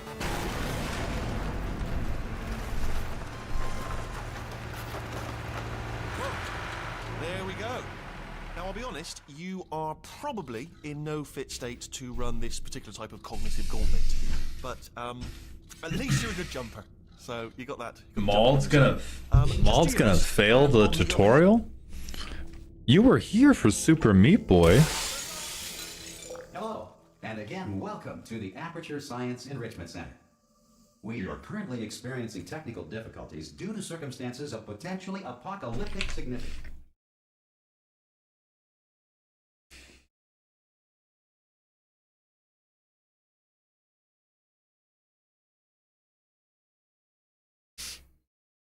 Breads, thank you for the $10 Ko-Fi support.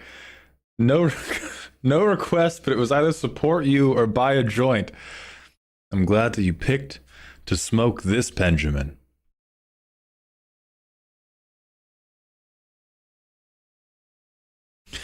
Mothman Gerald wants to know, have you ever breakdanced or attempted to in your life? Not breakdancing, I've attempted to dance. It was widely considered by everyone in the area to be a terrible move.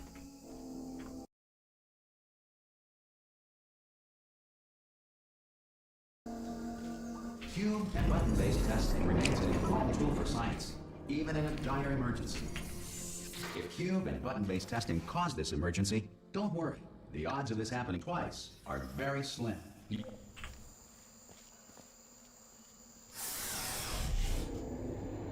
I do love the song Safety Dance. That's more a result of watching Scrubs, though.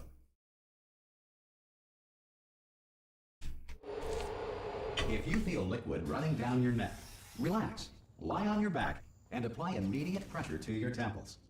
You are simply Looking like my crib right now, kitty, clean up. The grill may have emancipated the ear tubes inside your head.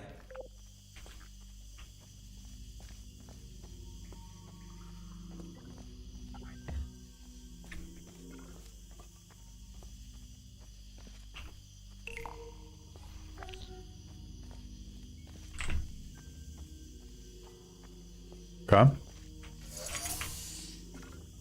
So when does like the game start?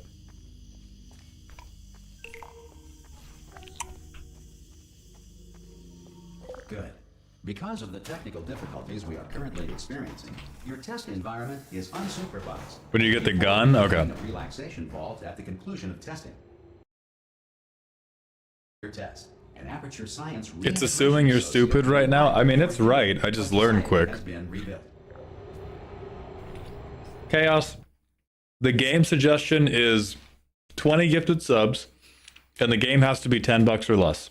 If the game is $10 or more, you have to donate the difference, or I have to own it already. Or other governing body that either refuses to or is incapable of listening to reason. Hey, you made it. There should be a portal device. That's not great. Iron Speo, thank you very much for the $10 super chat. Welcome to Dog Heaven. Subhound, did you know that before crowbars were invented, crows used to drink at home? Now you do. I'll wait 1 hour, then I'll come back. And as soon as God. I take a dead body, God damn you, Iron. Thank you for sharing that with me.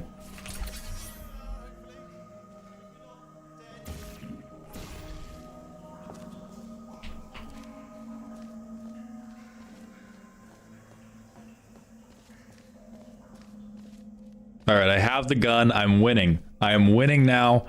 1 hour clock starts. The haters, the doubters, the naysayers, they're now wrong. With lethal military androids. Rest assured that all lethal military androids have been taught to read and provided with 1 copy of the Laws of Robotics to share. Oh, I can't move the... Okay. So I can't move the yellow portal, but I can move the blue portal. If you feel that a lethal military android has not respected your rights as detailed in the Laws of Robotics, please note it on your self-reporting form. A future Aperture Science Entitlement Associate will initiate the appropriate... I think I got a text message, and I got time. I got 51 minutes.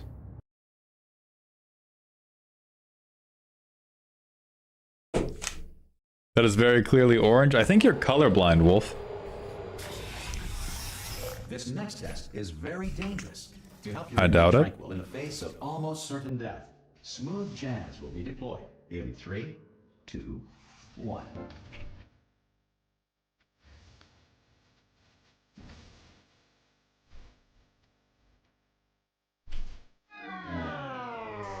All right.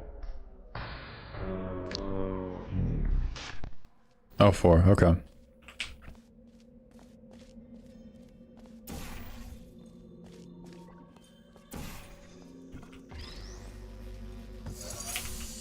Where's the other one?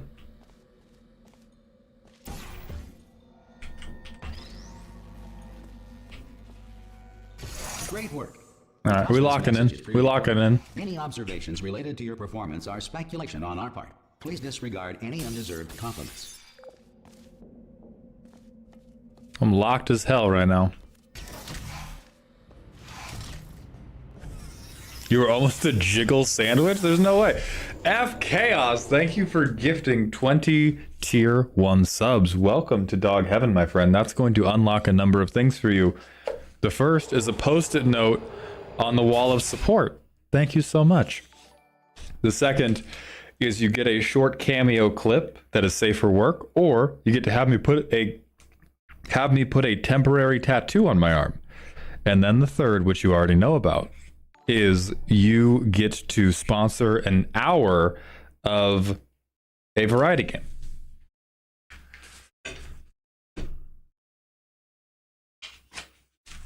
Let me put you up on the wall with... We are growing. We are growing and vibing. We're almost at 40, and this will be... I promise. Yeah, you can add an hour to an existing game as well. I promise I won't do this too often, but everybody in chat, please check if you have an Amazon Prime sub available. Jeffrey is taking that money from you anyway, and I would appreciate it so much more than him. With fireballs, meteorites, or other objects from space. Please avoid unsheltered testing areas wherever a lack of shelter from space debris does not appear to be a deliberate part of the test. Oh, right. I carry momentum. Combustive Kitty, thank you for the Prime sub. I appreciate those Jeffrey dollars. Damian Peters, it's enough support that you're here, dog. If you're broke, don't worry about it. I love you too. And RPM 0618, thank you for gifting 5 tier 1 subs. Welcome back to Dog Heaven. You're at 20. So you also get to sponsor a variety game. Where the fuck am I going? Okay, so I have this thing that I need to turn on, which, what is this? What? Oh, that did, okay, that did drop the thing. There we go. One more hour of Portal 2, please, just in case you don't make it in the first hour. We can do that, but it can't be today. It can't be today because the stream ends at 8 p.m. every day, and if I stay up past 8... Wait. We are... No, I don't want to set this precedent. I don't want to set this precedent. No, it can't be today because the stream runs 8 to 8 every day of the subathon. Stanley, Parable for F Chaos. And we have another hour of Portal 2 if we can't. Okay, thank you, RPM. Yeah, we're not gonna fuck with the schedule that much. Okay, I have this going.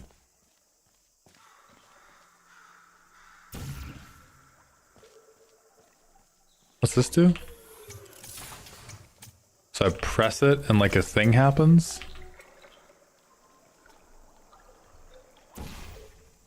Ah.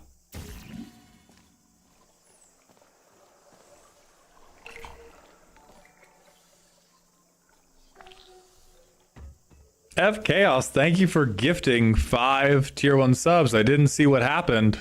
Wait. I needed to press this, I think. I didn't see what...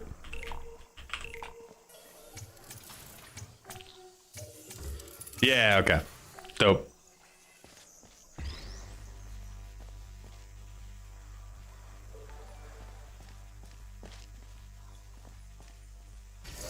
Thank you for gifting 5 additional subs, my friend. Belatro's not on the schedule Although yet. circumstances may appear bleak, you are not alone. All Aperture Science personality constructs will remain functional in apocalyptic, low-power environments of as few as 1.1 volts. EBB? Yeah.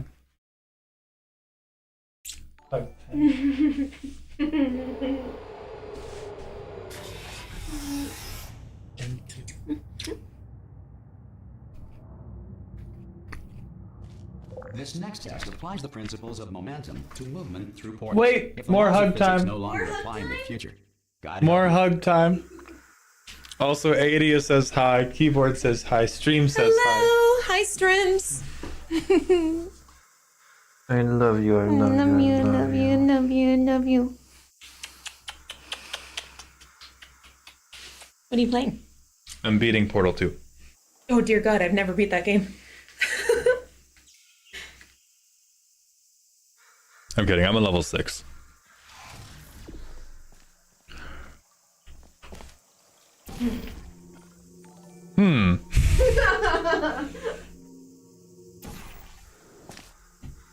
Damn you. Okay. So I gotta... Alright.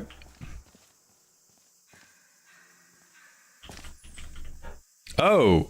Oh! Oh, disgusting. Disgusting.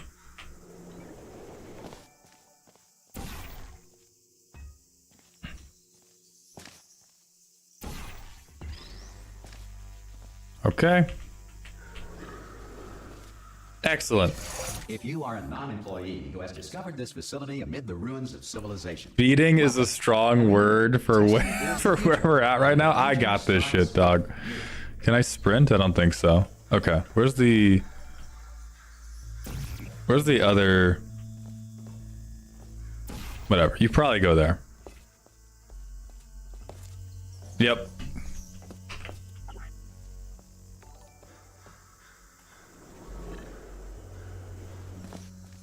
Real.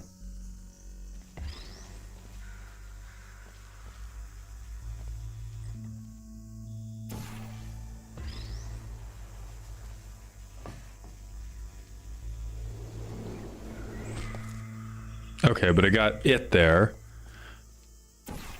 Maybe if it's up there. Yup.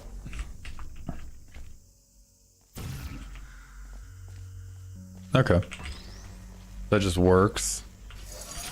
And then I gotta jump again, probably like got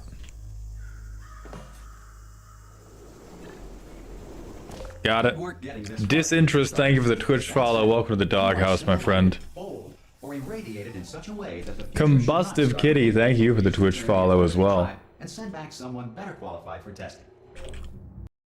How you doing today, buddy? We're at the end of a very long day, so please don't take the energy levels right now as indicative of the entire stream, but we do try to have fun here. The Reaper Lord, thank you for the follow as well. The Enrichment Center respects your right to have questions or concerns about this policy. All right.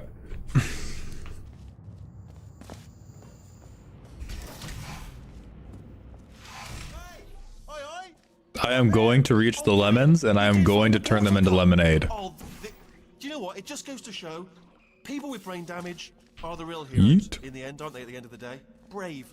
Okay, listen, let me lay something on you here. It's pretty heavy. They Bro, told me shut up. Never, ever to disengage myself from my Bro, management shut role, up. or I would die. I am doing stuff. We're out of options here, so get ready to catch me. All right, on the off chance that I'm not dead the moment I pop off this thing. On 3. Ready? 1, 2, 3. That's high. It's too high. Oh my god, I hate you so much. I am going to turn you into paper clips, dog. Okay, ready? 1. Catch me, catch. Ow. Ow. Fall into hell. Fall into hell. I'm tired of this, man. That's the problem now. Are you still there? Could you pick me up, do you think? Oh, brilliant, thank you. Great. Plug me into that stick on the wall over there, yeah? And I'll show you something. You'll be impressed by this. Yeah, I can't do it if you're watching. Seriously, I'm not joking. Can you just turn around for a second? I'm not watching you. Oh my god. All right, you can turn around now. Bam! Secret panel. Not open while your back was turned. Pick me up. Let's get out of here. No.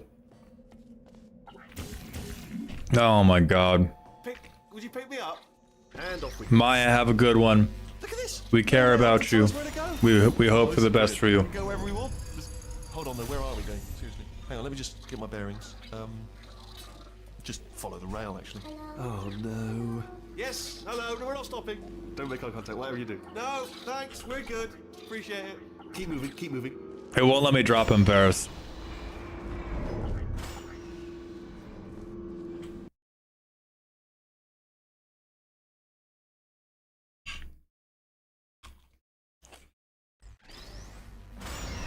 Probably able to bring you up to speed on something right now. In order to escape, we're going to have to go through her chamber, and she will probably kill us if she's awake. Oh, this is creepy as fuck, dude. Okay, I'm gonna lay my cards on the table. I don't want to do it. I don't want to go in there. Don't go in there. She's off. She's off. Don't panic over. She's off. All fine. On we go. There she is. What a nasty piece of work she was. Honestly, like a proper maniac. Do you know who ended up? Taking her down in the end? You're not gonna believe this. A human. I know. I wouldn't have believed it either. Apparently, this human escaped, and nobody's seen him since. Then there was a sort of long chunk of time where absolutely nothing happened.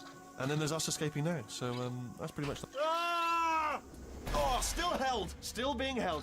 That's a great job. You've applied the grit, we're all fine. That's tremendous. Ah! My queen? My murderous queen? I can get behind that. Wait, a tick? Oh, I can't jump over. Bad game. Bad game. Let me get secret loot for jumping over the railing like every other game. Breaker room. Look for a switch that says escape pod. All right, don't touch anything else. Not interested in anything else. Don't touch anything else. Don't even look at anything else. Just, well, obviously you've got to look at everything else to find the escape pod. Claire, I played like 20 minutes of the first portal. The next thing, all right, but don't touch anything else or look at anything. Well, look at other things, but don't. You understand? Can you see it anywhere? I can't see it anywhere. Tell you what. I'm going to fucking. I'm going to demineralize this man. Let there be light. That's God. He's quoting God. Oh, look at that. Turning. Ominous. But probably fine, as long as it doesn't start, moving up. Now. Escape pod, escape pod. It's moving up. Okay. Okay, no, don't worry, I've got it. This should slow it down. No, makes it go faster. Uh-oh. Power up initiated. Okay, don't panic. All right, stop panicking. Oh, fuck. Still stop this. Oh, there's a pass. I've learned from Risk of Rain. I got this. Tighten up, everybody. Once I get my ult up, it's gonna be fine. Wait, did I do B? Gerald pen. Start writing these down. Power up complete. I don't. Okay, listen. All right, new plan. Act natural. Nothing. Hello. Oh, it's you. You know her? It's been a long time.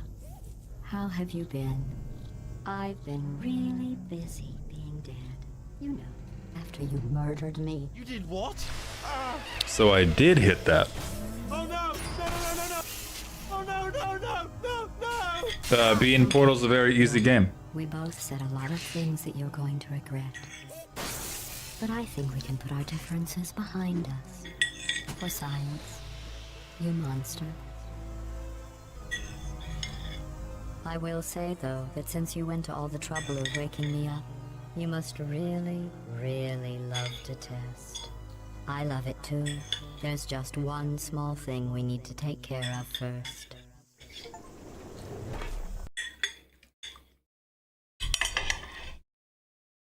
Tremendous. Wesley's dead.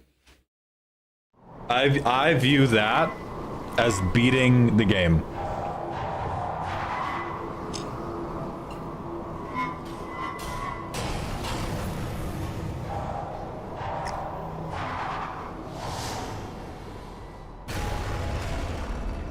Here we are, the incinerator room. Be careful not to trip over any parts of me that didn't get completely burned when you threw them down here. The dual portal device should be around here somewhere. Once you find it, we can start testing, just like old times. There Hell yeah. it is. Hold on.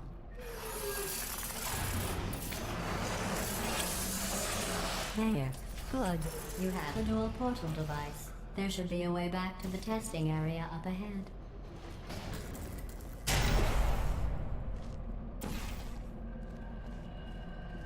Once testing starts, easy enough. Required by protocol to keep interaction with you to a minimum. Luckily, we haven't started testing yet. This will be our only chance to talk. Here, let me get that for you. Do you know the biggest lesson I learned from what you did? I discovered I have a sort of black box quick save feature. In the event of a catastrophic failure, the last 2 minutes of my life are preserved for analysis. I was able, well, forced really, to relive you killing me again and again, forever. You know, if you'd done that to somebody else, they might devote their existence to exacting revenge. Luckily, I'm a bigger person than that. I'm happy to put this all behind us. I'm not looking for hidden shit. I'm winning the game. After all, we've got a lot. Am I? And only 60 more years to do it. More or less. I don't have the actuarial tables in front of me. But the important thing is you're back. With me. And now I'm on to all your little tricks. So there's nothing to stop us from testing. For the rest of your life. Okay. That, who knows? I might take up a hobby. Reanimating the dead, maybe. I'm liking her more and more. I'm coming around. I get it now. I think by the end of the game, we'll have a beautiful friendship. Maybe even something more. I've really let the place go since you killed me. By the way, thanks for that. Sarcasm self-test complete. Oh good, that's back online. I'll start getting everything else working while you perform this first simple test. which involves deadly lasers and how test subjects react What? when locked in a room with deadly lasers. What? Hold on. Whoa, bitch. I mean, okay. Alright, so I have to get the... Yep.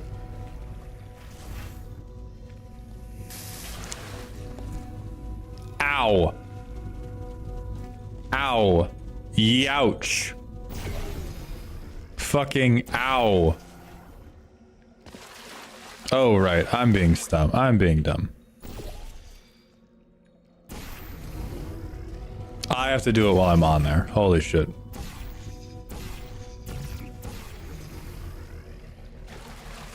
I am the stupidest man on the planet Earth. There we go. Not bad. I forgot how good you are at this. Beating the game by the by.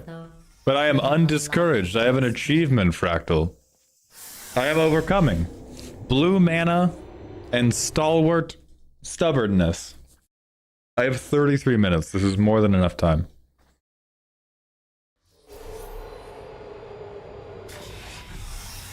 This next test involves discouragement redirection cubes. I just finished building them before you had your, well, episode. So now we'll both get to see how they work. There should be one in the corner.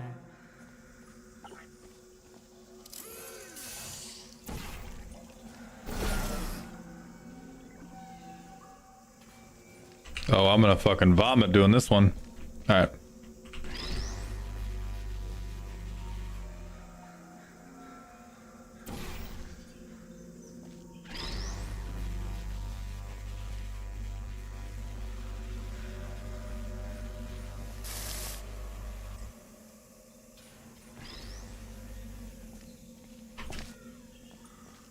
Ah, so this... There we go.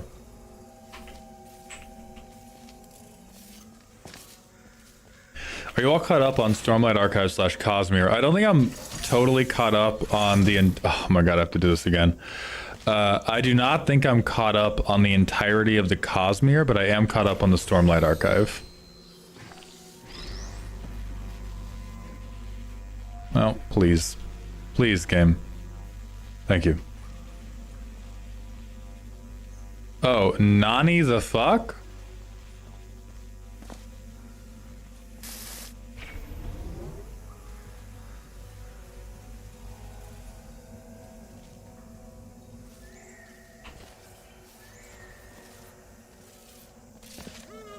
Okay. New cube deletes old cube. This thing.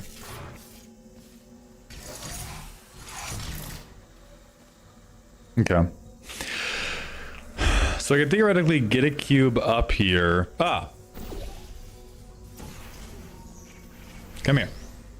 Well done. Here come the test results. You are Oh, so the timer was below 40 until F Chaos and RPM stepped in. We weren't even testing for that.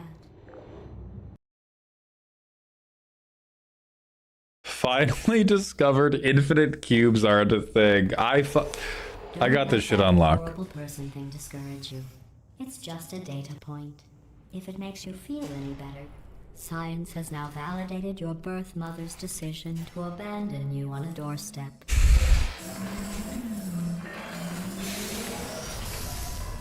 Ow. Okay. I think I might have hit a fucking devious lick on... No, I still have to do everything the same fucking way. Broke-ass game.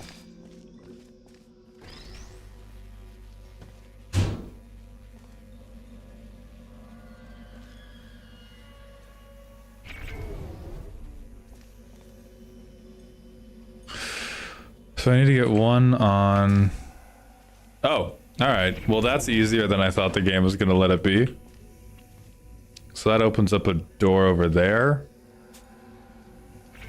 Whoa. Get back over there. Get back over there. And there's like shit down here I can... Sucker's luck. Exile. Too many variables. Okay, so somebody went a little bit crazy here. Don't even try.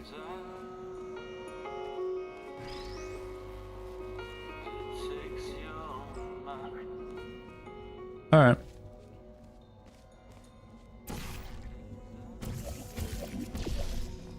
Gotta redo my fucking portals, though. Okay. Is this... Oh, nothing's open. Okay. So what the fuck did this even do?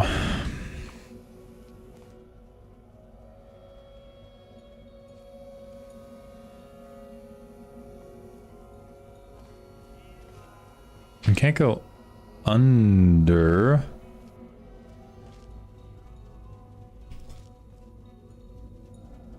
Interesting. Do I have to make one cube hit both lasers at the same time? Perhaps.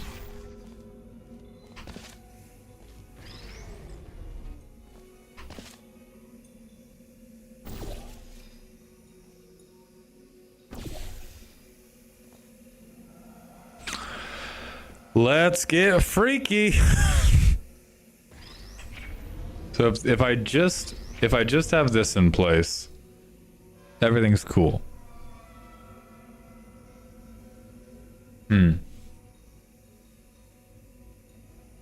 Ah.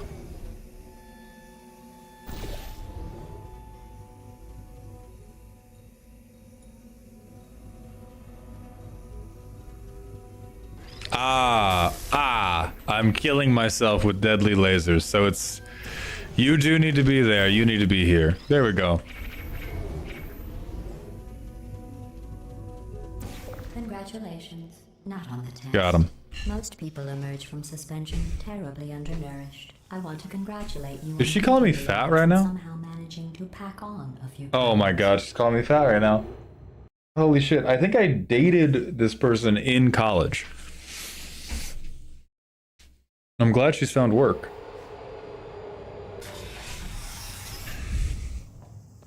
One moment.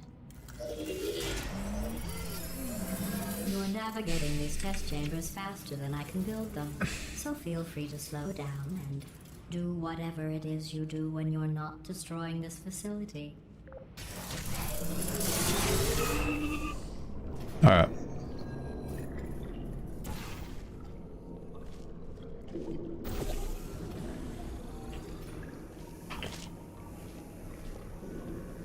So it's gonna go this way. So I need to keep orange portal there. Get blue portal over here.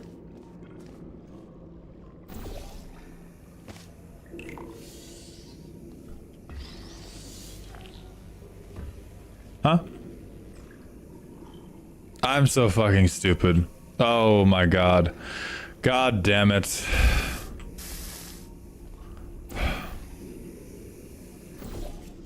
So fucking annoyed. Son of a bitch, man. God damn it. So yeah, I come over and I put blue over there. Oh, I hate colors. Just game, know what I want to do and effectuate it. My god. I said apple successfully.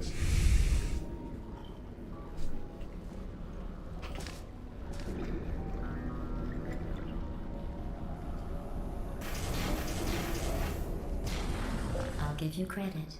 I guess you are listening to me. But for the record, you don't have to go that slowly.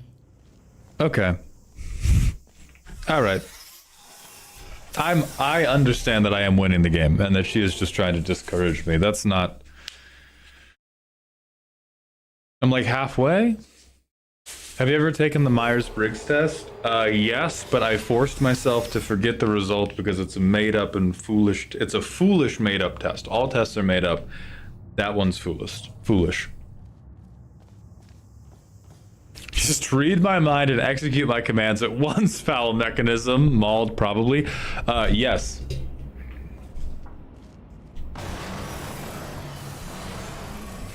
This next test involves the Aperture Science Aerial Faceplate. Whoa. It's part of an initiative to investigate how well test subjects could solve problems when they were catapulted into space. Results were highly informative. They could not. Good luck. Okay.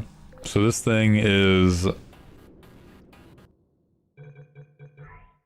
I have no idea what level this is. It's level I'm winning.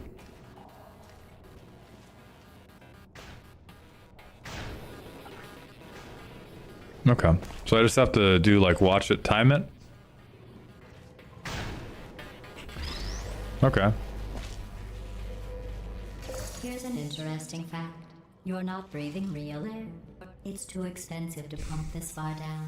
I'm on level 1000B. Out of a room, freshen it up a little, and pump it back in.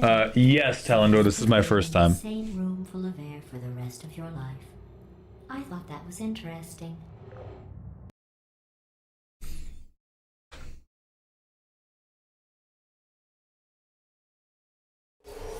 Let's see what the next test is. Oh, advanced aerial faith plates. Well, have fun soaring through the air without a care. No, BMX, I'm totally chill and cool. And I know that my portal gun is a totally reasonable size. By myself. GLaDOS, I do not give a shit.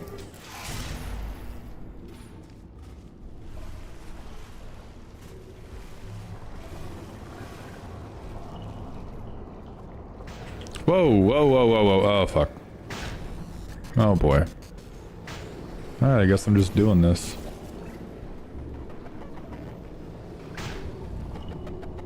Okay. I presume this gets difficult at some point? I'm still cleaning out the test chambers, so sometimes there's still trash in them, standing around, smelling and being useless. Try to avoid the garbage hurtling towards you. What? Oi, bitch. Oi. You don't have to test with the garbage. It's garbage. Press the button again. I'm in the tutorial? There's no way. I'm beating the game right now. Shut up. This is not just the tutorial. I'm the GOAT. This can't be true.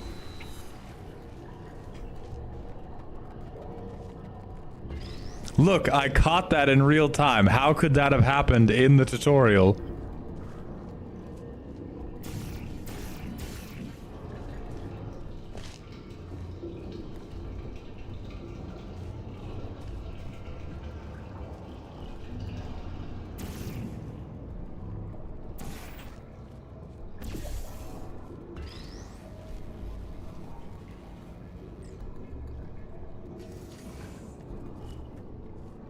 Remember before when I was talking about smelly garbage standing around? These aren't in the normal game. These are like Grandmaster levels. Thank you, Felix. You get it. And I'm sorry. You didn't react at the time, so I was worried it sailed right over your head, which would have made this apology seem insane. That's why I had to call you garbage a second time just now. Alright. Take me to dinner first, man.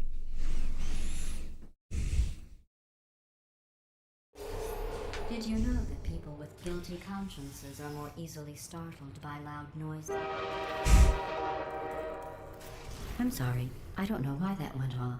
Anyway, just an interesting science fact. Okay. Is this...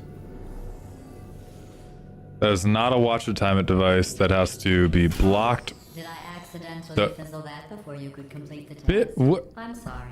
Oh my god. Grab another one. Oh, no. I fizzled that one too. This robot's trying to kiss me, dude. This robot is trying to kiss me. Absolutely worthless. I'm happy to get rid of them.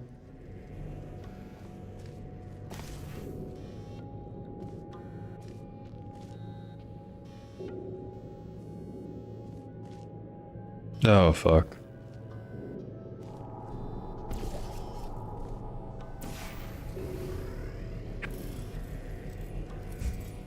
Please tell me I don't need this shit up here, even though I know I'm going to.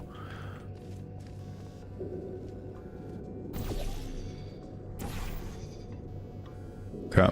I gotta throw you again, probably? Or I might have to just, like, yeet.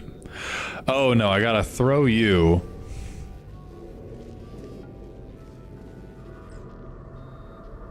Whee!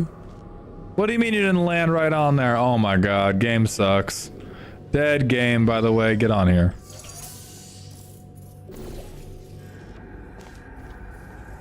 Oh, fucking wonder nobody plays you anymore, man. Every test chamber is equipped with an emancipation grill at its exit, so that test subjects cannot smuggle test objects out of the test area. This one is broken. Don't take anything with you. Well, now I want to take things with me. What do you mean don't take anything? Alright, fine. Fine, I won't take anything with me. Fun fact, GLaDOS's main body is meant to resemble a woman who's tied up and hanging upside down. I think as children we all had a crush on Spider-Gwen, and if you didn't, you're wrong. This next test involves emancipation grills.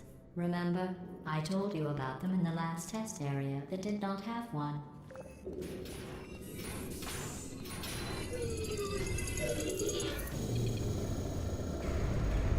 Oh no. The turbine. Darebrain, thank you for the 69-bit cheer. Wait, this next test does require some explanation. Let me give you the fast version. No. No. There. Thank you. Fucking thank you. So I'm presuming this thing doesn't go through the goddamn weird Ah, so if I go through the weird thing, it closes my portals. Alright. So I have to... Okay.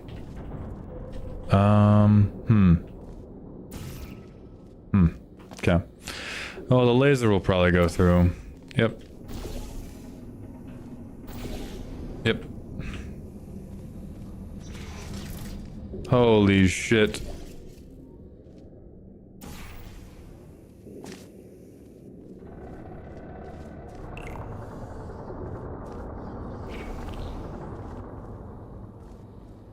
How the fuck does that help?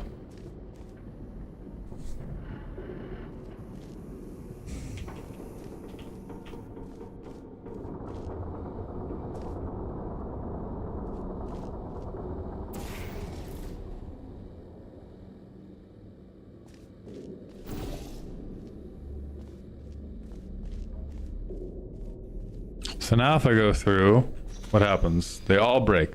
So if I cross that line, they all break. Okay.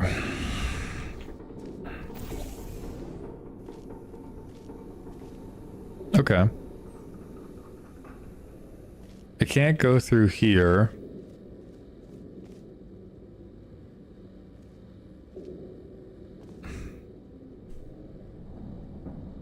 But if I do it with... But if I put a portal over here, I just get shot in the face. I can't... Let's see.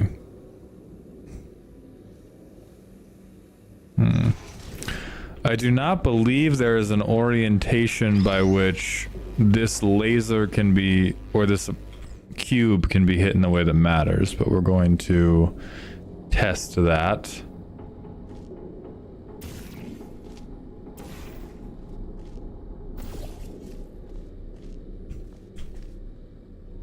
Well, that doesn't fucking matter at all.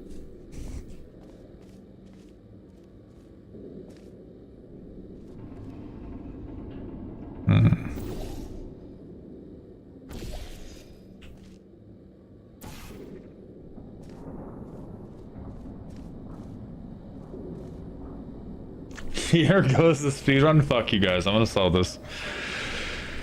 I'm gonna solve this. This is a puzzle game for 5-year-olds.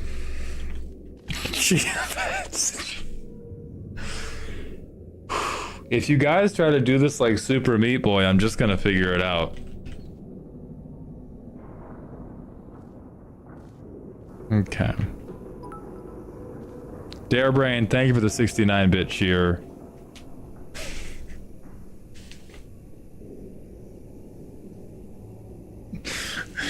Chat knows how to stop backseating, but they only know how to stop backseating if they begin rage baiting.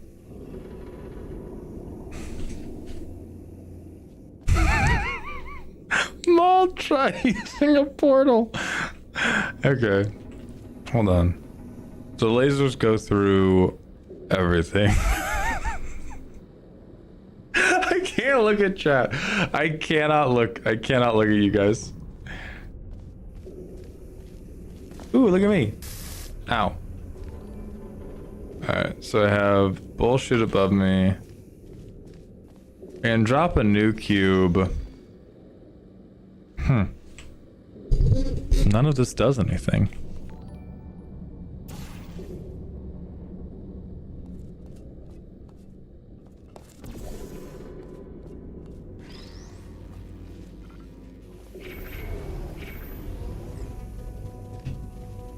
Except for that.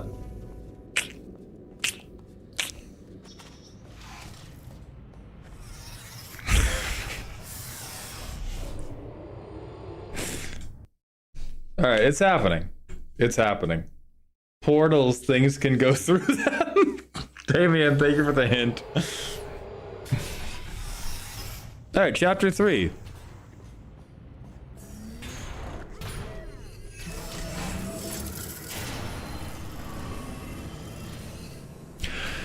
If you're willing, a SMK of Poison Ivy, Catwoman, or Justice League Wonder Woman. I'm killing Wonder Woman, I'm smashing Catwoman, I'm marrying Poison Ivy.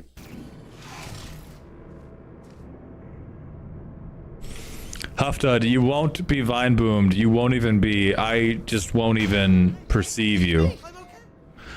Oh, I need you to be dead, dude. I need you to be dead, my man. There, try it now. What happened, right? I was just lying there. You thought I was done. This plate does not calibrate some of your generousness. I'll add a few zeros to the maximum weight. You look great, by the way. Very healthy. Try it now.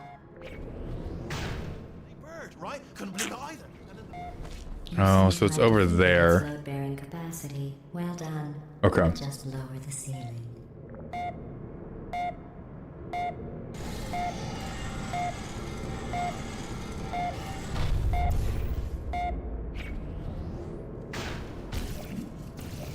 Fucking. I'm bad at shooter. Thank you.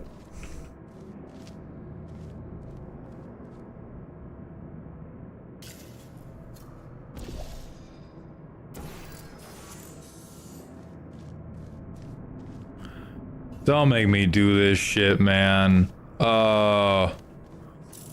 Where's my fucking cube? Oh, my... Oh, fuck you.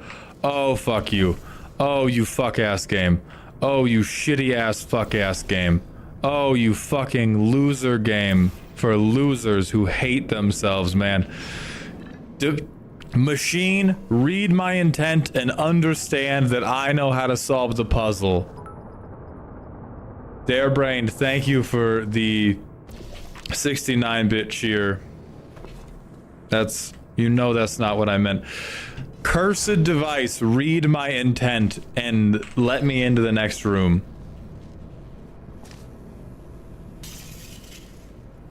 Drop this.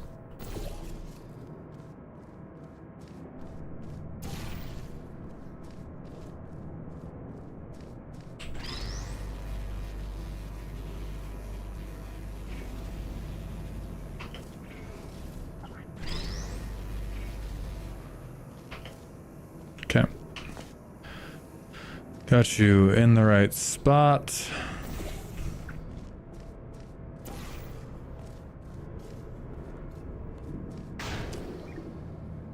Look at you, sailing through the air majestically, like an eagle, piloting a blimp. Okay. Okay, GLaDOS. It's the portal gun's fault, and we will fabricate proof to back up that claim. I got this shit, you guys.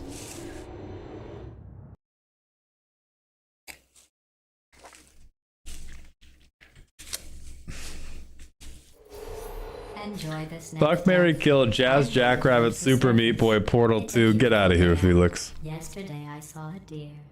If you solve this next test, maybe I'll let you ride an elevator all the way up to the break room. Oh, hell yeah. Tell you about the time I saw a deer again. Okay. I don't see a way I can directly get on there. Maybe if I just fucking yeet myself. Can I go? Oh, yeah!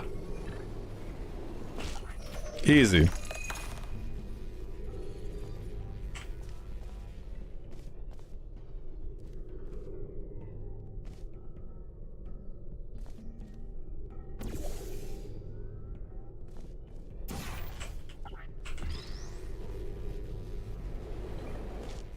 Okay.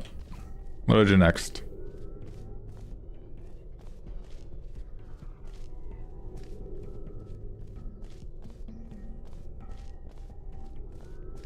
I have a wow! Ow.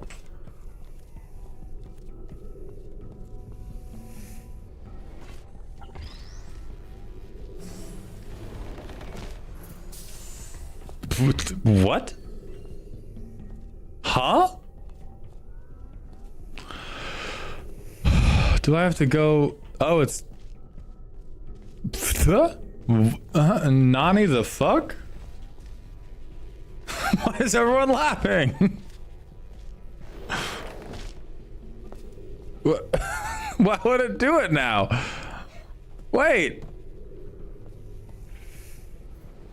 Oh, you'd be a shoo-in for getting hit on the head lessons? Do it. Oh my god. Oh. How the oh, it's a when you got it. So when I break it, the thing goes down. So I'll go. And then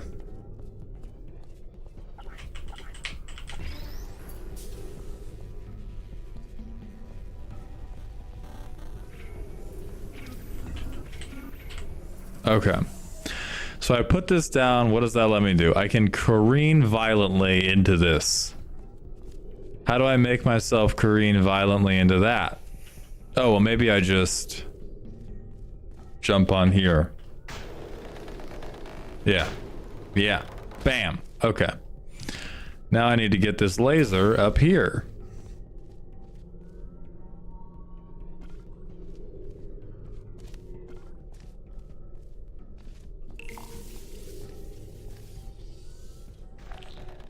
Fuck me, dude.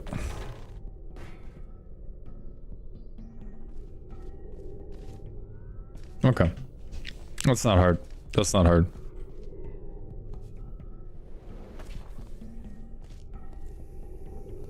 I have to direct it at that wall. Okay, so I gotta go get the cube.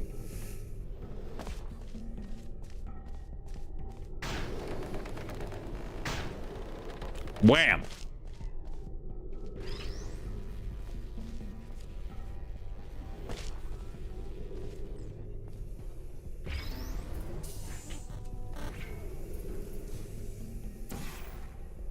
Oh. There we go. I'm gonna keep you just in case.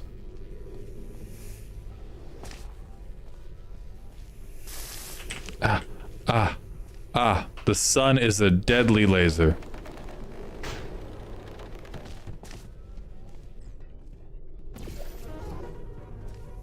Sick nasty. What the fuck does that let me do? So it lets me yeet myself down there. Is there anything like... Where am I?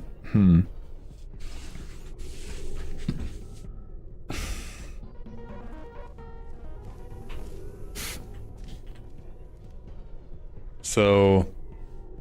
Oh, but throwing myself down there won't do anything. But maybe it creates like a loop where I'll land on this thing again and land forcefully enough. Aha! Easy game. Well, you passed. Brother, what's the level? I didn't see the deer today. I don't did know. see some humans, but with you here, I'm in chapter 3. than I'll ever need. We have 4 minutes. How much game could there be left? Yeah, 3-2. It's probably the final one. FMK, Jessica Rabbit, Betty Boop, and Hollywood. I don't know what Hollywood wood, it looks like.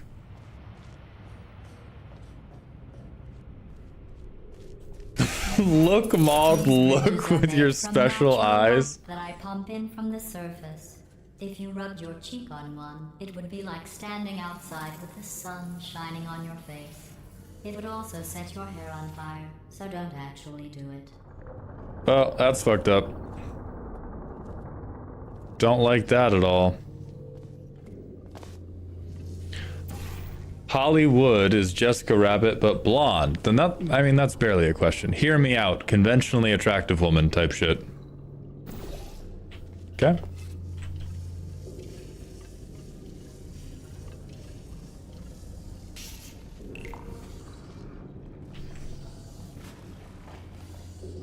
The boys, thank you for the $10 super chat to put a bunch of sunglass men in chat.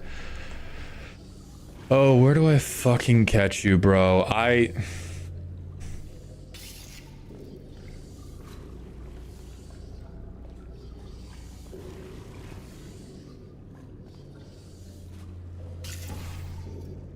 Fucking hell.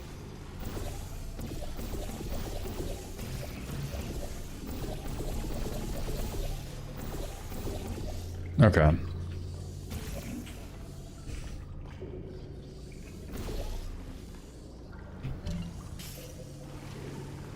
Do I just die in the water?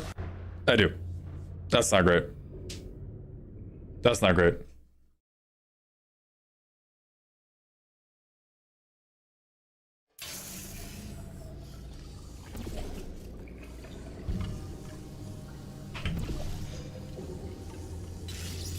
Boop, boop, boop, boop, boop, boop. Boop, boop, boop, boop, boop, boop, boop. Boop, boop, boop, boop, boop, boop, boop. Give me my cube.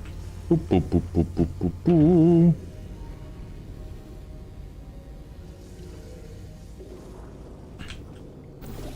Boop, boop, boop, boop, boop, boop, boop. We might need to enroll you in an IQ trainer. Thoughts? I'm good at this game. Just because I am competing against your memories of when you had already figured out the solution as a child, I am doing fine at this game. Oh, it's fucking over there. Oh my god. Okay.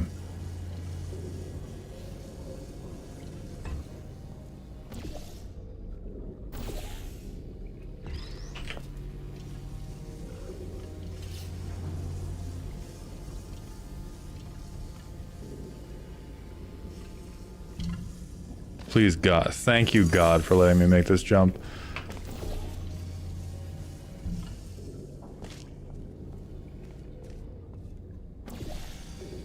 You're competing against how easily we figured it out as a child. Yes, JJ, I'm competing against your memories of how easily you figured it out as a child, which have faded with age, and now you're like, it took me 2 minutes. And you, as a child, did not have to solve it while glancing back at tens of people making fun of you for the speed at which you're solving it. Nobody but you is that pointlessly cruel.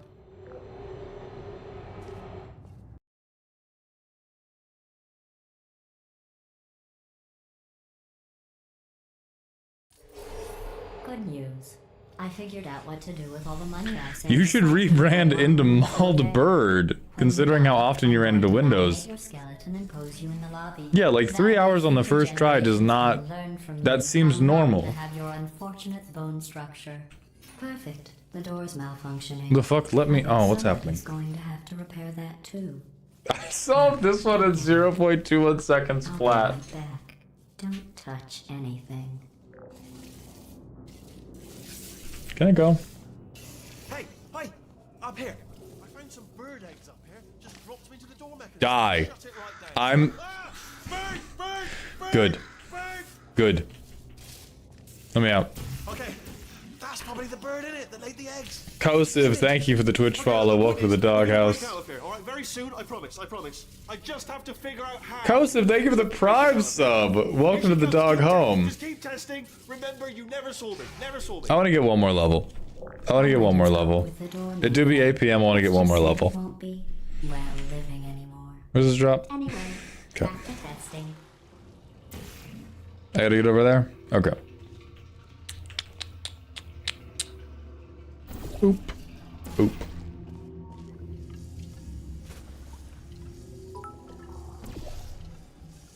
Boop. Boop. Get in that cube. Where do I gotta put it? Over there? Boop.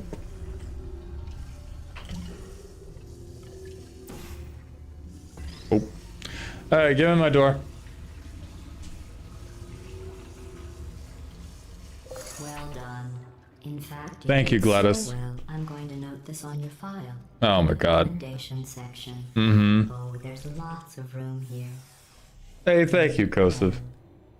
Enough. Well, enough. It's taking me like a minute a level. This is not very long. This next test involves turrets. You remember them, right? They're the pale spherical things that are full of bullets. Oh wait, that's you. in 5 Turrets. seconds. Hello, King Voran.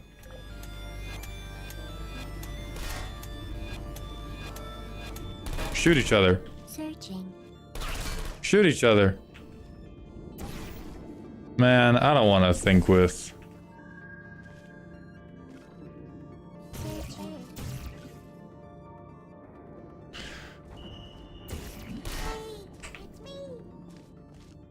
I used. Yikes.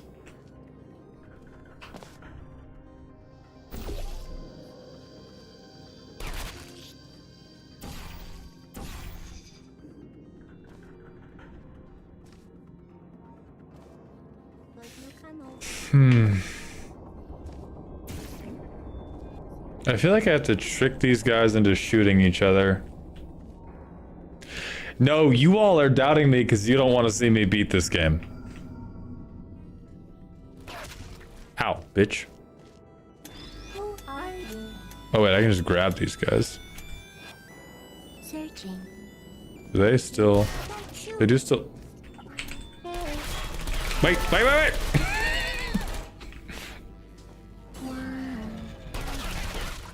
No, I can't block it while I'm carrying him. That's bullshit. That's bullshit. Got rinsed at the LGS tonight. I wanted to try the revamp deck, but people assumed I was the threat the whole time.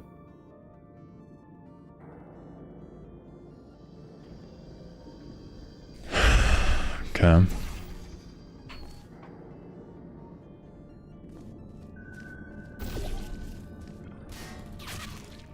Okay, so that fires at me. Do I have any way to like get verticality?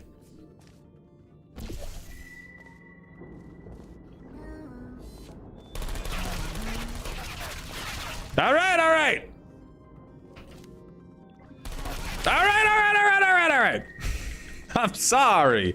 I'm sorry. That's not gonna do anything. I have access to the ground for a reason. Is there a way I can just like loop this?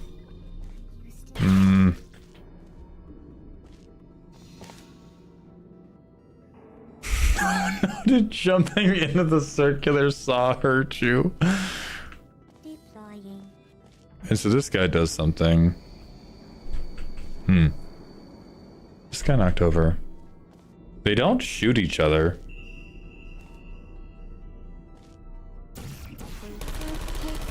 Bitch.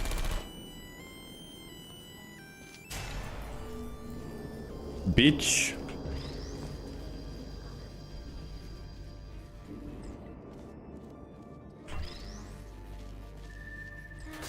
Okay, why is this the fucking...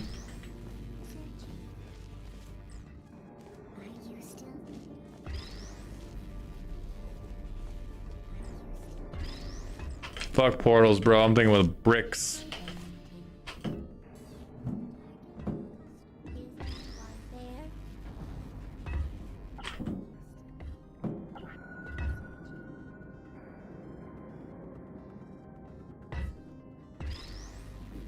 All this unlocking Neos. I will play Minecraft on these fools. I mean, I guess maybe I can just like... I don't know, can I knock you over? This game's dumb, dude. This game's fucking... It's not that I'm not smart enough, it's that I'm not stupid enough to solve this game. Get knocked over, you fuck-ass machine. Fucking loser, bro. That was the solution? Watch. Oh, grabbed ya! It's like a bad Call of Duty strat. Oh, get ready, bro. I'm gonna hit him with the fucking Angry Birds. Check this shit out. Yeah, good night, sir. Good job. Good job. Oh? Oh, did you get me? Hold on. You gotta be fucking me. You don't see me. I'm gonna get you with your own mans, dude. Yeah, that's over you. Fucking.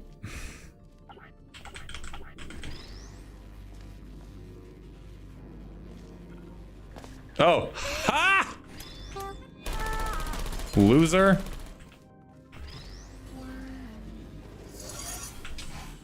Yeah, I'm just not dumb enough for this game. Alright, I might have the appropriate reaction time for this game.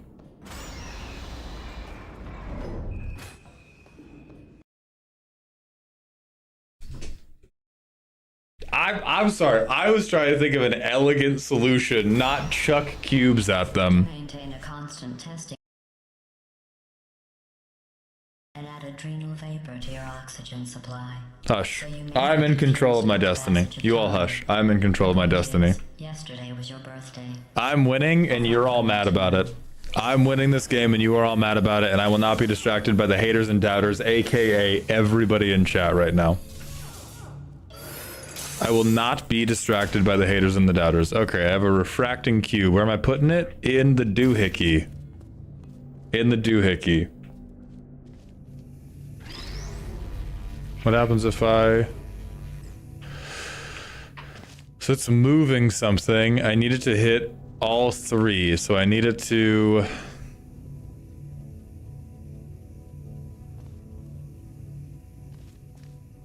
Alright. It's not going to be lined up right, but this is like a billiard shot, almost. There we go. You know how I'm going to live forever. What's up? I'm going to be dead in 60 years. Well, Sorry. I've been working What's on up? a belated birthday present for you. Sorry. Well, What's up? More of a belated birthday What's going on? Procedure. Well, technically, it's a medical experiment. What's important is it's a present. I'm absolutely rewatching the VOD for posterity.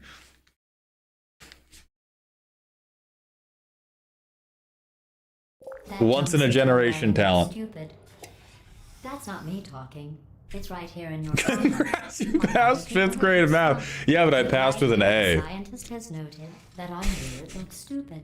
Well, Oh, wait, doesn't that what's... bearded old engineer Whatever, know dude. about fashion? Oh, fuck you, He fuck you, probably- fuck you. Oh, wait, it's a she. Still, what does she know? Is this gonna work? Says she has a medical Oh my degree. fuck, this game is... Fashion from France. Oh, I got you. What are you gonna do? I got you, bro. Bozo.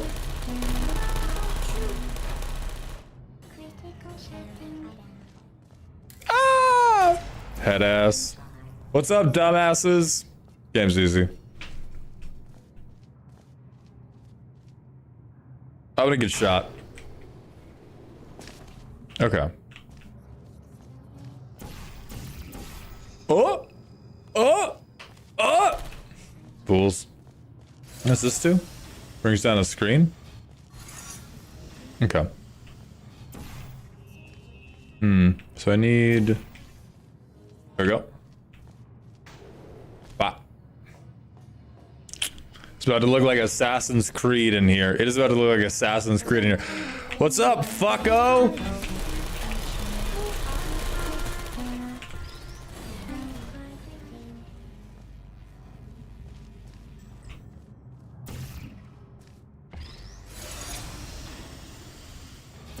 Huh? Right.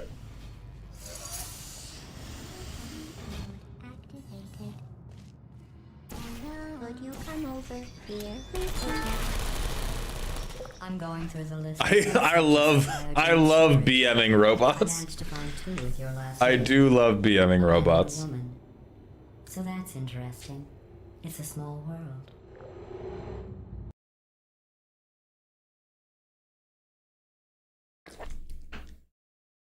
I'm cooking too hard. I have a surprise waiting for you after this next test. Telling you would spoil the surprise. So I'll just give you a hint. Oh wait, I'm being shot. I'm being shot. Two people you haven't seen in a Oh, long so there's time. turrets in the wall?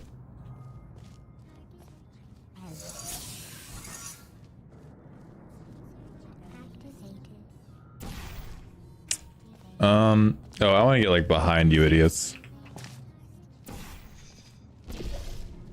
Get up here. So I get up here. I achieve nothing. Darebrain, thank you for the 69-bit cheer. Careful, they'll tell Liberty Prime.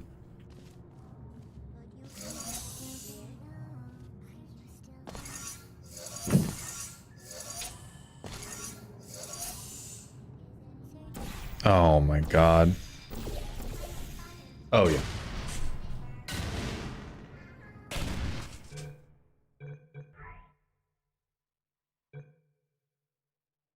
Alright, let's find somebody to raid out to. What's the message? I feel like if I ask for I'm good at puzzles, you guys just won't do it. I feel like we just won't say it, even though it's right. Yeah, I got the look. I got the good, it's time for bed. I'll do it.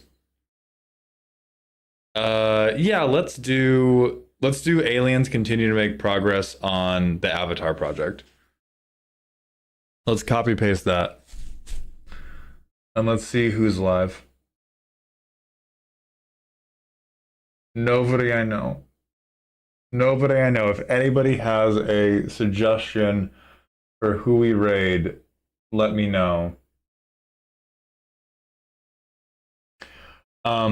Yeah, Sunday is next stream. Actual announcement for everybody who's following the subathon. Z and I. Oh, shut up, Wheatley. Yeah, shut up, Wheatley. For sure.